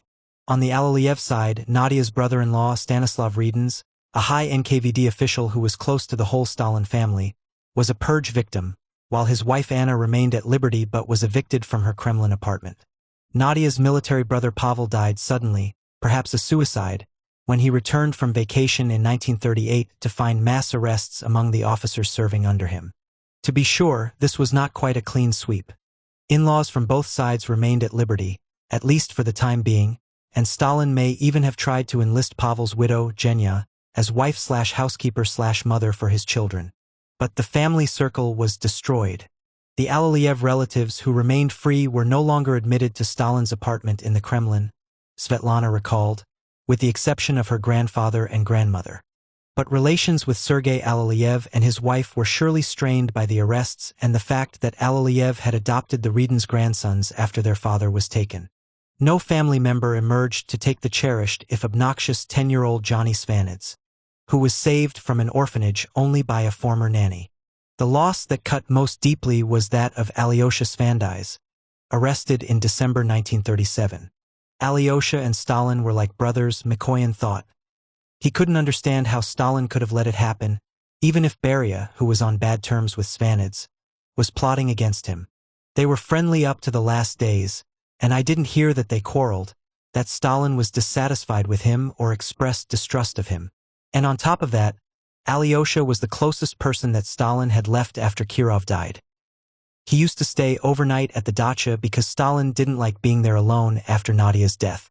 Later, when Svanets was gone, there was nobody left to stay the night at Stalin's, and he didn't ask anyone.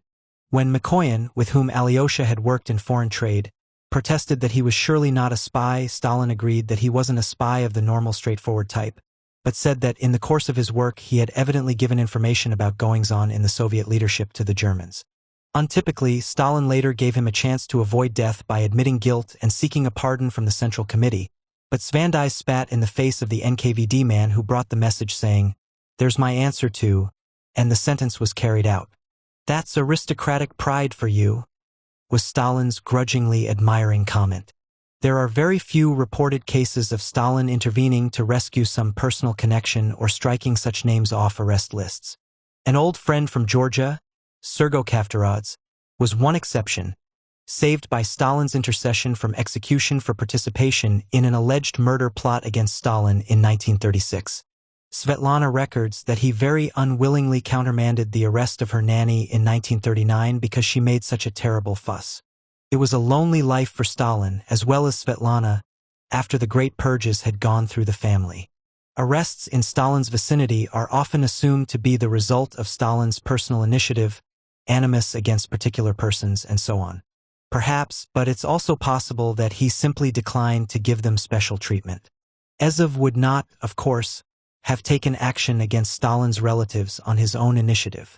But when compromising information stacked up in their files, which it undoubtedly would have, especially in the case of those who had served abroad like Redens and Alyosha Svanets, the prudent course would have been to send them up to Stalin and wait for a hands-off response.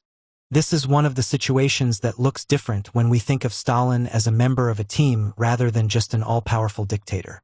To have been seen by the team to be saving his own people, while letting theirs perish, would have been a major sacrifice of moral authority. It made political sense to give a clear message that they were all in the same boat. There are stories of Stalin's cynicism about NKVD accusations, like his teasing remark to Kaftaradze, with whom he had dinner on the night of his release from prison in 1940. "To think you wanted to kill me." Another Georgian account has Stalin, meeting up with old Georgian friends after the war, mentioning great purge victims of their mutual acquaintance, with the calm detachment of a historian, showing neither sorrow nor rage, but speaking without rancor, with just a touch of light humor. The insouciant note, if he really struck it, was another thing the team couldn't quite match. From their standpoint, while the Great Purges may have been partly a heroic exploit, a huge gamble that had more or less come off, they were also a very painful memory. Unlike with the Civil War or even collectivization, they had no stomach for sitting around in later years swapping memories of what a tight place they had been in. But they had been in a tight place. A snowballing process like that could so easily have gone off the rails and destroyed its originators, as had happened to the Jacobins in the French Revolutionary Reign of Terror. The team had reason to give thanks, not only to fate for letting them survive, but to Stalin for having kept his nerve and managing to break the runaway train. True to Stalin's cautious dosage practices, Ezhov's removal was a multistage and comparatively long drawn-out process. Although, in fact, Ezhov showed no sign of resistance but only plunged into despair, ill health, and heavy drinking as his fortunes waned. In April 1938, he was appointed Minister for Water Transport, while retaining his position as head of the NKVD. In August, Ezhov's enemy and eventual successor, Lavrenti Beria, was brought up from Georgia to be his first deputy at NKVD, and by November the rumor mill was identifying him as the chosen successor. In November, after 2 tense meetings with Stalin and the team, the Politburo accepted Ezhov's resignation from his NKVD position on grounds of health and overwork. Beria was appointed to replace him, and quickly started purging Ezhov's people within the institution. Ezhov's wife Evgenia, hospitalized for depression, had killed herself 10 days earlier, probably with her husband's help in supplying the poison, with team widow Zina Orjonikidze acting as a go-between.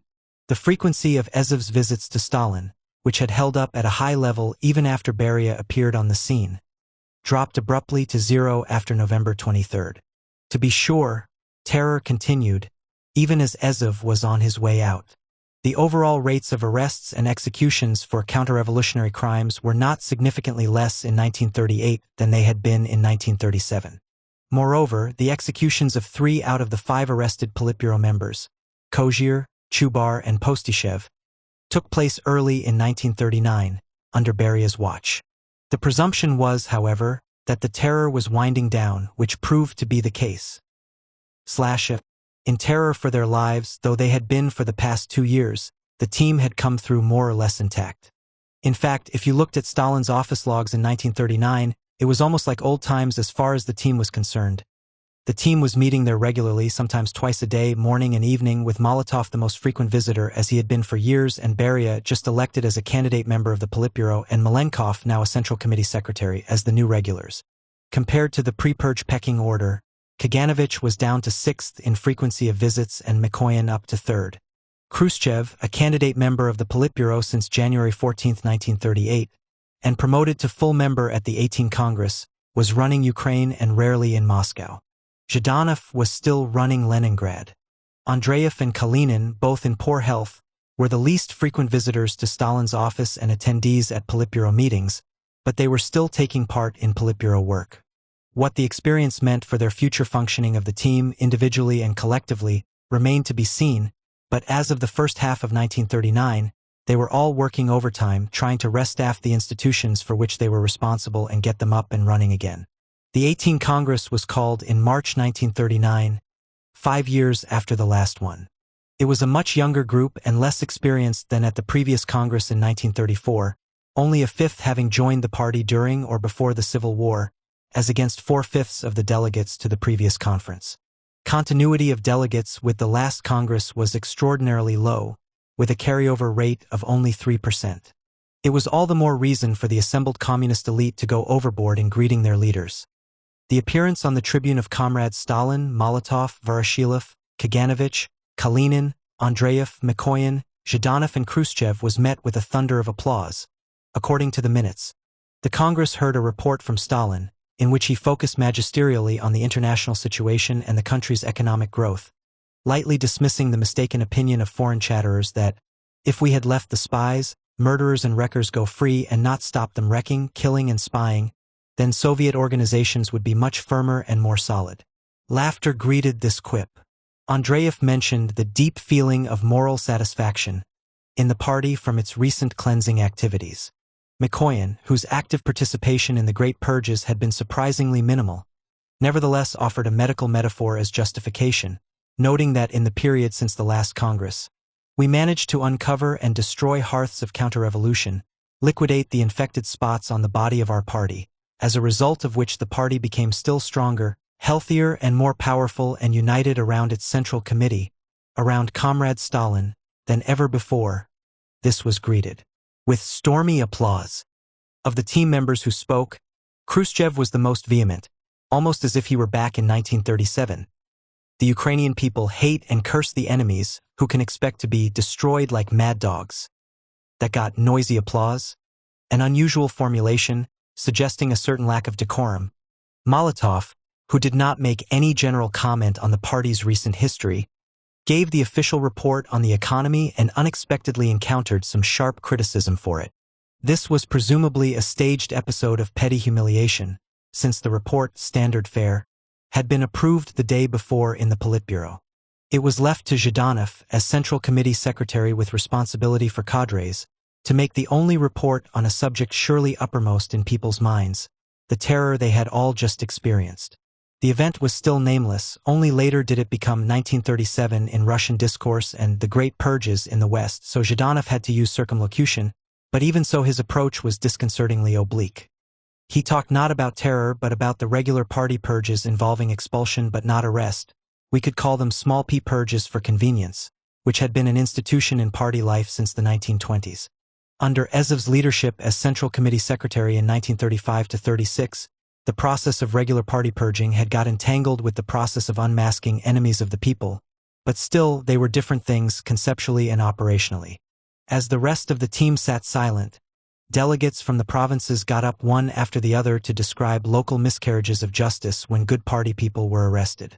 Often this was said to be the result of false denunciations, a neat shifting of responsibility from the party leadership to the people. The arrest of many people who were not in the party, social marginals, members of some non-Russian ethnic groups, and so on, was not mentioned, thanks to the formal boundaries of Zhdanov's report, and perhaps partly for this reason remained invisible to Western observers for decades.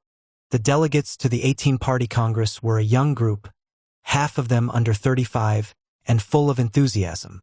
People clapped for Stalin until their hands were sore, according to one participant, Admiral Kuznetsov. He didn't see any sign that the appalling carnage of the past few years had damaged Stalin's standing in the eyes of the party. Strange as it may seem, he commented, the mass killing he had successfully led created still greater authority for him. 6. Into war. On May 3, 1939, Litvinov was called into the Kremlin and criticized for the failure of his collective security policies to achieve results. The discussion was heated, Molotov allegedly shouting at Litvinov, "You think we are all fools." Zhdanov and Beria were also highly critical of Litvinov's policies. The upshot was a late-night telegram to all ambassadors informing them of Litvinov's removal from the job and replacement by Molotov, who would hold it jointly with his position as head of the government. This signaled a very important shift in the Kremlin's international stance. Losing hope of the Anglo-French alliance against Germany that Litvinov had sought, Stalin and his team were ready to try the alternative. The telegram to the ambassadors explained Litvinov's dismissal as the result of a serious conflict with Molotov and the government, an unprecedented and gratuitous introduction of the personal, which appeared designed to minimize Stalin's involvement. There was certainly bad blood between Molotov and Litvinov. Litvinov thought Molotov a fool and did not hide his contempt. Molotov, for his part, chafed under Litvinov's blunt and often scorching wit, and was as resentful of Litvinov's fluency in French, German, and English as he was distrustful of Litvinov's easy manner with foreigners, according to the Belarusian-American journalist Maurice Hindus. Never having lived abroad, Molotov always suspected that there was something impure and sinful in Litvinov's broad-mindedness and in his appreciation of Western civilization. The handover of the foreign ministry was dramatic. NKVD troops surrounded the building, and Molotov immediately initiated a purge of ministry personnel, probably his first hands-on experience of this kind, as he had not been one of the roving emissaries of terror in 1937–38. Reportedly, Molotov was in a state of furious excitement, shouting, "Enough of Litvinov liberalism. I am going to tear out that kike's wasp's nest by the roots." This was so untypical of the usually imperturbable Molotov, who, unlike Kaganovich and some others on the team, was not given to swearing and shouting, that one might doubt the accuracy of the report if it were a totally unique occurrence. On at least one other occasion, however, Molotov turned on an apparently out-of-control shouting fit in the presence of the diplomatic corps. The date was spring of 1940 and the topic was Finnish intransigence, and had to be removed from the hall by his assistants. His interpreter thought he must have been drunk, and was surprised the next day to find Molotov looking not abashed or hungover but rather pleased with himself. He gathered from Molotov's questions about the diplomat's reaction that the whole thing had been staged, probably on prior agreement with Stalin, to convey the message of Soviet displeasure as dramatically as possible. Assuming that this was another scripted outburst with Stalin as co-author, anti-Semitism must have been part of the message, with Nazi Germany as the intended recipient. With Litvinov the Jew dismissed, and Molotov the Russian in charge, one obstacle to Soviet-German negotiations was gone. The foreign ministry had long been a haven for party intellectuals, former émigrés and oppositionists, many of them Jewish. Its purge appears to be the first occasion of overt anti-Semitism on the part of Stalin and Molotov. As Molotov told the story to an interviewer of Russian nationalist sympathies, in the 1970s, Stalin said to me, "Purge the ministry of Jews." Thank God for these words. Jews formed an absolute majority in the leadership and among the ambassadors. It wasn't good. Latvians and Jews, and each one drew a crowd of his people along with him. Moreover, they regarded my arrival in office with condescension and jeered at the measures I began to implement. It was as if Molotov, not personally anti-Semitic and with a Jewish wife, had been thrown back into the mindset of the early 1920s, where he resented being snubbed and patronized by self-confident cosmopolitans like Trotsky and Zinoviev. But Molotov's Jewish wife, Polina Zemchuzina, was one of his problems in the spring of 1939. With a major career of her own, currently as Minister of Fisheries, she had recently proposed a business trip to Sakhalin in the Far East to investigate the fishing industry. The local NKVD objected, presumably on security grounds, but Stalin roughly overruled them and she made the trip. Evidently this was another of Stalin's cat and mouse games, however, for while she was away, a number of her colleagues and protégés, both in the fishing ministry and the food ministry, where she had earlier worked, were arrested. Zemchuzina broke off her trip and hurried home, but had no success in getting her associates released. Under interrogation, some of them gave incriminating testimony against her, so she herself was in danger of arrest. In the event, however, she was simply dismissed from her position as Minister for Fisheries, albeit in a strangely protracted way, with the issue coming before the Politburo several times in the autumn of 1939. She was then appointed head of Russian haberdashery production, a substantial demotion. Even then, her troubles were not over but continued to bubble away in the background of Molotov's high-profile activity as foreign minister. When the Politburo voted a year or so later to drop her from the party central committee, Molotov annoyed Stalin by abstaining. Externally, the situation was ominous. There was tension with the Japanese over their occupation of Manchuria, where they established the puppet state of Manchukuo, and fighting broke out in 1939 on the Mongolian border at Khakin-Gol, the Great Tank Battle where future Marshal Georgy Zhukov made his name. Hitler's intention to move eastward could scarcely be doubted. Britain, France, and the Soviet Union were all deeply alarmed at the signs of the German intention to occupy Czechoslovakia in 1938, but ended up doing nothing. In the autumn of 1939, it was Poland's turn. Stalin's great hope was that he could maneuver it so that the Western powers ended up fighting Germany while the Soviet Union stood aside. The Western powers had a similar hope of an outcome with the Soviet Union and Germany at each other's throats. At the same time, the apparent disposition of the Soviet Union throughout Litvinov's tenure had been toward an alliance with the West, Britain and France, against the German threat, and this was reinforced by the Soviet-headed Comintern, which in 1935 switched to the policy of a popular front against fascism, meaning primarily Nazism in Germany. The Soviet Union had a considerable investment on the anti-German side, especially taking European public opinion into account. Nevertheless, when Britain put its negotiator on a slow boat to Leningrad in August 1939, Stalin and Molotov had had enough. Molotov was offended that the British had sent a Foreign Office official of the second class, William Strang, to negotiate, and Strang, like other Western diplomats who encountered him in his first months as foreign minister, was struck by Molotov's lack of diplomatic technique as well as social finesse. He had no sense of negotiation, the British ambassador later recalled, and would just stubbornly and woodenly repeat his own point of view and ask innumerable questions of his interlocutors.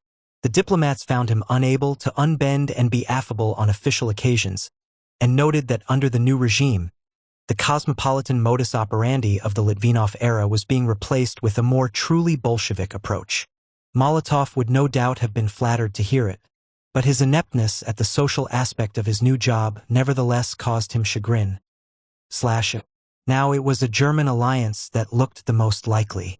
This was probably the outcome that Molotov preferred, since his hostility to England and France, as well as to their ally on the domestic scene Litvinov, was acute, but Stalin seems to have felt a more or less equal hostility toward both sides, and conversely an equal willingness to work with either, if it were to Soviet advantage.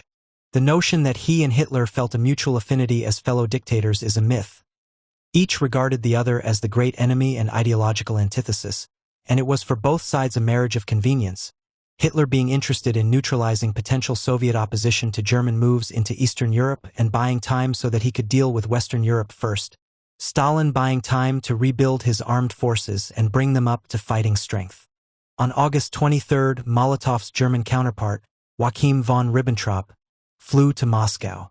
Discussions were held with Molotov and Stalin, neither of whom, to their disappointment, could really follow his German.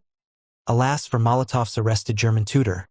And a non-aggression pact between the two powers was signed the same day. By its terms, Germany and the Soviet Union pledged not to attack each other or support a military attack by a third party against each other. The pact came as something of a shock to the team, given the strong Soviet commitment to a popular front against fascism since the mid-1930s, and most of them had no prior warning. But they understood Stalin's explanation, He seems to have talked to them individually as well as collectively, that it was essential to buy time before the almost inevitable war. McCoyan thought it unavoidable, necessary, and correct, in light of the English and French refusal of serious negotiations about an anti-Hitler coalition. Beria may have been privately unenthusiastic, as his son claims.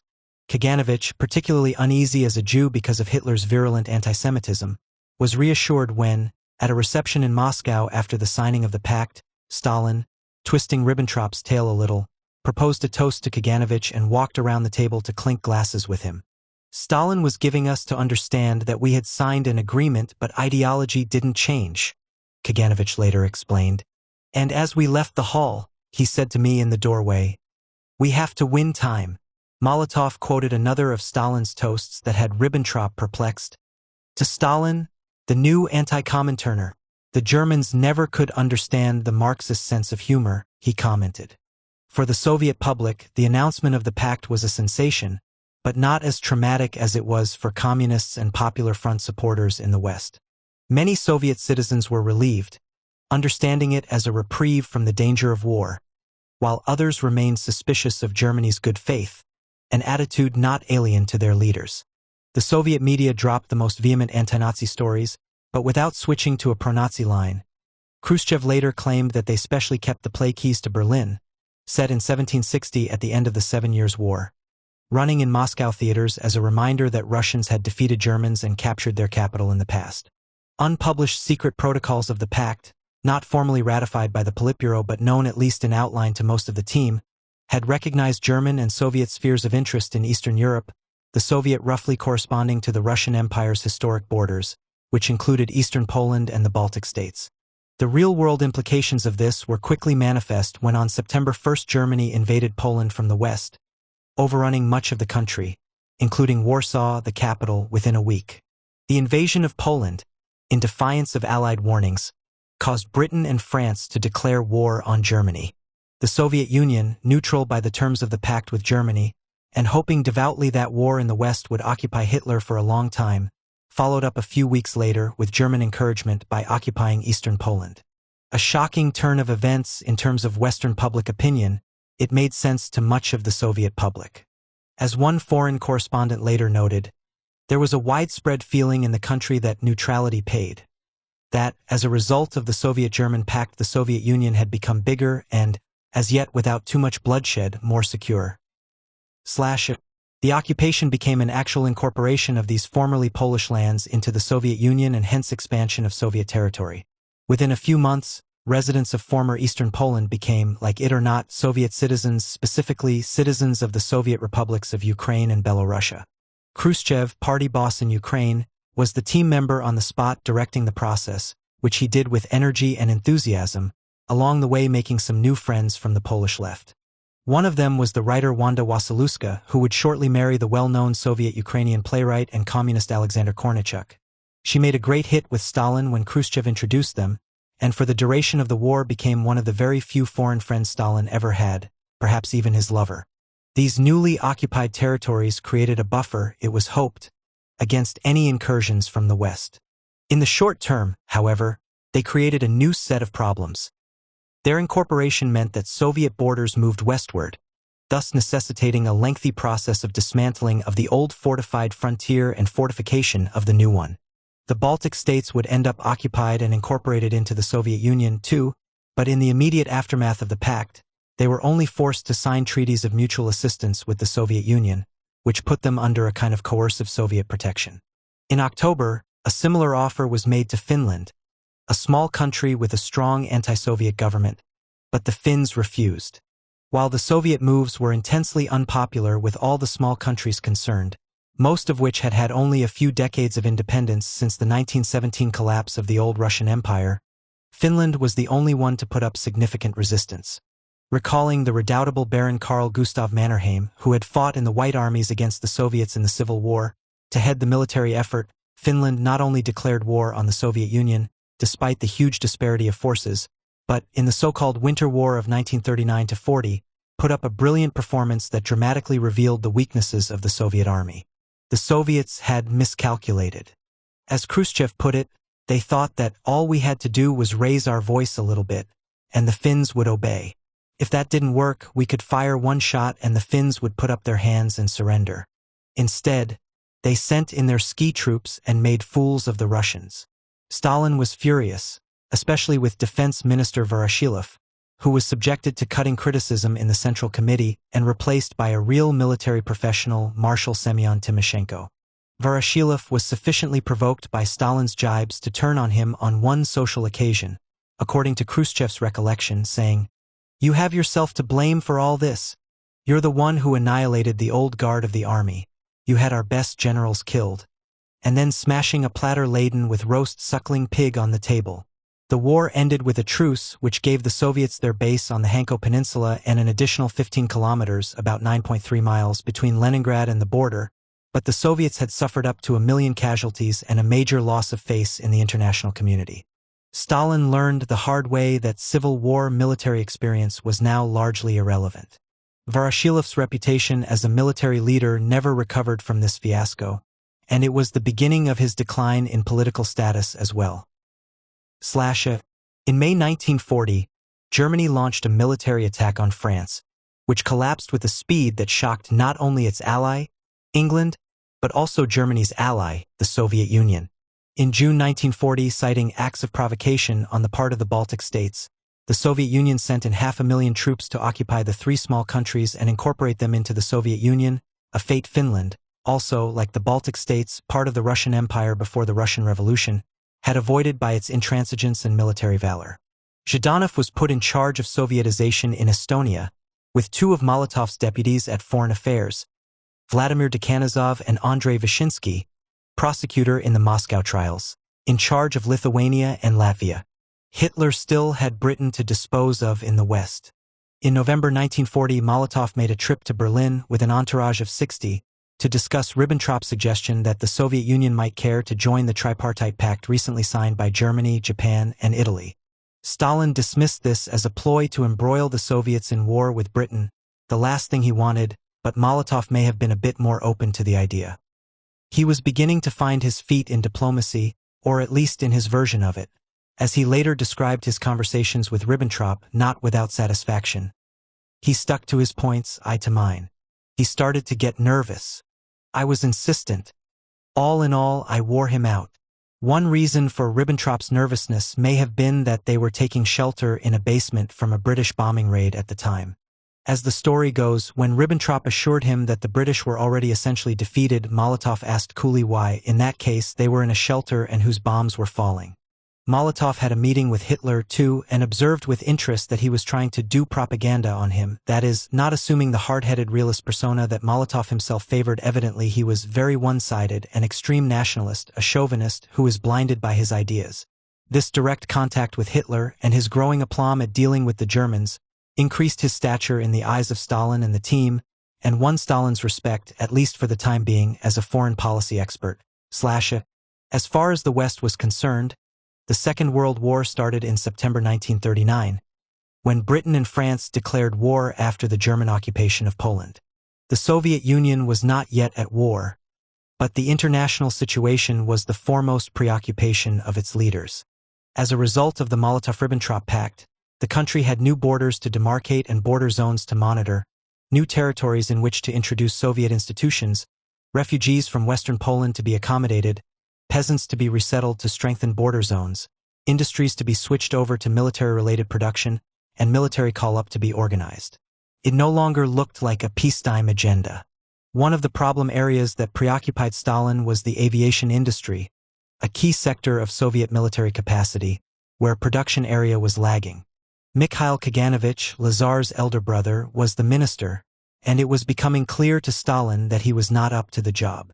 He mocked Mikhail for referring to a fighter plane's snout instead of its nose, saying scathingly, "What does he understand in aviation? How many years has he lived in Russia? And he hasn't learned to speak Russian properly." Beria, a friend of Mikhail's, though he couldn't stand Lazar, claimed to have defended Mikhail in the Politburo when the aviation industry's poor performance came under fire, but that didn't stop his security police from building a case against Mikhail as a wrecker and German spy. Mikhail killed himself in mid-1941 after a meeting at which these charges were raised. After Stalin's death in 1953, Mikhail Kaganovich was one of the first people Beria had posthumously rehabilitated, a month or so before he himself was arrested by his colleagues, including Lazar Kaganovich, and executed. Mikhail's fall was witnessed by a successor, aviation designer Alexander Yakovlev, one of the new post-purge cohorts filling up the empty places in the government, party, military, and diplomatic service. It was a rare occurrence. Generally, the old boss was purged in 1937 or 1938, before his ultimate successor was anywhere in sight, and rarer because Yakovlev left an account of it. He and his young colleagues, mainly in their 30s, shared Stalin's contempt for the 50-year-old Mikhail Kaganovich, seeing him as a coarse, ignorant, superannuated revolutionary with a Yiddish accent who shouldn't be in charge of a technical ministry. In the short interlude between the Great Purges and the war, members of the team were all busy selecting the best of the young, often taken directly from engineering school or graduate studies, to train up as department heads and deputy ministers. Their rise could be dizzying. Alexei Kosygin was a minister in the Soviet government 4 years out of graduate school in engineering at age 35, and then a member of the State Defense Committee during the war. Andrei Gromyko was 30 and only 3 years out of graduate school in economics when he became head of the American desk in the Foreign Ministry. Within a year or so, after he had brushed up his English a bit, he was sent off to Washington as second-in-command at the Soviet embassy, becoming ambassador at 34. The emergence of the new cohort was a source of pride, particularly to Stalin and Molotov, and Stalin, who always seemed to have time for his protégés like Yakovlev, won their awed love and respect. He was at his best with these young men, wise, benevolent, ready with a joke and an informal remark to put them at ease, and impressively well informed about their field of activity. According to Stalin's scenario, the Soviet Union would have had several years at least to get itself back into full operational and fighting trim, but Hitler decided otherwise. Operation Barbarossa was prepared, and on June 22, 1941, breaking the pact, Germany launched a massive attack along the Soviet Union's western border. To say that Stalin, Molotov, and the team were caught unawares by this attack is a bit misleading, since the whole thrust of Soviet policy for the past 2 years had been preparation for a war from the West. But it's absolutely true that Stalin miscalculated, refusing to believe intelligence reports of the imminent attack, and desperate to avoid giving the provocation he thought the Germans were looking for as justification. Stalin and Molotov were convinced that Hitler would not risk attacking the Soviet Union before Britain had been dealt with. There is no record of dissent within the team, though in retrospect Mikoyan implied a less sanguine view of Germany's intentions on his own part. Beria, in a memo written early in June, seemed eager to stress that it was Stalin who had wisely determined there would be no attack that year, however frantic the many warnings Beria was receiving and passing on. Molotov and Kaganovich were in full agreement with Stalin on that, according to General Zhukov, but Zhdanov expressed doubts. He always spoke very harshly of the Germans and stated that Hitler couldn't be trusted in anything. It was the unlucky Zhdanov who was caught out in Sochi at the start of his summer vacation with his family and had to turn around and come straight back. When Operation Barbarossa started on June 22, Stalin's insistence on not responding to provocation completely hamstrung the Soviet response and led to the greater part of the Air Force being destroyed on the ground and a chaotic retreat of ground forces and population in the first weeks. New borders were not yet fully fortified, although the fortifications on the old border had been largely abandoned or dismantled. Stalin was tremendously angry at the attack, blaming everyone, even himself. "Lenin left us a great inheritance and we fucked it up." He disappeared to his dacha after the first disastrous week, 29 to 30 June, said to be so prostrated that he is in a state of indifference, has lost initiative, doesn't answer the telephone. It seems plausible that, having made a major and highly visible miscalculation, he felt it appropriate to follow Ivan the Terrible's example and go into seclusion, waiting for his nobles to invite him back and thus confirm their loyalty. This they did, but the process confirms the continuing importance of the team in Soviet governance. With Stalin absent and incommunicado, the team's core members Molotov, Malenkov, Voroshilov, Beria, Mikoyan, and Nikolai Voznesensky, the new candidate member of the Politburo in charge of economic planning, met in emergency session in the Kremlin. Beria proposed the formation of a new body to lead the war effort, the State Defense Committee (GKO), which Stalin would head. It was agreed that they should go as a group, uninvited, to the dacha to tell Stalin of this decision. Molotov, by common consent, was assumed to be the team leader in Stalin's absence, thus leader of the delegation. Mikoyan's accounts say that when they arrived at the dacha, Stalin behaved as if they might have come to arrest him, but this may be a later gloss. Stalin's demeanor, in any case, was evidently team-spirited and uncharacteristically humble. He agreed to the team's suggestion of the formation of the GKO with himself as its head. But it was Molotov who, on Stalin's insistence, made the first broadcast to the nation after the German attack. Stalin said he just couldn't do it. The text was a collective team product, and Molotov's performance, in Stalin's ungrateful judgment, was lackluster. His old stammer was back. But he managed to get across the ringing conclusion. Our cause is just. The enemy will be smashed. Victory will be ours. It was not until a week later that Stalin went on the air with a speech that riveted public attention by its opening salutation, which included the phrase, "Brothers and sisters," a Russian Orthodox form of address. The speech made it clear that this was to be a war in defense of the Russian fatherland. It came to be called the Great Fatherland War in Soviet parlance, with Hitler playing the role of Napoleon a century and a half earlier as the invader from the West. But Stalin, like Molotov, sounded ill at ease and could be heard to be taking gulps of water as he spoke. Despite the June debacle, there was no subsequent diminution of Stalin's role. Rather the contrary. He had taken over from Molotov as head of the government in May 1941, something of a demotion for Molotov, who formally became one of 15 deputy chairs, though he continued to handle much of the everyday workload as well as foreign affairs. In July, Stalin took the position of Minister of Defense, formerly Voroshilov's, who had been demoted after the Finnish War debacle. On August 8, in a risky move, Stalin put himself personally on the line by assuming the new position of Supreme Commander-in-Chief of the Armed Forces. The State Defense Committee took over from the Politburo for the duration as the top decision-making body, its members constituting the inner core of the team. Stalin chaired, with Molotov as his deputy, along with Malenkov, Beria, Kaganovich, Mikoyan, Voroshilov, and the newcomer Voznesensky. Malenkov and Voznesensky had both been raised to candidate membership of the Politburo in February 1941. From December 1943, the GKO had an operational bureau consisting of Molotov, Malenkov, Beria, and Mikoyan. The initial stages of the war were disastrous, with huge retreats, loss of territory and industrial infrastructure, hasty and disorganized evacuation of millions of people from the western territories of the country, and German encirclement and capture of literally millions of Soviet troops, including whole armies. German troops were approaching Leningrad by the end of June and had the city blockaded by September. The Soviet retreat went on for 1.5 years, with German troops advancing all the way to the Volga and the invaders occupying territory that before the war had held 85 million people, 45% of the total Soviet population, produced 63% of the country's coal and 58% of its steel.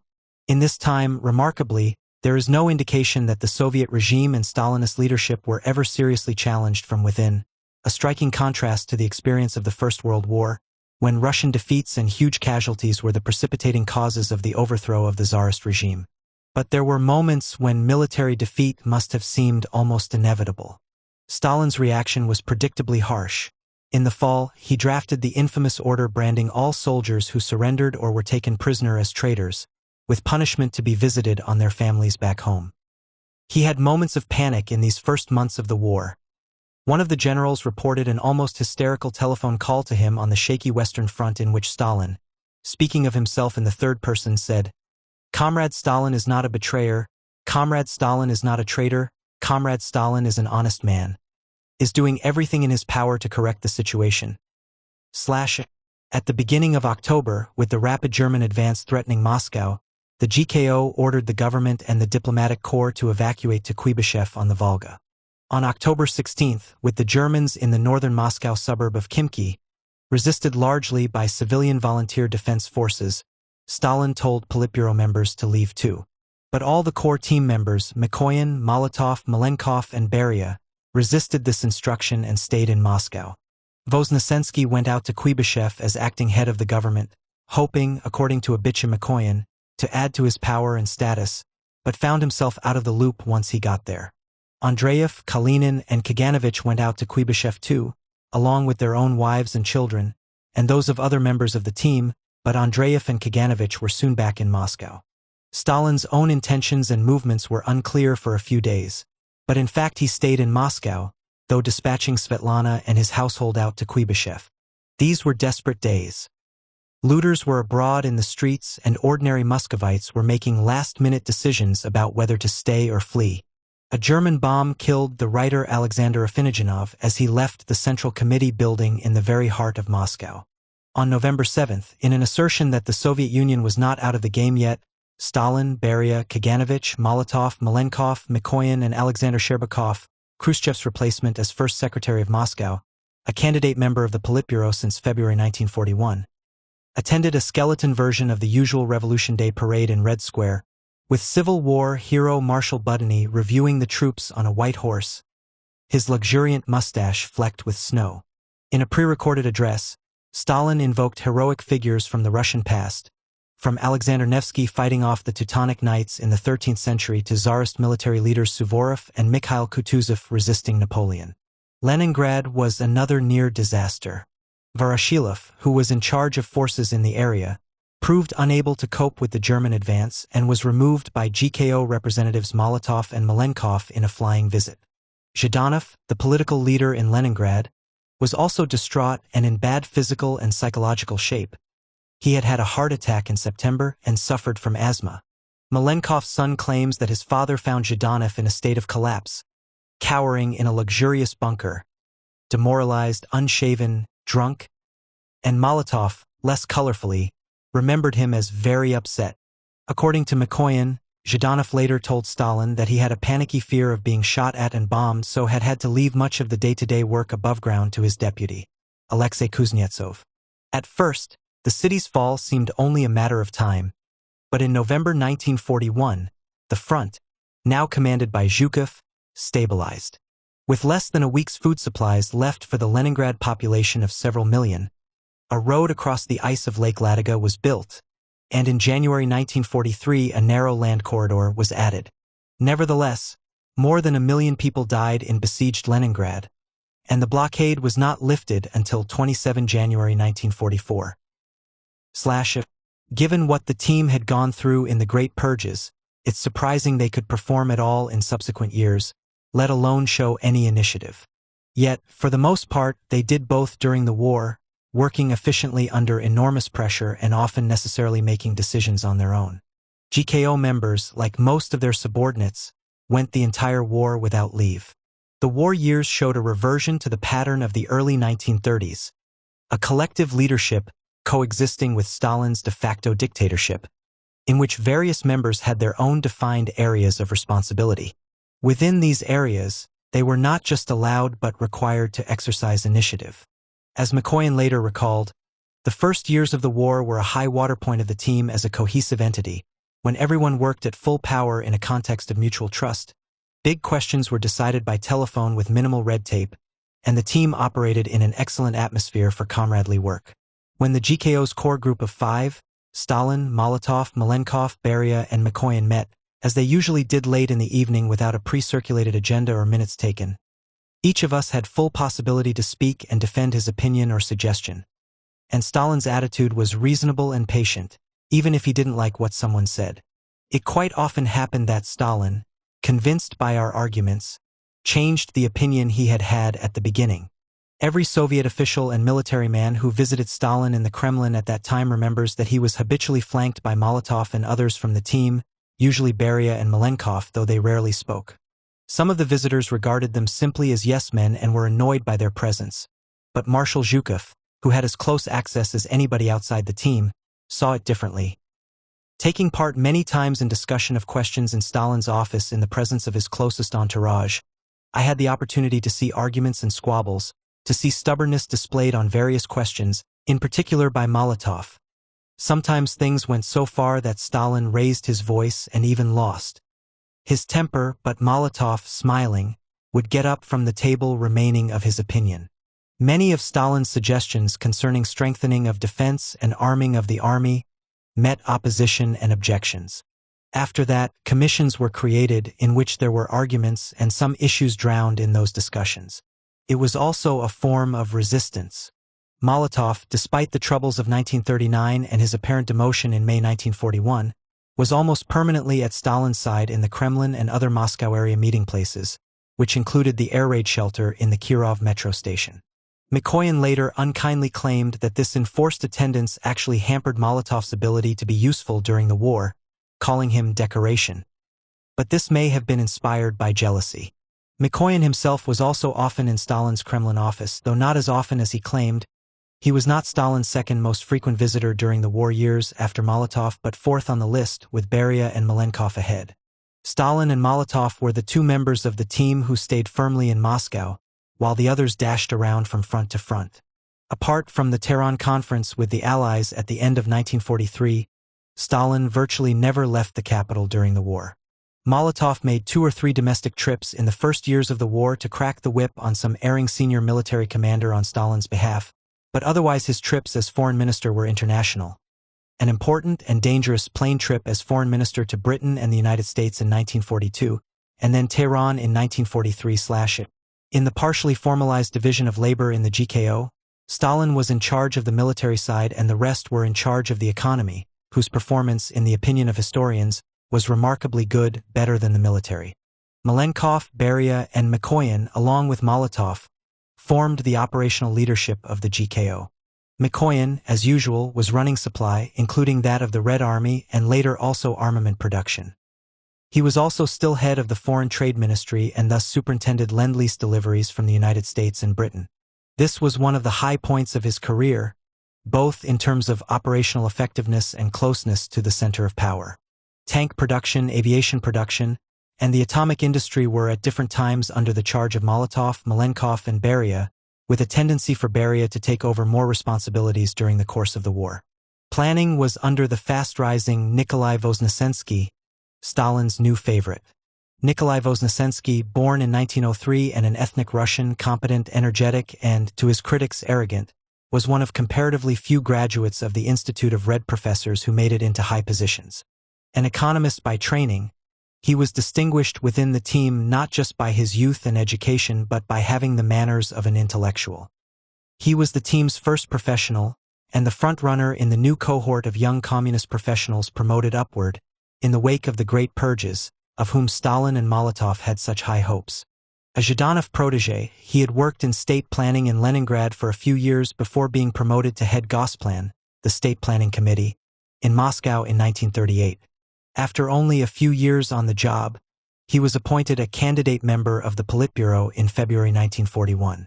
Stalin was captivated by Voznesensky, Mikoyan writes, and sometime in 1942 or 1943 announced that he would now be first deputy chair of the Council of Ministers for Economic Questions, which made him the nominal superior of both Mikoyan and Molotov. This went to his head, in Mikoyan's view, and he became arrogant and showed his ambition, which led Beria to intrigue against him, with some success. Beria, heading security services and working closely throughout the war with the military, was riding high during the war, though some put this down to intrigue. It is always hard to get a clear picture of Beria, since his disgrace in 1953 made him a convenient scapegoat, and reminiscences of his wartime performance by military and civilian leaders are almost uniformly hostile. Beria's wartime responsibilities were huge. In addition to internal security, foreign intelligence, Gulag deportations, and several 100,000 NKVD border troops, he supervised the evacuation of the defense industry, labor supply, and the movement of troops and equipment to the front. In the GKO, he oversaw defense production, particularly armaments and munitions. The expanding sphere of his responsibilities, often described as a sign of his habit of empire building and intrigue, also suggests an unusual degree of competence. Moreover, he didn't always want the new responsibilities.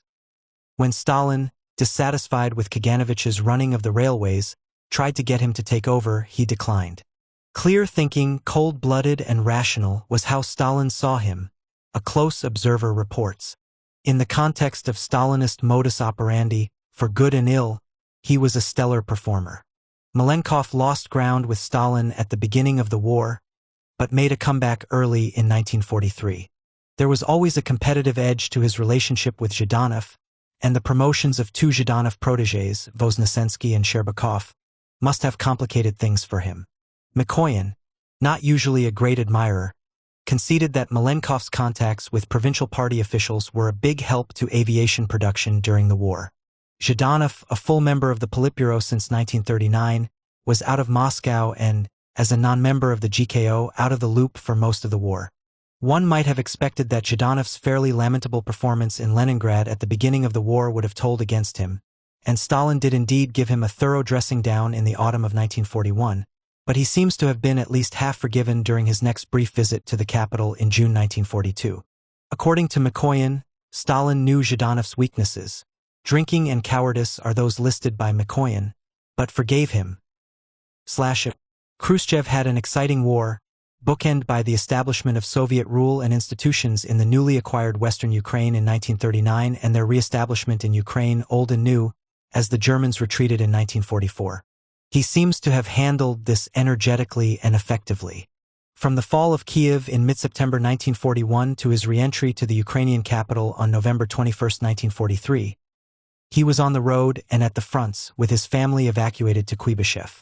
Like Zhdanov, he was a full Politburo member since 1939, but not a GKO member. He had a major clash with Stalin about the failure of the disastrous Kharkov counterassault in the spring of 1942, with almost 500,000 soldiers lost or captured, but was not demoted and subsequently recovered status. Yakov Chadiv, whose position as manager of the Council of Ministers gave him a close-up view of the leaders, said Stalin put up with Khrushchev's rather simplistic approach to problems because he was one of the few working-class members of the team, but this is an opinion expressed after Khrushchev's fall in 1964 and probably unduly negative. Stalin was not about to have a mere token worker running Ukraine. He obviously appreciated Khrushchev's abilities to get things done, take the initiative and adapt to new situations. Unlike some of the other civilians who toured the fronts, Khrushchev seems to have been a genuinely welcome presence. Evaluating his contribution in the late 1960s, after Khrushchev's fall from power, thus in a climate where negative assessments might be expected, Marshal Alexander Vasilevsky gave him a positive grade for his wartime performance.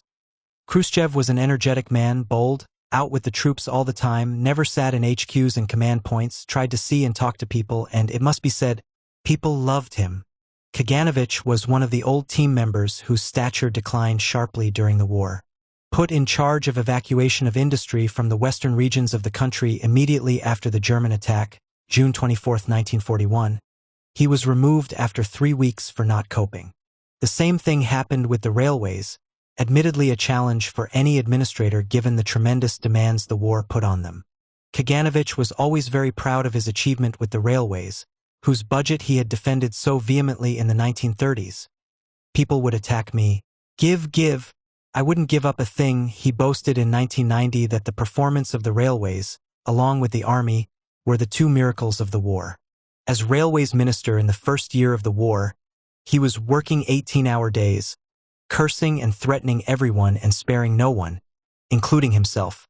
But by the spring of 1942, the major railway lines were jammed with trains carrying soldiers and freight in a situation of virtual paralysis, and Kaganovich was contributing nothing to the situation except hysterics, according to the highly critical account by the man who succeeded him. He was dismissed from the job in a GKO resolution of March 25, 1942 that noted that, despite his satisfactory work in peacetime, he could not cope with the work in wartime circumstances. Exactly what it was that had worked in peacetime but didn't work in the war is not clear. Some observers cite his old habit of shouting, swearing, and even hitting subordinates, while others refer to his disinclination to listen to specialist advice, and yet others to a bureaucratic style that didn't fit new circumstances. Although he was back in charge of railways again in 1943-44, his political standing never really recovered. He was out of the political game by the end of 1942, according to one historian. After the first 2 years of the war, he was a rare presence in Stalin's office. Voroshilov was also out of the political game by the end of 1942, though he was still a name to conjure with in popular understanding. His stature expanded by major celebrations of his 60th birthday in February 1941. The Great Purges, in the opinion of Admiral Kuznetsov, had left him demoralized and unable to handle things. His leadership of the Defense Ministry in the Finnish War, and his failure as the leader of the Northwestern Front to prevent the Leningrad blockade, were criticized in a Politburo resolution of April 1, 1942, which sent him to military work in the rear. After that, although remaining a member of the Politburo and, for several years, the GKO, his colleagues just wanted him out of the way. In the judgment of one historian, he lost the moral right even to express an opinion at their meetings. True, he still had free access to Stalin, and they continued to use the familiar form of address with each other, Molotov and probably Mikoyan being the only other team members who still did so.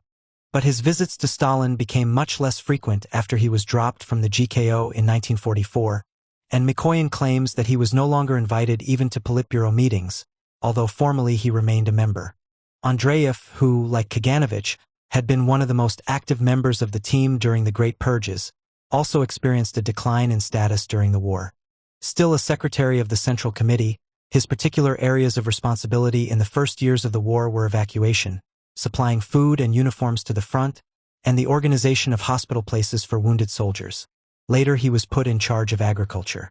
As in the 1930s, he made many trips to the provinces, now for the purpose of organizing procurement and dispatching food to the front.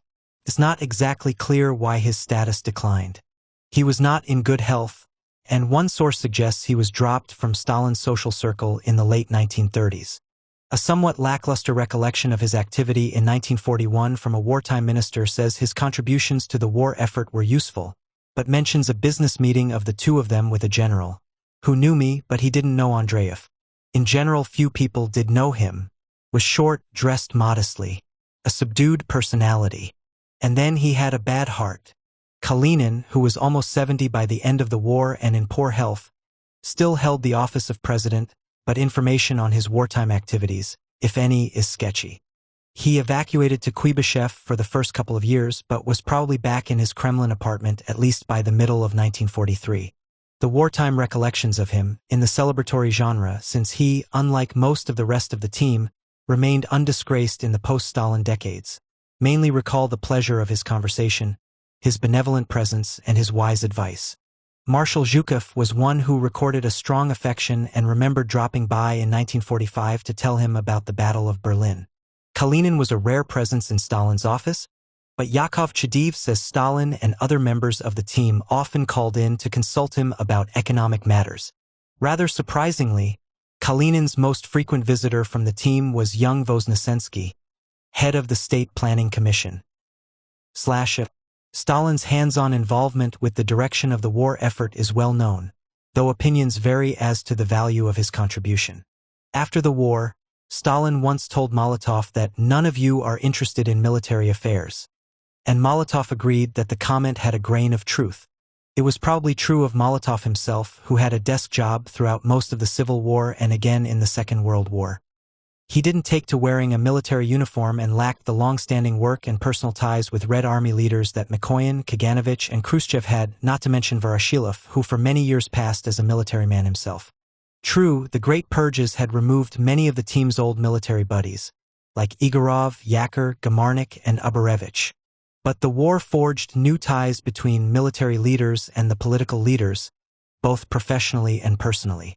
Stalin was in constant contact with the military leaders throughout the war. His interactions with them were as many and as important as his interactions with the team in the GKO.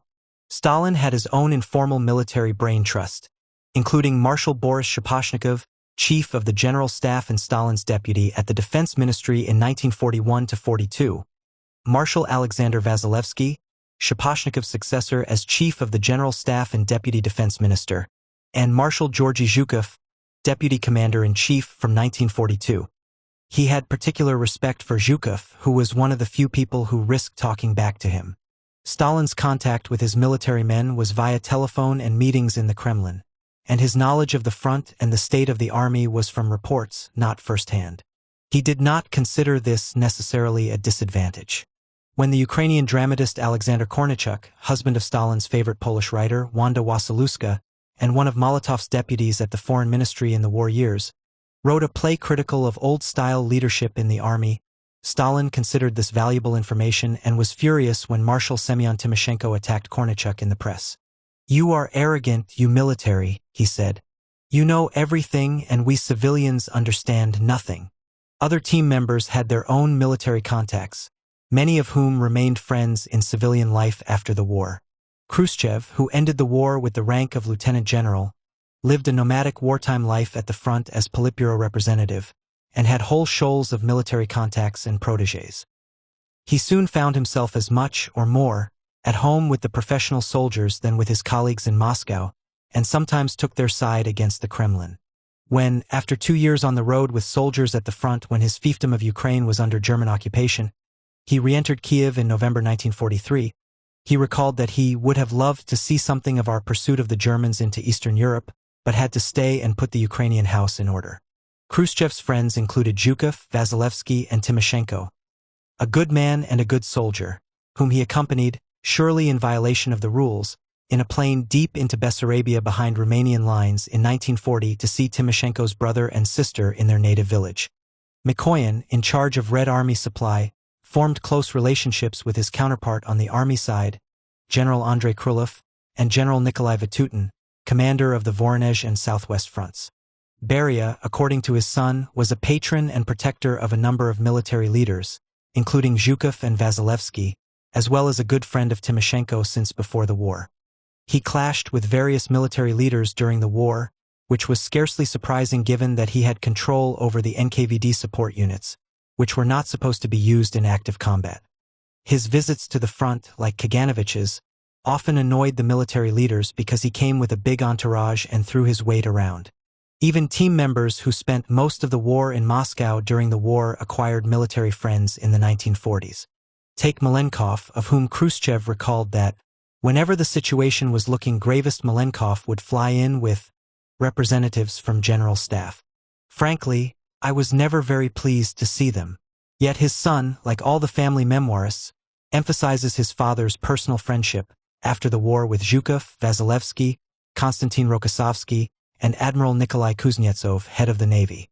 Andreev's daughter, similarly, notes that her father was friendly with Kuznetsov and Marshals Ivan Konyev, Rokossovsky, and Timoshenko, and in the post-war years used to enjoy getting together with them and reminiscing about the war. Meanwhile, the wives and children were living in comparative comfort, but also considerable boredom, out in Kuibyshev, mixing with celebrity writers, the Bolshoi Ballet, foreign correspondence, and the diplomatic corps, and itching to get back to Moscow. Stalin's daughter, Svetlana, who turned 18 in 1942, managed to return in June of that year, and immediately plunged into trouble. Introduced by her brother Vasily to Alexei Kapler, a famous filmmaker and writer 24 years her senior, she fell in love with him and they conducted a passionate but apparently unconsummated relationship, with her worried bodyguards skulking in the wings. It ended on a high romantic note, with Kapler publishing an essay in Pravda in which he dared to mention looking at the Kremlin from his hotel and thinking of his beloved. Svetlana got a tremendous dressing down from her father, of whom she had seen little since the outbreak of war.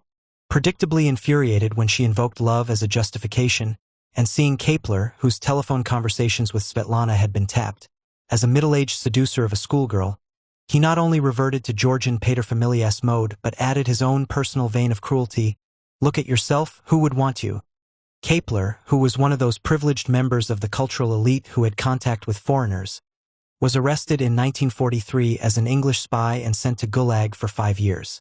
The next year, Svetlana offended Stalin again by impulsively marrying a school friend, Grigory Morozov, who, like Kapler, was a Jewish intellectual with extensive contacts in Moscow high society. Stalin and the NKVD came to see the young couple as a security risk, liable to be cultivated for ulterior motives by ambitious, and possibly treacherous, members of the cultural elite. This was partly because Grigory's father, a bit of a rogue, though reputedly a friend of Polina Zemchuzina, took to boasting about the Stalin family connection and gossiping about Stalin. He would be arrested in 1948 for slanderous inventions about the head of the Soviet government. The NKVD reported to Stalin that another of Polina's friends, the Yiddish theater director Solomon Michaels, was cultivating Morozov and Svetlana in the hope of getting a direct line to Stalin. In any event, the marriage quickly broke up, of its own internal problems, according to Svetlana. But Stalin, while allowing the marriage, would never meet her new husband. He's too calculating, your young man, and should be at the front. And the Moscow grapevine insisted that it was Stalin who had insisted on a divorce. A son, named Joseph in his honor, was born of the marriage in 1945, but Stalin hardly ever saw him. The war did not leave the children of the team unscathed. The sons of team members were expected to volunteer for military service, and all seemed to have done so. They included Stalin's sons, Yakov and Vasily, as well as his ward Artem Sergeyev, who remembered him summoning the three of them and telling them, "Boys, there will soon be war, and you must join the military." Though the team's sons no doubt received special treatment, whether or not their parents asked for it, one Mikoyan's son, Vladimir, an airman, perished over Stalingrad in 1942. Timur Frunze, the Voroshilov's adopted son, was another casualty, leading Voroshilov to bitter self-reproach for having succumbed to Timur's pleas to be allowed to go to the front and not secretly given instructions to the contrary. "His parents left him in our trust," Voroshilov grieved, "and we let them down." Yakov, the child of Stalin's first marriage, who, unlike the children of his second, used the last name Dzugashvili, and Leonid Khrushchev also perished, but in their cases, the circumstances were more complicated. Yakov, an artillery officer, was captured on the Belarusian front on July 10, 1941. The Germans offered to trade him, but Stalin was not willing to negotiate for his release, saying all of Russia had missing sons. Yakov refused to cooperate with the Germans and died as a POW at Sachsenhausen concentration camp in the spring of 1943, apparently shot after disobeying a guard's orders.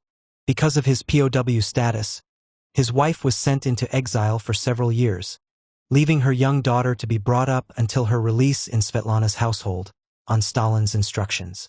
The death of Khrushchev's eldest son, Leonid, a fighter pilot, in 1943 was even murkier.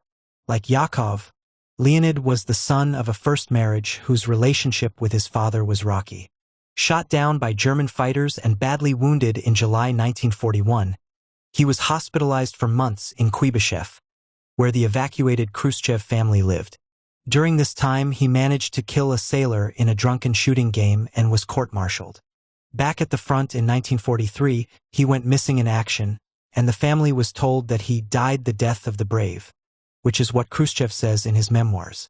This may well be the case, according to Khrushchev's biographer, but the gossip had it that he had been found to be a collaborator and shot, a rumor Molotov repeated in old age, after his bitter break with Khrushchev in 1957. Leonid's widow, like Yakov's, was punished, though perhaps for her own sins rather than his. She was arrested on charges of contact with foreign intelligence, evidently related to social interaction with diplomats in Kuibyshev, and released only in the 1950s, which left the elder Khrushchevs to bring up their grandchild Julia. There were a lot of Soviet grandparents bringing up young grandchildren after the disappearance of their parents, for it was standard practice to arrest the wives of those who, like Yakov, had been taken prisoner by the enemy. It comes as a bit of a surprise, all the same, to think that these grandparents included not only one of Stalin's team, Khrushchev, but also Stalin himself. Mikoyan's turn to have an in-law arrested would come after the war, but in 1943, with two of his sons fighting at the front and a third a recent casualty, he suffered the disaster of having his two youngest sons, Vano and Sergo, 15 and 14 years old, arrested in the Kremlin children's case. This started with a murder-suicide involving the son of a government minister and the daughter of a Soviet ambassador. The gun used belonged to their friend Vano Mikoyan. It was a case of thwarted love, but as usual in a Soviet context, the investigation turned political when the boy's teenage diary was alleged to contain fantasies of a future government of which he and Vano and Sergo Mikoyan would be members. It was not the only such case. Another tangentially involved Voroshilov's adopted son Petr and the daughter of old Bolshevik Nikolai Shvernik. The NKVD was evidently rattled by the idea that the Kremlin children, exposed to who knew what influences at school and among their peers, knew everything about the layout of the Kremlin and the team's dachas outside Moscow. The two Mikoyan boys disappeared into the Lubyanka and were then sent into exile in Central Asia until after the end of the war, when they were allowed to return to Moscow. Mikoyan made no attempt to intercede on their behalf, knowing such interventions to be pointless, and did not discuss the matter with Stalin. The war's turning point was the Battle of Stalingrad, the Volga city, far from the Soviet Union's western border in normal times, that had been Stalin's base in the Civil War. The city was virtually destroyed in building fighting in the winter of 1942–43, with German General Paulus's army and the Soviets slugging it out on the Moscow side of the river. Khrushchev was there as political advisor to Marshal Eremenko, who, as commander of the Southern Front, was initially responsible for the defense of Stalingrad. Eremenko was later joined by Rokossovsky, commanding a New Don front, and Deputy Commander-in-Chief Marshal Zhukov, who assumed the position of overall commander of the Soviet forces in the engagement. It was not just in retrospect that the Battle of Stalingrad assumed such symbolic importance. Its ebbs and flow were followed in minute detail by Stalin in Moscow, who sent Malenkov and Marshal Vasilevsky as his emissaries. In Khrushchev's opinion, Malenkov's particular job was keeping an eye on him, Khrushchev, and reporting back. He didn't know anything about military matters, but he was more than competent when it came to intriguing, Khrushchev later remarked acidly. It got quite crowded in the army's Stalingrad billets, with all the celebrity observers come to be present at the victory. Zhukov turned the fight from defense to attack. Paulus's army was encircled, and, in a great coup for the Soviets, Paulus himself was captured on January 31, 1943, the day after his promotion by Hitler to Field Marshal. The Germans were in retreat after Stalingrad, with the Soviet army pushing its way through formerly occupied territory. But it took a year and a half of steady fighting to reach the Polish border, and then almost another year to reach Berlin. The Allies opened a second front, long demanded by the Soviet Union, with the American landing in Italy in September 1943, but the Western Front, which the Soviets really wanted, was not opened until the Allied Normandy landing in June 1944. As the tides of war turned, Stalin's behavior changed, for the worse, as those around him reported. Stalin had worked well, in general, with the team and his military leaders for the first 3 years or so of the war. While there were occasional outbursts, his behavior was usually reasonable and polite, according to Admiral Kuznetsov. He treated people better during the war than in peacetime. But by 1944, Zhukov thought he was becoming jealous of his army commanders, and Mikoyan noticed him becoming arrogant, start to be capricious.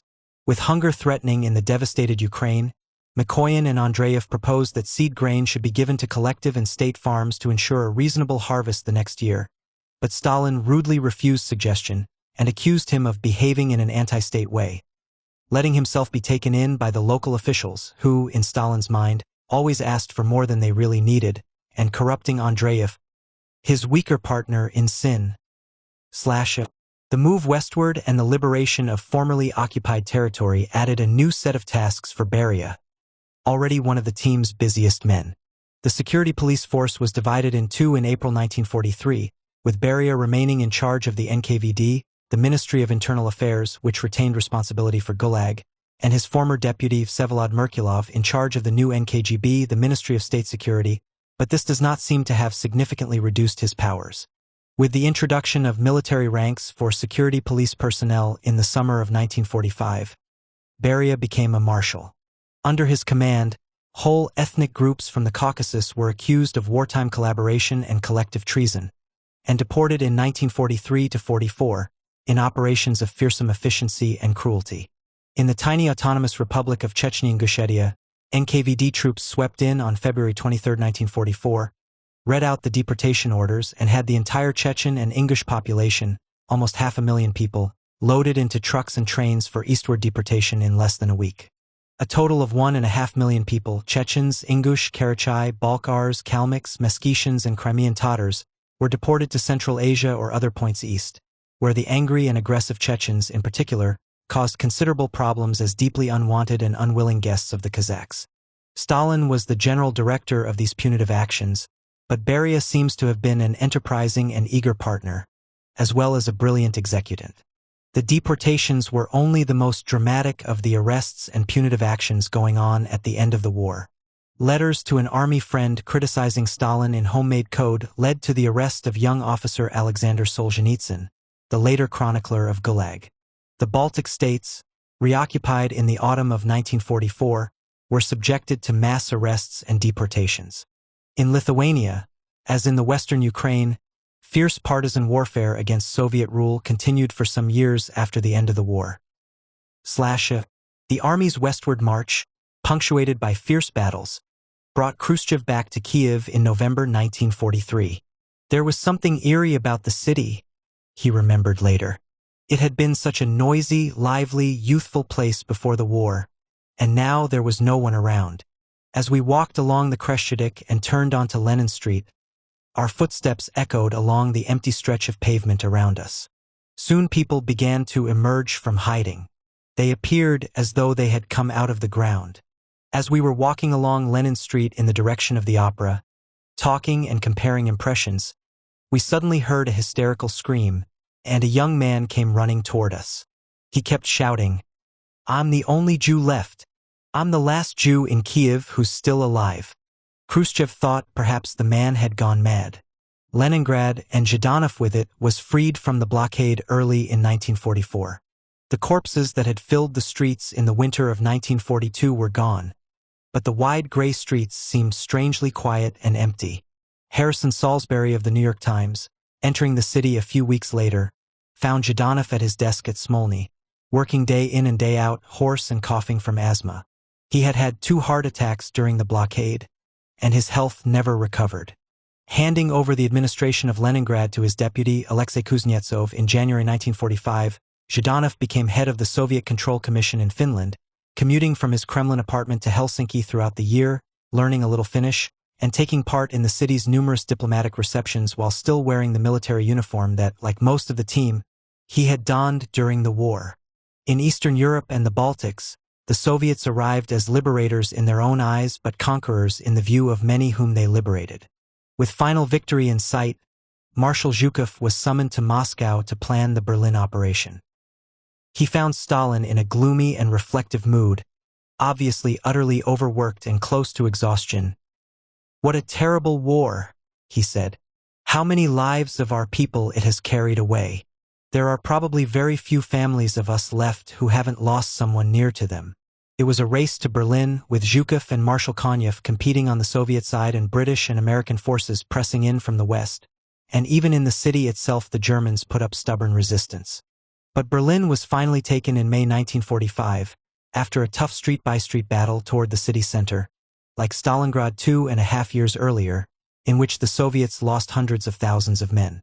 After the capture of the Reichstag on April 30th, 2 soldiers from Zhukov's army raised the Soviet flag, though the iconic image, captured by a Soviet photographer, was actually a reenactment.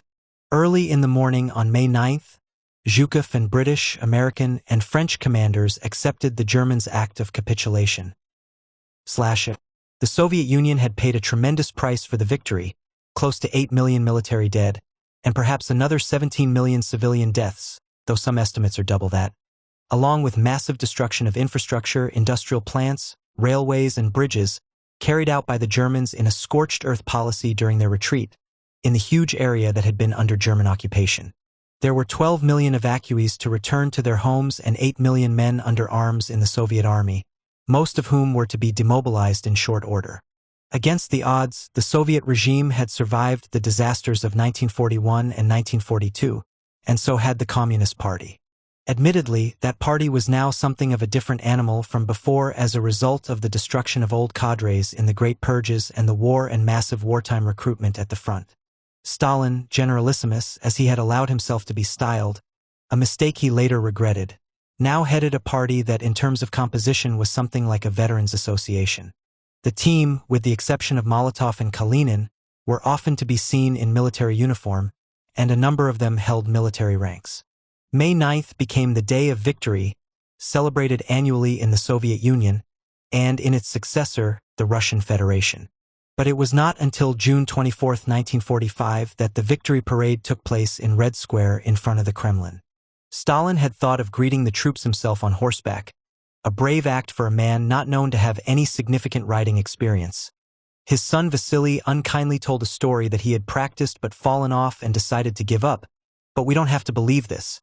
In any event, he asked Zhukov to do the honors, riding a white Arabian steed, which Zhukov duly and memorably did. When Zhukov was hailed with shouts of "Hurrah!" he noticed with some apprehension that Stalin didn't like it, his muscles clenching. But the official film shows a cheerful Stalin. despite the rain that caused the flyby to be cancelled and many in the crowd to put up umbrellas, jovially exchanging greetings with his colleagues, who looked very much like a team as they mounted the steps to the rostrum over Lenin's mausoleum. Many of the team, including Stalin, were in military uniform, not, in Stalin's case, that of the Generalissimus, the title he would assume 4 days later, but Kalinin, with pointed beard and overcoat, wore his usual worker's cap. Though their contribution had been great, the team made a modest showing compared to the military leaders, who led their troops in full-dress uniform with arrays of medals. Marshal Zhukov was the only one to speak at the parade, but at the Kremlin reception afterward Stalin made a toast, not to the military commanders, nor to his Politburo team, nor to the party, but to the Soviet people, above all the Russian people. Evidently, he had not forgotten his own mistakes at the beginning of the war and counted himself lucky to have survived them. Another people, he said, might have kicked out the government responsible for the reverses of 1941–42, but the Russian people stayed with them and eventually they won. Thank you, Russian people, for that trust. /7. Post-war hopes. Mikoyan was in a buoyant mood at the end of the war, or so he remembered later. He thought there had to be changes for the better. Stalin had reverted to his good side during the war. The team had worked well together. The Soviet people had grown up. War turned out to be a great school for political education. And army service had instilled a comradely democratism in millions of soldiers. Contact with Europe in the last stages of the war had widened horizons. Mikoyan was speaking of popular horizons, but he might well have had the team in mind too, and shown that a better standard of living was possible. Mikoyan couldn't imagine a repeat of the arbitrary repressions of the 1930s. He expected a return to the political system of the 1920s, before collectivization and the Great Break, when democratic relations prevailed in the party. In fact, he was sure of it, which filled him with a feeling of joy. Many in the country shared Mikoyan's hopes, and probably most of the team along with them. But not Stalin. He evidently had a different idea of the normality to which the Soviet Union should be returning, one in which the pre-war concepts of struggle, vigilance, and enemies remained salient. There were two ways of seeing the Soviet Union at the end of the war. One was that it had won a glorious victory and become, for the first time, a superpower with a new external empire covering most of Eastern Europe. The other was that it was a devastated country facing a tremendous task of post-war reconstruction. Stalin and the team had both pictures in mind, though with regard to the means of reconstruction, and the crucial questions of post-war relations with the West that it raised, there were some differences of opinion within the team. In the course of the war, Stalin's image had become familiar to the whole world, no longer as a revolutionary wild man in a faraway country, but as one of the towering leaders of the Grand Alliance, the benign, pipe-smoking Uncle Joe. The sobriquet slightly annoyed him when President Roosevelt passed it on, as he wrongly read disrespect. He had in fact done an amazing job convincing Franklin Roosevelt and Winston Churchill, his two alliance partners, of his greatness, however infuriating they might sometimes find him. Drawing perhaps on his 1937 practice with U.S. Ambassador Davies, he managed to turn on a sustained demonstration of personal magnetism that took him through the leaders' conferences at Tehran in 1943 and Yalta at the beginning of 1945. Of his two peers, Roosevelt was the one to whom he felt most human sympathy, for his bravery in rising above the paralysis that confined him to a wheelchair. But it was Churchill, the old interventionist nemesis from Civil War days, whom Stalin took the most trouble to charm, with surprising success. I walk through this world with greater courage and hope when I find myself in a relation of friendship and intimacy with this great man, whose fame has gone out not only over all Russia, but the world, Churchill said in a celebratory toast. At one dinner, some slightly drunken badinage about the desirability of killing off 50,000 officers and leaders to keep Germany in its place after the war offended Churchill, and he left the room in a huff. Stalin and Molotov followed him, in the role of rueful and remorseful friends, and persuaded him to come back. Stalin had a very captivating manner when he chooses to use it, Churchill commented about this incident. It had taken an effort to get Stalin out of the Soviet Union, even to Tehran, which was comparatively close. The Baku-Tehran flight was his first in a plane, and he was terribly apprehensive. In any event, he hated it and never flew again. Passionate supporter of Soviet aviation development as he was, He was very jumpy about planes, even for his associates. Politburo members were strictly forbidden to fly without special permission, and Mikoyan got into quite serious trouble when he went up for a joyride in the Caucasus. It took him years to get the official rebuke off his file, and it was not until 1955 that the ban on Politburo air travel was lifted. Molotov, the Stoic, had had to get used to air travel, having been subjected in his capacity as foreign minister since 1939 to a variety of trips to Germany, Britain, and the United States, including one particularly harrowing one over the Atlantic under enemy fire.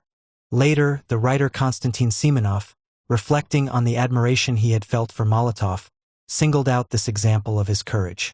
The end of the war was a high point for Molotov, whose international visibility was second only to Stalin's.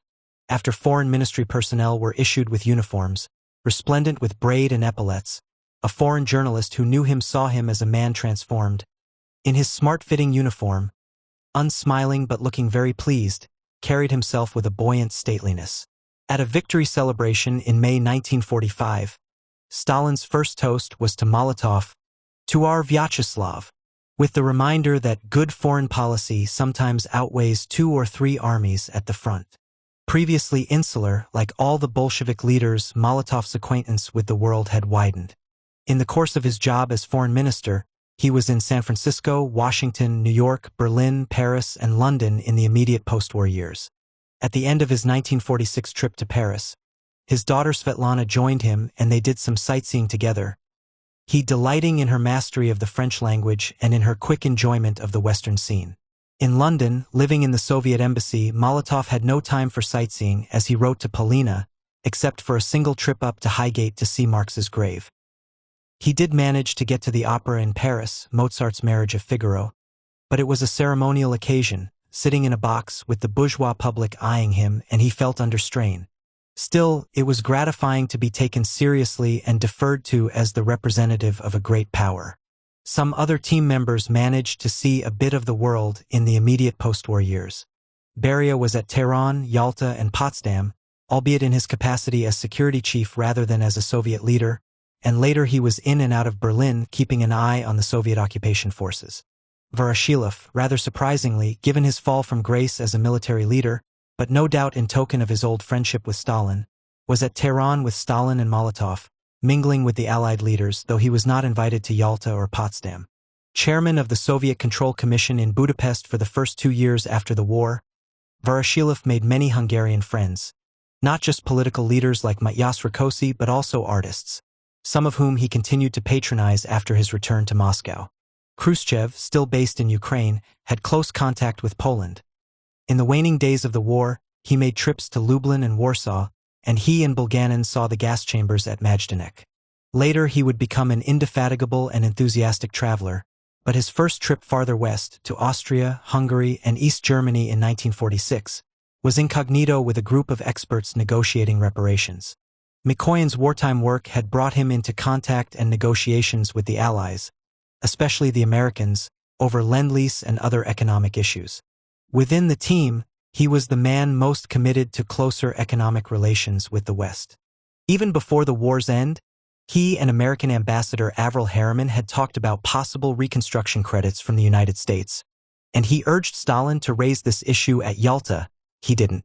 Mikoyan was probably miffed at not being included in the Yalta delegation, and the fact that he had no foreign trips in the immediate post-war years until 1949, when he was sent to China to negotiate with Mao Zedong, may indicate that Stalin and Molotov thought his enthusiasm for Western contacts should be curbed.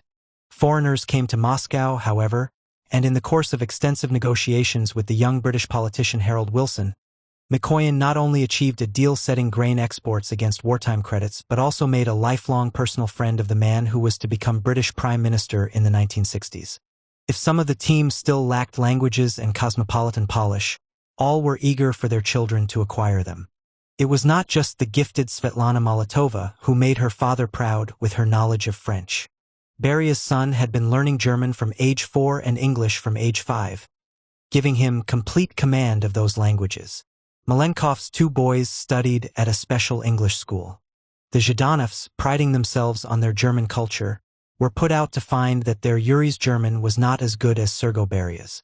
Sergei Khrushchev topped his class in English, thanks to the intensive coaching his mother had organized, while Stepan Mikoyan not only studied German at school but shared a German tutor with his father. After the war, he took private lessons in English as well. Svetlana Stalina's language was English, though her father was dubious about her translation and speaking abilities, and when he brought Churchill home during the war, she was too shy to converse with him. The team children who came of age in the 1940s belonged to a Soviet elite generation that fell in love with America. It was possible for the first time to learn about the outside world from Russian-language magazines distributed in Moscow by the Allies. America, modeled on Life magazine and brought in by the U.S. Information Agency, and Britansky Soyuznik, published in Moscow by the British Embassy, and the younger generation took full advantage of it. In wartime Kuibyshev, elite evacuees even managed to get hold of Life, Fortune, and the Illustrated London News, presumably from Western diplomats. It was by reading them to improve her English that Svetlana Stalina found out that her mother had committed suicide. Probably that was not the only eye-opening information that the team's children absorbed from foreign sources. When Svetlana went to Moscow University, she chose to study the history of the United States, prompted by the general enthusiasm and interest in America. All her university friends and her first husband gravitated toward U.S. history, economics, and foreign policy, because everyone strove to learn more about that great democracy beyond the ocean. Among the rising young men working in the Central Committee, the same cohort as many of the leaders' children, cultural Anglo and Americophilia was in vogue.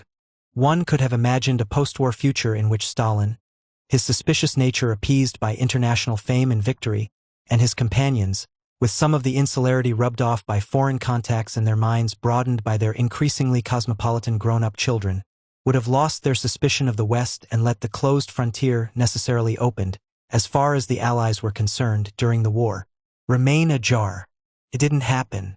As far as the team was concerned, the first warning signal came in 1945, a few months after the end of the war, when Stalin savagely turned on Molotov for allegedly currying favor with the West. Stalin's health was bad in these months. He may have had heart problems at Potsdam, that, at any rate, was what Newsweek reported, and it was part-owned by the U.S. ambassador to Moscow, Avril Harriman, who had his ear to the ground, and he had some kind of heart attack in October 1945, though it was kept secret. In his first vacation since 1937, he was in the South recuperating for 2.5 months in the autumn of 1945.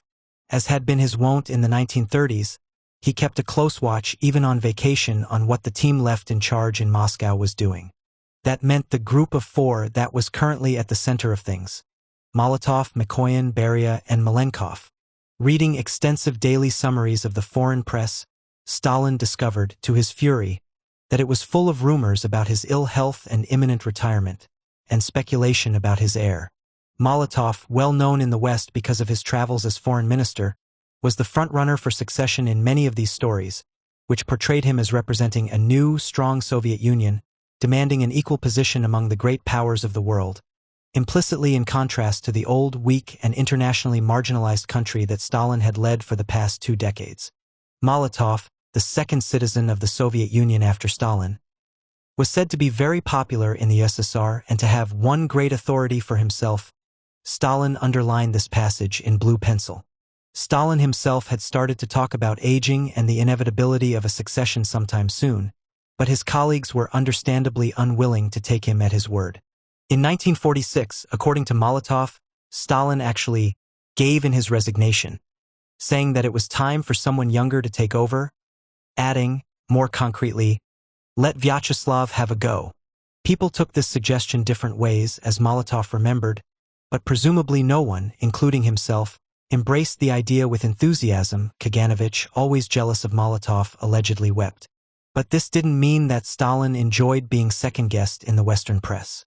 Not surprisingly, he found it extremely irksome, and picked a fight with Molotov about the latter's alleged liberality with foreign correspondents in Moscow, apropos of a recent easing of censorship regulations approved by the Foreign Ministry, which he attributed to Molotov's sneaky desire to get himself a good press. Having blasted Molotov by telephone from Sochi, he then upped the ante by directing his complaint to the group of four with the implicit request that they discipline their errant member. This they did, though not without some awkwardness and hesitation, which produced the extraordinary event of tears from Molotov and a stiff-necked apology, after which the issue was dropped. But this surely laid the foundation for Stalin's intensifying suspicions, not only of Molotov but also of the team, whose response to Stalin's barrage had clearly implied a sense of team solidarity. The group of For All had reason to worry about falling out of favor with Stalin. Mikoyan had got the rough side of Stalin's tongue in 1944, then again in 1946 when Stalin claimed that, thanks to his weak character, he had allowed thieves to gather in his trade ministry. His two youngest sons had only recently returned to Moscow after their wartime arrest and exile for involvement in an alleged plot against the state. Still fourth or fifth in frequency of visits to Stalin's office, he was not quite as prominent in the leadership as he had been during the war. Beria overtook Molotov as the most frequent visitor to Stalin's office in the fourth quarter of 1945 and retained that position through 1946 and 1947. A full member of the Politburo from March 1946, he was in charge of the crucially important nuclear program, which produced the successful atomic bomb test on August 29, 1949, far quicker than the Americans, who had pioneered the weapon at Hiroshima in 1945, had expected. However, his career suffered an apparent setback at the end of 1945 when the Security Ministry was divided into two: the Ministry for State Security, MGB, and the Ministry of Internal Affairs, MVD. The first headed by a close associate but the second not. His official position thereafter was simply Deputy Chairman of the Council of Ministers, with overall supervisory responsibility over the security agencies for that body, though not for the Politburo. But it is clear that this fails to reflect either his closeness to Stalin or his continuing connections with the world of security, the exact nature of which remains hard to penetrate. His son said that Beria, even when no longer directly in charge of the security organs, had his own intelligence network which was not dependent on any existing structure, the function of which was to serve as an additional information channel for Stalin. Malenkov, the faithful executant, was appointed full member of the Politburo in March 1946, along with Beria, but 2 months later was dropped from his position as Secretary of the Central Committee in May 1946 and had to wait more than 2 years before being reinstated in July 1948. The cause of Stalin's dissatisfaction was apparently defects in aviation production, which Malenkov supervised. He came very close to the wire for several months in mid-1946, with close associates arrested and his own name mentioned in their confessions. His son recalls that, for a while, found himself under house arrest before being dispatched to help with grain procurements in Siberia, and he slipped to last place among Politburo members in the protocol rankings in the press. However, in 1947, even before his restoration as Central Committee Secretary, he was back as the third most frequent visitor, after Beria and Molotov, to Stalin's office. Andrei Zhdanov, who tended to be up when Malenkov was down, had survived his poor wartime performance. Stalin liked him more than anyone else on the team except Kirov, according to Molotov, but spent most of 1945 away from the center as head of the Soviet Control Commission in Finland, from which he was recalled in December because of a complex situation, not further explained, related to Stalin's illness.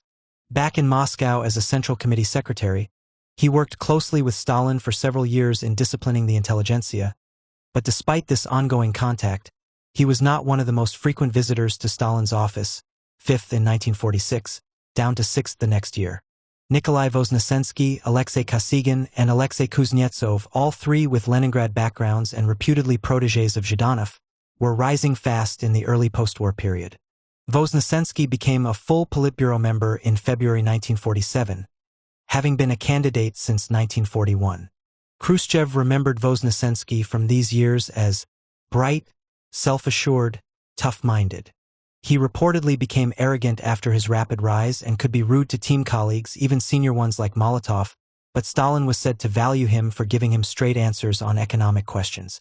Kosygin, a young economic administrator who had chaired the Leningrad Soviet before coming to Moscow in 1939 as an industrial minister, became a candidate member of the Politburo in March 1946. Alexei Kuznetsov, a tough, good-looking young man who had been Zhdanov's highly valued deputy in Leningrad, was one of the working-class cohort that rose in the wake of the purges, although unlike many of them, he never left Komsomol and party work to get a post-secondary education. He moved in 1946 to become a secretary of the Central Committee, whose responsibilities included party oversight on the security police. It was rumored that Stalin was preparing the three of them as future leaders, Voznesensky as head of government, Kuznetsov in charge of the party, to replace the old guard. Not surprisingly, Malenkov and Beria viewed their rise warily. Kalinin, gravely ill by the end of the war, died in March 1946. The letter he had written to Stalin asking for the release of his wife, Ekaterina Lorberg, didn't reach Stalin's office until after his death, but she was released anyway in a 1945 amnesty, although not allowed to return to her former apartment in the Kremlin. She was thus able to attend her husband's funeral, which was with full state honors. Kalinin was replaced as head of the Supreme Soviet by Nikolai Shvernik, an old Bolshevik Russian ex-trade unionist of working-class origins, contemporary of Molotov and Voroshilov, and a Central Committee secretary with Stalin back in the mid-1920s. A candidate member of the Politburo since 1939, Shvernik was not a member of the innermost circle, but he was a familiar face to the team who had performed creditably on the economic front during the war.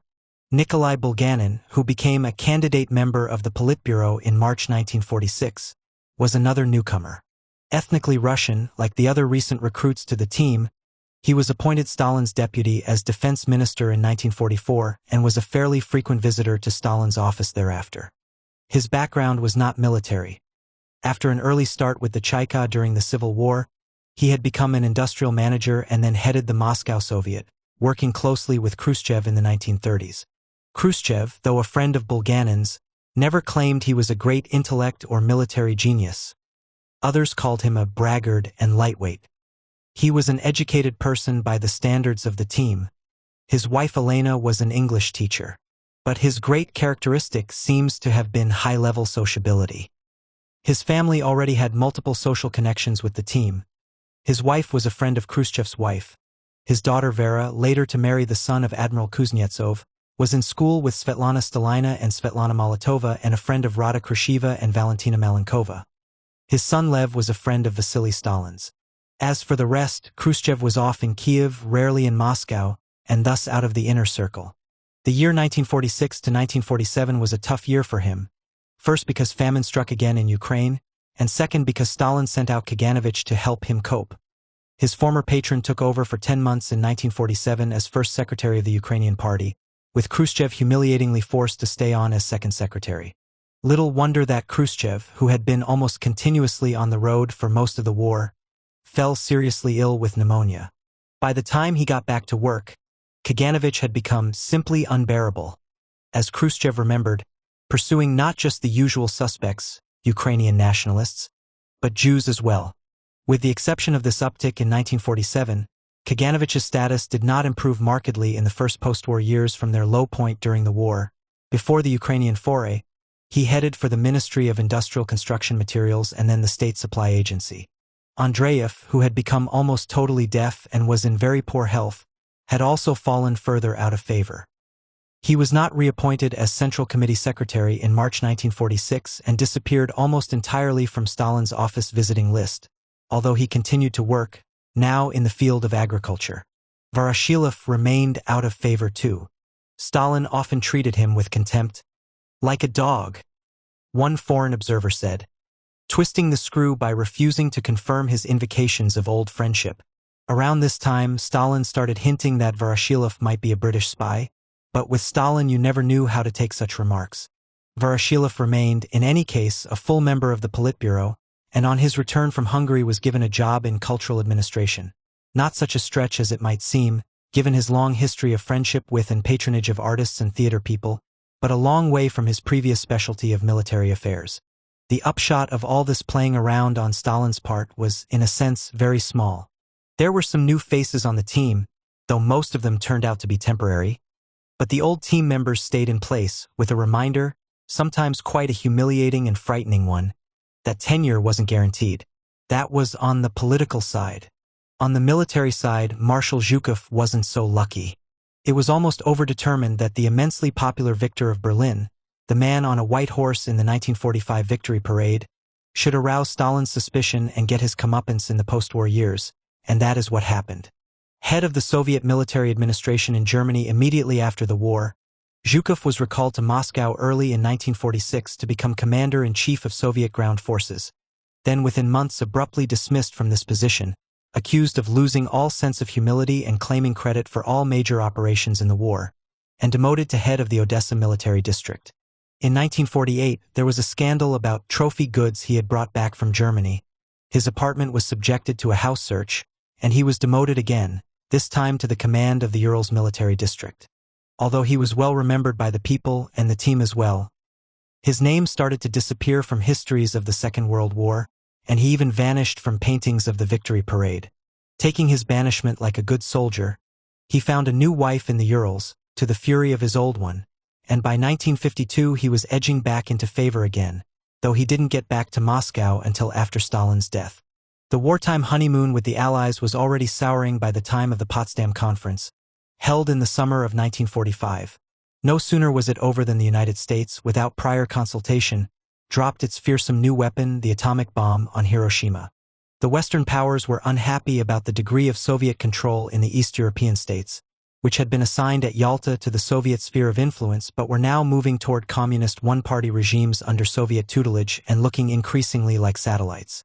Churchill was still saying nice things about Stalin. "I personally cannot feel anything but the greatest admiration for that genuinely great man, father of his country," he told the House of Commons in November 1945, but Stalin was unimpressed. Churchill was just trying to calm his unquiet conscience for organizing an Anglo-American French bloc against the USSR. He wrote to the team from Sochi, adding, in what was probably a sideswipe at Molotov and Mikoyan, "We have quite a few senior figures who go into calf-like ecstasy at praises from Churchill, Truman, Burns.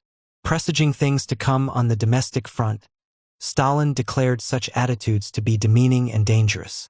We must conduct fierce struggle against servility, and bowing and scraping before foreigners." Churchill's famous speech at Fulton, Missouri, a few months later dramatized the rift between the erstwhile Allies. A shadow has fallen upon the scenes so lately lighted by the Allied victory, from Stettin in the Baltic to Trieste in the Adriatic. An iron curtain has descended across the continent. All of Eastern Europe was in the Soviet sphere, with police states under Moscow control emerging. No one knew what are the limits, if any, to expansive and proselytizing tendencies. This is certainly not the liberated Europe we fought to build up. Nor is it one which contains the essentials of permanent peace. Stalin's response was that Churchill's speech was interpreted as a dangerous act. He had now essentially gone over to the side of the warmongers in Britain and the United States, a group strikingly reminiscent of Hitler and his friends. The Fulton speech was a call to war against the Soviet Union. What we identify in retrospect as the Cold War had begun. At the time, however, it was not yet clear whether it was going to stay cold or burst into flames in a Third World War. Stalin was not alone in the Soviet leadership in his anger and alarm. For Marshal Zhukov, Churchill's and Truman's behavior at Potsdam more than ever demonstrated their desire to capitalize on the defeat of Nazi Germany to strengthen their position and dominate the world. For another Soviet marshal, the American use of the bomb was meant to intimidate the Soviet Union and show that the U.S. elite was already considering the establishment of its world domination. From Washington, the Soviet ambassador to the United States, by no means a hawk in Soviet terms, sent back reports about the alarmingly anti-Soviet mood developing in the United States. With the United States in possession of the bomb, it became top priority for the Soviet Union to acquire one too. Beria was the man in charge, both of the clandestine activity that obtained information on the American atomic program and of the all-out Soviet scientific effort headed by nuclear physicist Igor Kurchatov to build a bomb. He and the Soviet scientists did a brilliant job, successfully testing their own bomb in Kazakhstan at the end of August 1949. This seems to have been Beria's chief preoccupation in the first pre-war years, and in contrast to the general rule of negativity on all sides in assessing Beria after his fall and execution in mid-1953, a number of his scientists on the program later spoke very highly of his intelligence, willpower, energy, and administrative efficiency. You had to give him a very high rating as a manager, a high official outside Beria's direct sphere of activity conceded, even if fear was part of the mixture. He took his specialists' advice and then backed them to the hilt in the Kremlin. The Marshall Plan was put forward by the United States as a European recovery program in mid-1947. Leaving aside the question of whether the U.S. Congress would have approved the inclusion of the Soviet Union had the Soviet Union opted for this, the proposal raised complex issues for Stalin and the team. On the one hand, Soviet post-war economic reconstruction was a huge task, straining Soviet resources to the utmost. On the other hand, the Soviet Union had a long-standing Marxist-based suspicion of foreign money and its political implications. As the economist Eugen Varga put it in his expert advice to the Politburo, the Marshall Plan was not just economic imperialism but cultural imperialism as well, aimed at opening the Soviet Union to American ideas as well as Western goods. Stalin supported this position, insisting on rejection of the Marshall Plan both by the Soviet Union and by the Eastern European countries in its orbit, including Poland and Czechoslovakia, whose Moscow-approved regimes showed signs of wanting to accept it. He rejected it without even trying to negotiate, thinking that the less contact the Soviet Union had with Westerners, the better. As he saw it, this plan aimed at American control of Europe. Molotov supported him, saying later that the imperialists were out to turn all of Europe into something like dependent colonies. But some of the team, notably Mikoyan and Beria, were much more favorably inclined to Soviet contact with the West. Mikoyan wanted to negotiate on the Marshall Plan and was still pushing this line into 1948. Beria, according to his son, was against categorical refusal of American aid, as was Voznesensky and others involved in organizing German reparations. The Soviet answer to the Marshall Plan and the creation of a Western sphere in Europe came in the form of a provocative resurrection of the Comintern, closed down in 1943 to assuage the Allies in 1943, in the watered-down form of the Cominform, founded in September 1947 at a meeting of European Communist parties in Szklarska Poryba in southwest Poland. Zhdanov and Malenkov were the two team members in attendance, and Zhdanov set a tone of sharply anti-Western rhetoric, declaring the world to be divided into two camps, criticizing the ruling clique of the American imperialists that had embarked upon the enslavement of the weakened capitalist countries of Europe, and calling on European Communist parties to resist the U.S. presence in Europe by any means necessary, including sabotage. Like Stalin in his comments on Churchill's Iron Curtain speech, the Soviet report treated the current anti-Soviet imperialist aims of the Western powers as a continuation of Hitler's drive to the East. Malenkov's presence, effectively with a watching brief on Zhdanov and vice versa, can scarcely have been welcome to either. They were political competitors who cordially disliked each other. In the Zhdanov household, Malenkov was always referred to by the woman's name of Melania in reference to his chubby, non-macho appearance. This mutual hostility was neither an unusual state of affairs within the team nor, from Stalin's standpoint, an undesirable one. When Zhdanov died in 1948, as his son remembered bitterly, Beria walked along Gorky Street behind the coffin, not even bothering to feign sadness, talking to Malenkov and laughing all the way. Beria, for his part, never concealed his antipathy to Zhdanov, Beria's son recalled, and made fun of his artistic pretensions. Time was, as Ekaterina Voroshilova sadly remembered, when a spirit of comradeship and friendship prevailed, but now the team's two best-liked members, Ordzhonikidze and Kirov, were long dead, and the prevailing spirit was one of distrust, spiteful competition, and mutual intrigue. Stalin encouraged this, on the principle of divide and rule. It was still a team, as developments in the last years of Stalin's life clearly demonstrate, but it was much more clearly than before the Great Purges, a team of rivals. The antagonism between Malenkov and Zhdanov and their respective men in the Central Committee office was the prime example. But there were also tensions between cohorts, the old-timers Molotov and Mikoyan, along with the partially sidelined Voroshilov, Andreev, and Kaganovich, whose sense of team identity was strong. A middle group of Malenkov, Zhdanov, Khrushchev, Bulganin, and Beria, who for the most part had never formed the bonds with one another that the older cohort had done. And finally, the new men, Voznesensky and Kuznetsov, who were perceived, particularly by the middle cohort, as a threat. Beria, a great intriguer, in Molotov's later characterization, allegedly played a general troublemaking role. In addition, he was the one, apart from Stalin, who was closest to the security agencies, which by this point were routinely keeping tabs on team members, or so at least it was believed. "I think I was listened in on my whole life," Molotov said in answer to Chuv's question about telephone bugging. "The Chekists told me I didn't check, so you try not to chatter about things." After the war, the Beria Mafia surrounded every member of the Politburo, the Central Committee, and the government, including Malenkov, with a tight ring, Andrei Malenkov reports. All telephones were tapped all the time, and a security guard was on constant duty at the apartment. Team members were accompanied everywhere by bodyguards, and so were their children, though Svetlana was able to persuade Stalin to lift this requirement when she went to university.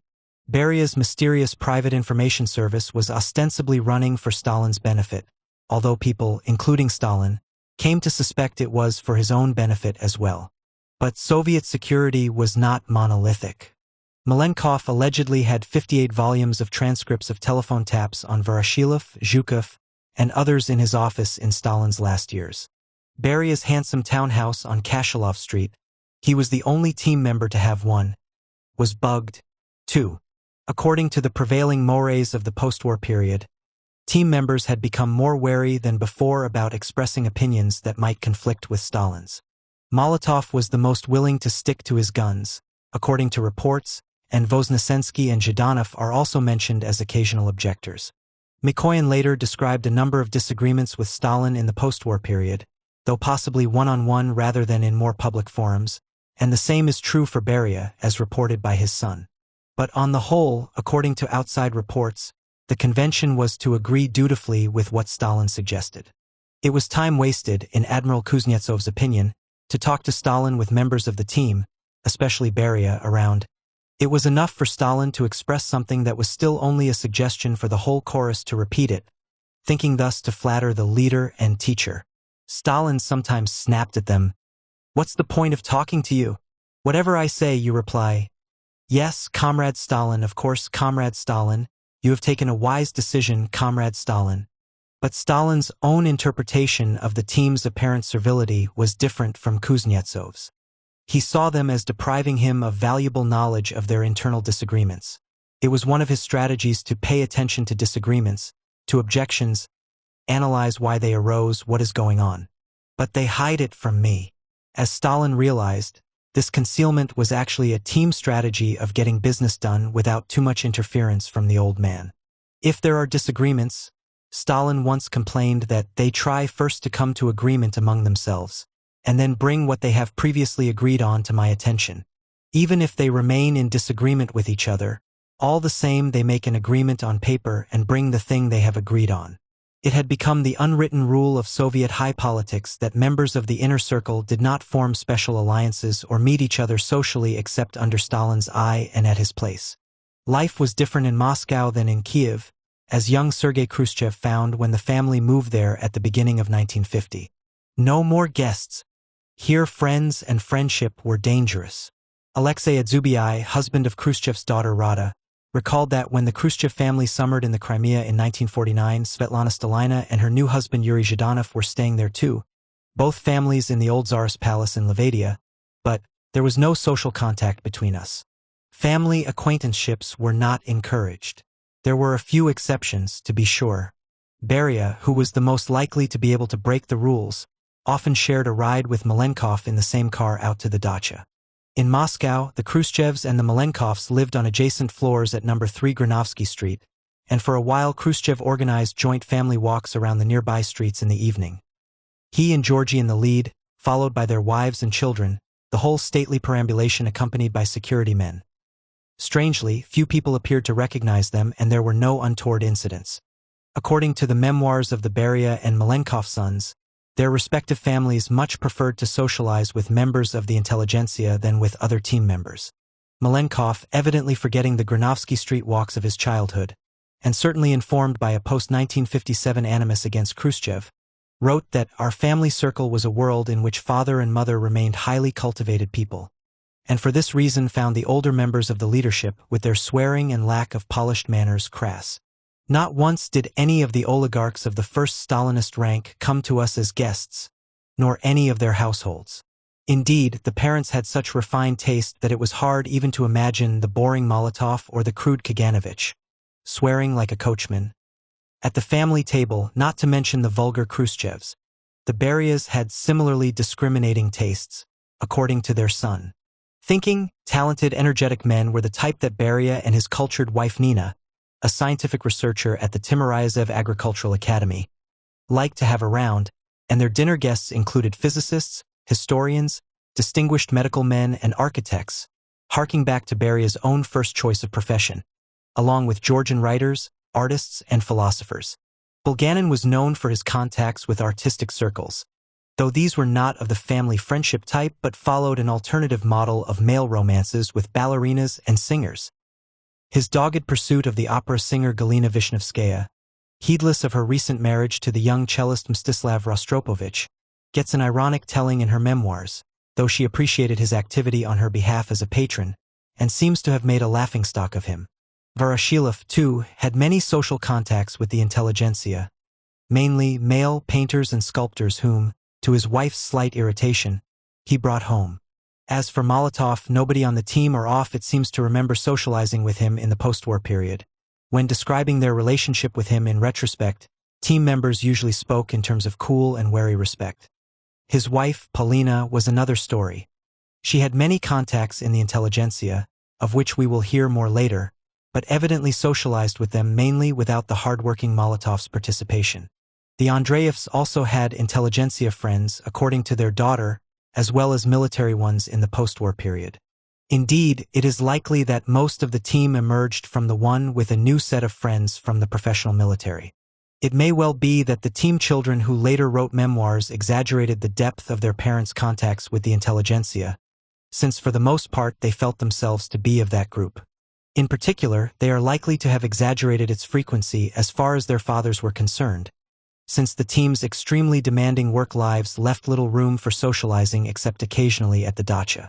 But the children themselves, now mainly grown, and probably the only non-politicians with whom most of the team were in regular contact, were themselves proving to be agents of intelligentsia socialization for their parents. A highly educated bunch, the Kremlin children included arts graduates, Svetlana Stalina, Svetlana Molotova, Etteri Ordzhonikidze, Rada Khrushcheva, and Sergo Mikoyan, scientists and mathematicians, Julia Khrushcheva, Vladimir Andreev, Sergo Beria, Voroshilov's ward Tatyana Frunze, Stepan Mikoyan, Natalia Andreeva, Igor Malenkov, Andrei Malenkov, and Yuri Zhdanov, and architects, Maya Kaganovich, Galina Kubisheva, and Valentina Malenkova. Many of them subsequently took higher degrees, and several ultimately became professors in their fields. Yuri Zhdanov, who followed his science degree with graduate work in philosophy, was the only one to follow his father into politics, but he soon returned to academia and ended up as rector of Rostov State University. Sergo Beria became a distinguished physicist, and Andrei Malenkov achieved similar stature as a biologist. These were young people who tried never to miss good concerts at the conservatory, as Svetlana Stalina later recalled, and taught their parents in later life to do the same. The young people determined the whole mode of life. To a certain degree their elders must have lent an ear, adapted themselves to the views and tastes of their children. Svetlana was no doubt thinking more of the Zhdanovs, Mikoyans, Malenkovs, Berias, and Molotovs, whose warm home lives she envied, than of her own family. Even the busy Molotov made time for his own Svetlana, who to her parents' joy won a gold medal in her university entrance exams in 1946 and went on to study history at Moscow State University. This meant that he met her university friends. Surprising as it may seem, post-war student life at Moscow University was by all accounts exceptionally lively, intellectually serious, and imbued with a sense of optimism about the future, which had not yet abandoned its socialist roots and drifted into dissidence. Molotov was favorably impressed, especially by the healthy political mood. "A new generation is coming up," he wrote to Polina, and, judging by Svetlana and her friends, they had received a solid education and moreover are devoted to the Soviet state and look ahead with confidence. Stalin and his Svetlana had grown apart since the beginning of the war, when the teenager was evacuated to Kuibyshev. Having married and moved out of the Kremlin during the war, she was no longer his default dining companion. Stalin had been lonely since the breakup of his pre-war social circle, first through his wife's death and then through the arrest of various relatives during the Great Purges, and he grew lonelier after the war, with a total estrangement from the old network of in-laws and no new friends or partner to fill the gaps. This threw him back on the team for companionship. A wartime habit of team meetings late in the day, ending in a shared supper, was continued in less Spartan form.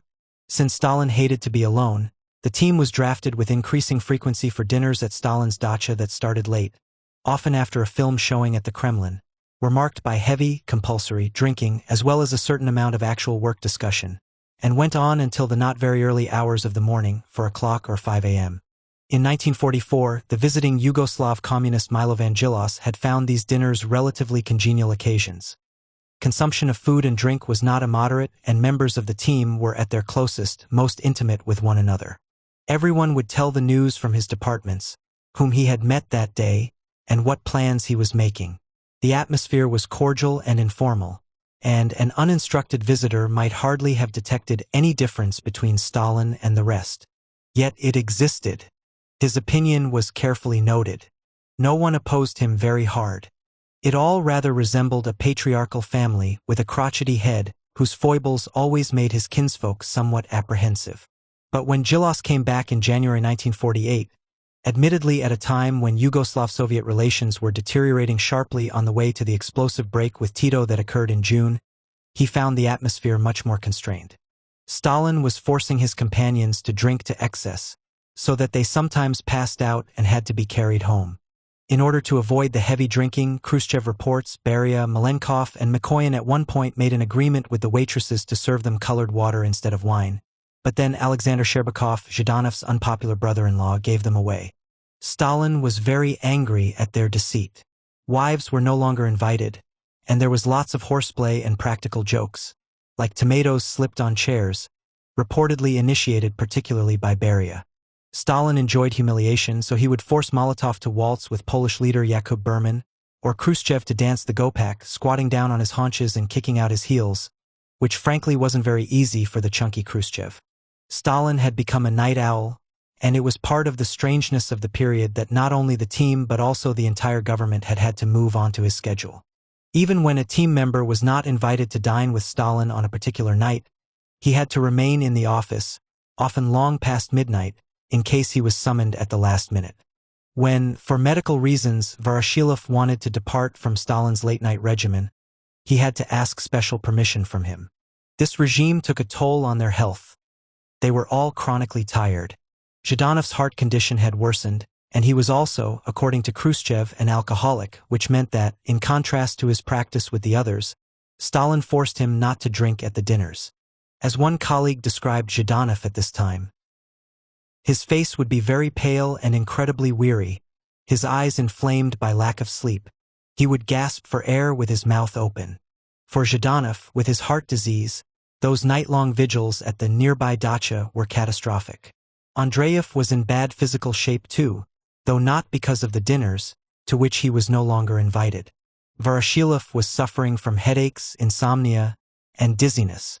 Bad health was endemic among the Soviet political elite, which doctors associated with the unnatural working hours. A memo of March 1948 stated that 22 ministers were suffering from severe fatigue, 3 from ulcers, and 1 from nervous exhaustion. Molotov, Mikoyan, Beria, and Khrushchev appear to have had iron constitutions, though Khrushchev and Molotov kept themselves going by naps in the daytime, and Mikoyan admitted to the subterfuge of taking rest breaks during the endless dinners on the pretext of going to the bathroom. While Stalin's personal lifestyle remained ascetic, luxurious living was gaining ground, in the team as well as in the political elite in general. Some of the wives, Zinaida Zdanova, Nina Beria, and Paulina Zemchizhina, were described as living it up in their periodic visits to the Carlsbad Spa in Czechoslovakia, one of the bonuses of the East European Empire, and Paulina's cherished daughter Svetlana was said to be a real Bolshevik princess, chauffeured daily to the university and wearing a new outfit every day. Molotov's wife was always the best dressed of all the government ladies. But poor Ekaterina Voroshilova, once a revolutionary, had grown into a fat Soviet lady, as had Zinaida Zdanova.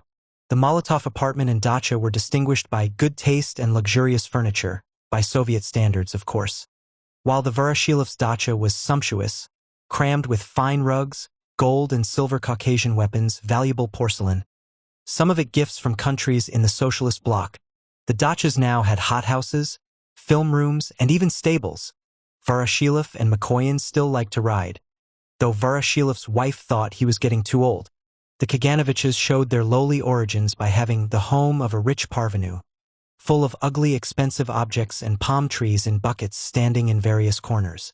The Berias, on the other hand, had a dacha even more sumptuous than the Voroshilovs, with architect-designed furniture, wallpaper and lamps, and English and German books and magazines scattered around. Trophy goods brought back from Europe after the war contributed to the growing luxury of elite apartments and the new prevalence of grand pianos. In Svetlana Stalina's view, it was the older cohort that had embraced luxury most thoroughly, though she exempted the modest Ashken Mikoyan from these strictures. The Malenkovs, Zhdanovs, and Andreevs lived less extravagant and more democratic lives, but even there, Svetlana pointed out, the state, which owned all these apartments, dachas, and fine furniture, little of it was private property, was supporting them at a level unknown to ordinary Soviet citizens. The Zhdanovs were perhaps the most demonstratively cultured of the team families. Nonetheless, Zhdanov's name was soon to be forever linked with cultural disciplinary policies that were deeply offensive to the Russian intelligentsia, and, by the same token, an embarrassment, if not worse, to the team children who identified with that group. Zdanovshchina was the term given to the campaign launched in 1946 to tighten up discipline in the cultural field and combat decadent modernism and Western influence. An allied anti-cosmopolitan campaign attacked servility and bowing and scraping to the West in all its manifestations. The first strike in the cultural campaign was an attack on two Leningrad literary journals and the Leningrad writers Mikhail Zashchenko and Anna Akhmatova. Zhdanov, whose responsibility as Central Committee Secretary included ideology and culture, was the executant, and no doubt a supporter of restoring cultural controls, which had relaxed somewhat during the war. But the initiative evidently came from Stalin, who acted as prompter throughout, and it seems unlikely that Zhdanov would have chosen to attack his own former bailiwick, Leningrad, or identified for special odium writers whom he had earlier protected. Stalin personally edited Zhdanov's speech to the Leningrad writers and was uncharacteristically warm in his praise of the text, a document of interest, among other things, for its thoughtful inclusion of staging instructions, stormy applause at appropriate moments. The security services also did their part, supplying damaging materials on Zashchenko and Akhmatova.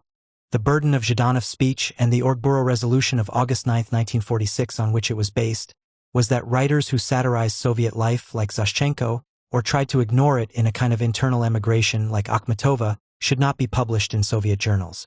Stalin, who took the lead role in cross-examining the Leningraders at the Orgburo meeting, added his own glosses.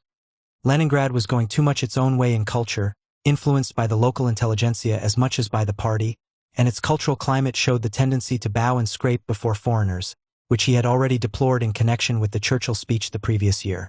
The next strike was against cancer researchers, Professors Nina Kleiweva and Grigory Roskin, who, with the encouragement of the Minister of Health, had given information about their research findings to American scientists via the U.S. Embassy.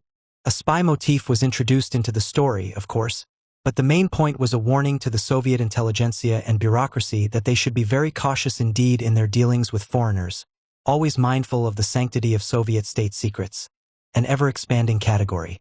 This prompted a closed letter of the Central Committee, which attacked servile bowing and scraping before foreigners as unworthy of our people. It pointed the finger particularly at the intelligentsia. Once again, Zhdanov was the front man but Stalin the reported initiator, and, as before, Stalin carefully corrected the text of Zhdanov's speech. This speech was delivered to a court of honor on the Kleiweva-Roskin affair, a new weapon in the Soviet ideological armory that was one of Zhdanov's pet projects. The distinctive characteristic of courts of honor was that they humiliated and censured those who came before them, but did not usually result in arrests and spells in Gulag. Zhdanov probably saw them as a progressive, even democratic measure instilling discipline without the drastic punitive measures of the 1930s, and moreover involving judgment by one's professional peers. The trouble was that, in the wake of the Great Purges, this didn't work. The peers simply looked for instructions from above, which were freely supplied, and outdid themselves in vilification, a practice known in the Soviet Union as taking out insurance. The anti-cosmopolitan campaign was initially firmly attached to the foreign danger, though by the late 1940s, after Zhdanov's death, it transmuted into a euphemism for anti-Semitism. Foreign contacts were a particular danger to the intelligentsia, but not only to them. The closed letter recommended closer surveillance of foreign visitors, and the objects of its strictures in different parts of the country ranged from listening to the Voice of America radio broadcasts in Krasnodar to being overimpressed by German culture during the German occupation in Veliki Luki.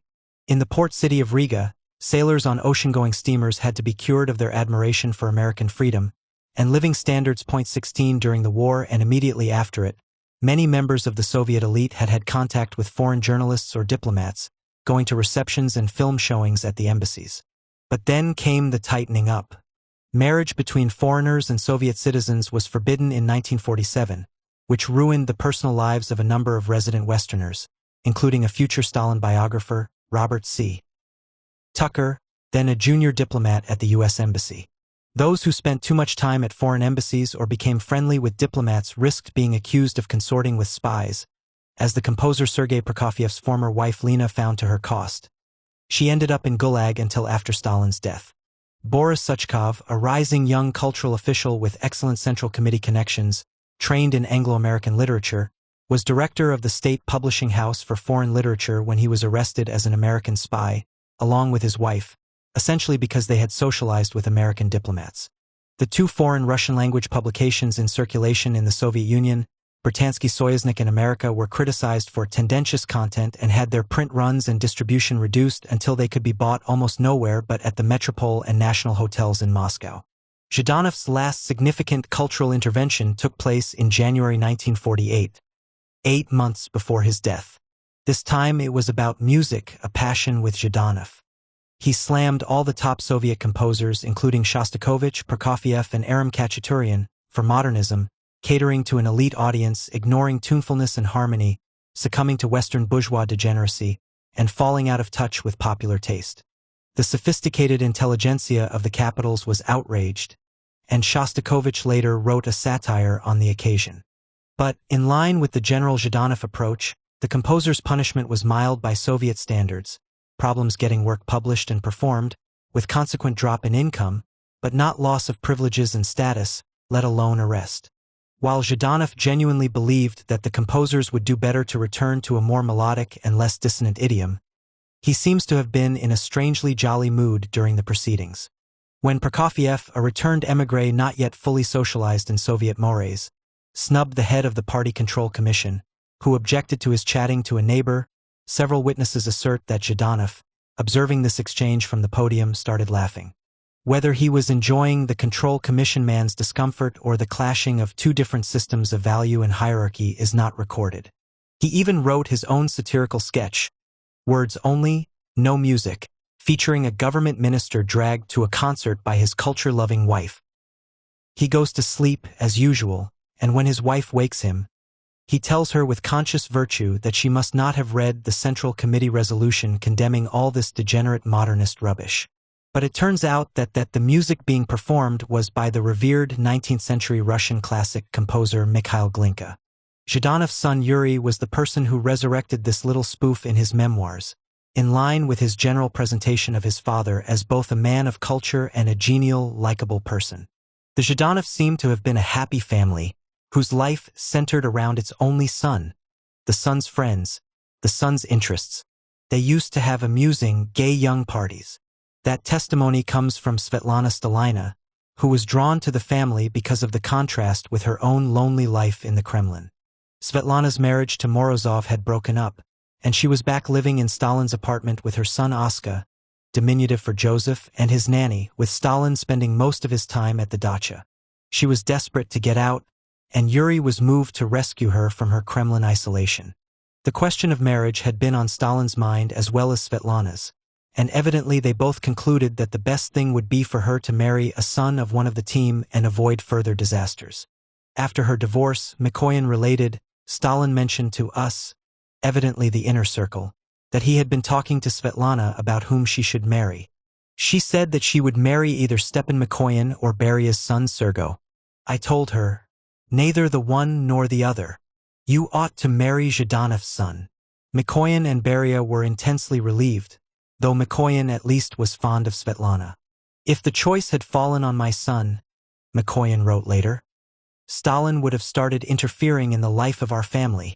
It would have been terrible, Beria agreed.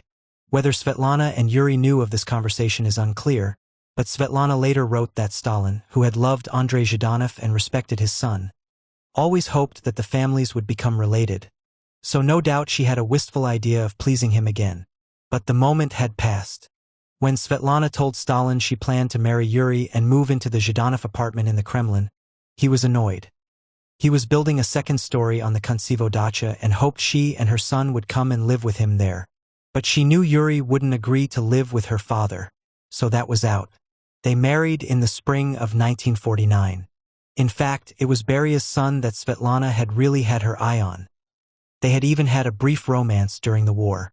But Sergo's mother discouraged the affair, not because she disliked Svetlana, the two had always been close and continued to be so, but on prudential grounds. Stalin would have interpreted the marriage as an attempt to worm your way into his family, she told her son.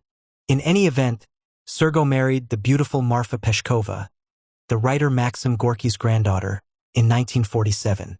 Stalin, who had known Marfa from childhood as Svetlana's best friend, nevertheless had reservations about the marriage, viewing it as a move to establish links with the oppositionist Russian intelligentsia, or perhaps a ploy by Sergo's father to infiltrate the Russian intelligentsia. In the copy of his favorite Georgian epic, which he gave Sergo as a wedding present, he wrote, "You would do better to form bonds with the Georgian intelligentsia." The young couple lived in their own quarters in Beria's townhouse, visited on Sundays by Marfa's grandmother, Gorky's first wife, Ekaterina Peshkova, a longtime maverick defender of political prisoners, the nearest thing Stalinist Russia had to a civil rights activist, who was no doubt the oppositionist intelligentsia Stalin had in mind. The intelligentsia milieu was attractive to Svetlana and Yuri Zhdanov too. But Yuri, alone of the team's children, had just made the switch from a professional life. He was teaching chemistry and studying philosophy at Moscow State University, into a political one. Yuri had been a favorite of Stalin's as a boy, and it was Stalin who had the idea of drafting him to work in the Central Committee. His father was probably dismayed that he was going into the dangerous political world, and Stalin too, oddly enough, had warned him against it back in 1940, when he advised the then 21-year-old Yuri not to get too involved in Komsomol work at the university. Politics is a dirty business. We need chemists. Dirty business or not, Yuri plunged in headfirst when he was appointed head of the Central Committee's Science Department in December 1947, thus abruptly becoming, without experience at lower levels, one of the party's top cultural officials. Yuri was of a post-war generation of young, educated communists who valued professional norms and international standards in science. For them, the scientific dominance of Trofim Lysenko, a self-taught agronomist whose optimistic prescriptions for increased crop yield had won him the admiration of Stalin and other Soviet leaders before the war, was the epitome of everything that needed to change in the post-war period.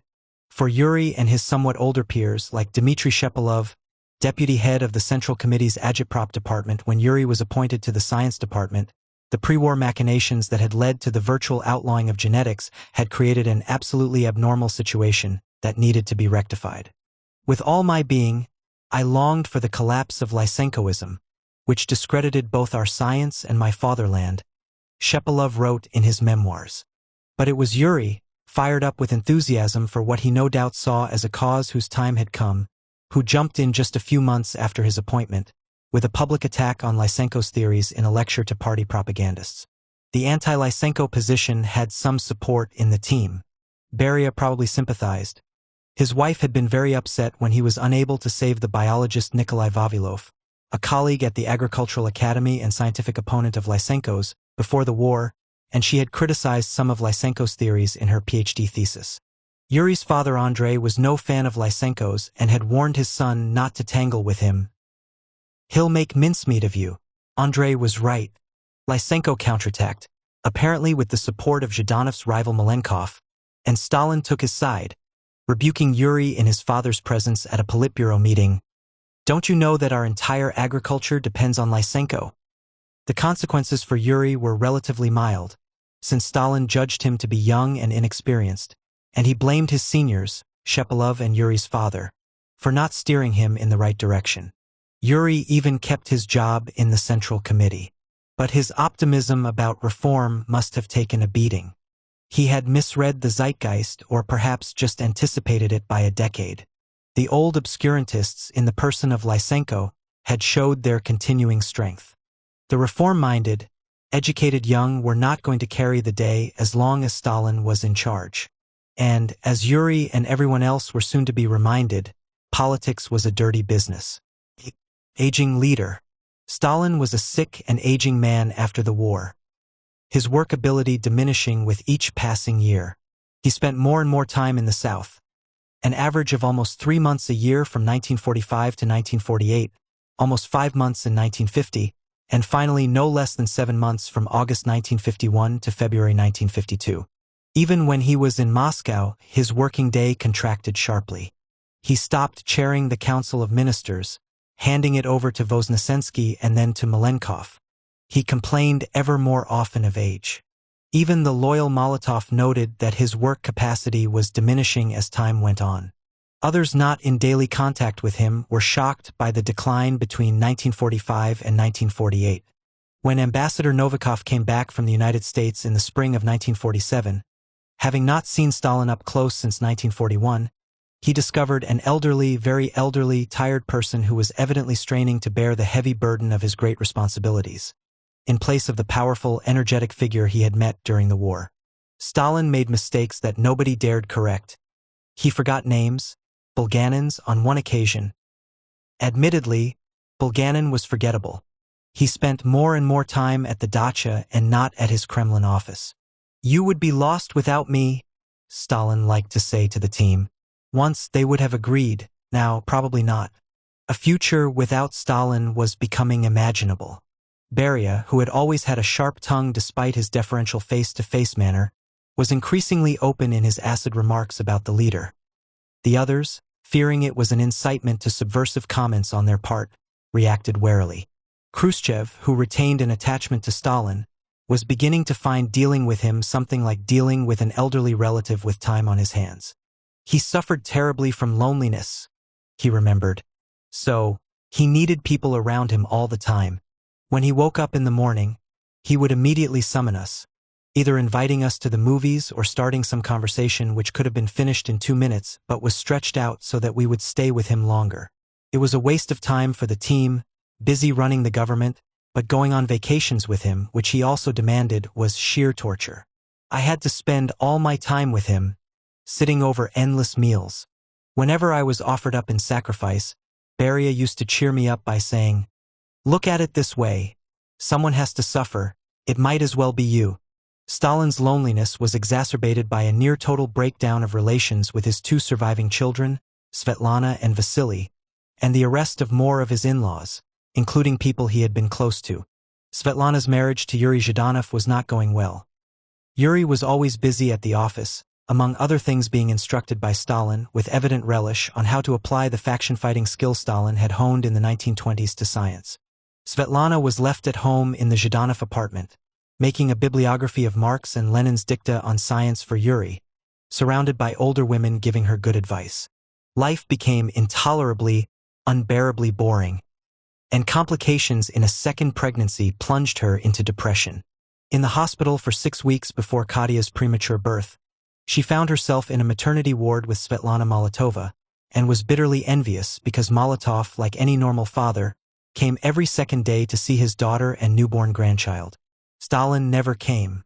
After she wrote him an anguished, reproachful letter, he finally wrote back affectionately to my Svetochka, promising that she would see her Papachka soon, but he still didn't come. When her marriage fell apart early in 1950, Stalin was unsympathetic. What a fool!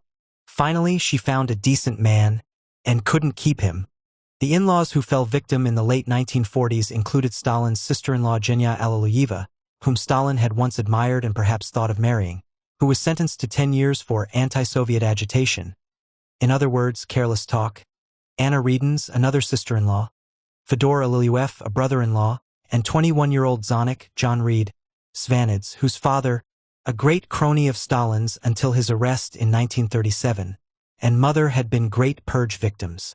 The arrests were, of course, among the causes of Stalin's estrangement from Svetlana, whose remaining family members were vanishing before her eyes. When she asked what they had done wrong, Stalin just said they talked too much, which was a help to the enemy. Paranoia is a term often loosely used of Stalin, but in the last 5 years of his life it certainly seems to apply. This time, in contrast to the late 1930s, his suspicions were particularly acute with regard to the people closest to him. Once, when Khrushchev and Mikoyan were on leader-sitting duty in the South, Stalin muttered to nobody in particular, "I'm finished. I trust no one, not even myself." As Stalin's energy and competence declined, he handed over more and more business to other members of the team, just signing off on whatever they decided when it was sent to him at the dacha for signature. His judgment grew erratic. Mikoyan describes a meeting of the team when Stalin suddenly suggested abolishing state farms, a basic component of Soviet agriculture. Mikoyan objected, or so he later claimed, while the rest, even Malenkov and Kaganovich, sat silently, looking at their hands. Nobody supported him. He dropped it. Some people complained that Stalin's abdication of responsibility created logjams and procrastination. But the other consequence, perhaps of more significance for the future, was a revival of semi-collective decision-making on the team's part. A group of four, Beria, Malenkov, Khrushchev, Bulganin, was running the Politburo. In the perhaps exaggerated judgment of one well-placed observer, even Stalin could do nothing against them.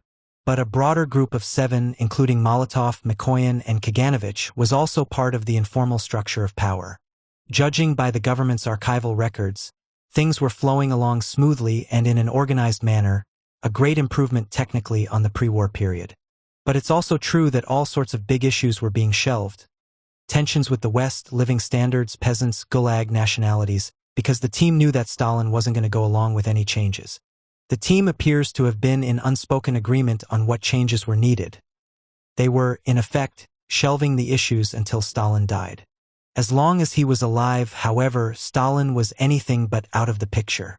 He still had the key power to kill, although with respect to the team, anything of that sort needed to be approached with caution.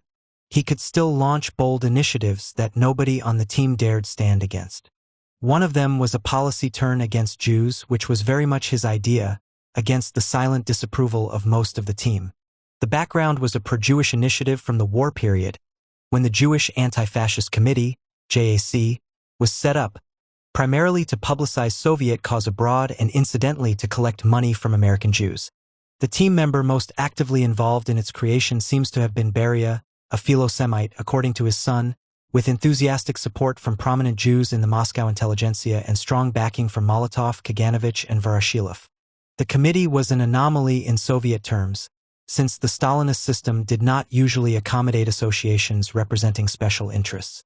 But in the special circumstances of wartime, it was not unique. A pan-Slavic union aimed at Slavs in Eastern Europe and Russian émigrés, and sponsored by Russophile Alexander Sherbakov, had been set up at the beginning of the war for similar purposes of financial and emotional appeal to members of a particular international constituency, as were anti-fascist committees for women, youth, and scientists. The Jewish Anti-Fascist Committee came on the scene in 1942, headed by longtime director of the Moscow Jewish Theater Solomon Michaels, under the supervision of Solomon Lozovsky, Molotov's deputy at the Foreign Ministry and an important governmental figure in his own right.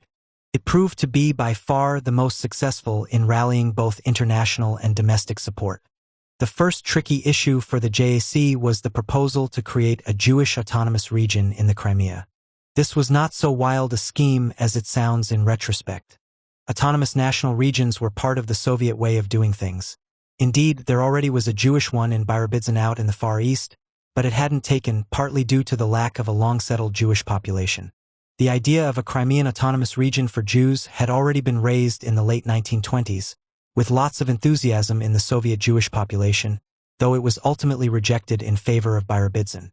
The JAC, whose leaders had for some years anticipated that the Soviet Union must become a haven for Jewish refugees from Nazism, revived the Crimean proposal, pointing out that American Jewish financial support would be readily forthcoming.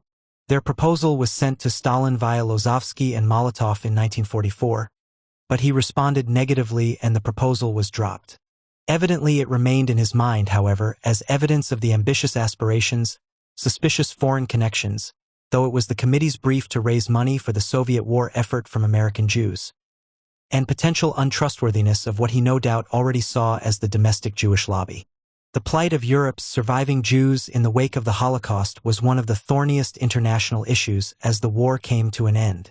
Although the Bolsheviks were long-standing opponents of Zionism, the Soviet Union was an early supporter of the creation of the State of Israel and was looking for a beachhead in the Middle East, as well as playing Stalin's favorite divide-and-rule game with capitalist powers. The United States supported the creation, while Britain, as the colonial power in the region, dragged its feet. In addition to realpolitik considerations, Molotov also had personal sympathy for the creation of a Jewish state, though whether Stalin ever shared this is unclear. According to Beria's son, Stalin and Beria had the more Machiavellian idea that by helping the State of Israel to come into being they would ensure the support of international finance for the Soviet Union. They saw in this state a base from which to influence the world of Jewry, with all its financial resources, in the interests of the USSR. The Soviet Union was the first country to give Israel de jure recognition as a state on May 17, 1947.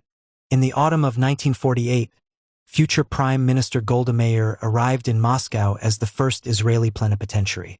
She received a rapturous welcome from Moscow Jews, including Polina Zemchuzina, who embraced her at a diplomatic reception, announcing herself in Yiddish as a daughter of the Jewish people. This enthusiasm was itself something of a warning signal from Stalin's standpoint. Problems in relations between the two states were surfacing as early as the summer of 1948, exacerbated by a flood of American money to Israel in its first year of existence, which the Soviet Union couldn't match. In the United States, aid to Israel was already being recommended in Cold War terms as a way of blocking communist expansion. Emigration of Jews to Israel was another problem, since the Soviet Union, which in general made legal emigration almost impossible for its citizens, was not inclined to make an exception for the Jews. No financial support, no population, was how a disappointed Meir summed up Soviet prospects on her departure from Moscow in March 1949. The JAC was remarkably successful in its international endeavors, especially with the socially conscious American Jewish community, many of whose families had roots in the Russian Empire and left-wing sympathies.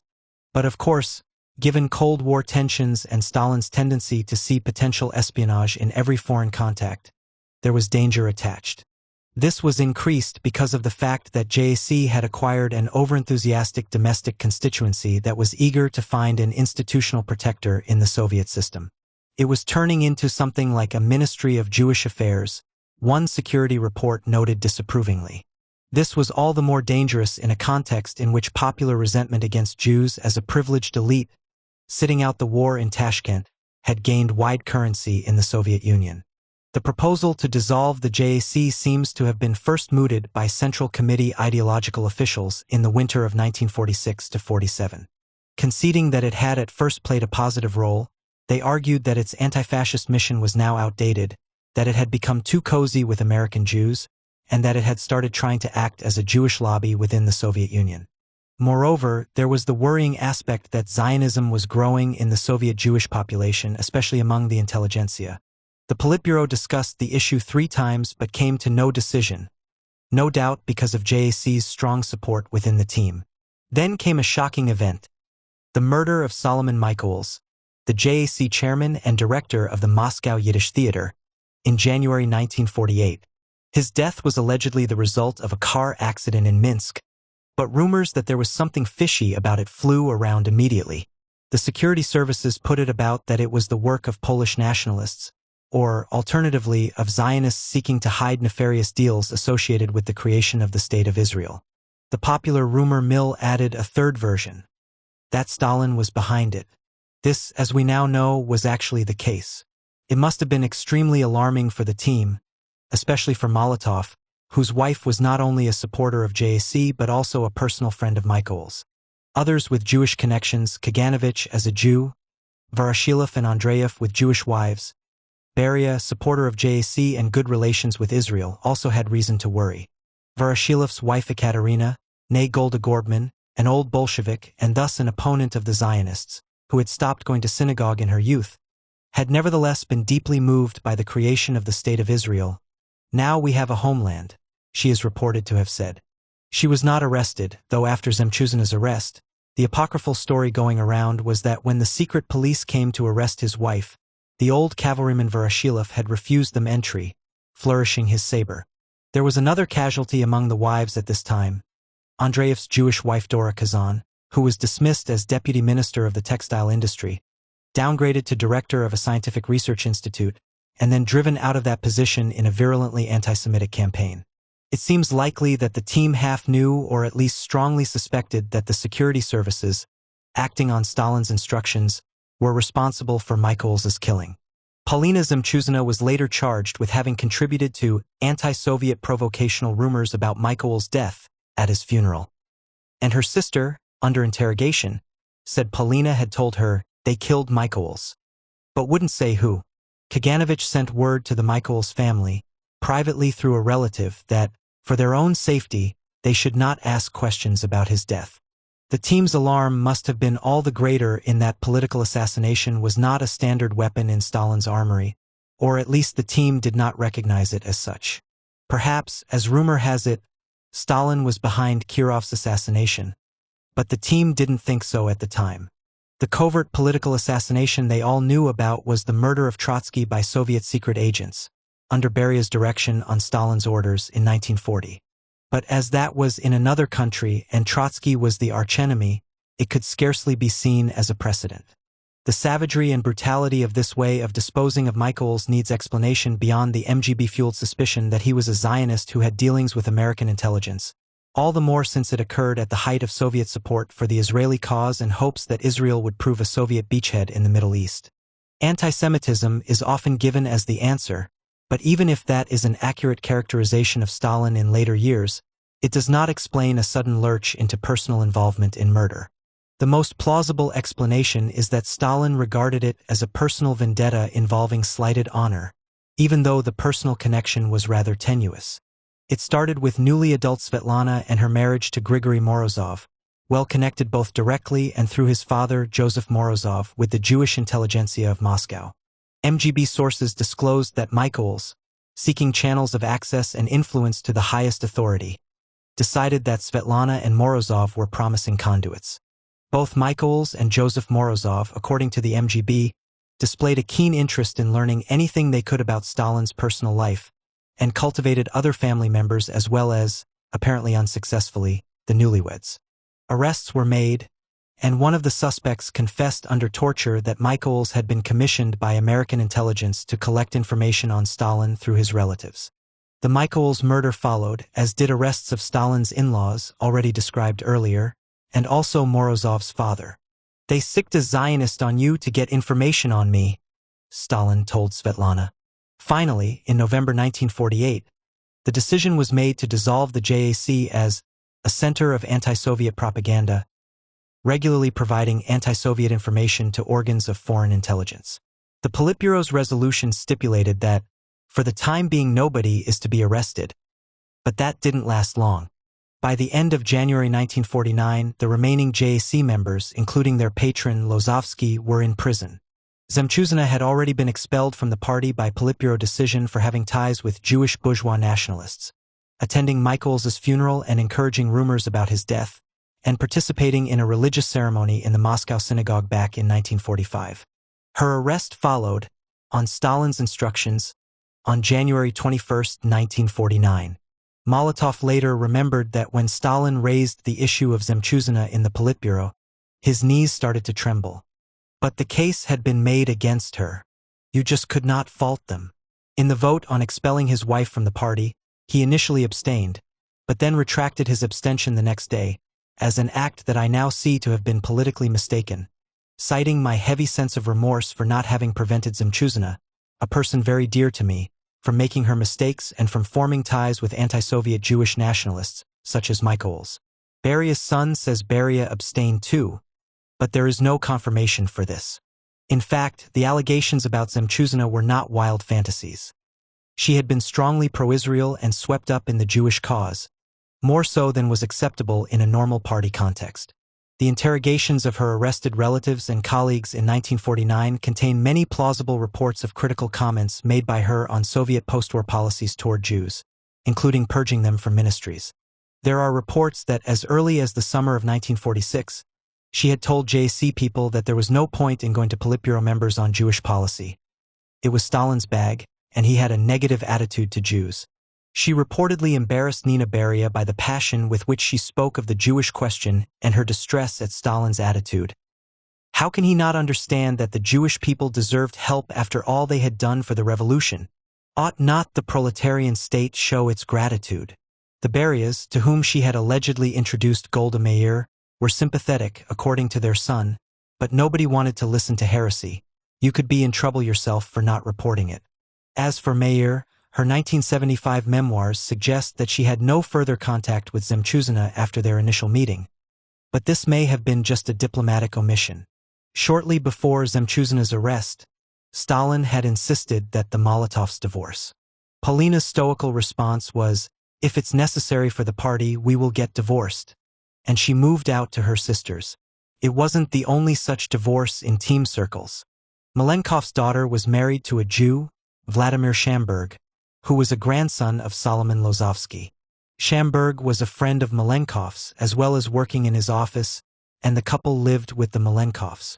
In January 1949, the day before Lozovsky's expulsion from the Central Committee, Malenkov arranged his daughter's divorce from Shamberg. He wasn't personally anti-Semitic, a puzzled Khrushchev concluded. He must just have been acting out of a lackey's servility to his master. It was probably Malenkov's intervention, however, that spared Shamberg and his parents from the exile later imposed on most relatives of disgraced JC members. In March 1949, a couple of months after Zemchuzina's arrest, Molotov was removed from his job as Minister of Foreign Affairs and replaced by Andrei Vyshinsky, one of his former deputies. The decision seems to have been made at a meeting at Stalin's dacha at which the only team members present were Malenkov, Beria, and Bulganin. This suggests a certain wariness on Stalin's part as to the team's reaction, but in fact all the absent members of the Politburo subsequently canvassed endorsed the decision, though Voroshilov added the qualification that he was in favor if everyone else is. Mikoyan was replaced as Minister of Foreign Trade by his deputy at the same time. The significance of such changes is difficult to read, in that team members were sometimes moved into or out of direct leadership of sectors for which they had supervisory responsibility in the Politburo, depending on whether their hands-on involvement was considered necessary. In this case, Molotov's removal, in particular, looked like a censure given both Zemchuzina's arrest and the crisis over the future of Germany, which led to the 1948 Berlin blockade, understood as a failure of Soviet diplomacy. In his memoirs, Mikoyan denied that anything derogatory was involved in his case. Both Molotov and Mikoyan appear to have had good working relationships with their replacements, who continued to respect their seniority, and over the next few years, most of their former responsibilities in foreign affairs and foreign trade, respectively, were quietly restored. A bigger shock in high politics in early 1949 was the Leningrad affair, an alleged conspiracy of Leningraders in the party hierarchy, which also brought down a Politburo member, Nikolai Voznesenky. Nobody has uncovered any real plot, except on Stalin's part, to destroy some subordinates and potential challengers. And even the storyline, in the absence of public trials, lacks the comparative clarity of that of the Great Purges. The victims were high officials in the Leningrad Party Committee, along with Voznesensky and Central Committee Secretary Alexei Kuznetsov. Khrushchev thought that Malenkov, Zhdanov's old opponent, and Beria, hostile to Voznesenky, were fanning the flames, but Malenkov's son claims, on the contrary, that his father was the only one to vote against condemnation of Kuznetsov and Voznesensky in the Politburo. Zhdanov's son thought it was intended as retrospective discrediting of Zhdanov. Beria's son said it wasn't Beria who was gunning for the Leningraders, and Malenkov's son said it wasn't Malenkov. The whole issue of internal rivalries is so confused that it is hard to make any sense of it, other than that everyone was maneuvering and hoping that the axe would not fall on them but on someone else and his patronage network. Mutual accusations of guilt were revived when the team split in 1957, but no real light was cast. According to Malenkov, the organizer was Stalin. None of the team seems to have believed anything untoward was going on in Leningrad, and Khrushchev and Molotov both later claimed that they just didn't know what was at the root of Stalin's suspicions of the Leningraders. The net result of the Leningrad affair was to remove two rising stars in Voznesensky and Kuznetsov, both ethnic Russians in their 40s, whom Stalin had reportedly spoken of as possible successors. Thus, apart from any goal Stalin may have been pursuing with the Leningrad affair, one can't help suspecting that the main beneficiaries, Malenkov and Beria, had a hand in discrediting the two, if not in their actual destruction. Khrushchev's analysis, based on deduction and hints dropped by Malenkov and Beria later, since he said Stalin never discussed the affair with him, was that Stalin was preparing Voznesensky and Kuznetsov as successors to the Kremlin Old Guard, which meant that Beria first and foremost, then Malenkov, Molotov, and Mikoyan, no longer enjoyed Stalin's confidence. He assumed that the old guard had got rid of the competition by undermining Stalin's confidence in the young challengers, though he didn't know exactly how. Intrigue apart, the Leningrad affair was a shock to the team, as they had hoped that bloodletting at the top was a thing of the past. For Mikoyan, there was personal trauma as well. His youngest son Sergo was due to marry Kuznetsov's daughter Alla just at the time the affair broke in March 1949. Mikoyan showed unheard of effrontery. His biographer writes, not only in going ahead with the wedding at his house and failing to disinvite the father of the bride, but even sending his own official car to pick him up. Alla became a cherished part of the Mikoyan family until her premature death in 1957, and the Mikoyans also looked after her younger siblings after their mother's arrest. According to Stepan Mikoyan, they were saved from an orphanage by Mikoyan's intercession with Stalin. Voznesensky and Kuznetsov were arrested in the autumn, 6 months after their removal from all offices. In Kuznetsov's case, the arrest took place as he left Malenkov's office after a visit. The investigation was reportedly conducted personally by Beria, with Malenkov, Beria, and Bulganin taking part in interrogations, reviving a practice of the Great Purges. The two were shot in the autumn of 1950. Meanwhile, offstage from the standpoint of the team, interrogation of Zemchuzina and the many relatives and colleagues arrested along with her was in progress, the reports of which had been routinely sent to Stalin, but not the other leaders, by the MGB. The initial intention was evidently to make a case against her as a Jewish bourgeois nationalist, linking her up with JC members in some kind of spying for the United States case, but surprisingly, given that the Jewish material is quite rich, that line was abandoned and the interrogation started to focus on her sex life. This material also turned out to be rich, especially after one lover, I. Steinberg, husband of her niece Rosa, broke down and provided an almost pornographic description of their lovemaking. Beria later attested that these witnesses were subjected to beatings and other physical abuse, and several of them died in prison. When the report on the sexual relationship with Steinberg came through in August 1949, Stalin departed from past practice and circulated it to the entire Politburo, which of course included Molotov. In later life, Molotov never mentioned this peculiar humiliation. Khrushchev related it in somewhat Baudelarized form in his memoirs, Still Wincing. In December, the MGB decided for whatever reason to drop the case. Beria's later claim that it was because of absence of proof is scarcely convincing, since that had never stopped such cases before, and Zemchuzina was sent off to Kostanay in Kazakhstan with a 5-year sentence of exile. According to a high-security official, the real point of arresting Zemchuzina was to get compromising material on Molotov. If so, it was a total failure. She provided no damaging testimony on her husband. Indeed, she appears not to have made a confession at all. And in the confessions of her relatives and colleagues, Molotov went completely unmentioned, as did her daughters. It was as if they didn't exist, and her entire world consisted of ne'er-do-well relatives, colleagues, and assorted lovers. This would scarcely have been the case if the MGB had been trying to concoct a case with these witnesses against Molotov. But that doesn't mean that the MGB was not working on a possible Molotov case. One favored scenario involved treasonous contact on Molotov's part with the British, but there was also an American variant. Stalin became obsessed with the idea that when Molotov traveled between cities in the United States, he must have had his own private railway car, and since the Soviets didn't pay for it, it must have been the Americans rewarding him for services rendered. Both these scenarios remained on the drafting board, testimony to Stalin's and the MGB's diligence in preparing for every contingency. By the spring of 1949, there was no team member except the bland Bulganin, who had not received some kind of a slapdown since the war. This time, however, 2 departures were permanent. Combined with Molotov's and Mikoyan's semi-disgrace, it gave the team a lot to think about. Yet, in a way, it was still plus CA change. Voznesensky had been a relatively recent acquisition to the Politburo, while Kuznetsov had not even made Politburo membership despite being gossiped about as an heir apparent, and the status indicator based on access to Stalin was not significantly altered. Malenkov, Beria, and Molotov were among the top 5 most frequent office visitors, sometimes switching positions, every year from 1949 to 1952. Molotov nosedived briefly in the second half of 1949, only to return to second place in 1950. Mikoyan was in the top 5 in 1949 to 50, and a few notches down in 1951 to 52. Kaganovich was back among regular visitors from 1948, though not in the top 5. Voroshilov's visits were few, and Andreev was not in Stalin's office at all after 1948. Khrushchev, returning from Kiev at the beginning of 1950 to take up the position of Central Committee Secretary in Moscow, was a new factor in the Kremlin equation.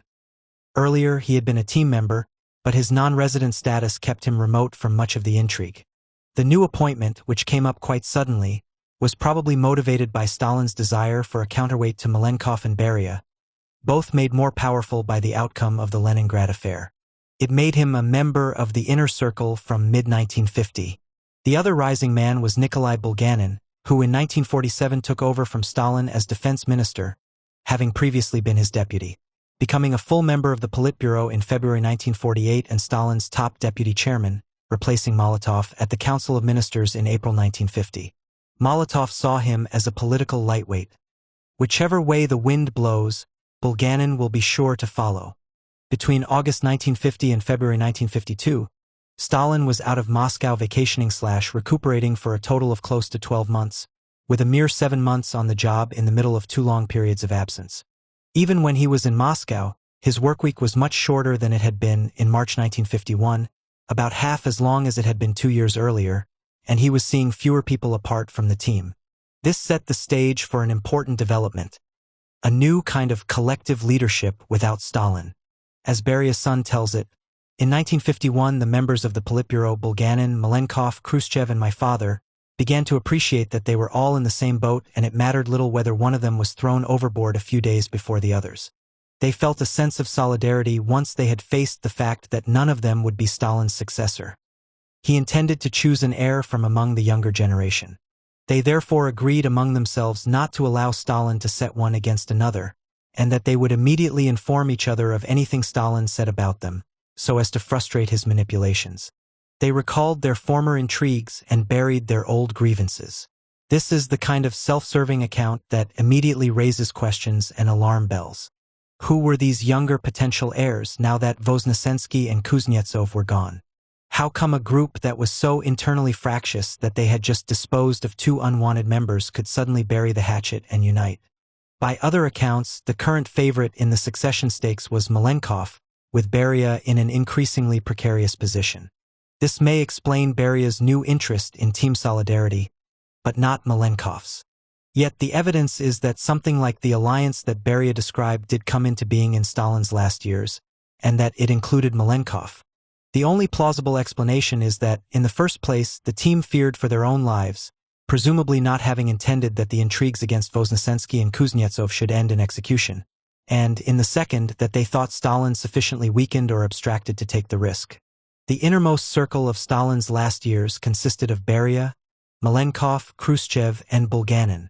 But Molotov and Mikoyan were still players. Molotov's status had waned since the 1940s when he was viewed by the team, according to Khrushchev, as the future leader of the country who might replace Stalin when he died. But he still ranked second to Stalin in the media, which conventionally indicated hierarchy by listing Politburo members non-alphabetically, and was regarded by the public as the number 2 man. I respected Molotov, wrote the communist writer Konstantin Simonov, a member of the party Central Committee. He was the man standing closest to Stalin, the most visible and weighty in our eyes, sharing governing responsibilities with Stalin. Other leaders came and went, but Molotov remained, at least until 1948, a constant in the milieu of my generation, earning the firmest and constant respect and priority. Evidently, the four thought they needed him for legitimacy in any future transition. Someone from the four, probably Malenkov or Khrushchev, was delegated to tell Mikoyan about their solidarity pact. This was all very risky. Such behavior would undoubtedly have been viewed by Stalin, not without reason, as a plot. Beria, evidently functioning as primus inter pares, had told the others that one must defend Molotov. Stalin is settling scores with him, but he is needed by the party. This surprised Mikoyan, though he was glad to hear it. It was Mikoyan's job, evidently, to pass the news of the four's support on to Molotov, perhaps because Mikoyan was personally closer to them. Molotov's reaction is not recorded, but he later conceded that Beria seemed at this point to be defending him. As to his motives, Molotov surmised that, When he saw that even Molotov can be dismissed. Now you take care, Beria. If Stalin doesn't even trust Molotov, he could get rid of us in a minute. Although Molotov and Mikoyan remained regulars in the team meetings in Stalin's office and at Politburo meetings, and Mikoyan was still personally close enough to Stalin to be meeting him on holiday in the South in the summer of 1951, their political situation was precarious. As Molotov put it, "A black cat had run between me and Stalin." He could see that Stalin had become very distrustful of him but wasn't sure what the grounds of his distrust were. Perhaps his wife's arrest, which was carried out on Stalin's instructions. But that seemed more likely a product of Stalin's suspicions of Molotov than a cause. One such vignette comes from Mikoyan's description of an incident at Stalin's dacha in December 1948, and the accusing remark, "surely a setup by Stalin," came from Stalin's secretary Alexander Paskrebyshev, not one of the usual dinner guests, who suddenly announced, "Comrade Stalin, while you were in the South, Molotov and Mikoyan were preparing a plot against you in Moscow." With Caucasian fervor, Mikoyan would have hurled himself at Paskrebyshev and demanded satisfaction, but Beria restrained him. Molotov sat silent like a statue, and so did the others. After a while, Stalin led the conversation to a new topic. A second vignette is in its way even more striking. In conversation with Mikoyan, Malenkov or Khrushchev remarked that Stalin had been calling him and Molotov English spies. At first, Mikoyan didn't pay too much attention, a remarkable reaction in itself. Then he remembered Stalin using this gambit before, when, 2 or 3 years after Orjonikidze's suicide, a broodingly angry Stalin wanted to announce him retrospectively as an English spy. But nothing came of it because nobody supported him. With such things in Stalin's mind, the team generally needed to come on board, or at least have time to get used to the idea. His handling of the Molotov/Mikoyan exclusion in 1952 suggests that his strategy hadn't changed. But there were rare times, notably the Great Purges, when the rules changed pro tem. The team hoped they were not heading for another suspension of normal rules. Stalin failed to take his usual vacation in the autumn of 1952, such a marked departure from the pattern of previous years as to suggest that he had some plans brewing. Things came to a head at the plenary meeting of the Central Committee summoned in October 1952, when Stalin, acting alone and apparently without consultation with the rest of the team, launched a remarkable public attack on Molotov and Mikoyan. No minutes were taken, so we have to rely on people's memories. According to one witness, Stalin's demeanor at the plenum was surly and sinister. When delegates greeted his entrance with the usual stormy applause, he asked unpleasantly why they were all clapping. He immediately announced that within the party and the Politburo, there was a deep schism.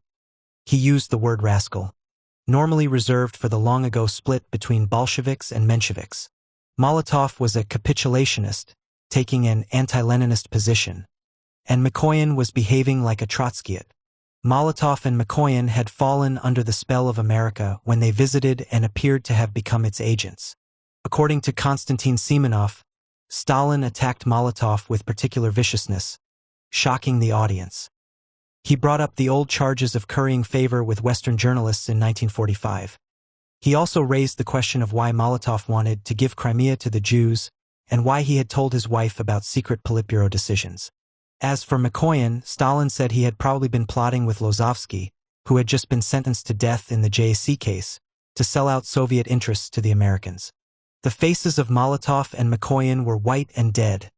According to Simonov, their colleagues looked panicky. Khrushchev found Stalin's accusations against Molotov and Mikoyan very surprising and confusing. Mikoyan remembers shock and that he attempted to defend himself point by point, whereas Molotov spoke briefly, saying nothing more than that he had always been in agreement with the party line in both foreign and domestic policy. At some point in this terrible meeting, Stalin asked to be relieved of his position as party secretary because he was too old and sick to carry out his duties. Malenkov, in the chair, was in agony. When the hall resounded with cries of "No, you can't. We beg you to stay," he had the look of a man who had stared death in the face before being reprieved. Stalin then made an extraordinary suggestion, apropos of the new institution of the Central Committee, the Presidium, which was replacing the Politburo. They should deceive the enemies of the people by creating a big Presidium and publishing its composition in the papers, but then elect a little Presidium and not tell anybody who was on it. This absurd suggestion was accepted. A big presidium of 25 people was elected, including Molotov and Mikoyan, along with other members of the former Politburo, but not Andreev, about whose incapacity Stalin had made a slighting remark in passing. And also a little one, the Bureau, of 9 members, including Voroshilov, a late addition written by hand, and Kaganovich, along with the rest of the team and a couple of new faces, but not including Molotov, Mikoyan, and Andreev. The enemies of the people must have been duly baffled and frustrated. But so was the team. Khrushchev, who very much regretted the exclusion of Molotov and Mikoyan, and regarded the gratuitous swipe at Andreev as outrageous, exchanged knowing glances with Beria and Malenkov because what Stalin proposed was crazy. He wondered who had helped Stalin make up the list, which the 4 all swore they hadn't. Since he obviously couldn't have come up with it on his own, he didn't even know most of the new people. Khrushchev surmised that it was perhaps Kaganovich, now back in comparative favor with Stalin, who had suggested the names, since they came mainly from his field of industry. The 9-member bureau of the Presidium turned out, as so often with Stalin, to be more or less a fiction. He operated instead with an inner circle of 5, usually himself, Malenkov, Beria, Bulganin, and Khrushchev, which, as it happens, was exactly the same group he had been most closely working with for the last several years, the group of 4+1. Molotov and Mikoyan had been cast into outer darkness, or had they? They certainly ceased to visit Stalin in his office after the October plenum, but Mikoyan later claimed that they regularly attended meetings of the Bureau, for all Stalin's efforts to keep them out. This is not how it looks in the officially recorded attendance lists, though these could have been edited. But in any case, the Bureau met relatively infrequently, not weekly as it was meant to, and it appears that the most important business in the last months of 1952 was discussed at the December meetings of the full Presidium.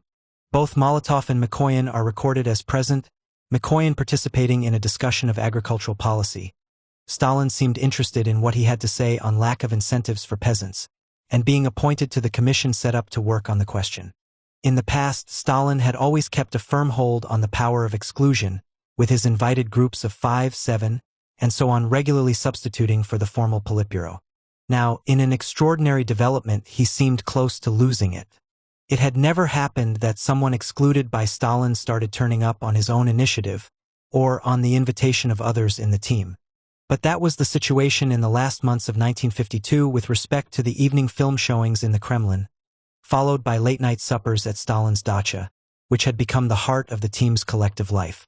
Here, even according to the normal conventions of social life, one might have expected Stalin to have sole power to invite or not, and he had made it clear that Molotov and Mikoyan were in disgrace. Nevertheless, they continued to attend. They wouldn't bother to call Stalin and ask permission, Khrushchev remembered. They would find out whether Stalin was at the Kremlin or at his dacha and then simply appear. They were always allowed in, but it was obvious Stalin wasn't very glad to see them. After a while, Stalin got fed up and told his staff not to tell Molotov and Mikoyan where he was. But this didn't work, as the rest of the members of the team were quietly subverting his instructions. Molotov and Mikoyan had a talk with Beria, Malenkov, and me, Khrushchev reports.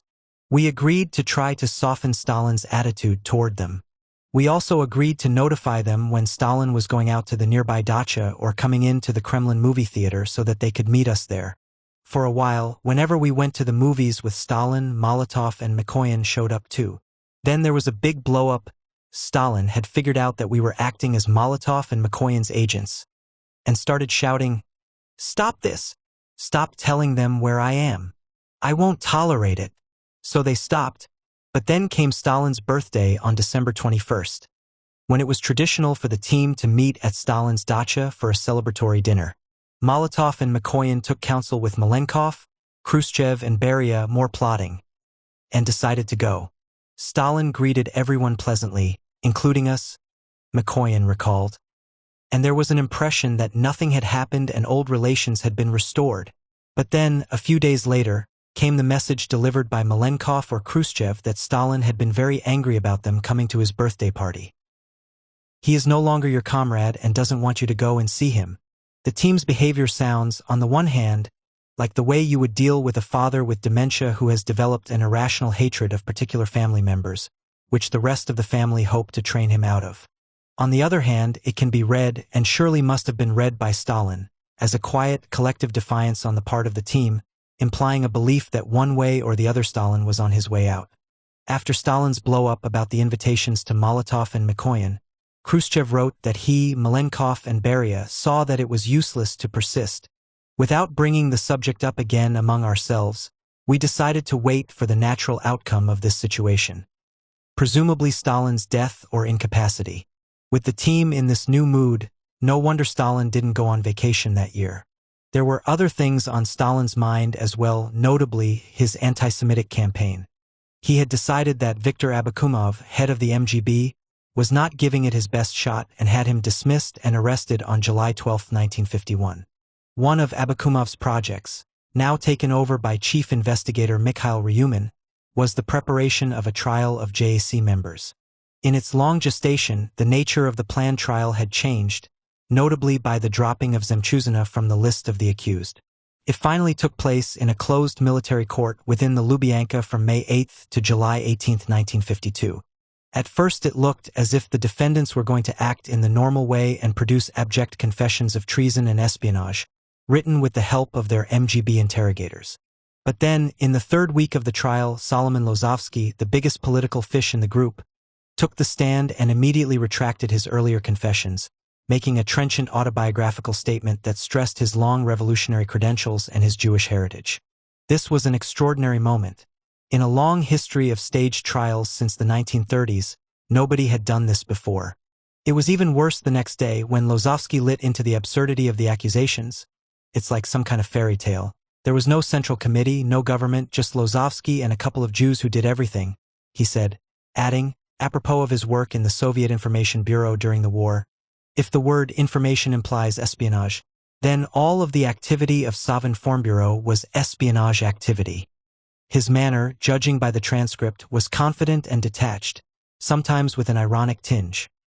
Listening, the other defendants took heart, and in subsequent testimony started to retract their confessions too. In other words, the whole thing started to fall apart. Worst of all, from the point of view of the stagers, the military judge presiding over the proceedings, General Alexander Chepsov, found that he was not convinced by the evidence and suggested to Malenkov, whom he must have known from earlier work in the Central Committee office, that an acquittal was in order. How he had the nerve to do this remains obscure, but surely it was not unrelated to uneasiness in the political elite, including within the team, about the anti-Semitic campaign. Malenkov did not support him, and, after a month's hold-up to deal with Chepsov's objections and the defendants' appeals, things reverted to the standard Stalinist pattern.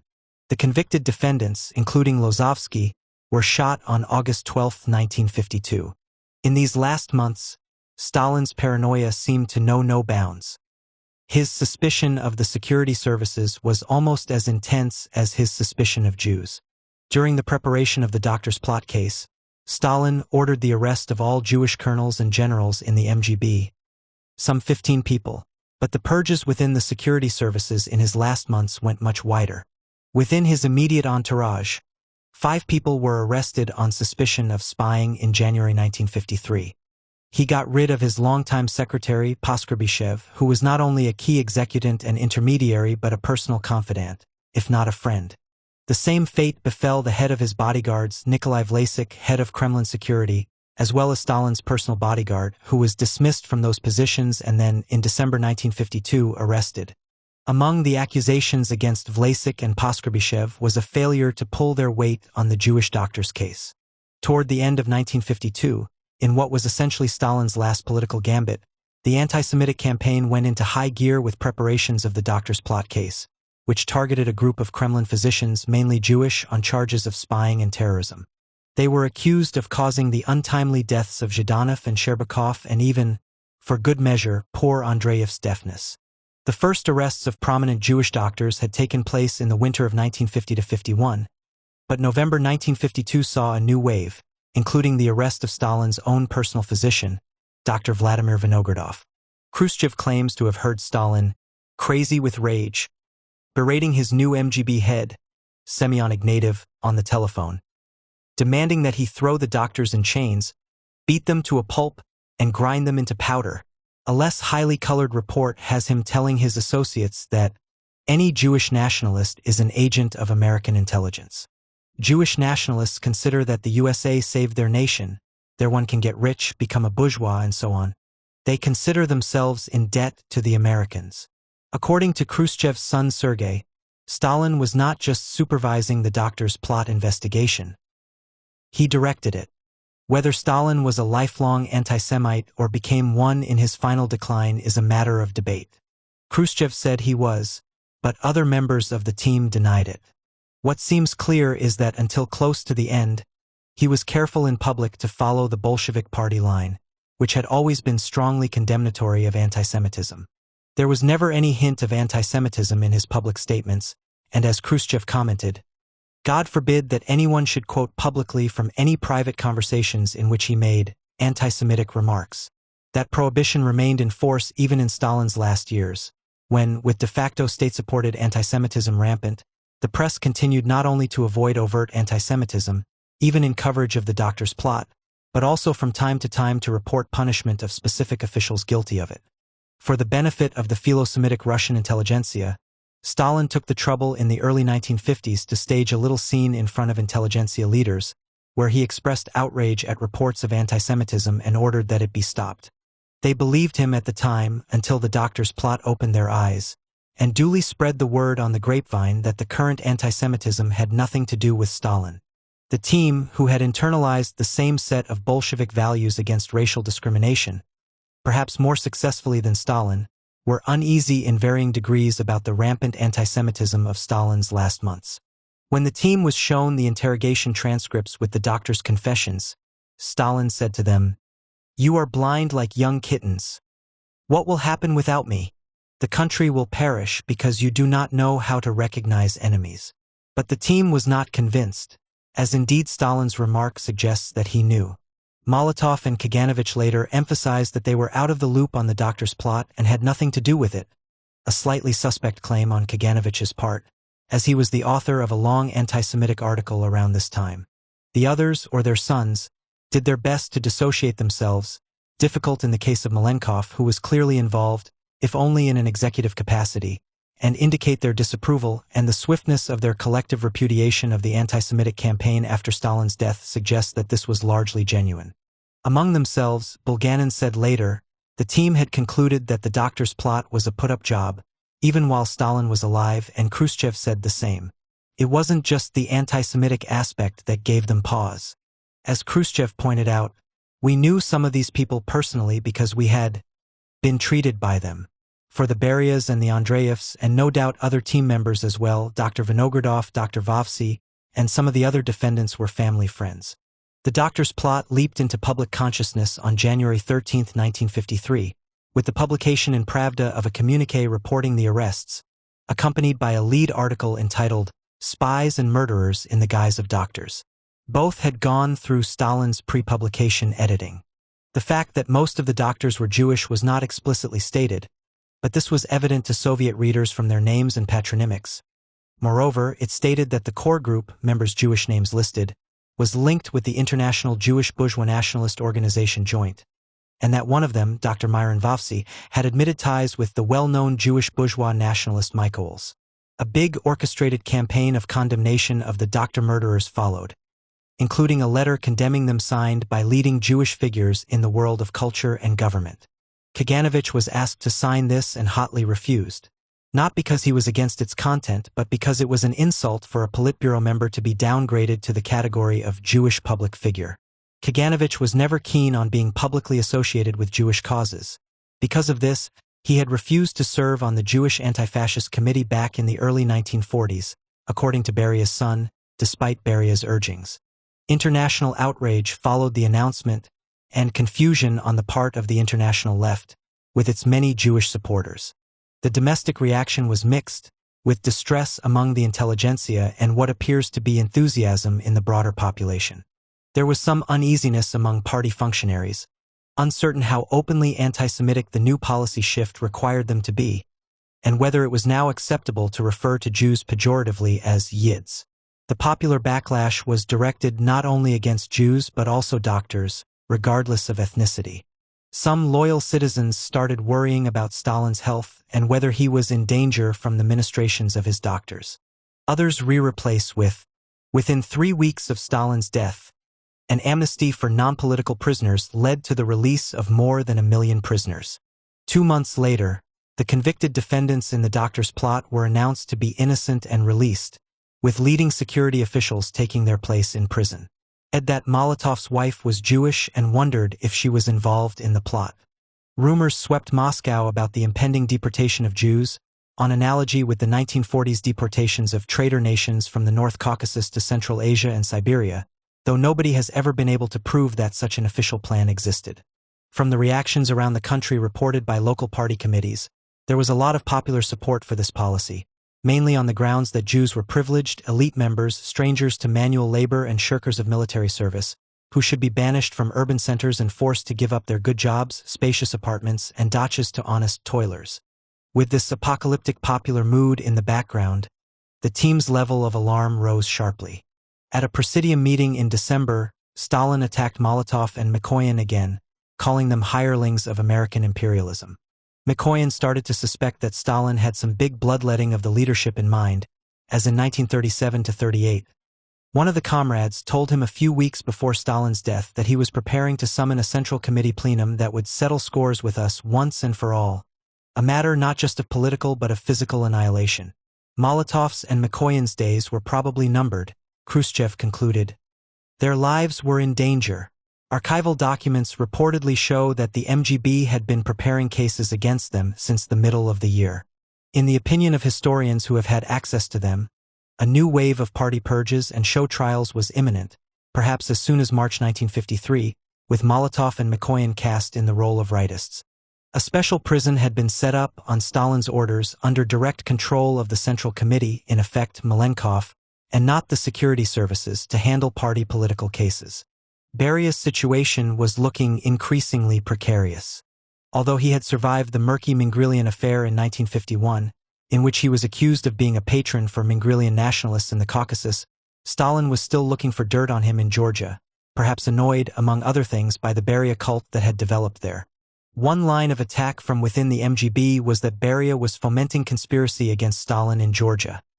It was also rumored that he was a Jew who was hiding his true identity. In these last months of Stalin's life, Beria had warned his wife and son that his and their survival was a risk.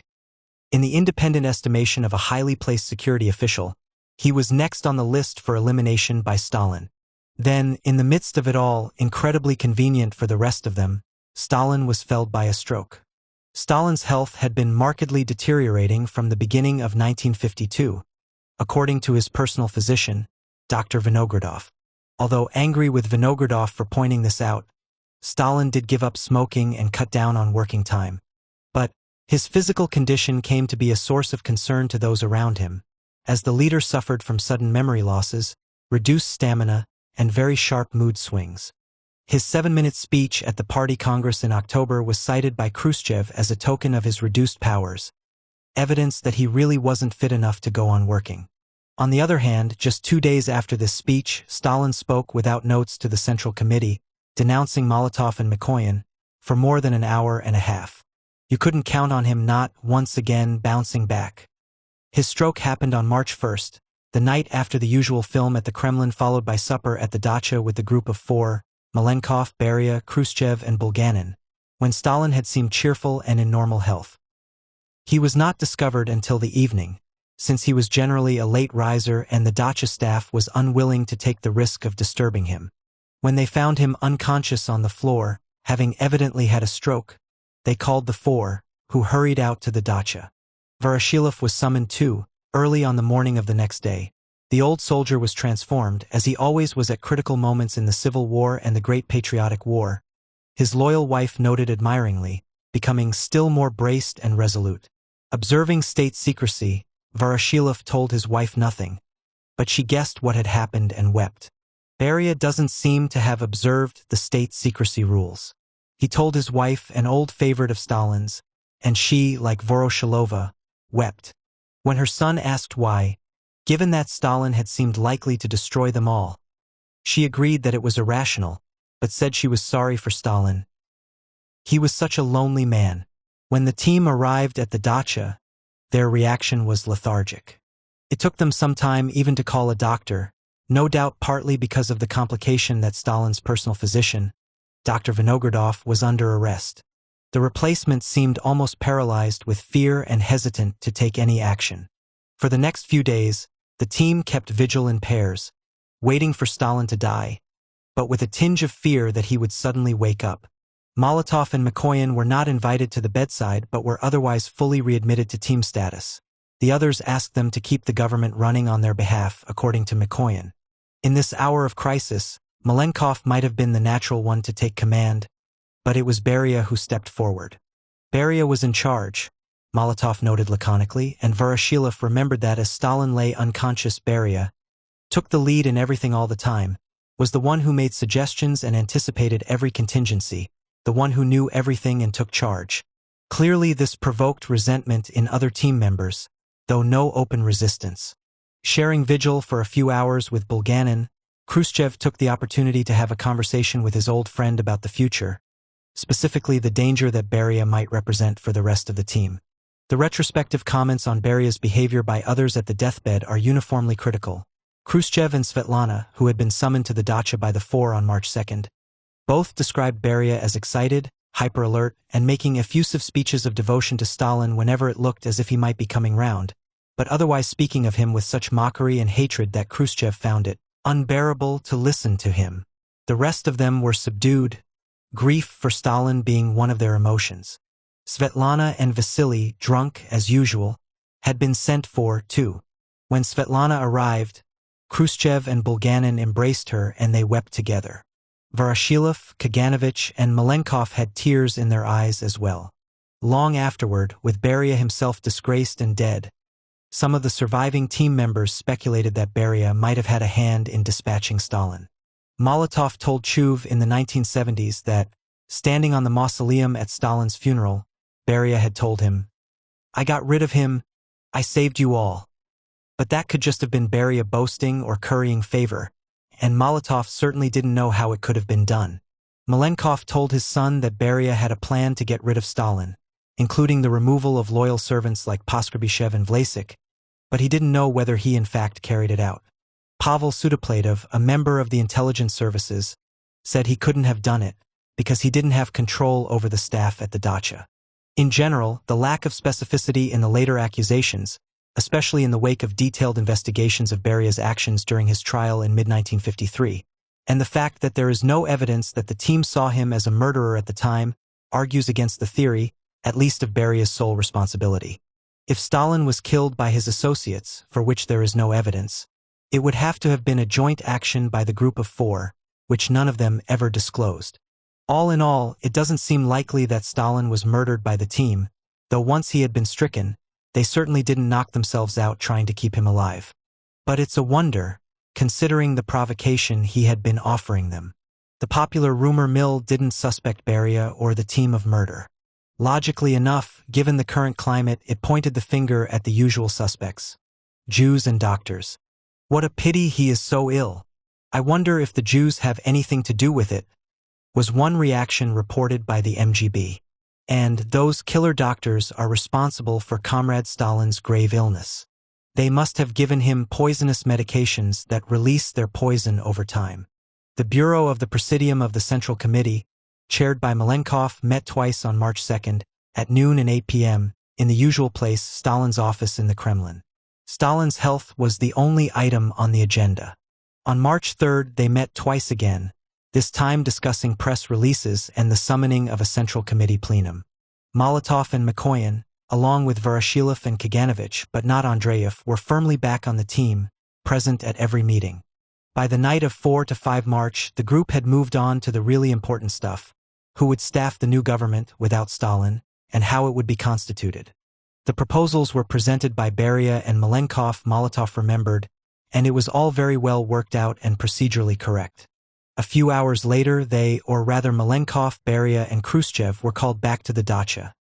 Stalin was finally dying. They watched him die, Khrushchev with distress, Beria probably not. The moment it was over, Beria called for his car. His voice rang out in the silence with a note of triumph, Svetlana remembered, and rushed back to Moscow. Stalin was dead. The team, his heirs, had survived him and were now ready, none more than Beria, to claim their inheritance. 9. without Stalin. Even before Stalin was dead, the team had the new government up and running. Malenkov was chairman of the Council of Ministers, while Comrade Stalin is absent. As Beria delicately put it in proposing his appointment, with Molotov, Bulganin, and Kaganovich as his first deputies.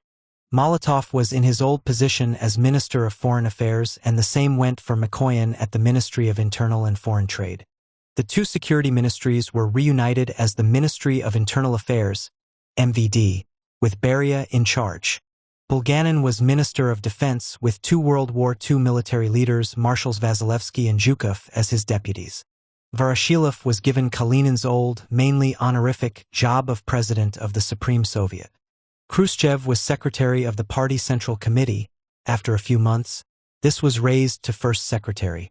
The party's Presidium, formerly Politburo, was cut back to 15 members, including team members Beria, Bulganin, Kaganovich, Khrushchev, Malenkov, Mikoyan, Molotov, and Voroshilov, and its bureau abolished.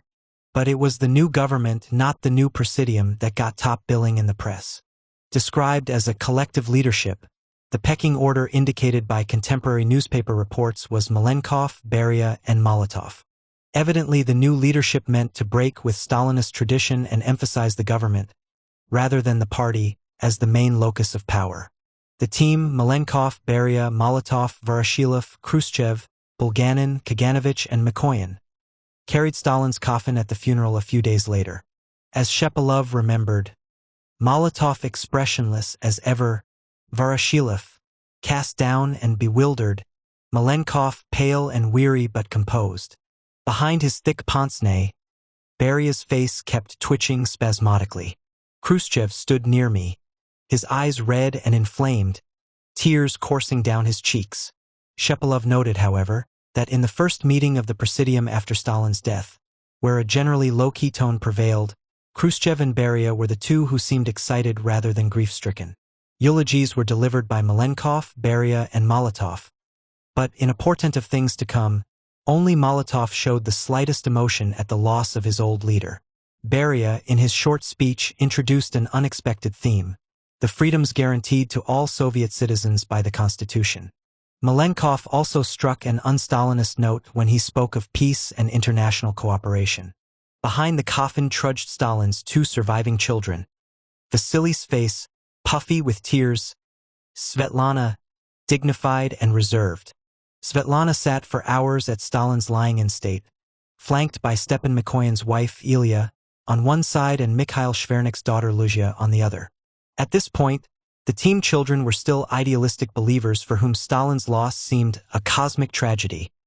Even those like Sergo Mikoyan, married to Alla Kuznetsova, who had suffered under his rule. Sergo's elder brother Stepan attended all 3 days of the viewing out of respect, and mentioned this to his father, evidently expecting approval. "You were wasting your time," was his father's curt response. For 30-year-old Stepan, it was the first signal that there could be a critical attitude to Stalin, and that my father had that attitude. The day of the funeral was Molotov's 63rd birthday, and 2 days later Beria gave him a birthday present. With the flair of a magician pulling a rabbit out of a hat, he presented his gift, Polina, flown in from Kazakhstan exile that day on Beria's orders. The Molotovs were both stunned.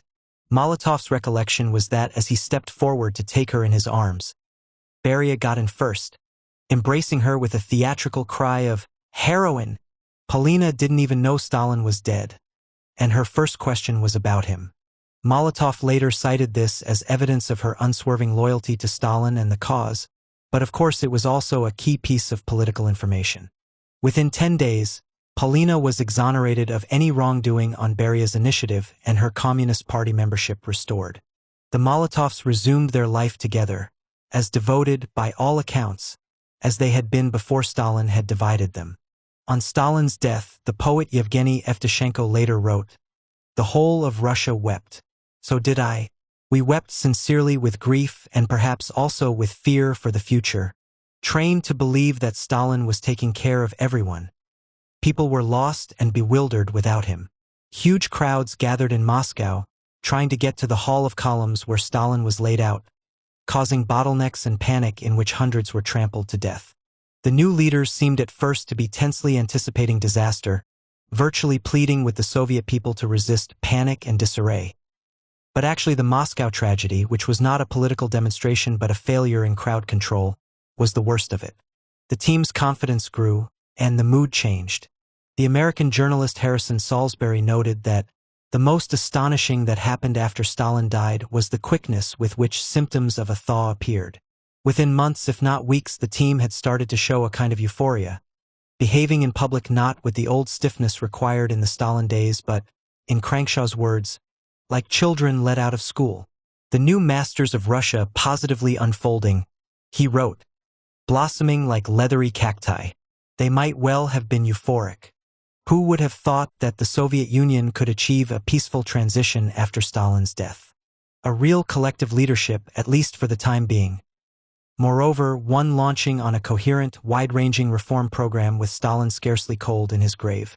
The magnitude and surprising nature of the team's achievement has often been overlooked, partly because in the end, the team was to fall apart with bitter mutual recriminations. It owed a great deal, paradoxically, to the team's defensive closing of ranks against Stalin's capricious finger-pointing in his last years, as well as to the unspoken consensus that had developed in those years about the policy changes that were desirable, if only the old man would agree, which he wouldn't. There was a tacit consensus that Gulag was too big and too expensive, and needed to be sharply reduced. Urban living standards should be raised, and the burden on the peasantry reduced. Police repression must be eased, relations with the West improved.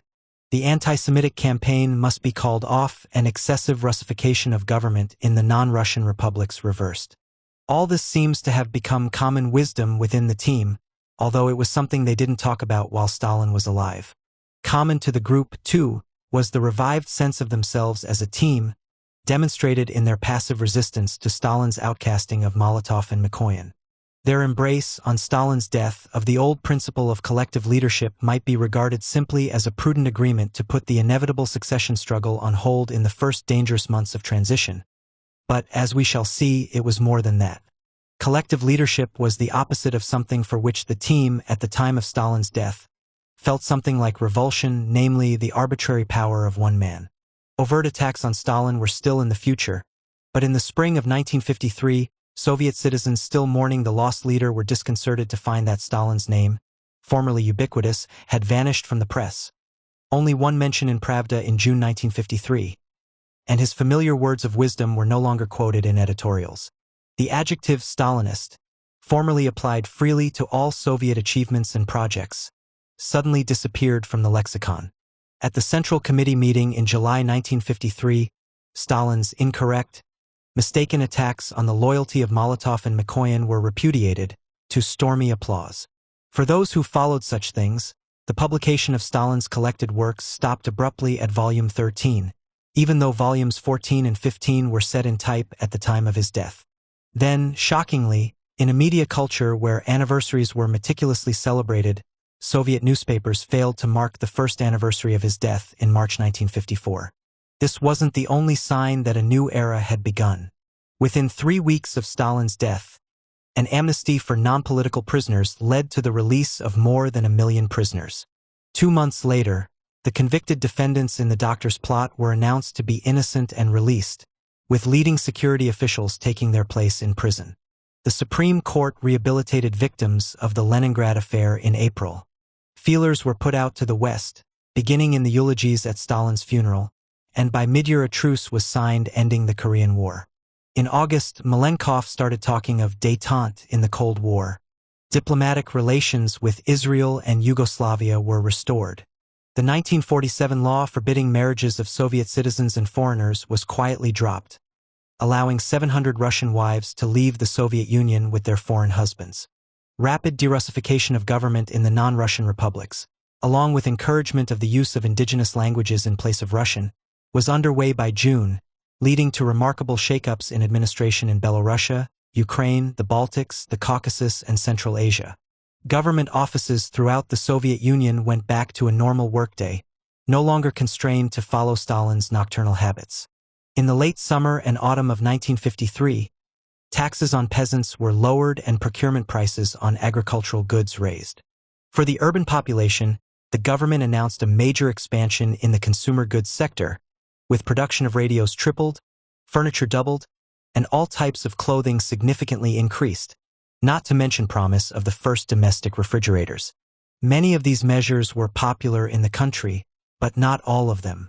The Gulag amnesty terrified ordinary citizens in Siberia and the Urals, who were now faced with an influx of penniless, desperate characters without jobs or housing into their towns. Street crime rose, generating a law and order panic that spread throughout the Soviet Union and lingered on for many months as the prisoners slowly made their way back home. The release of the doctor's plot defendants was equally unpopular, though a minority, mainly from the intelligentsia, applauded. Many members of the public had seen the anti-Semitic campaign as a long-overdue attack on a serious social problem, and Stalin's death seemed to them simply confirmation of the charges that enemies had been systematically killing off their leaders. An anonymous writer warned Khrushchev later in the month, 90% of our people don't believe that Stalin died a natural death. Jewish involvement was suspected. Get the Jews out of the government, the people don't trust them. They are parasites on the neck of the people. If war came, they would be a fifth column. What does it mean to free those enemies, the professor murderers? A correspondent from Kazan asked Molotov rhetorically when the doctor's plot victims were freed. It means, in the first place, blackening Comrade Stalin, showing the whole world that it was he who sanctioned the arrest of innocent people. It means that Comrade Stalin taught the organs of MGB to behave arbitrarily and use force. Molotov was often the recipient of such letters, since their writers wrongly expected him, as a Russian and an old Stalinist, to sympathize. Except for Voroshilov, other team members were not well known to the Soviet public. It was rumored that Beria was a Jew, and perhaps Malenkov also.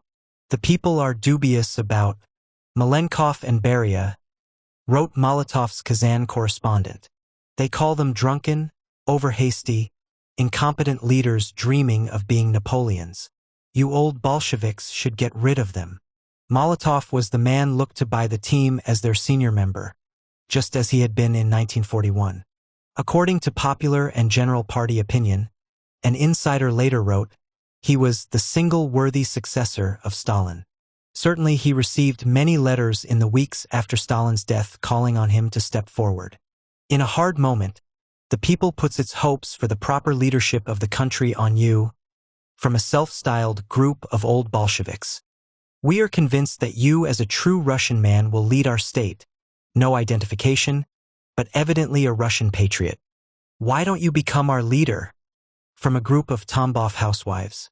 We ordinary people all wanted to see you in the place of Joseph Vissarionovich. From a simple, elderly, non-party woman, who wept as she wrote. The women among Molotov's correspondents made no overt comparative judgments, but the men often spelled it out. Molotov was their man, and Malenkov and Beria should go. Molotov, however, showed no signs of challenging the collective leadership.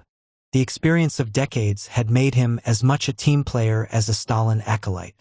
In the first weeks of the transition, he seemed not even to be trying to define his role, but rather waiting, with his consummate self-discipline and cultivation, for the collective intelligence of the team to do it for him. The others were equally keen on team solidarity, fearing, as Mikoyan remembered, that the public would pick up on any signs of factionalism within the team and anarchy would result. Still, within the team in these first months, a core group quickly emerged. It consisted of Malenkov, Molotov, Beria, and Khrushchev. It was noticed by the others, Mikoyan, Voroshilov, Kaganovich, and Bulganin, that the four were holding preliminary meetings before business was discussed at the Presidium. They would walk around the Kremlin together in lively conversation. After work, the three living in town would leave in one car, with Beria dropping Malenkov and Khrushchev off at their apartments in Granovsky Street before going home to his townhouse on Kashelov Street.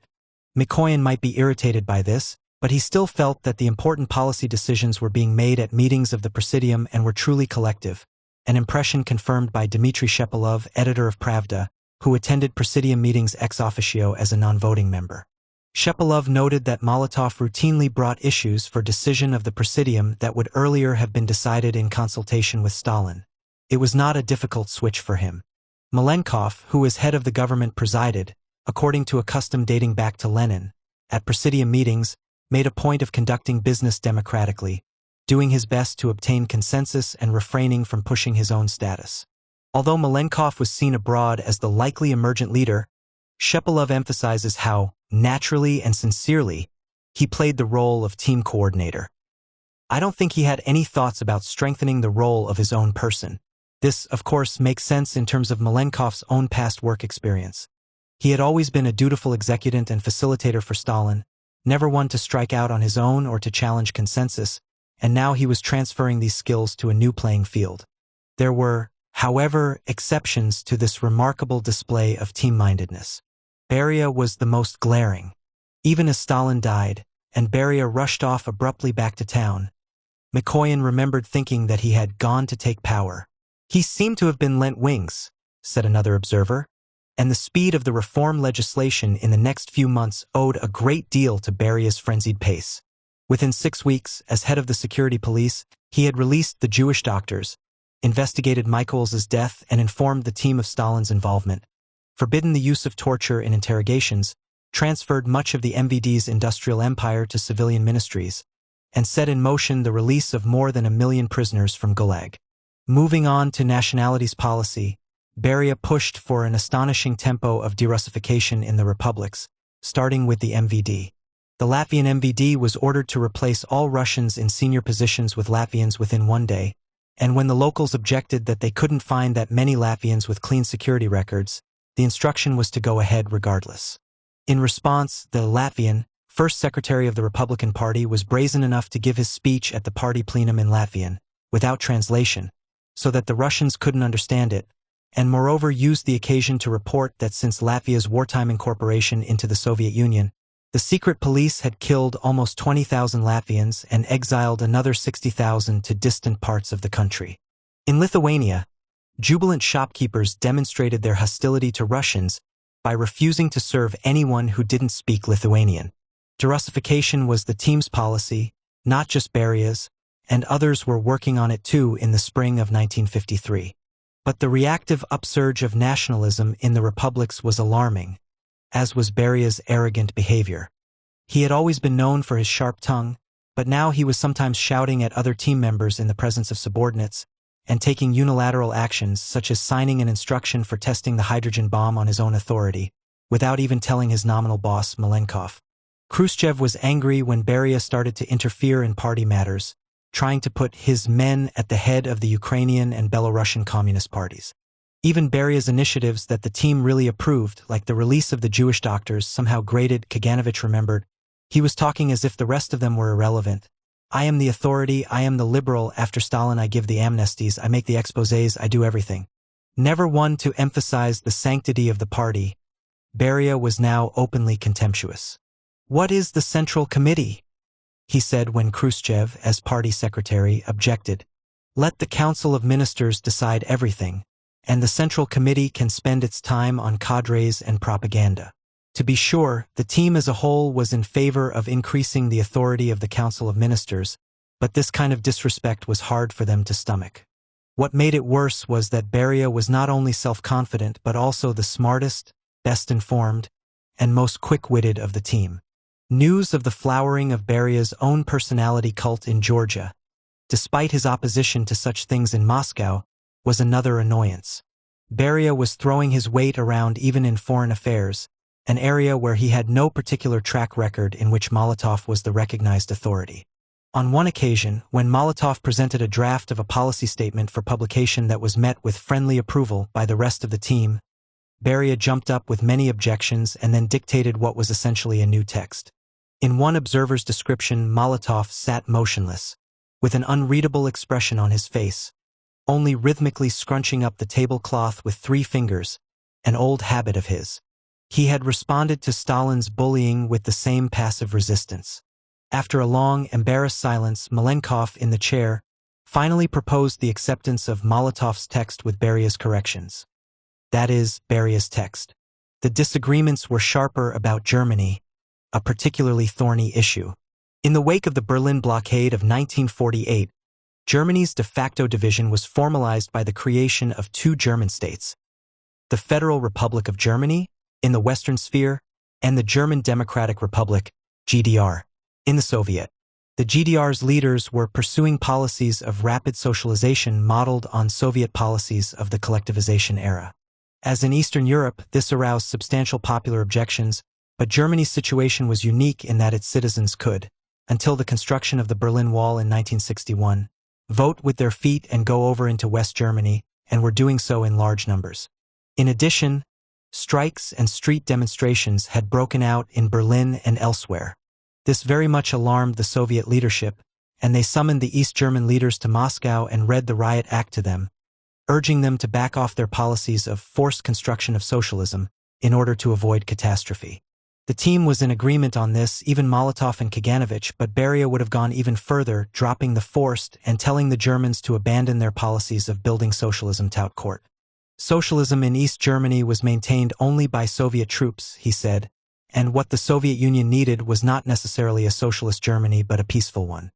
Within the Presidium, Beria had spoken so contemptuously of the GDR leaders that Shepilov was moved to protest that this was the government that would be building socialism in the new Germany.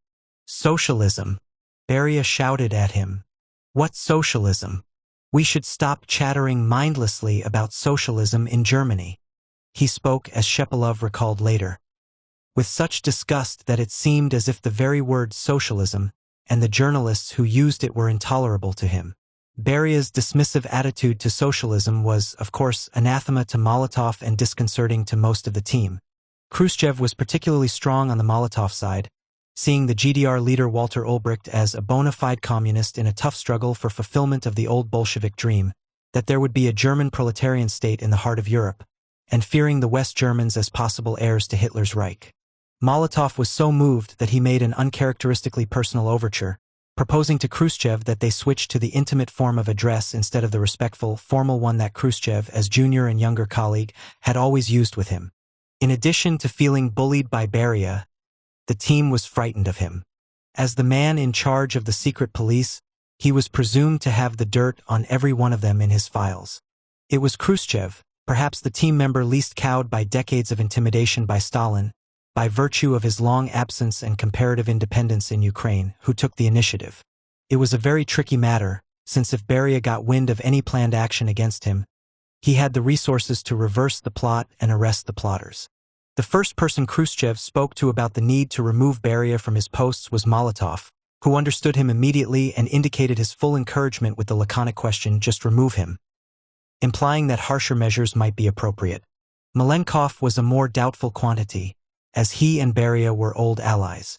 It turned out, however, that Malenkov had had enough of Beria's high-handedness, as he was frustrated in his efforts to keep up collegial unity in the Presidium by Beria's refusal to go along. He joined the plot, as did Kaganovich, who brought Voroshilov on board. Khrushchev was worried about Mikoyan, who was keeping up good relations with Beria, so didn't tell him in advance of his plans to arrest Beria, suggesting only that there might be a proposal to move him out of the MVD and put him in charge of oil production, to which Mikoyan agreed. Beria was in Germany, supervising the suppression of a revolt in Berlin in early June 1953, while the plot was being hatched. Summoned back from Germany, he apparently had no suspicions about what was going on.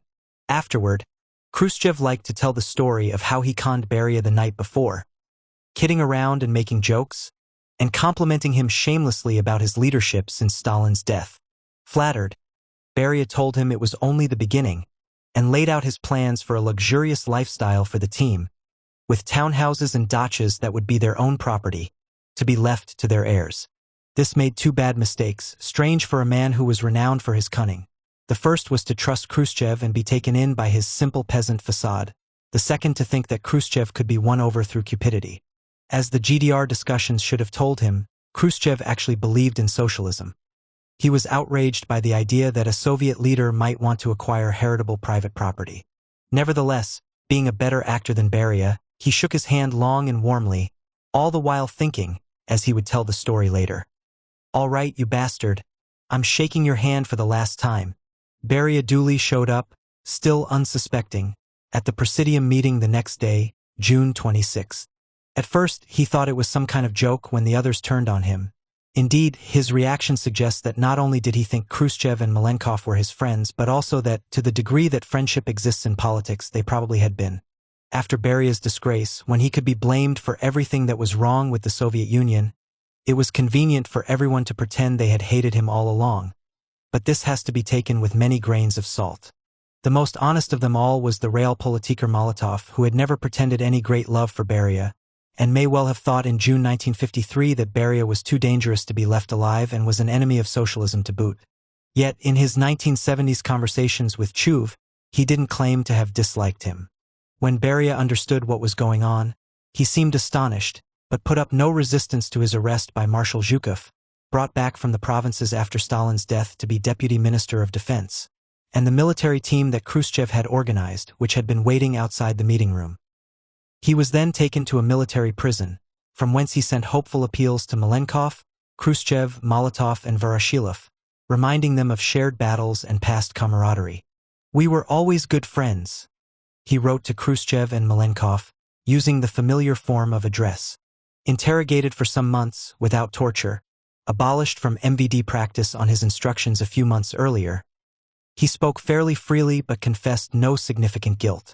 Many other people, both associates and victims, gave testimony as well, and the scenario that emerged, as in the Zemchuzhna case back in 1949, came to focus on his sex life with lurid allegations of multiple rapes, forcible abduction of young women from the street, and so on. Although this subsequently entered into Soviet folklore, the story of Beria as a sexual predator seems, though not wholly unfounded, to have been wildly exaggerated. His own account under interrogation of how he conducted his relations with the women he had affairs with, including a young one picked out on the street for him by a subordinate, is basically supported by that of a singer claiming to have been his mistress, after catching his eye during a performance, who described seduction, admittedly under intimidating circumstances, rather than rape. In December, a closed military court, to which Beria's former colleagues were listening in on a specially installed link to the Kremlin, brought in its verdict: guilty of treason, anti-Soviet conspiracy, terrorism, and spying for a foreign power, working for the Muslim Musavat Party's counterintelligence in Baku during the Civil War, hence, by extension, for the British. It was clearly a verdict in the spirit of the old Stalinist trials rather than one dictated by the weight of the evidence, and the death sentence was carried out immediately.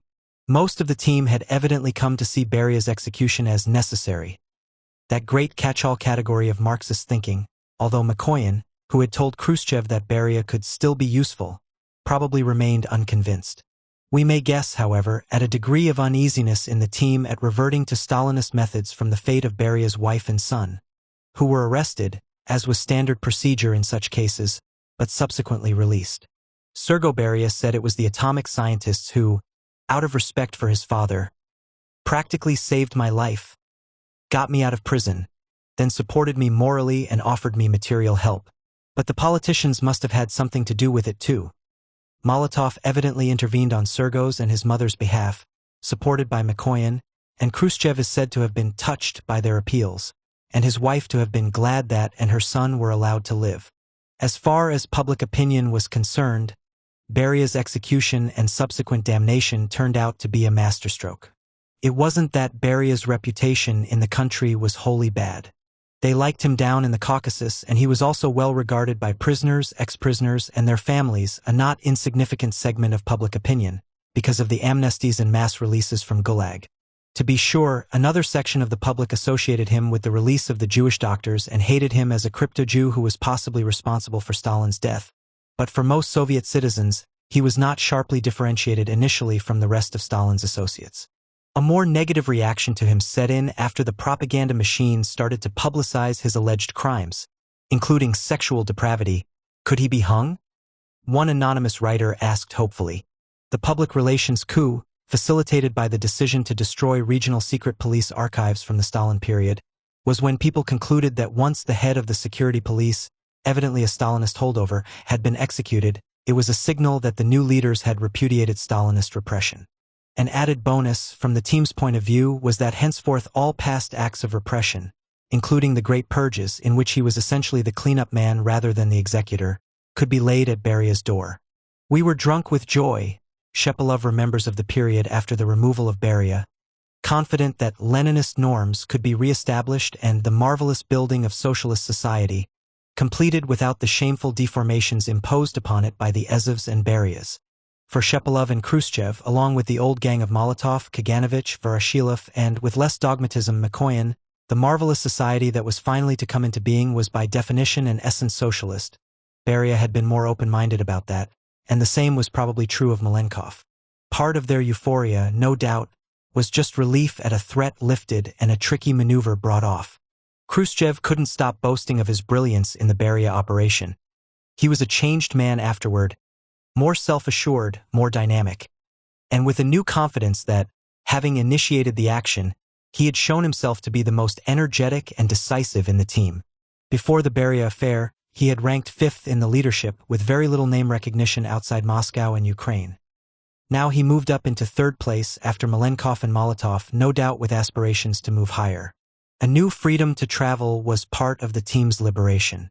For Khrushchev and Bulganin, the trip to the Geneva summit in 1955 was exhilarating, despite the mockery in the European press of their identical baggy pale mauve summer suits with flapping trousers.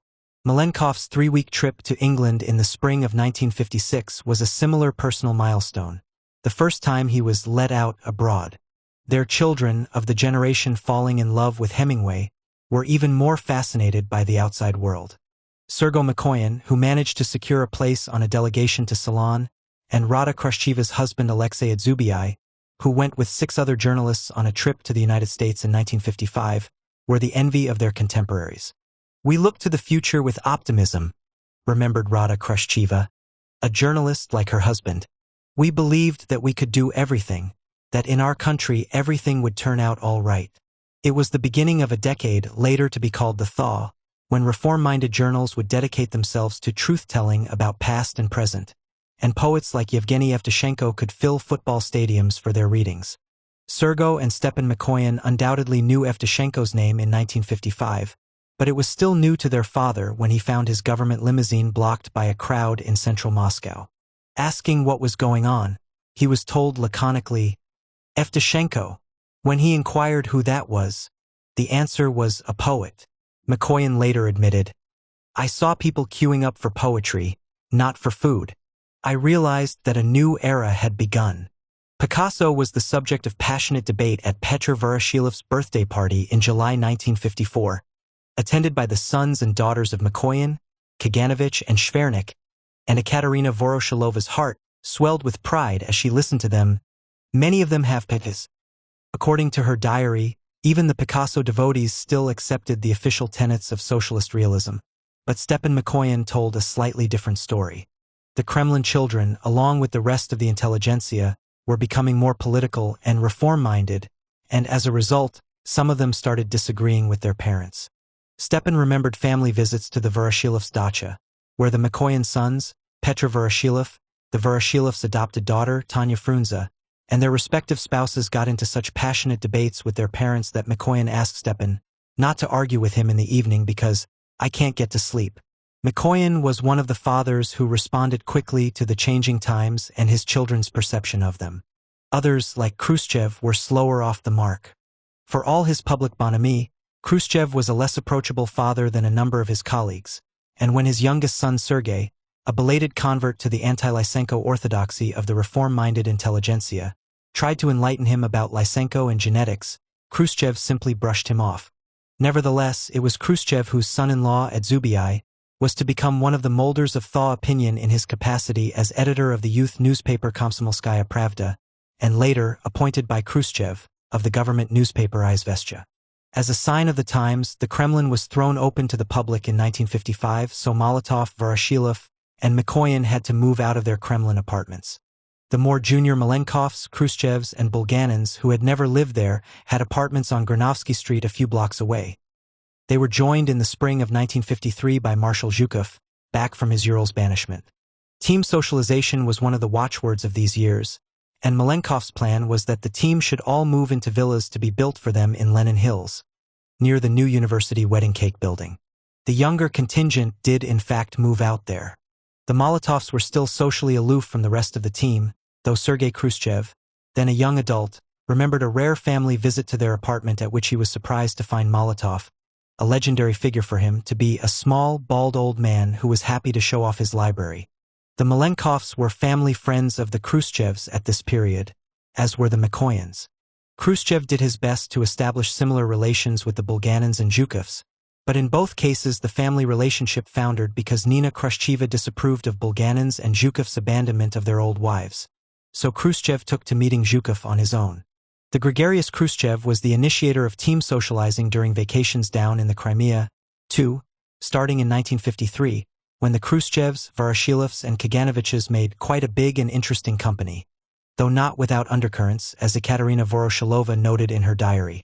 The Mikoyans often vacationed in the Crimea too, and they, as well as the Voroshilovs and others, were roped in for various social events at the Khrushchevs in subsequent years, often involving the entertainment of East European communists or friendly foreigners like Paul Robeson. Andreev had not been readmitted to the working team after Stalin's death.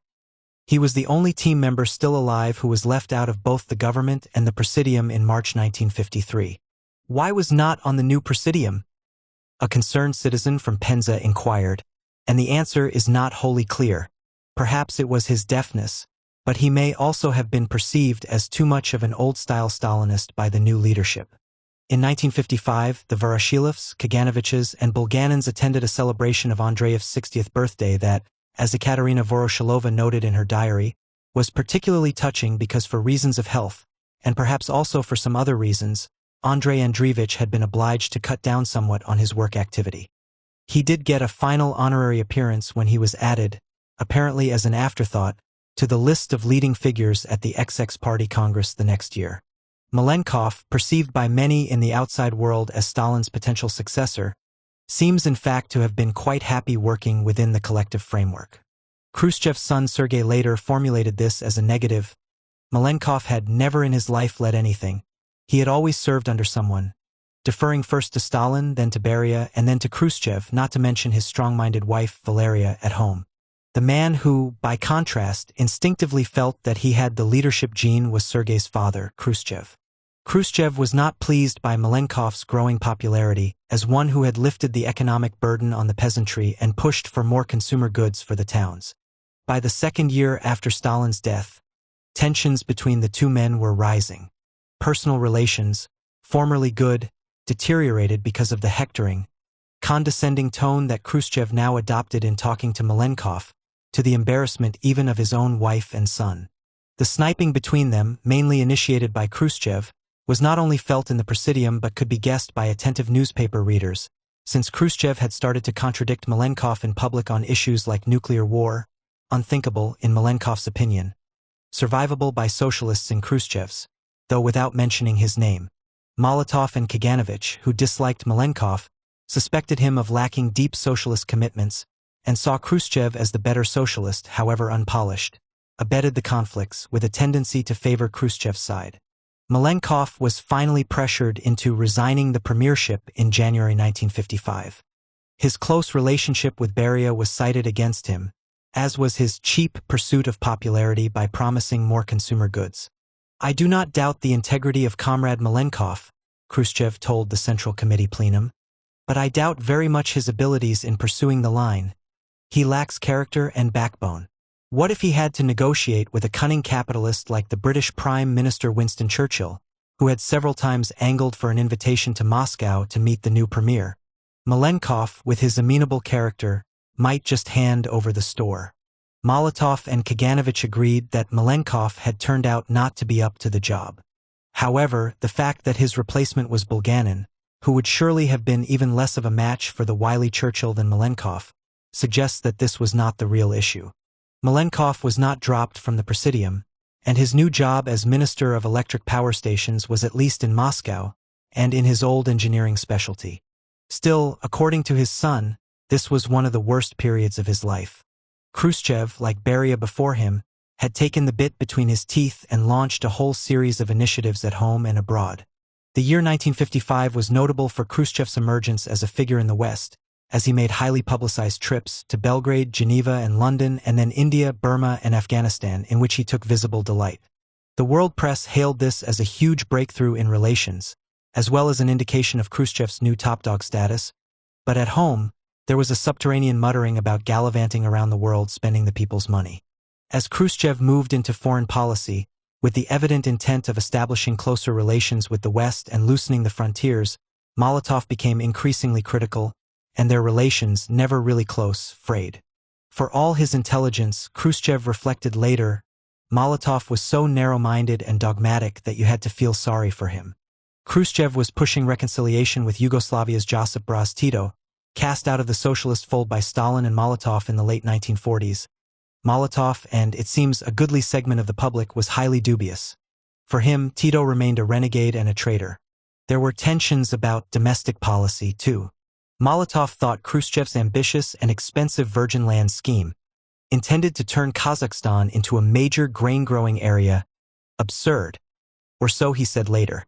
As for Khrushchev's impulsive transfer of the Crimea from the Russian to the Ukrainian Republic early in 1954, it was a mistake, of course, Molotov muttered at the Presidium when it was discussed, but evidently we have to accept it. There were major clashes on foreign and domestic policy between Khrushchev and Molotov at the Central Committee plenum in July 1955, Khrushchev accusing Molotov of aspiring to the role of grandee in the Presidium and being stuck in a mindset of the past in international relations.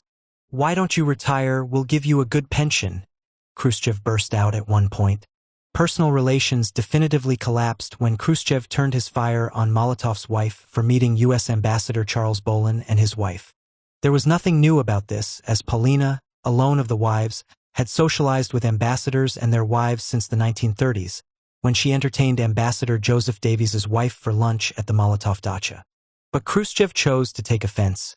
Here a minister's wife opens a private diplomatic shop and receives anyone who strikes her fancy. You're the Minister of Foreign Affairs. But your wife isn't your deputy. I have to tell you, Vyacheslav Mihailovich, that she does you a disservice, your wife. Although the rest of the members of the team were also critical of Molotov's lack of flexibility in foreign relations, Molotov survived this round and remained foreign minister for another year. He was finally forced out of the job in June 1956. Although, like Malenkov, he remained a member of the Presidium. His new job, allocated only after some months of non-assignment, was the relatively insignificant post of Minister of State Control. Stalin's legacy was an issue that remained to be publicly addressed.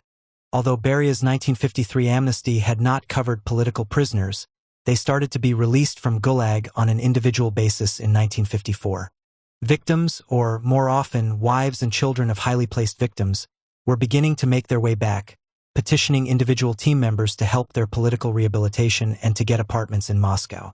Rykov's daughter Natalia, exiled after her father's arrest when she had just graduated from university, was one of them, returning to Moscow in 1956. Her mother had died in prison. Voroshilov and Molotov ignored her pleas for help, but Mikoyan got her a room in a communal apartment. When she ran into Molotov and Paulina on the metro a few years later, she greeted Paulina but wouldn't give Molotov the time of day.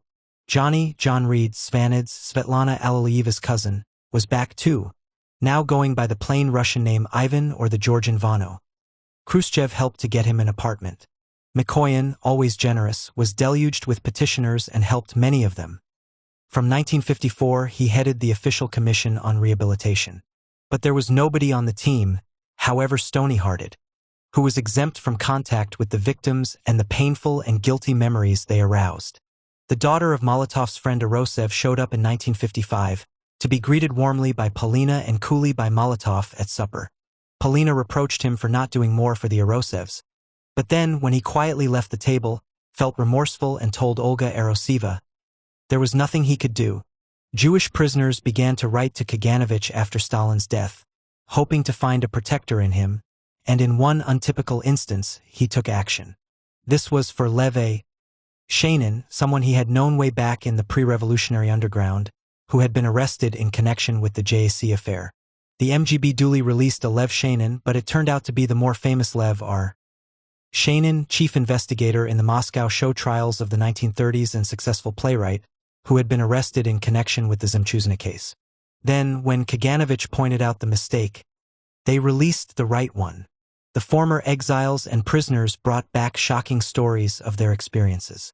Some came back as crusaders with indictments of Stalinist repression that they wanted to make public. The two who had the most impact on the team were Olga Shatanovskaya and Alexei Snegov, both old Bolsheviks with long-standing connections to a number of team members, who had been arrested in the Great Purges and released after almost 20 years in Gulag. Snegov was still a prisoner at the time of Beria's arrest in 1953, but from camp he managed to get a letter denouncing Beria's crimes out to Mikoyan, who passed it on to Khrushchev. The result was that he was brought into Moscow to testify at Beria's trial in December 1953. Beria reportedly recognized him and called out, "Are you still alive?" To which Snegov, also using the familiar form of address, responded, "Lousy work on the part of your police." Later, he briefly held a job in the MVD, appointed by Khrushchev, who consulted him extensively in preparing his 1956 indictment of Stalin, to keep the new MVD leaders honest. Mikoyan said that Snegov and Shatanovskaya opened my eyes to many things, talking of their arrests and the tortures they were subject to, of the fate of dozens of common acquaintances and hundreds of people I didn't know. They played an enormous role in our enlightenment in 1954 to 55. How much the team needed to be enlightened, and how much they already knew as Stalin's associates and co-perpetrators was a tricky question. If victims were to be rehabilitated, that is, declared innocent, at whose door was the blame for the victimization of innocent men to be laid? Stalin was the obvious target, and it was and remained to the team's advantage to stress his single responsibility and their own comparative non-involvement. This is a major reason for the widespread lack of understanding that the team actually mattered under Stalin. Beria, being dead, could also be safely blamed for inciting Stalin to evil deeds. But people like Snegov were not happy to see other accomplices go free. Charges of responsibility for inciting him to evil deeds had been made in the Beria affair, and Khrushchev was starting to see political advantages in spreading the blame. Questions about Malenkov's role were raised in the tussle that led to his replacement as head of the government in 1955, and Molotov and Kaganovich, as Stalin's chief henchmen in the 1930s, were also obvious targets.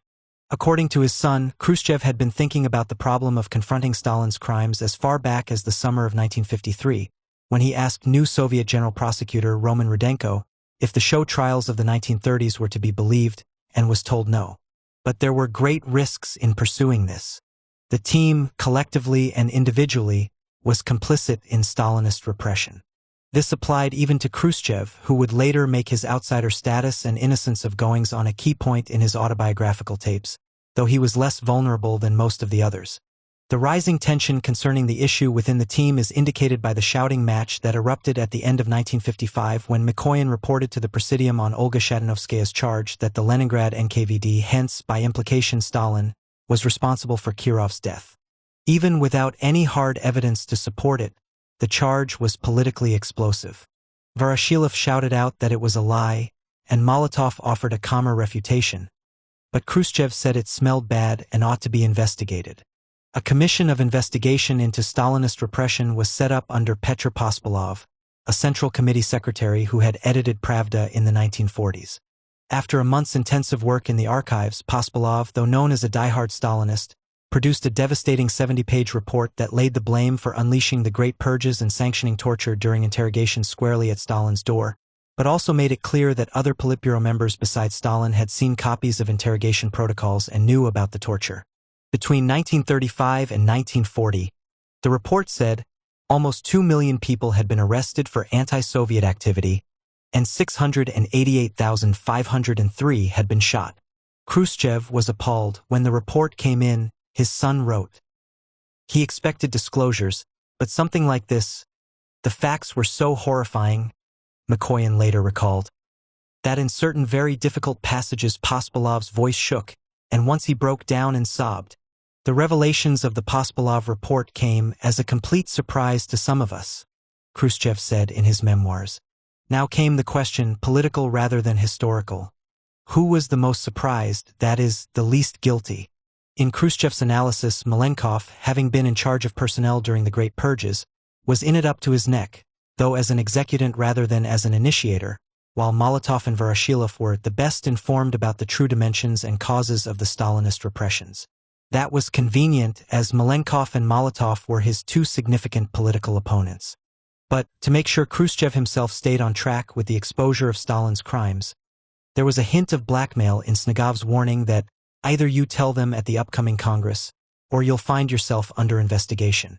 Telling them, the question of publicity, was the other big issue, made more acute by the imminence of the XX Party Congress, scheduled for February 1956. If terrible things were disclosed by Pospolov's research, as of course everyone knew they would be, how much should be told to the party, the country, and the world? The Presidium held a tense discussion of the Pospolov report on February 9, 1956. In Khrushchev's version, he alone was the rapporteur. The official protocol lists Mikoyan as well, arguing passionately that it was impossible to ignore the evils of the past and keep innocent people in the camps in exile. Voroshilov, in Khrushchev's version, furiously attacked him, supported by Kaganovich, who said that making the Pospolov report known to the Congress would have a terrible effect on the party's and country's prestige. You won't be able to keep what you say secret. Word will get out about what happened under Stalin, and then the finger will be pointed straight at us. Khrushchev, in a noble vein, responded that when crimes have been committed, people have to be prepared to take responsibility, and he personally was ready to do so, if necessary, by making the speech to the Congress on his own behalf, in effect getting himself off the hook but leaving the others dangling. After that, everyone reluctantly agreed that a speech should be made to the Congress, and Khrushchev allowed himself to be drafted, though with a show of unwillingness, to be the speaker. The official protocol glosses over objections to telling the Congress, for which all present eventually voted, but indicates that team members had different ideas about the story that ought to be told. Molotov wanted Stalin's achievements to be included, as well as his crimes. Mikoyan thought the narrative should be that, up to 1934, behaved like a hero. After 1934 he did terrible things, but wondered whether one could forgive him agriculture. That is, the excesses of collectivization. Malenkov was against the 1934 break, which would have put his entire work with Stalin in the bad period, and recommended focusing on the cult of personality, which would allow them really to reinstate Lenin. It was the cult of personality, glossed as the concentration of power in one man's hands. In unclean hands, that won out. Mikoyan later felt aggrieved, not without reason, at Khrushchev's appropriating all the credit for the decision to come clean. In fact, he was the first to touch on sensitive issues at the Congress with his acknowledgement that, after a long break, collective leadership has been created in our party. But it was Khrushchev's speech on the final day of the Congress that stunned the delegates and the world. Freely based on Pospolov's report, almost 60 pages long in its English translation, delivered in Khrushchev's inimitable folksy way on behalf of the whole Presidium, it was a bombshell. In Khrushchev's version, the Presidium had just become aware, through the researches of the Pospolov Commission, that terrible abuses had been committed, with Stalin acting in the name of the Central Committee but in fact not consulting it or the Politburo. There was shock in the hall when he announced that 70% of the Central Committee members and candidates elected at the Party Congress in 1934 had been arrested and shot by the time the next Congress met 5 years later. He singled out the 5 Politburo victims, Rudzatak, Ike, Postishev, Kozier, and Chubar, for particular notice, along with the military leaders, and spoke of the Leningrad affair and failures in Stalin's wartime leadership. Even more alarming was his reference to the lack of clarity concerning Kirov's murder and the need for further investigation. By the end of the Stalin era, Khrushchev said, the lives of the whole team were at stake. Indeed, had Stalin remained at the helm for another several months, comrades Molotov and Mikoyan would probably have not delivered any speeches at this Congress. The audience took that in stunned silence.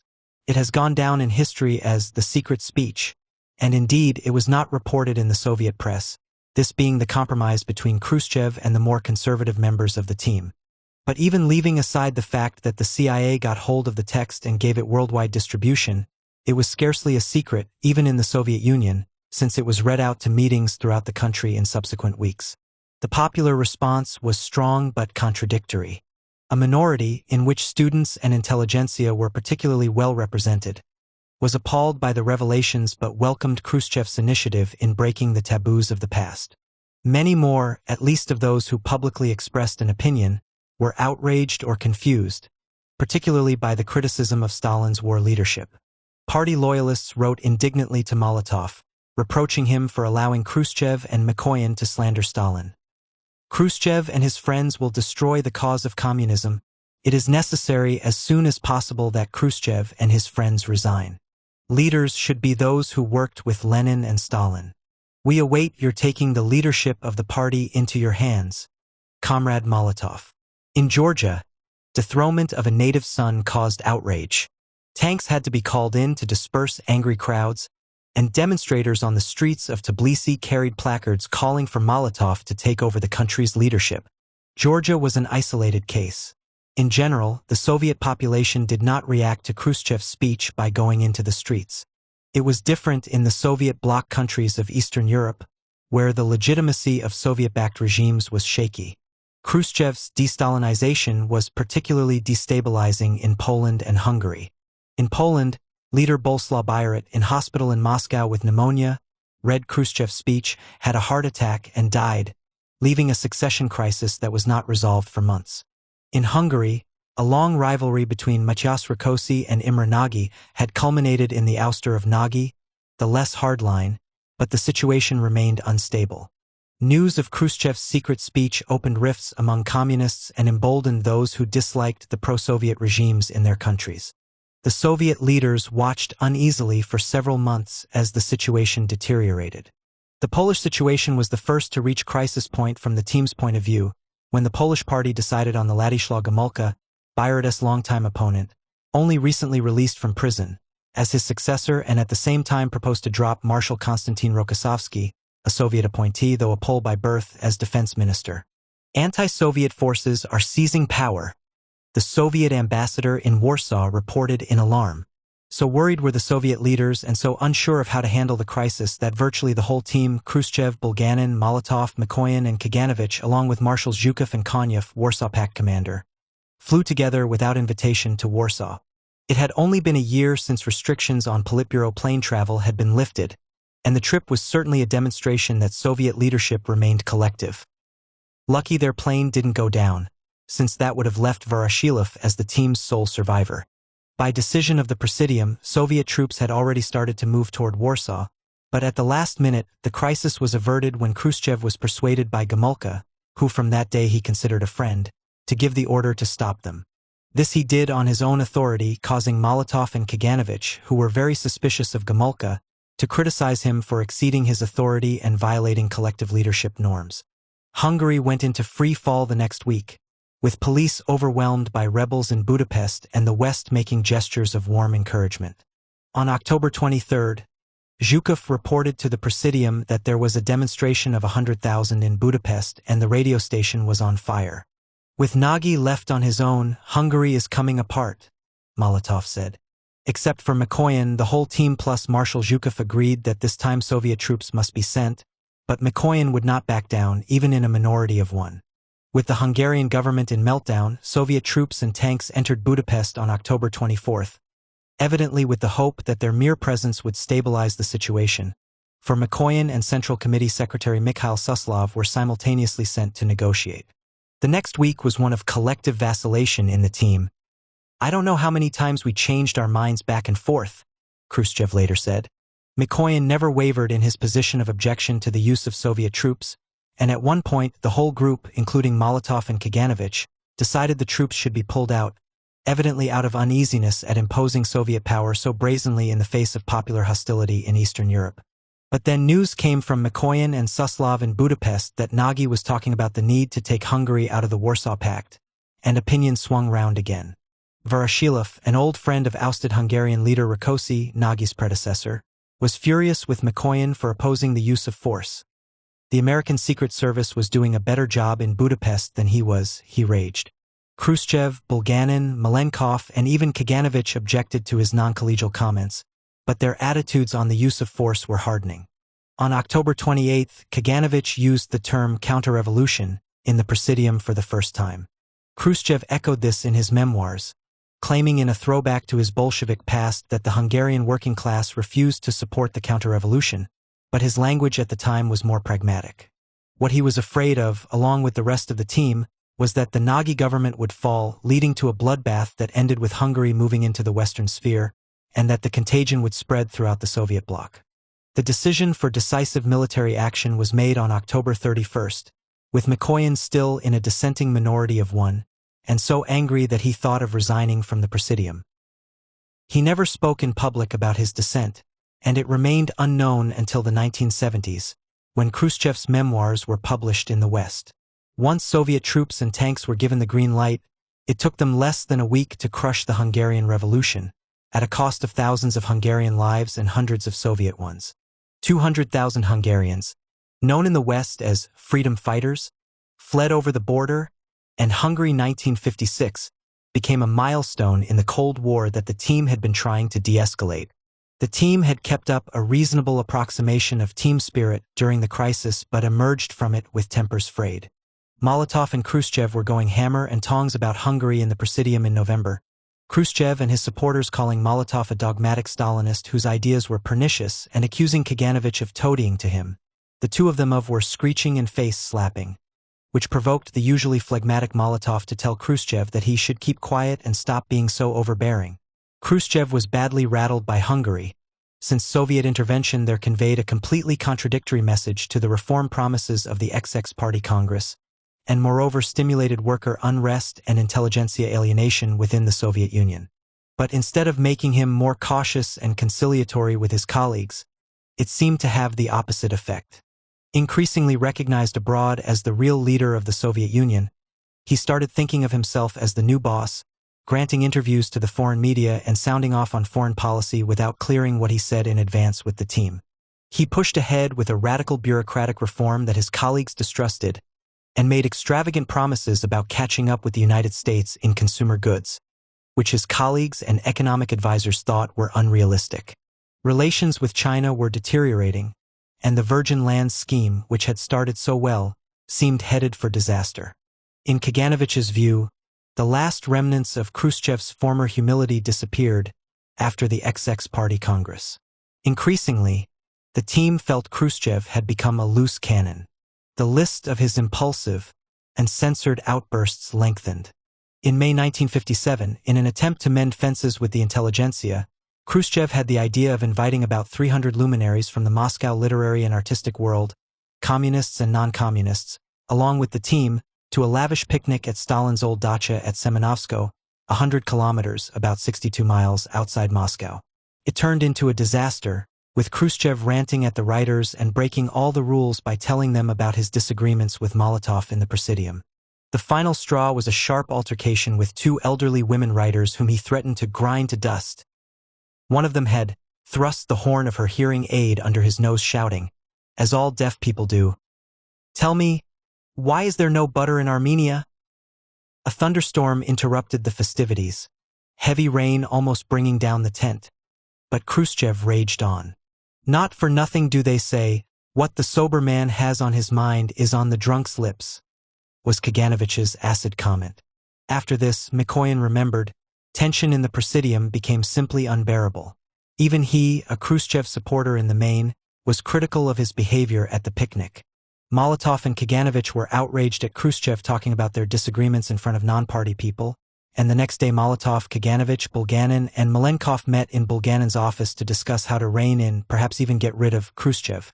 "It's unbearable," Voroshilov told former Khrushchev protege Shepilov in mid-June, "that Khrushchev insults everyone, puts everyone down, doesn't take any account of anyone." On June 16th, the team congregated at the Khrushchevs for the wedding of their son Sergei, but the atmosphere was strained. The usually mild Bulganin exploded with anger when Khrushchev jokingly interrupted his toast.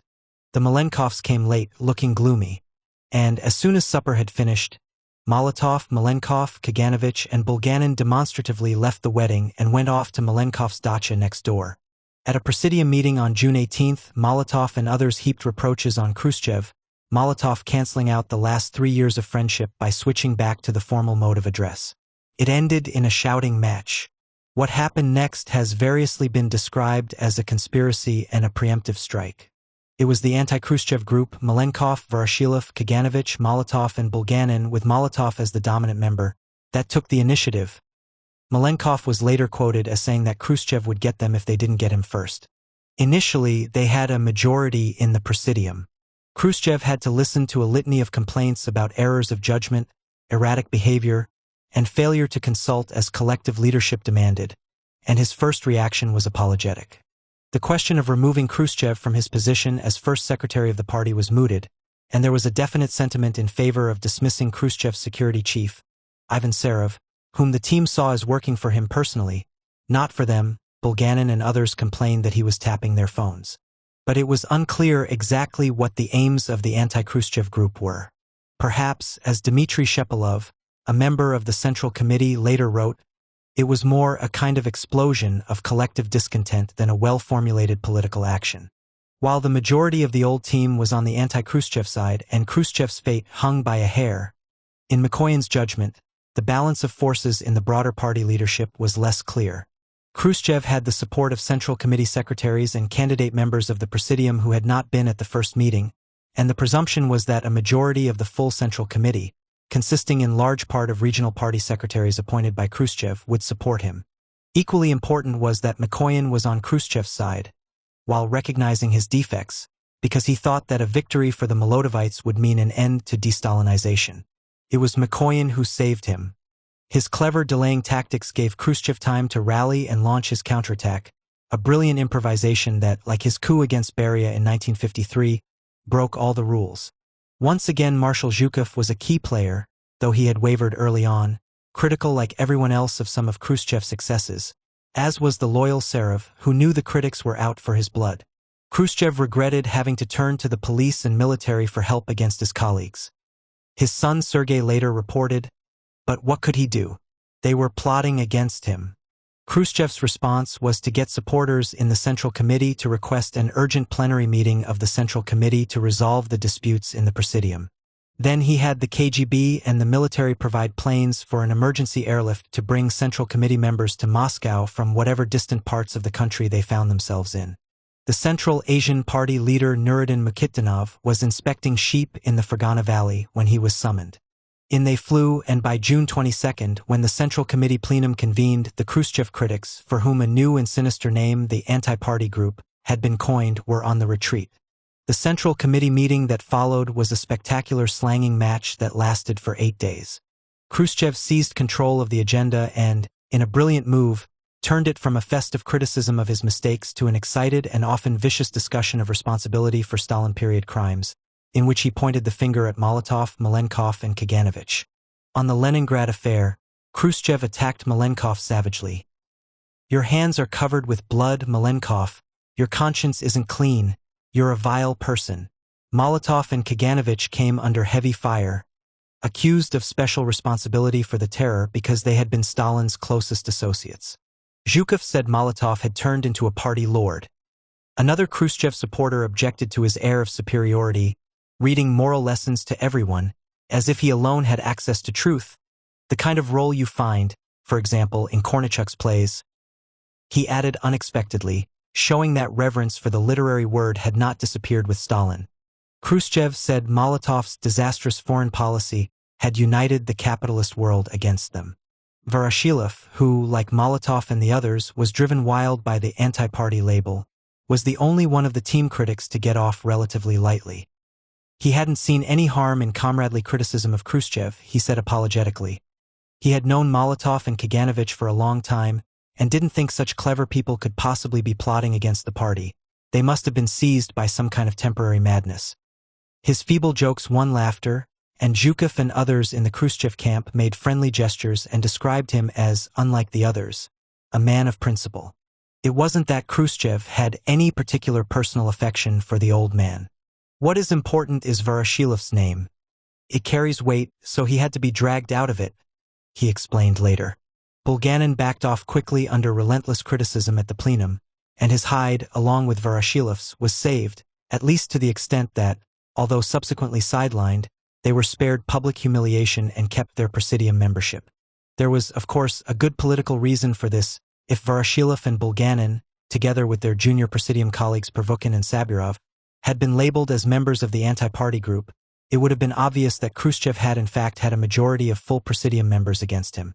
In the end, Kaganovich and Malenkov unwillingly admitted to being part of a plot, Kaganovich asking for forgiveness, while Malenkov continued to assert the right to criticism. Molotov, projecting toughness and aplomb in the face of heavy attack, was the most defiant, repeating his criticism of Khrushchev's violation of collective leadership in his final statement, while conceding that his earlier criticism had been intemperate. He was an honest communist, he asserted, whose actions could possibly be considered Grupovshchina, a shade better than factionalism, but certainly not a plot. He was the only one of the alleged conspirators to abstain from voting for the resolution that condemned them. The defeat of the anti-party group, consisting for public consumption of Malenkov, Kaganovich, and Molotov, along with Pravda editor Dmitry Shepilov, was reported in the Soviet press early in July. The announcement stated that the group had used factional methods and opposed the party line on important issues and were to be dropped from the Central Committee and Presidium. In the edited public version, the issue of guilt for repression, which had been central to the actual discussion, was not even mentioned. Signs of fighting at the top always produced disapproving comments at the grassroots level, and, in addition, Khrushchev was not particularly popular in the country. The intelligentsia found him crude. There was widespread popular resentment at his well-reported foreign trips and receptions for foreign visitors, organizing banquets on the people's money, and some even worried that he was striving for a dictatorship. So there was little in the way of enthusiastic endorsement of the ouster of the anti-party group. A rare accolade came from an anonymous writer to Pravda, who hailed it as a long-overdue comeuppance for Jew lovers. It must have given some satisfaction to Shepilov, in one of his last actions as editor, to forward this to Presidium members with a note drawing attention to the regrettably anti-Semitic tone. But in general, the kind of people who wrote letters to Pravda and the Central Committee, usually solid citizens remaining with the conventions of Soviet discourse, were uneasy at this summary dismissal of old Bolsheviks with many services to their country, and moreover saw it as a retreat from the move toward greater political openness and democracy since Stalin's death. Why aren't Molotov, Kaganovich, and Malenkov given the chance to express their opinions in the press? Some correspondents asked. Others criticized the rituals of unanimous condemnation in the party. Today they drove out Molotov, we approve. Tomorrow they will drive out Khrushchev, and will we also approve? In one citizen's opinion, the Central Committee voted unanimously against Molotov because its members have been bought off. They get 20 to 30,000 rubles, and I have lived 43 years and been hungry for 40 of them. In the subterranean world of popular opinion, expressed illegally in leaflets and graffiti, reaction was particularly negative and often linked with a sharpening resentment of elite privileges, which reflected the disappointment that the promised economic improvement seemed to have stalled. Now that they had joined the fellowship of victims, the disgraced leaders, not necessarily popular in themselves, had acquired an aura of martyrdom among the disaffected. Molotov and Malenkov are old party men. They have done a lot for the people. Now they have been crushed like bugs. Malenkov wanted to let people have a decent life. It looks as though Molotov and others were dismissed because they cared for the people. Even Kaganovich, usually as a Jew the butt of hostile popular comments, was now an object of sympathy. It was not yet clear, either to the public or to the party elite, how definitive this political victory was. After all, the losers kept their party membership and government jobs, as Malenkov had done in 1955, and might yet live to fight another day. In retrospect, however, it looks like the end of an era. It was a radically new presidium that met on July 8, 1957, with only 4 out of the 11 from the previous pre-plenum meeting surviving, swamped by 7 new faces of Khrushchev supporters, Leonid Brezhnev among them. Of the old team, only Khrushchev and Mikoyan remained key players, although the tarnished Bulganin and Voroshilov were still members. But it was Khrushchev's time now, perhaps still residually a collective leadership but no longer a collective leadership of the team. The team had outlived Stalin by more than 4 years and accomplished a successful transition that few would have dared to hope for in the awful winter of 1952–53. But now, after an astonishing run of almost 30 years, its day was done. 10. End of the road. Khrushchev was extraordinarily proud of the fact that in 1957, for the first time in Russian history, a political coup was not followed by repression of the defeated. It was indeed a fortunate precedent from his point of view. 7 years later, he too would be toppled bloodlessly, and this time fully legally, to be succeeded by a new self-consciously collective leadership headed by Leonid Brezhnev and Alexei Kosygin. Khrushchev was not quite the last of the team to leave the political stage. That honor went to Anastas Mikoyan, the great survivor of Soviet politics. Persuaded by Khrushchev to take on the challenge of trying to turn the Supreme Soviet into something more democratic, like a European parliament, he chaired that body until the end of 1965, more than a year after Khrushchev's ouster in October 1964, retiring with the appropriate honors at the age of 70. When he left the Presidium a few months later, It was after almost 40 years of continuous tenure. The fate of the anti-party group after their political defeat and expulsion from the Presidium was at first rather mild. All three lost their Presidium and Central Committee membership, and the city of Molotov in the Urals reverted to its old name of Perm. But they kept their party membership and all were given jobs, although Molotov and Kaganovich, aged 67 and 62, respectively, might well have been simply retired. Admittedly, the jobs were not stellar, and all were out of Moscow. Molotov got the ambassadorship to Mongolia and buckled down to the job with his usual conscientiousness. He was liked by the embassy staff and feted by the Mongolians, who were proud to have such a famous man among them. He did too well, in short, so after some months in Ulaanbaatar, various humiliations were arranged to remind the locals that he was a man in semi-disgrace. He was then, 1960, shipped off to Vienna as Soviet co-chairman on the Atomic Energy Commission, where he again worked hard and earned the respect of his staff. Kaganovich was sent off to the Urals to head a chemical factory in the industrial town of Azbest, where he did badly, bullying subordinates. Whenever there was an accident at the plant, Kaganovich, in true Stalinist style, started a hunt for wreckers. Malenkov, in his early 50s, got a similar posting in Kazakhstan, heading a hydroelectric plant. He had originally trained as an electrical engineer. Like Molotov, he worked hard and did well, establishing himself as a liberal director, making friends, and settling so fully into local life that he was elected as a delegate to the regional party conference. This very much annoyed Khrushchev and earned Malenkov an official rebuke for seeking cheap popularity. He was then moved from Ust-Kamenogorsk to Ekibastuz as a director of another smaller power plant, where for 10 years he and his wife had a lonely time, under blatant KGB supervision and afraid that if they made friends, they would get them into trouble. Bulganin, though not officially disgraced, was nevertheless on his way out, being replaced as chair of the Council of Ministers by Khrushchev, who thus became top man in the government as well as the party, in March 1958 and dropped from the Presidium 6 months later. He retired in 1960, just before his 65th birthday. Voroshilov, at almost 80, retired from the Presidium and the chairmanship of the Supreme Soviet in the same year. For Bulganin, who was linked unfavorably in the public mind with Khrushchev's junketing and foreign travel, there were few regrets. Voroshilov, as a legendary military man and the leader people liked to imagine as their uncle or grandfather, kept a place in the popular imagination. While Khrushchev had originally intended to treat his former colleagues with respect, it didn't work out that way. In a second wave of de-Stalinization in 1961, when the decision was taken to remove Stalin's body from the Lenin mausoleum, the anti-party group came under renewed attack, Voroshilov along with them. Certain stars, which are very far removed from Earth, seem to shine on although they have been extinct for a long time, Khrushchev said snidely, accusing them of trying to put a lid on exposure of Stalin's crimes in order to conceal their own guilt. The outcome was that all three members of the anti-party group, but not Voroshilov, were expelled from the party, about which they were understandably bitter. As Kaganovich complained, since 1957 they had honestly and zealously toiled in the positions offered to them, as communists should, and no new criticisms had been offered. It was a shabby end to a lifetime in the party, but then again they weren't the first whose careers ended like that.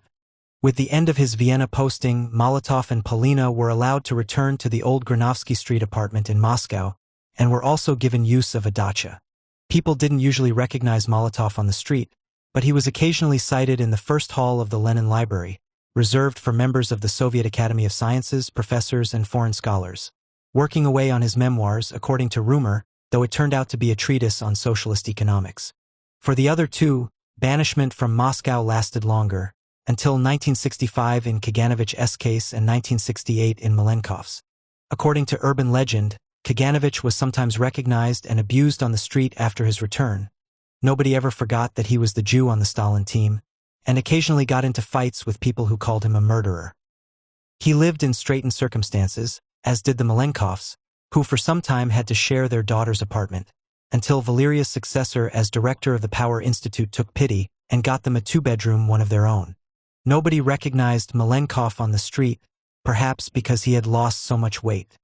By the time all three members of the anti-party group were back in Moscow, Khrushchev had joined them in unwilling retirement.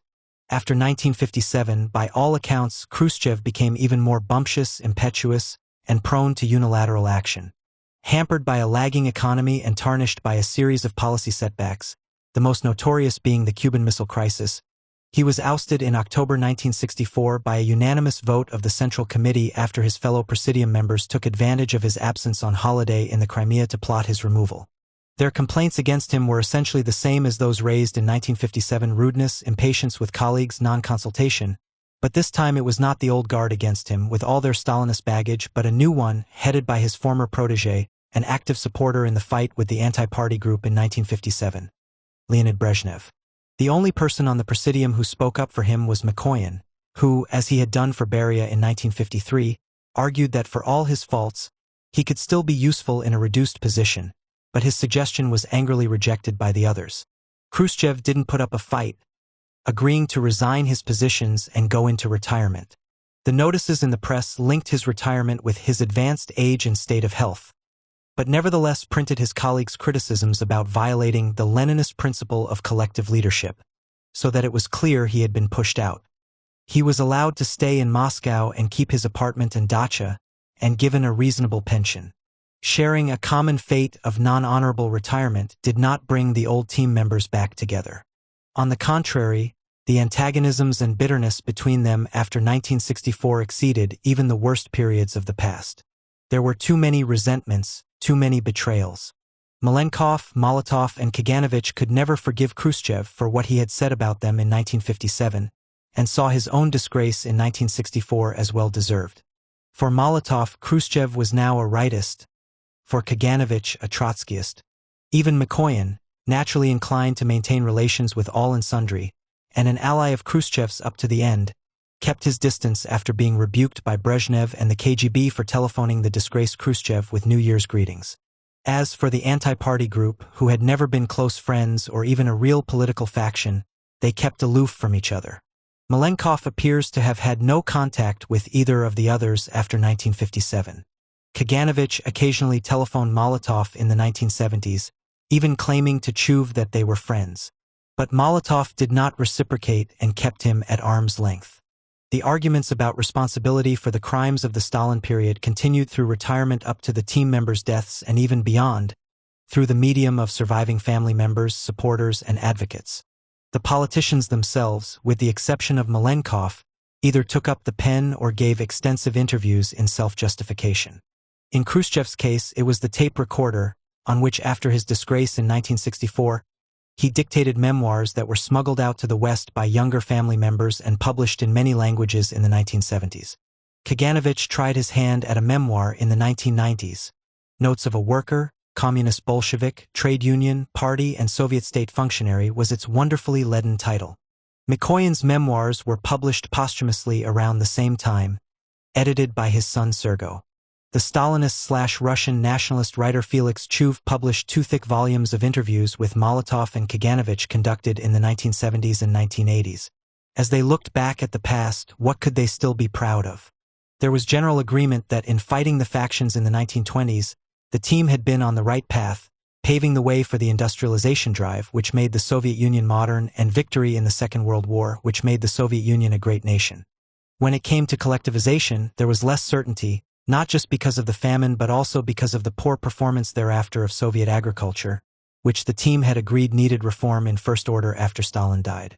Still, the consensus was that the basic principle of collectivization was good, an important step forward toward socialism, although there had been excesses, for which both overenthusiastic local officials and Stalin were to blame. Molotov and Kaganovich, who had been deeply involved with Stalin in the direction of such excesses, were much less inclined to emphasize them than Khrushchev and Mikoyan. Soviet achievements had been gained through struggle, and in struggle, the team assumed, there are bound to be casualties. The question raised by the 1956 de-Stalinization, which remained contested for decades, was which casualties were unjustified to the point that rehabilitation was called for. In his secret speech, Khrushchev had put Politburo and Central Committee members and top military leaders, purged in 1937–38, and victims of the post-war Leningrad affair in this category, and the rehabilitation commissions of the second half of the 1950s broadened this to include most communist officials and other elite members who were arrested as enemies of the people, during the Great Purges. But what about the various oppositions? The demonized Trotsky was quite out of the question, nor was there strong pressure for rehabilitation of others from the old left opposition, but the right was a different matter. Mikoyan and even Molotov remembered Bukharin with some personal affection, as probably did Voroshilov, though mixed with guilt. Khrushchev, on the other hand, hadn't really known Bukharin and had launched his political career in the center of the fight against the right. The question of rehabilitating Bukharin and Rykov was raised at a Presidium meeting in 1957, and Mikoyan supported it. Khrushchev, while agreeing that the show trials were rubbish, all made up, thought he had had enough on his plate dealing with Stalin, and Bukharin would have to wait. Later, after his fall, he regretted this. After he was gone, the new Brezhnev-Kosygin leadership came under renewed pressure, including from economic reformers who were advocating return to a partial market system on the lines of the Soviet NEP in the 1920s, but they too held the line.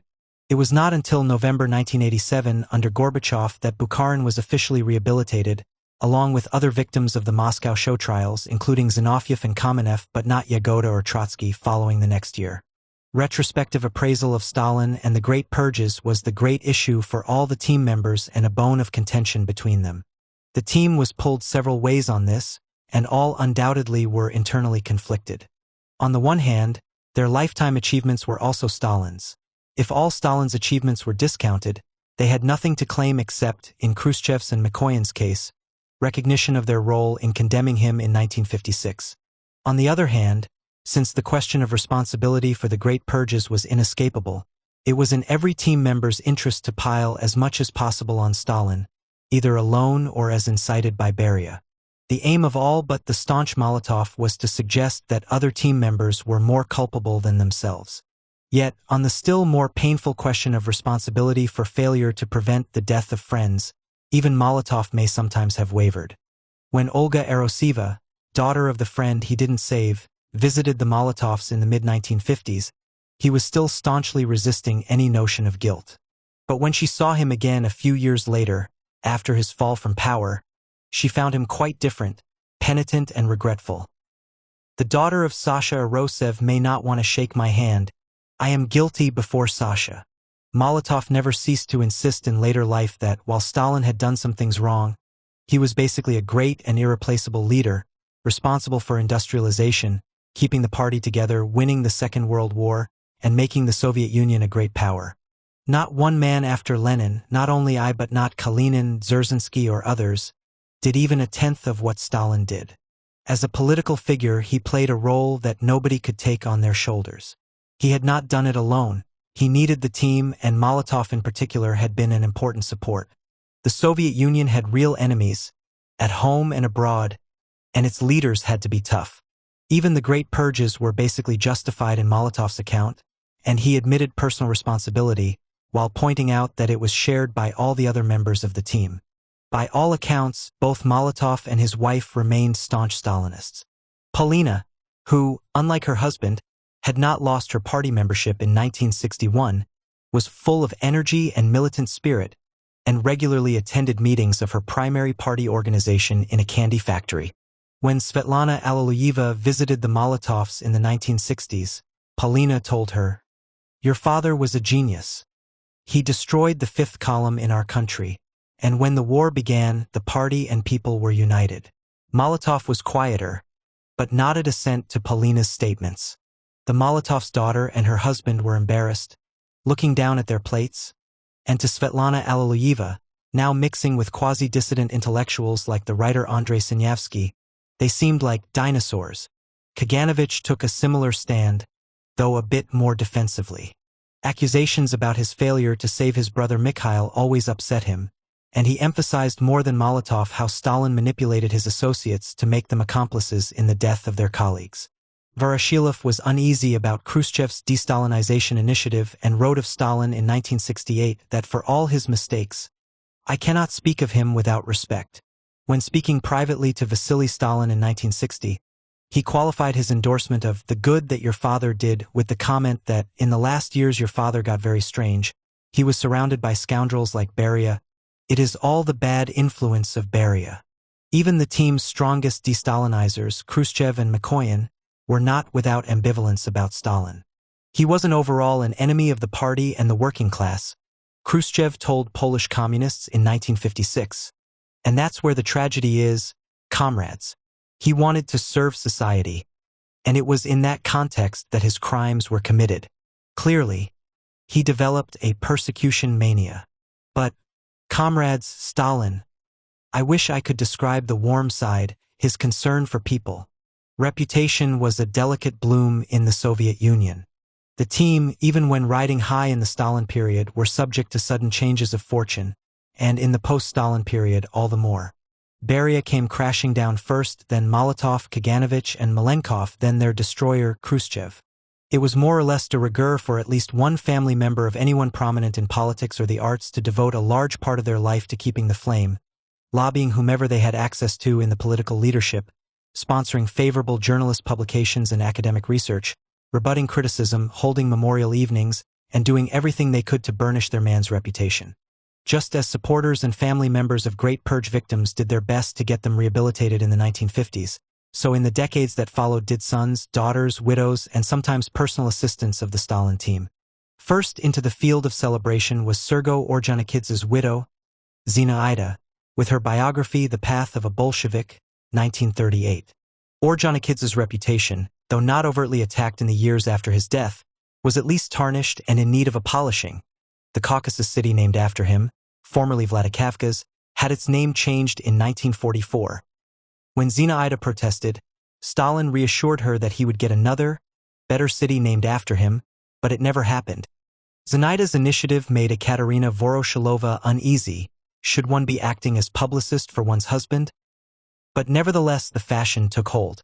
In the 1960s, Galina Kubisheva published her book on her brother Valerian. In the 1980s, Natalia Andreeva rather tentatively took up the cudgels on behalf of her father, Andrei Andreev. The sons of Beria, Malenkov, and Khrushchev all entered the lists in the 1990s, the first two with memoirs of their fathers, the third with hybrid volumes of memoir history written for a Western audience. In 2005, Molotov's son-in-law published the first volume of a biography. The big loser in the family memoir stakes was Stalin. His surviving son Vasily was ready enough to defend him. I have never repudiated my father and never will. But he was in such bad shape after Stalin's death that the best he could do was make dark references to his father's enemies, who had probably murdered him, in long, incoherent sessions with drinking companions. After his arrest in April 1953 for loose talk to foreigners and trading on his position as son of a famous man, he was in and out of prison and hospitals with relatives and party leaders, the uncles of his childhood, trying unavailingly to help. Khrushchev called him in and received him like a real father, begging him to change his ways. Voroshilov did the same. They all embraced and wept, and Vasily promised amendment, but it never lasted. He died of drink in 1962, at the age of 40. In Voroshilov's conversations with Vasily, Svetlana was held up as an example to him, as had been the case for most of his life. But Svetlana, for so long the good child in the Stalin family, was also going off the rails. The uncles had seen and sympathized with her suffering in her first affair with Kapler, and two short failed marriages, to Grigory Morozov and Yuri Zhdanov. They hovered uneasily during de-Stalinization in 1956, Mikoyan inviting her over to read Khrushchev's speech in advance and being immensely relieved at her calm reaction. "The worst thing is, guys, that it's true," she told the Mikoyan sons. Her attitude angered Vasily, who told Voroshilov he felt she was repudiating their father. After she became a researcher at the Institute of Literature in 1956, she did her best to forget the milieu she came from, legally changing her last name to Alalieva and seeking rebirth both in the intelligentsia and the Orthodox Church. She sought out former Kremlin children who had returned from Gulag and exile, and in quick succession had an affair with Yuri Tomsky, Mikhail's son, and then married her cousin Vano, formerly Johnny Svanidze, both bitter, nervy, and at best ambivalent about Stalin's daughter. Struggling to keep her head above water after Svanidze divorced her in 1959, she met an Indian communist, Brajesh Singh, who was substantially older and in bad health, and they decided to marry. This was, of course, endlessly complicated. He was a foreigner and had to leave the country upon expiration of his visa. When he finally got back and they tried to register their marriage, a special procedure when a foreigner was involved, permission was refused. Mikoyan, to whom Svetlana turned for support in the summer of 1964, had been encouraging and checked it out with Khrushchev, who made no objections. But by the time they actually got to the registry office, Khrushchev was out of power, and the new leadership, fearful of the publicity fallout outside the Soviet Union, for some time refused permission for her to marry this old Sikh Hindu. Mikoyan tried in vain to convince her that marriage was a formality. Look at him and Ashkin, who were never formally married, but it hadn't hurt them or their 5 children. Then, in October 1966, Singh died. Svetlana was given permission to take the body back to India on condition that she avoided contact with the press. Once in India, however, she ended up, she later insisted, according to a prior plan, going to the American embassy in Delhi and asking for asylum. It was an international and domestic sensation. Stalin's daughter defects. The official Soviet reaction was outrage, though Khrushchev and Mikoyan, now both in retirement, were not without sympathy for Svetlana. It was an unforgivable thing for a Soviet citizen to do, Khrushchev said in his memoirs, probably dictated shortly after her defection, in 1967–68. Nevertheless, I still feel very sorry for her. The very thought of Svetlanka brings tears to my eyes. He hoped that one day she would change her mind and come back. She had left 2 children behind in Moscow, 20-year-old Ozha, Joseph, and 16-year-old Katya, who reportedly never forgave her mother for leaving. The Mikoyan family swung into action yet again to help them, as did Katya's father Yuri Zhdanov. But what Svetlana took with her was an autobiographical manuscript, published in the West to fresh sensation in 1967 as 20 Letters to a Friend. A touching document, it contains Svetlana's effort to imagine her mother, who died when she was only 6, in idealized terms, and her attempt to come to terms with Stalin, both as a father loving and beloved when she was a child, later increasingly estranged and, on both sides, critical and a national leader. It was clearly Svetlana's own work, though the Soviet press thundered about the hand of the CIA, and it was not a hatchet job. But it didn't show the kind of unquestioning loyalty that other Kremlin children displayed when writing about their parents, or that her brother Vasya would have considered appropriate. Moreover, Svetlana's public comments after her arrival in the United States were on the standard, "I chose freedom" model, hence, extremely offensive in Soviet terms. She betrayed her father, Sergo Beria said flatly. Morally, humanly. As a daughter, poor Svetlana, after a bumpy 15 years in the United States, was to redefect in the mid-1980s, briefly denouncing the United States and the CIA in terms not dissimilar from her earlier denunciations of the Soviet Union and the KGB, but her children were unwelcoming and some of her old friends were too. Yuri Zhdanov would meet her from time to time in Moscow, at the apartment of some old friend, but Sergo Beria and his mother cut her. She left again after a few years, this time without fanfare, and died in obscurity in the United States in 2011. The team had started to die long before. As always in the Soviet Union, great emphasis was put on the type of funeral and who went to it. When Ekaterina Voroshilova died in 1959, both Khrushchev and Mikoyan attended, as well as Andreev, an old family friend. 10 years later, Voroshilov was buried with full honors in the Kremlin wall. Molotov and Kaganovich attended the funeral, along with the entire current Politburo, but not the now-disgraced Khrushchev. When Polina Zemchuzina died in 1970, she was buried as a communist by the factory party cell in which she was registered. Mikoyan and Bulganin were in attendance, as well as the only grandson of Stalin's to bear his name, Colonel Yevgeny Yakovlevich Dzugashvili, and Molotov made the last public speech of his life, praising both her life's work as a communist and the era in which she had lived. He did not mention the interlude of arrest and exile. Khrushchev died the next year, in September 1971, but there was no state funeral or Kremlin wall burial for him. It was a private funeral attended only by family, some old communist colleagues from the Donbass, and a few members of the liberal intelligentsia who, for all the fights during his leadership, had come to have a soft spot for the man who presided over de-Stalinization. Khrushchev had also had second thoughts about the intelligentsia in the years of his retirement, when artists and professors were the only ones to risk official opprobrium by calling on him. Among them were the thaw poet Yevgeny Evtushenko and the avant-garde artist Ernst Neizvestny, whom Khrushchev had blasted in his time for departing from realism. It was Neizvestny who sculpted the head of Khrushchev that now adorns his grave in Novodevichy Cemetery. None of the team came to Khrushchev's funeral, but there was a moment of high drama at the last moment. as the mourners were already leaving the graveside, when a messenger came dashing in with a wreath from Mikoyan. When Mikoyan himself died in 1978, age 82, the Soviet Politburo, the old title was restored in the mid-1960s, came to pay their last respects, and the government of the Soviet Union's Armenian Republic provided an official guard of honor. He was buried, like Khrushchev and Stalin's wife Nadia, in Novodevichy Cemetery.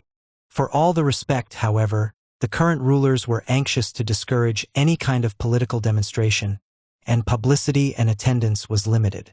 It appears that none of the team's survivors, the 3 anti-party group members, showed up. Some of Khrushchev's children were present.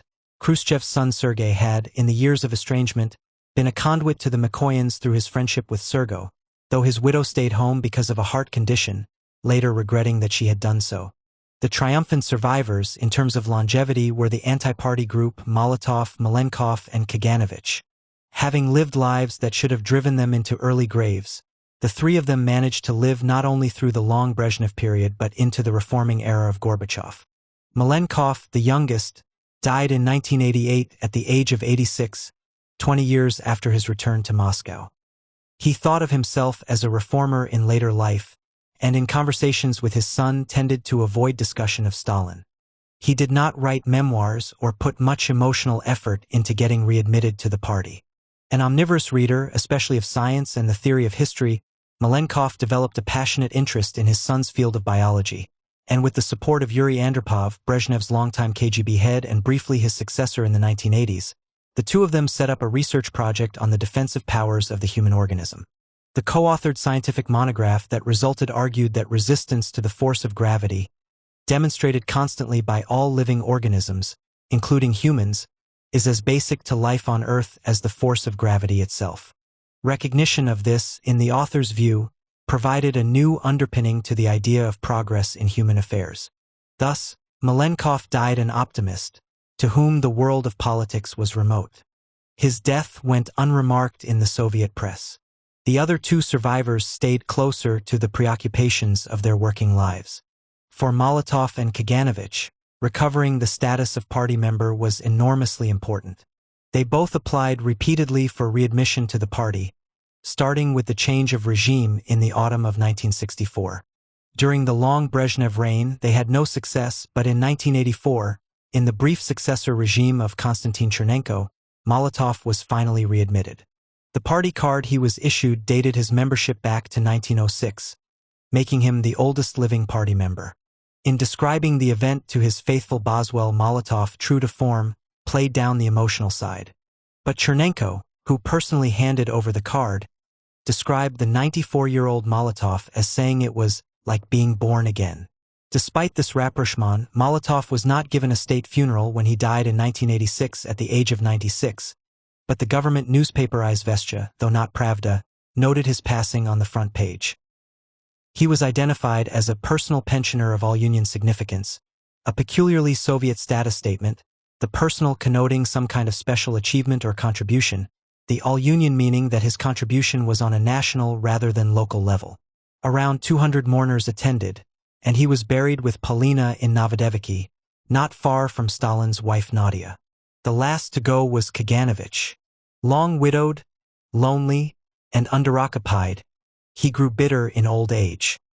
His daughter, Maya, was devoted but wrote no exculpatory memoir. Felix Chuv's interviews with him took place so late in life that much had been forgotten, and Kaganovich was inclined to burst out with "It's a lie" on the slightest provocation. He had hoped desperately for readmission to the party, and it was galling to be rejected again when Molotov finally succeeded. There would be strong objections from sections of the public to Kaganovich's readmission, the KGB advised, mentioning specifically Great Purge's victims rehabilitated in the 1950s, and not mentioning the anti-Semites whose objections would have been equally vehement. All things being equal, the Chernenko Politburo would have been amenable to readmitting Kaganovich and Malenkov, as well as Molotov, to the party. Brezhnev, who had been an active supporter of Khrushchev's move against them in 1957, was gone. There was recognition that they would never have been expelled in the first place if Khrushchev had not wanted to settle scores with political rivals, and in the 1970s and 1980s, Khrushchev's name was mud, as the man whose impulsive actions had soiled and stained us and our policies in the eyes of the world. Much of the Chernenko Politburo, like Andrei Gromyko, Molotov's successor as foreign minister and an important supporter of his rehabilitation bid, and defense minister Dmitry Ustinov, belonged to the generation that had first risen to high positions in the late 1930s, in the wake of the Great Purges, when Molotov and to a lesser extent the rest of the team were names to conjure with. Stalin, of course, was even more a part of their past, and the question of Stalin's standing was much on their minds in 1984 because of the upcoming celebration of the 40th anniversary of Soviet victory in the Second World War. It had been proposed, as part of the celebrations, to restore the Stalinist name to the city of Volgograd, site of the Battle of Stalingrad. There were powerful arguments pro and con, as the youngest Politburo member Mikhail Gorbachev, future leader, reformer, and involuntary destroyer of the Soviet Union, noted. In the end, they decided against for the time being. But it was not unreasonable to expect that in due course Stalin, and with him the team shorn of Beria and Khrushchev, would be back in the history books as builders of the Soviet Union, whose mistakes were outweighed by their contribution. Turned out otherwise. Kaganovich lived on to his 96th year. When he died, still outside the party during Gorbachev's perestroika, his death was noted in the papers, and hundreds of people turned out, mainly photographers, local and foreign journalists, and sensation seekers, for the cremation at Donskoy Monastery, which preceded burial at Novodevichy. The date of Kaganovich's death was July 25, 1991. He had been the last survivor of Stalin's team. Just 5 months remained until the collapse of the Soviet Union would turn their life's work into dust. Conclusion. This book has been written to interest a broad audience, not just scholars and specialists in the field, so it includes only a minimum of historiography. But I am, after all, a scholar myself, aware of what other scholars have written on the topic, so my account is bound to be either implicitly in agreement or disagreement with other accounts on particular issues, or sometimes just setting off in a direction of my own. The point of this final chapter is, on the one hand, to alert the interested general reader as to what debates are going on behind the scenes, and, on the other, to flag new findings and conclusions for scholars to argue about. The easiest way to write about politics is in terms of formal structures and policy decisions. But that doesn't work well for Stalinist politics, since the formal structures were often misleading and the most important policy decisions often went unannounced and sometimes simply unarticulated. Things become even harder for the researcher when, after the 1920s, political factions, and, along with them, public policy debates, disappear. My approach in this study has been to ignore formal structures and pronouncements as far as possible and try to find out how high politics worked by looking at practices, in other words, what the actors in my story do, and deducing from that what the informal rules of the game are. This doesn't mean that I don't pay attention to what they say as well, but my assumption is that what people say is often a smokescreen. This applies particularly to tricky characters like Stalin. In addition, political language under Stalin became quite formulaic, thus easy to invoke as boilerplate and comparatively inexpressive of individual intention. It's quite legitimate to write books examining the use and subtle misuse of formulas as a way of working out what is really going on, but I haven't taken that tack. Being accustomed to focusing on everyday practices in my work as a social historian, I tried to apply the same approach in this book to writing about high politics. This meant looking at the Stalin team in terms of the implicit rules of the game that prevail within it, changing over time, of course. The way the team captain maintained his authority and exercised control over the other players, the tactics of survival, cooperation, and competition, and the furthering of interests those players followed. To say that Stalin's and the team's deeds are better clues to the historian than their words is not to deny the salience of ideology or to suggest that core beliefs were irrelevant in determining action. This is one of the set-piece arguments in Soviet history. The ideology people say that beliefs matter and accuse the everyday social historians of ignoring them, while the everyday people think the ideologists fall in love with their texts and ignore the situation on the ground. Core beliefs were highly relevant, in my opinion. Why, except for ideological reasons, would Stalin and the team have embarked on collectivization at the beginning of the 1930s? But all too often not deducible from formal statements of ideology and policy pronouncements. Again and again in the Stalin period, important things happened and only later, if at all, received any articulate policy statement. All-out collectivization was announced as policy at the beginning of the 1930s only in the most general terms, although the message that party officials should get cracking in the villages, including breaking some peasant heads, was clear. The anti-religious drive that accompanied it was never announced as policy nor even identified as such at the Politburo level, And the same goes for the anti-Semitic campaign 30 years later, which, in addition, was accompanied by a low-level press campaign of disinformation that suggested that anti-Semitism on the part of officials might still be punished. Patronage, a key process in Soviet life and politics, was never regulated or formally recognized, except for occasional condemnations from the Kremlin of family circles in the provinces. Yet a highly significant, albeit temporary, change in the informal rules of the game occurred when Politburo team members were forbidden to intercede with the security agencies on behalf of subordinates, clients, and relatives for the duration of the Great Purges. Of course, policy statements and resolutions were made, sometimes even before the fact, but in order to understand the politics of the time, you often have to reverse their surface meaning. Looking just at Lenin's ban on factions, duly approved by the 10th Congress of the Communist Party in 1921, for example, you might conclude, as some scholars have incautiously done, that factions disappeared from Soviet politics at that moment. In fact, factions remained the underpinning of Soviet politics for a decade until, without formally banning them, Stalin finally succeeded in getting rid of them. Historians are less fond than political scientists of systemic models, preferring metaphors or, in the past 20 years, references to cultural theory. They do, however, invoke models on occasion. The totalitarian model, popular during the long Cold War in which Western Soviet studies developed from the 1950s onward, was a case in point. Based on observation of similarities between mid-20th century fascist regimes and the Soviet regime under Stalin, the totalitarian model posited a regime headed by a charismatic leader, ruling through a mobilizing party aspiration and a secret police force, and aspiring to total control over society. Much ink has been spilled, including by me, on the applicability of this model to Soviet history. As far as the present study is concerned, however, the model's relevance is quite limited, as it never focused on Stalin's relationship with his closest advisors or attached particular importance to it. Stalin's rule is often described as a personal dictatorship. For practical purposes, the term fits well enough, despite some theoretical complications, but it tells us comparatively little about how Stalin actually exercised his power. A metaphor that has probably had more relevance for historians thinking about Stalinist high politics, though not generating much theoretical debate, is court politics.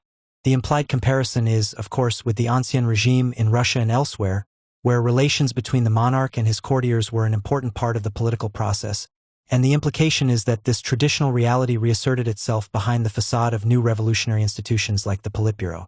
Simon Sebag Montefiore invokes court politics in the subtitle of his Stalin, The Court of the Red Tsar.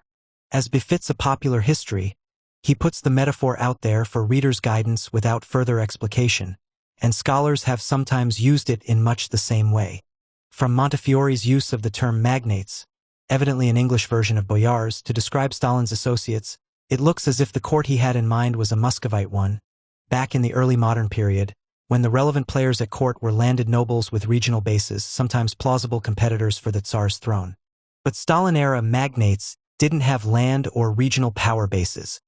Their bases were specialized government and party bureaucracies.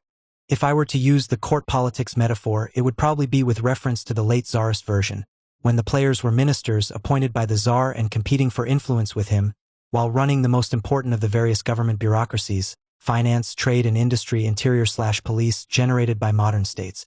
Yet this analogy falls short too, for the Tsars of the late imperial period preferred to deal with their ministers separately and strongly resisted anything resembling a cabinet or ministerial team, and were certainly not inclined to socialize with them or embrace the fiction of being just first among equals. Stalin's team, in my view, was a quite different animal from anything Nicholas II worked with.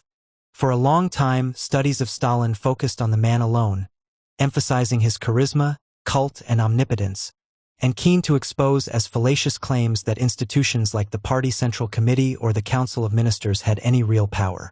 When the archives opened in the 1990s, however, previously invisible aspects of the political process came into sight, and scholars' interests started to shift to the relationships of Stalin and the men around him, variously referred to as his entourage or the inner circle.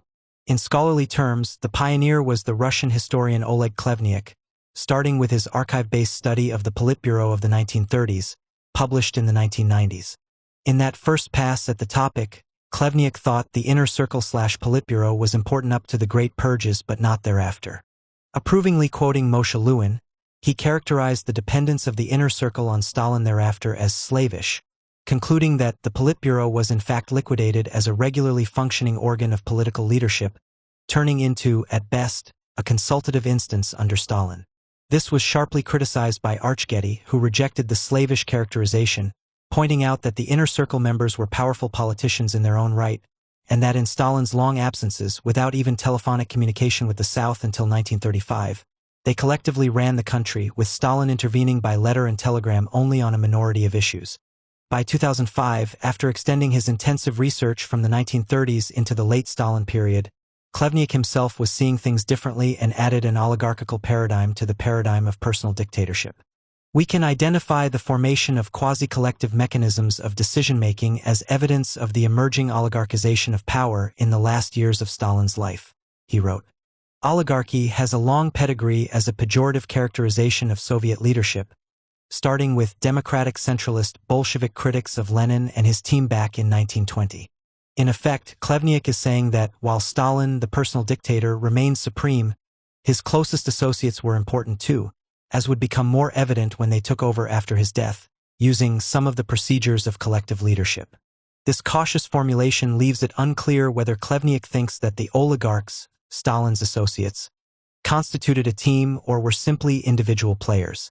But Stephen Wheatcroft definitely sees them as a team and offers a statistical analysis of Stalin's appointments data in a 2004 article to show the regularity of the team's meetings from the 1920s to the early 1950s. He notes that Stalin's working style was as part of a working collective or editorial team, rather than as a loner. This is my perspective too, though I arrived at it independently and by a less quantitative route. It is also consonant with Archgetty's recent work, which explores the analogy between Stalin's modus operandi in dealing with his team and that of modern Western prime ministers in dealing with their cabinets. I and many others have written extensively about the Great Purges, but looking through the lens of Stalin's closest associates, who were both co-perpetrators and potential victims, is something new. In this case, as in others, the team perspective makes familiar processes look subtly different.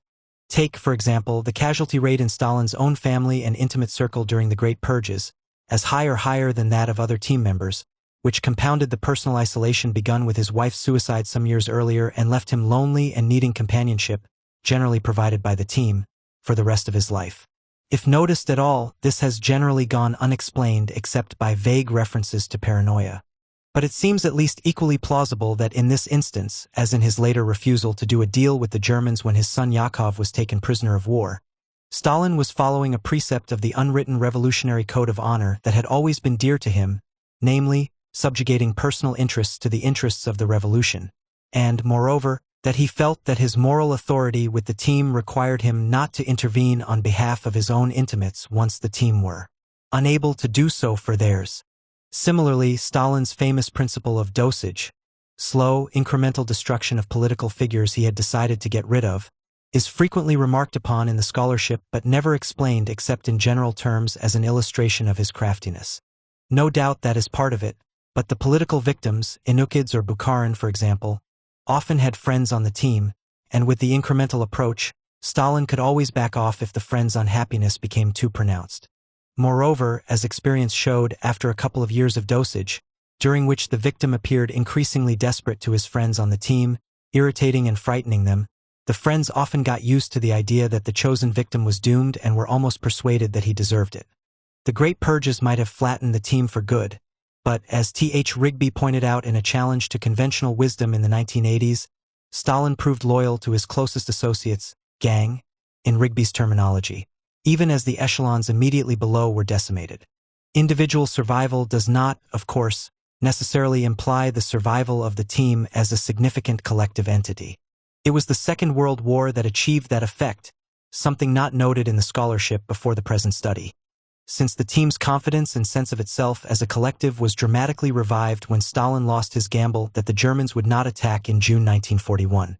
Whether or not Stalin expected the team to throw him out in the legendary June visit to the dacha, as McCoyan later claimed, it was the core members of the team, meeting initially without Stalin, who proposed and subsequently constituted the State Defense Committee that ran the war on the home front. The war constituted the second high point of team activity. The first occurred in the early 1930s during the Sturm und Drang of the industrialization drive, featuring both regular collective meetings and a clear division of responsibilities for different sectors of government and economy. In this book, and originally in an article published in the 1980s, I have shown how institutional interest contributed to Politburo dynamics in the early 1930s. A similar argument could be applied to the functioning of the State Defense Committee in wartime. The team perspective makes the post-war period look different, too. The remarkable story of Stalin's attempts to prevent Molotov and Mikoyan, team members who were in disgrace in his eyes, from turning up to gatherings at Stalin's dacha and the Kremlin has been told before, notably by Khrushchev in his memoirs, but nobody seems to have noticed how extremely strange it was that Stalin, allegedly all-powerful, was for so long unable to banish them. They were able to come to the gatherings, as Khrushchev makes clear, because other members of the team were tipping them off. In other words, Stalin was using the dosage principle to get the team used to parting with some more political victims, but the team was balking and he didn't bring it off. Perhaps he would have in the end, of course, but death intervened. Like Wheatcroft and Getty, I am deeply impressed by Stalin's long absences from Moscow and hands-on government in his last years. A full 7 months absence between August 1951 and February 1952, during which the team was running the country. But I am also impressed by the fact that after his return from the South in February 1952, he didn't leave again, surely a sign that he was planning something big. The anti-Semitic campaign was undoubtedly a part of that project. We will probably never know its exact nature, but the indications are that, as far as the team was concerned, this was entirely Stalin's project. The rest of the team appear to have been unanimous in their silent uneasiness, and unceremoniously ditched it within days of Stalin's death. The scholarly literature on the 1953 transition after Stalin's death is so slight that any detailed analysis would have to be innovative.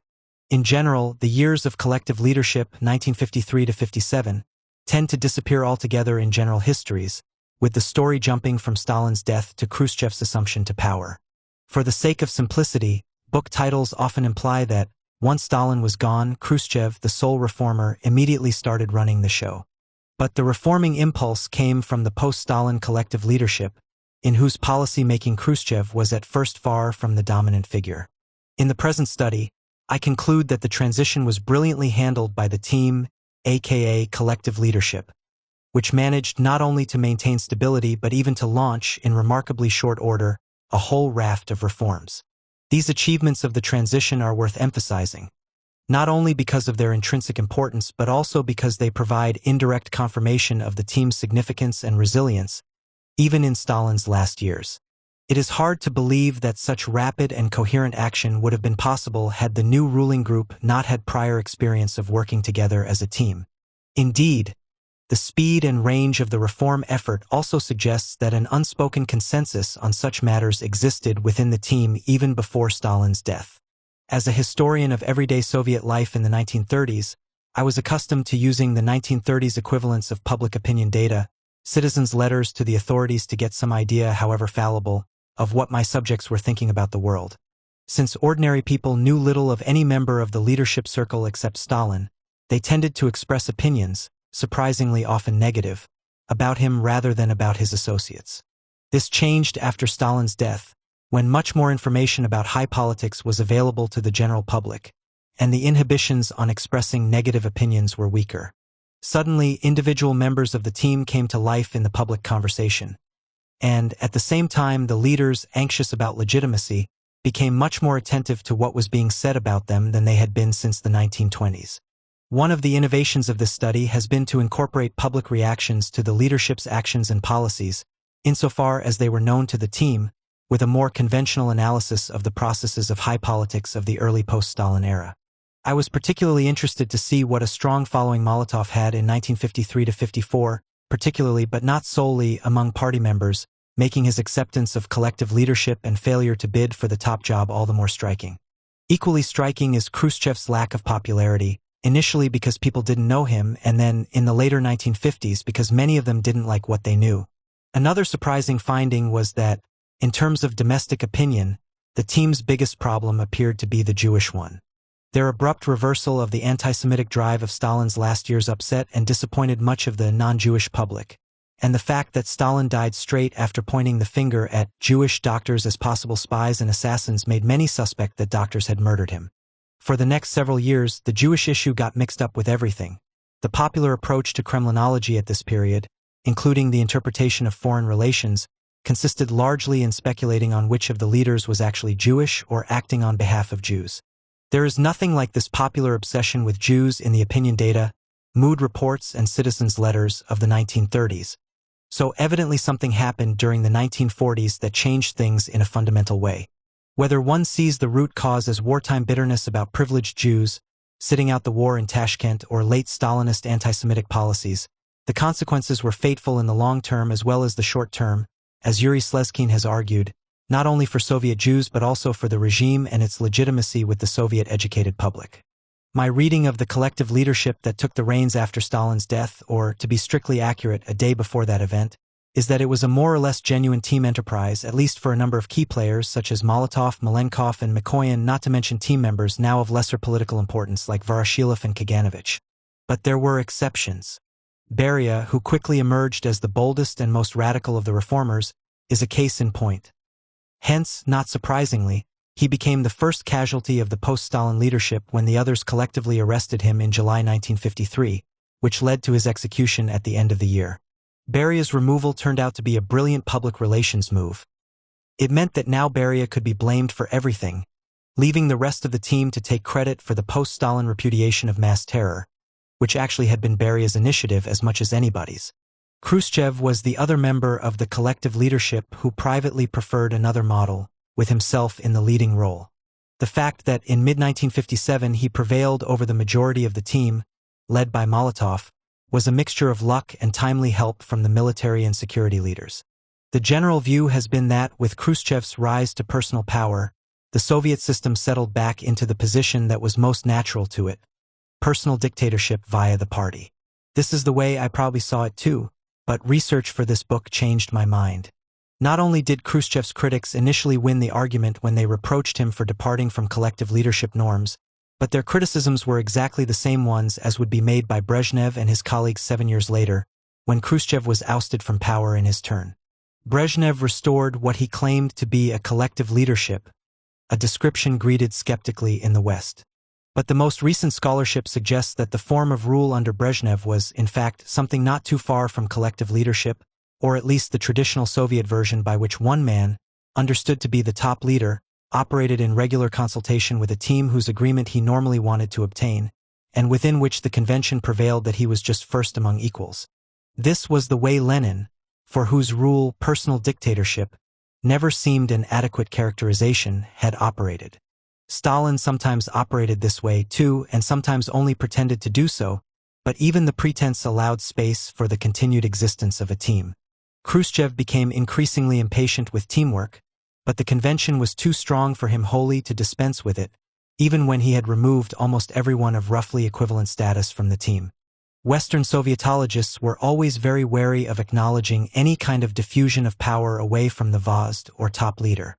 This was partly because the Soviet claims about such diffusion, couched in terms of democracy and focused on institutions like the Party Central Committee and the Supreme Soviet, were self-serving and unconvincing.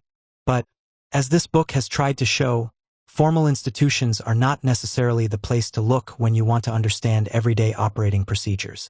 If we look, instead, at informal practices of the Soviet leadership over 7 decades, we find that top leaders almost invariably worked with a group of associates with major governmental responsibilities of their own who acknowledged the top leader's special status but saw themselves as working with him as a team. Teams are collectives, but they don't have to be democratic, and their captains may turn into dictators. As we have seen, Stalin could treat his team brutally, as well as in a comradely manner. He could drop players from his team, and he could even kill them. But he never dispensed with the team, whatever his unrealized intentions may have been to some of its core members in his last years. "You would be lost without me," he used to tell the team. But, come March 1953, they weren't. That's the big surprise at the end of this book, and I hope scholars will take note and re-examine their assumptions about late Stalinism accordingly.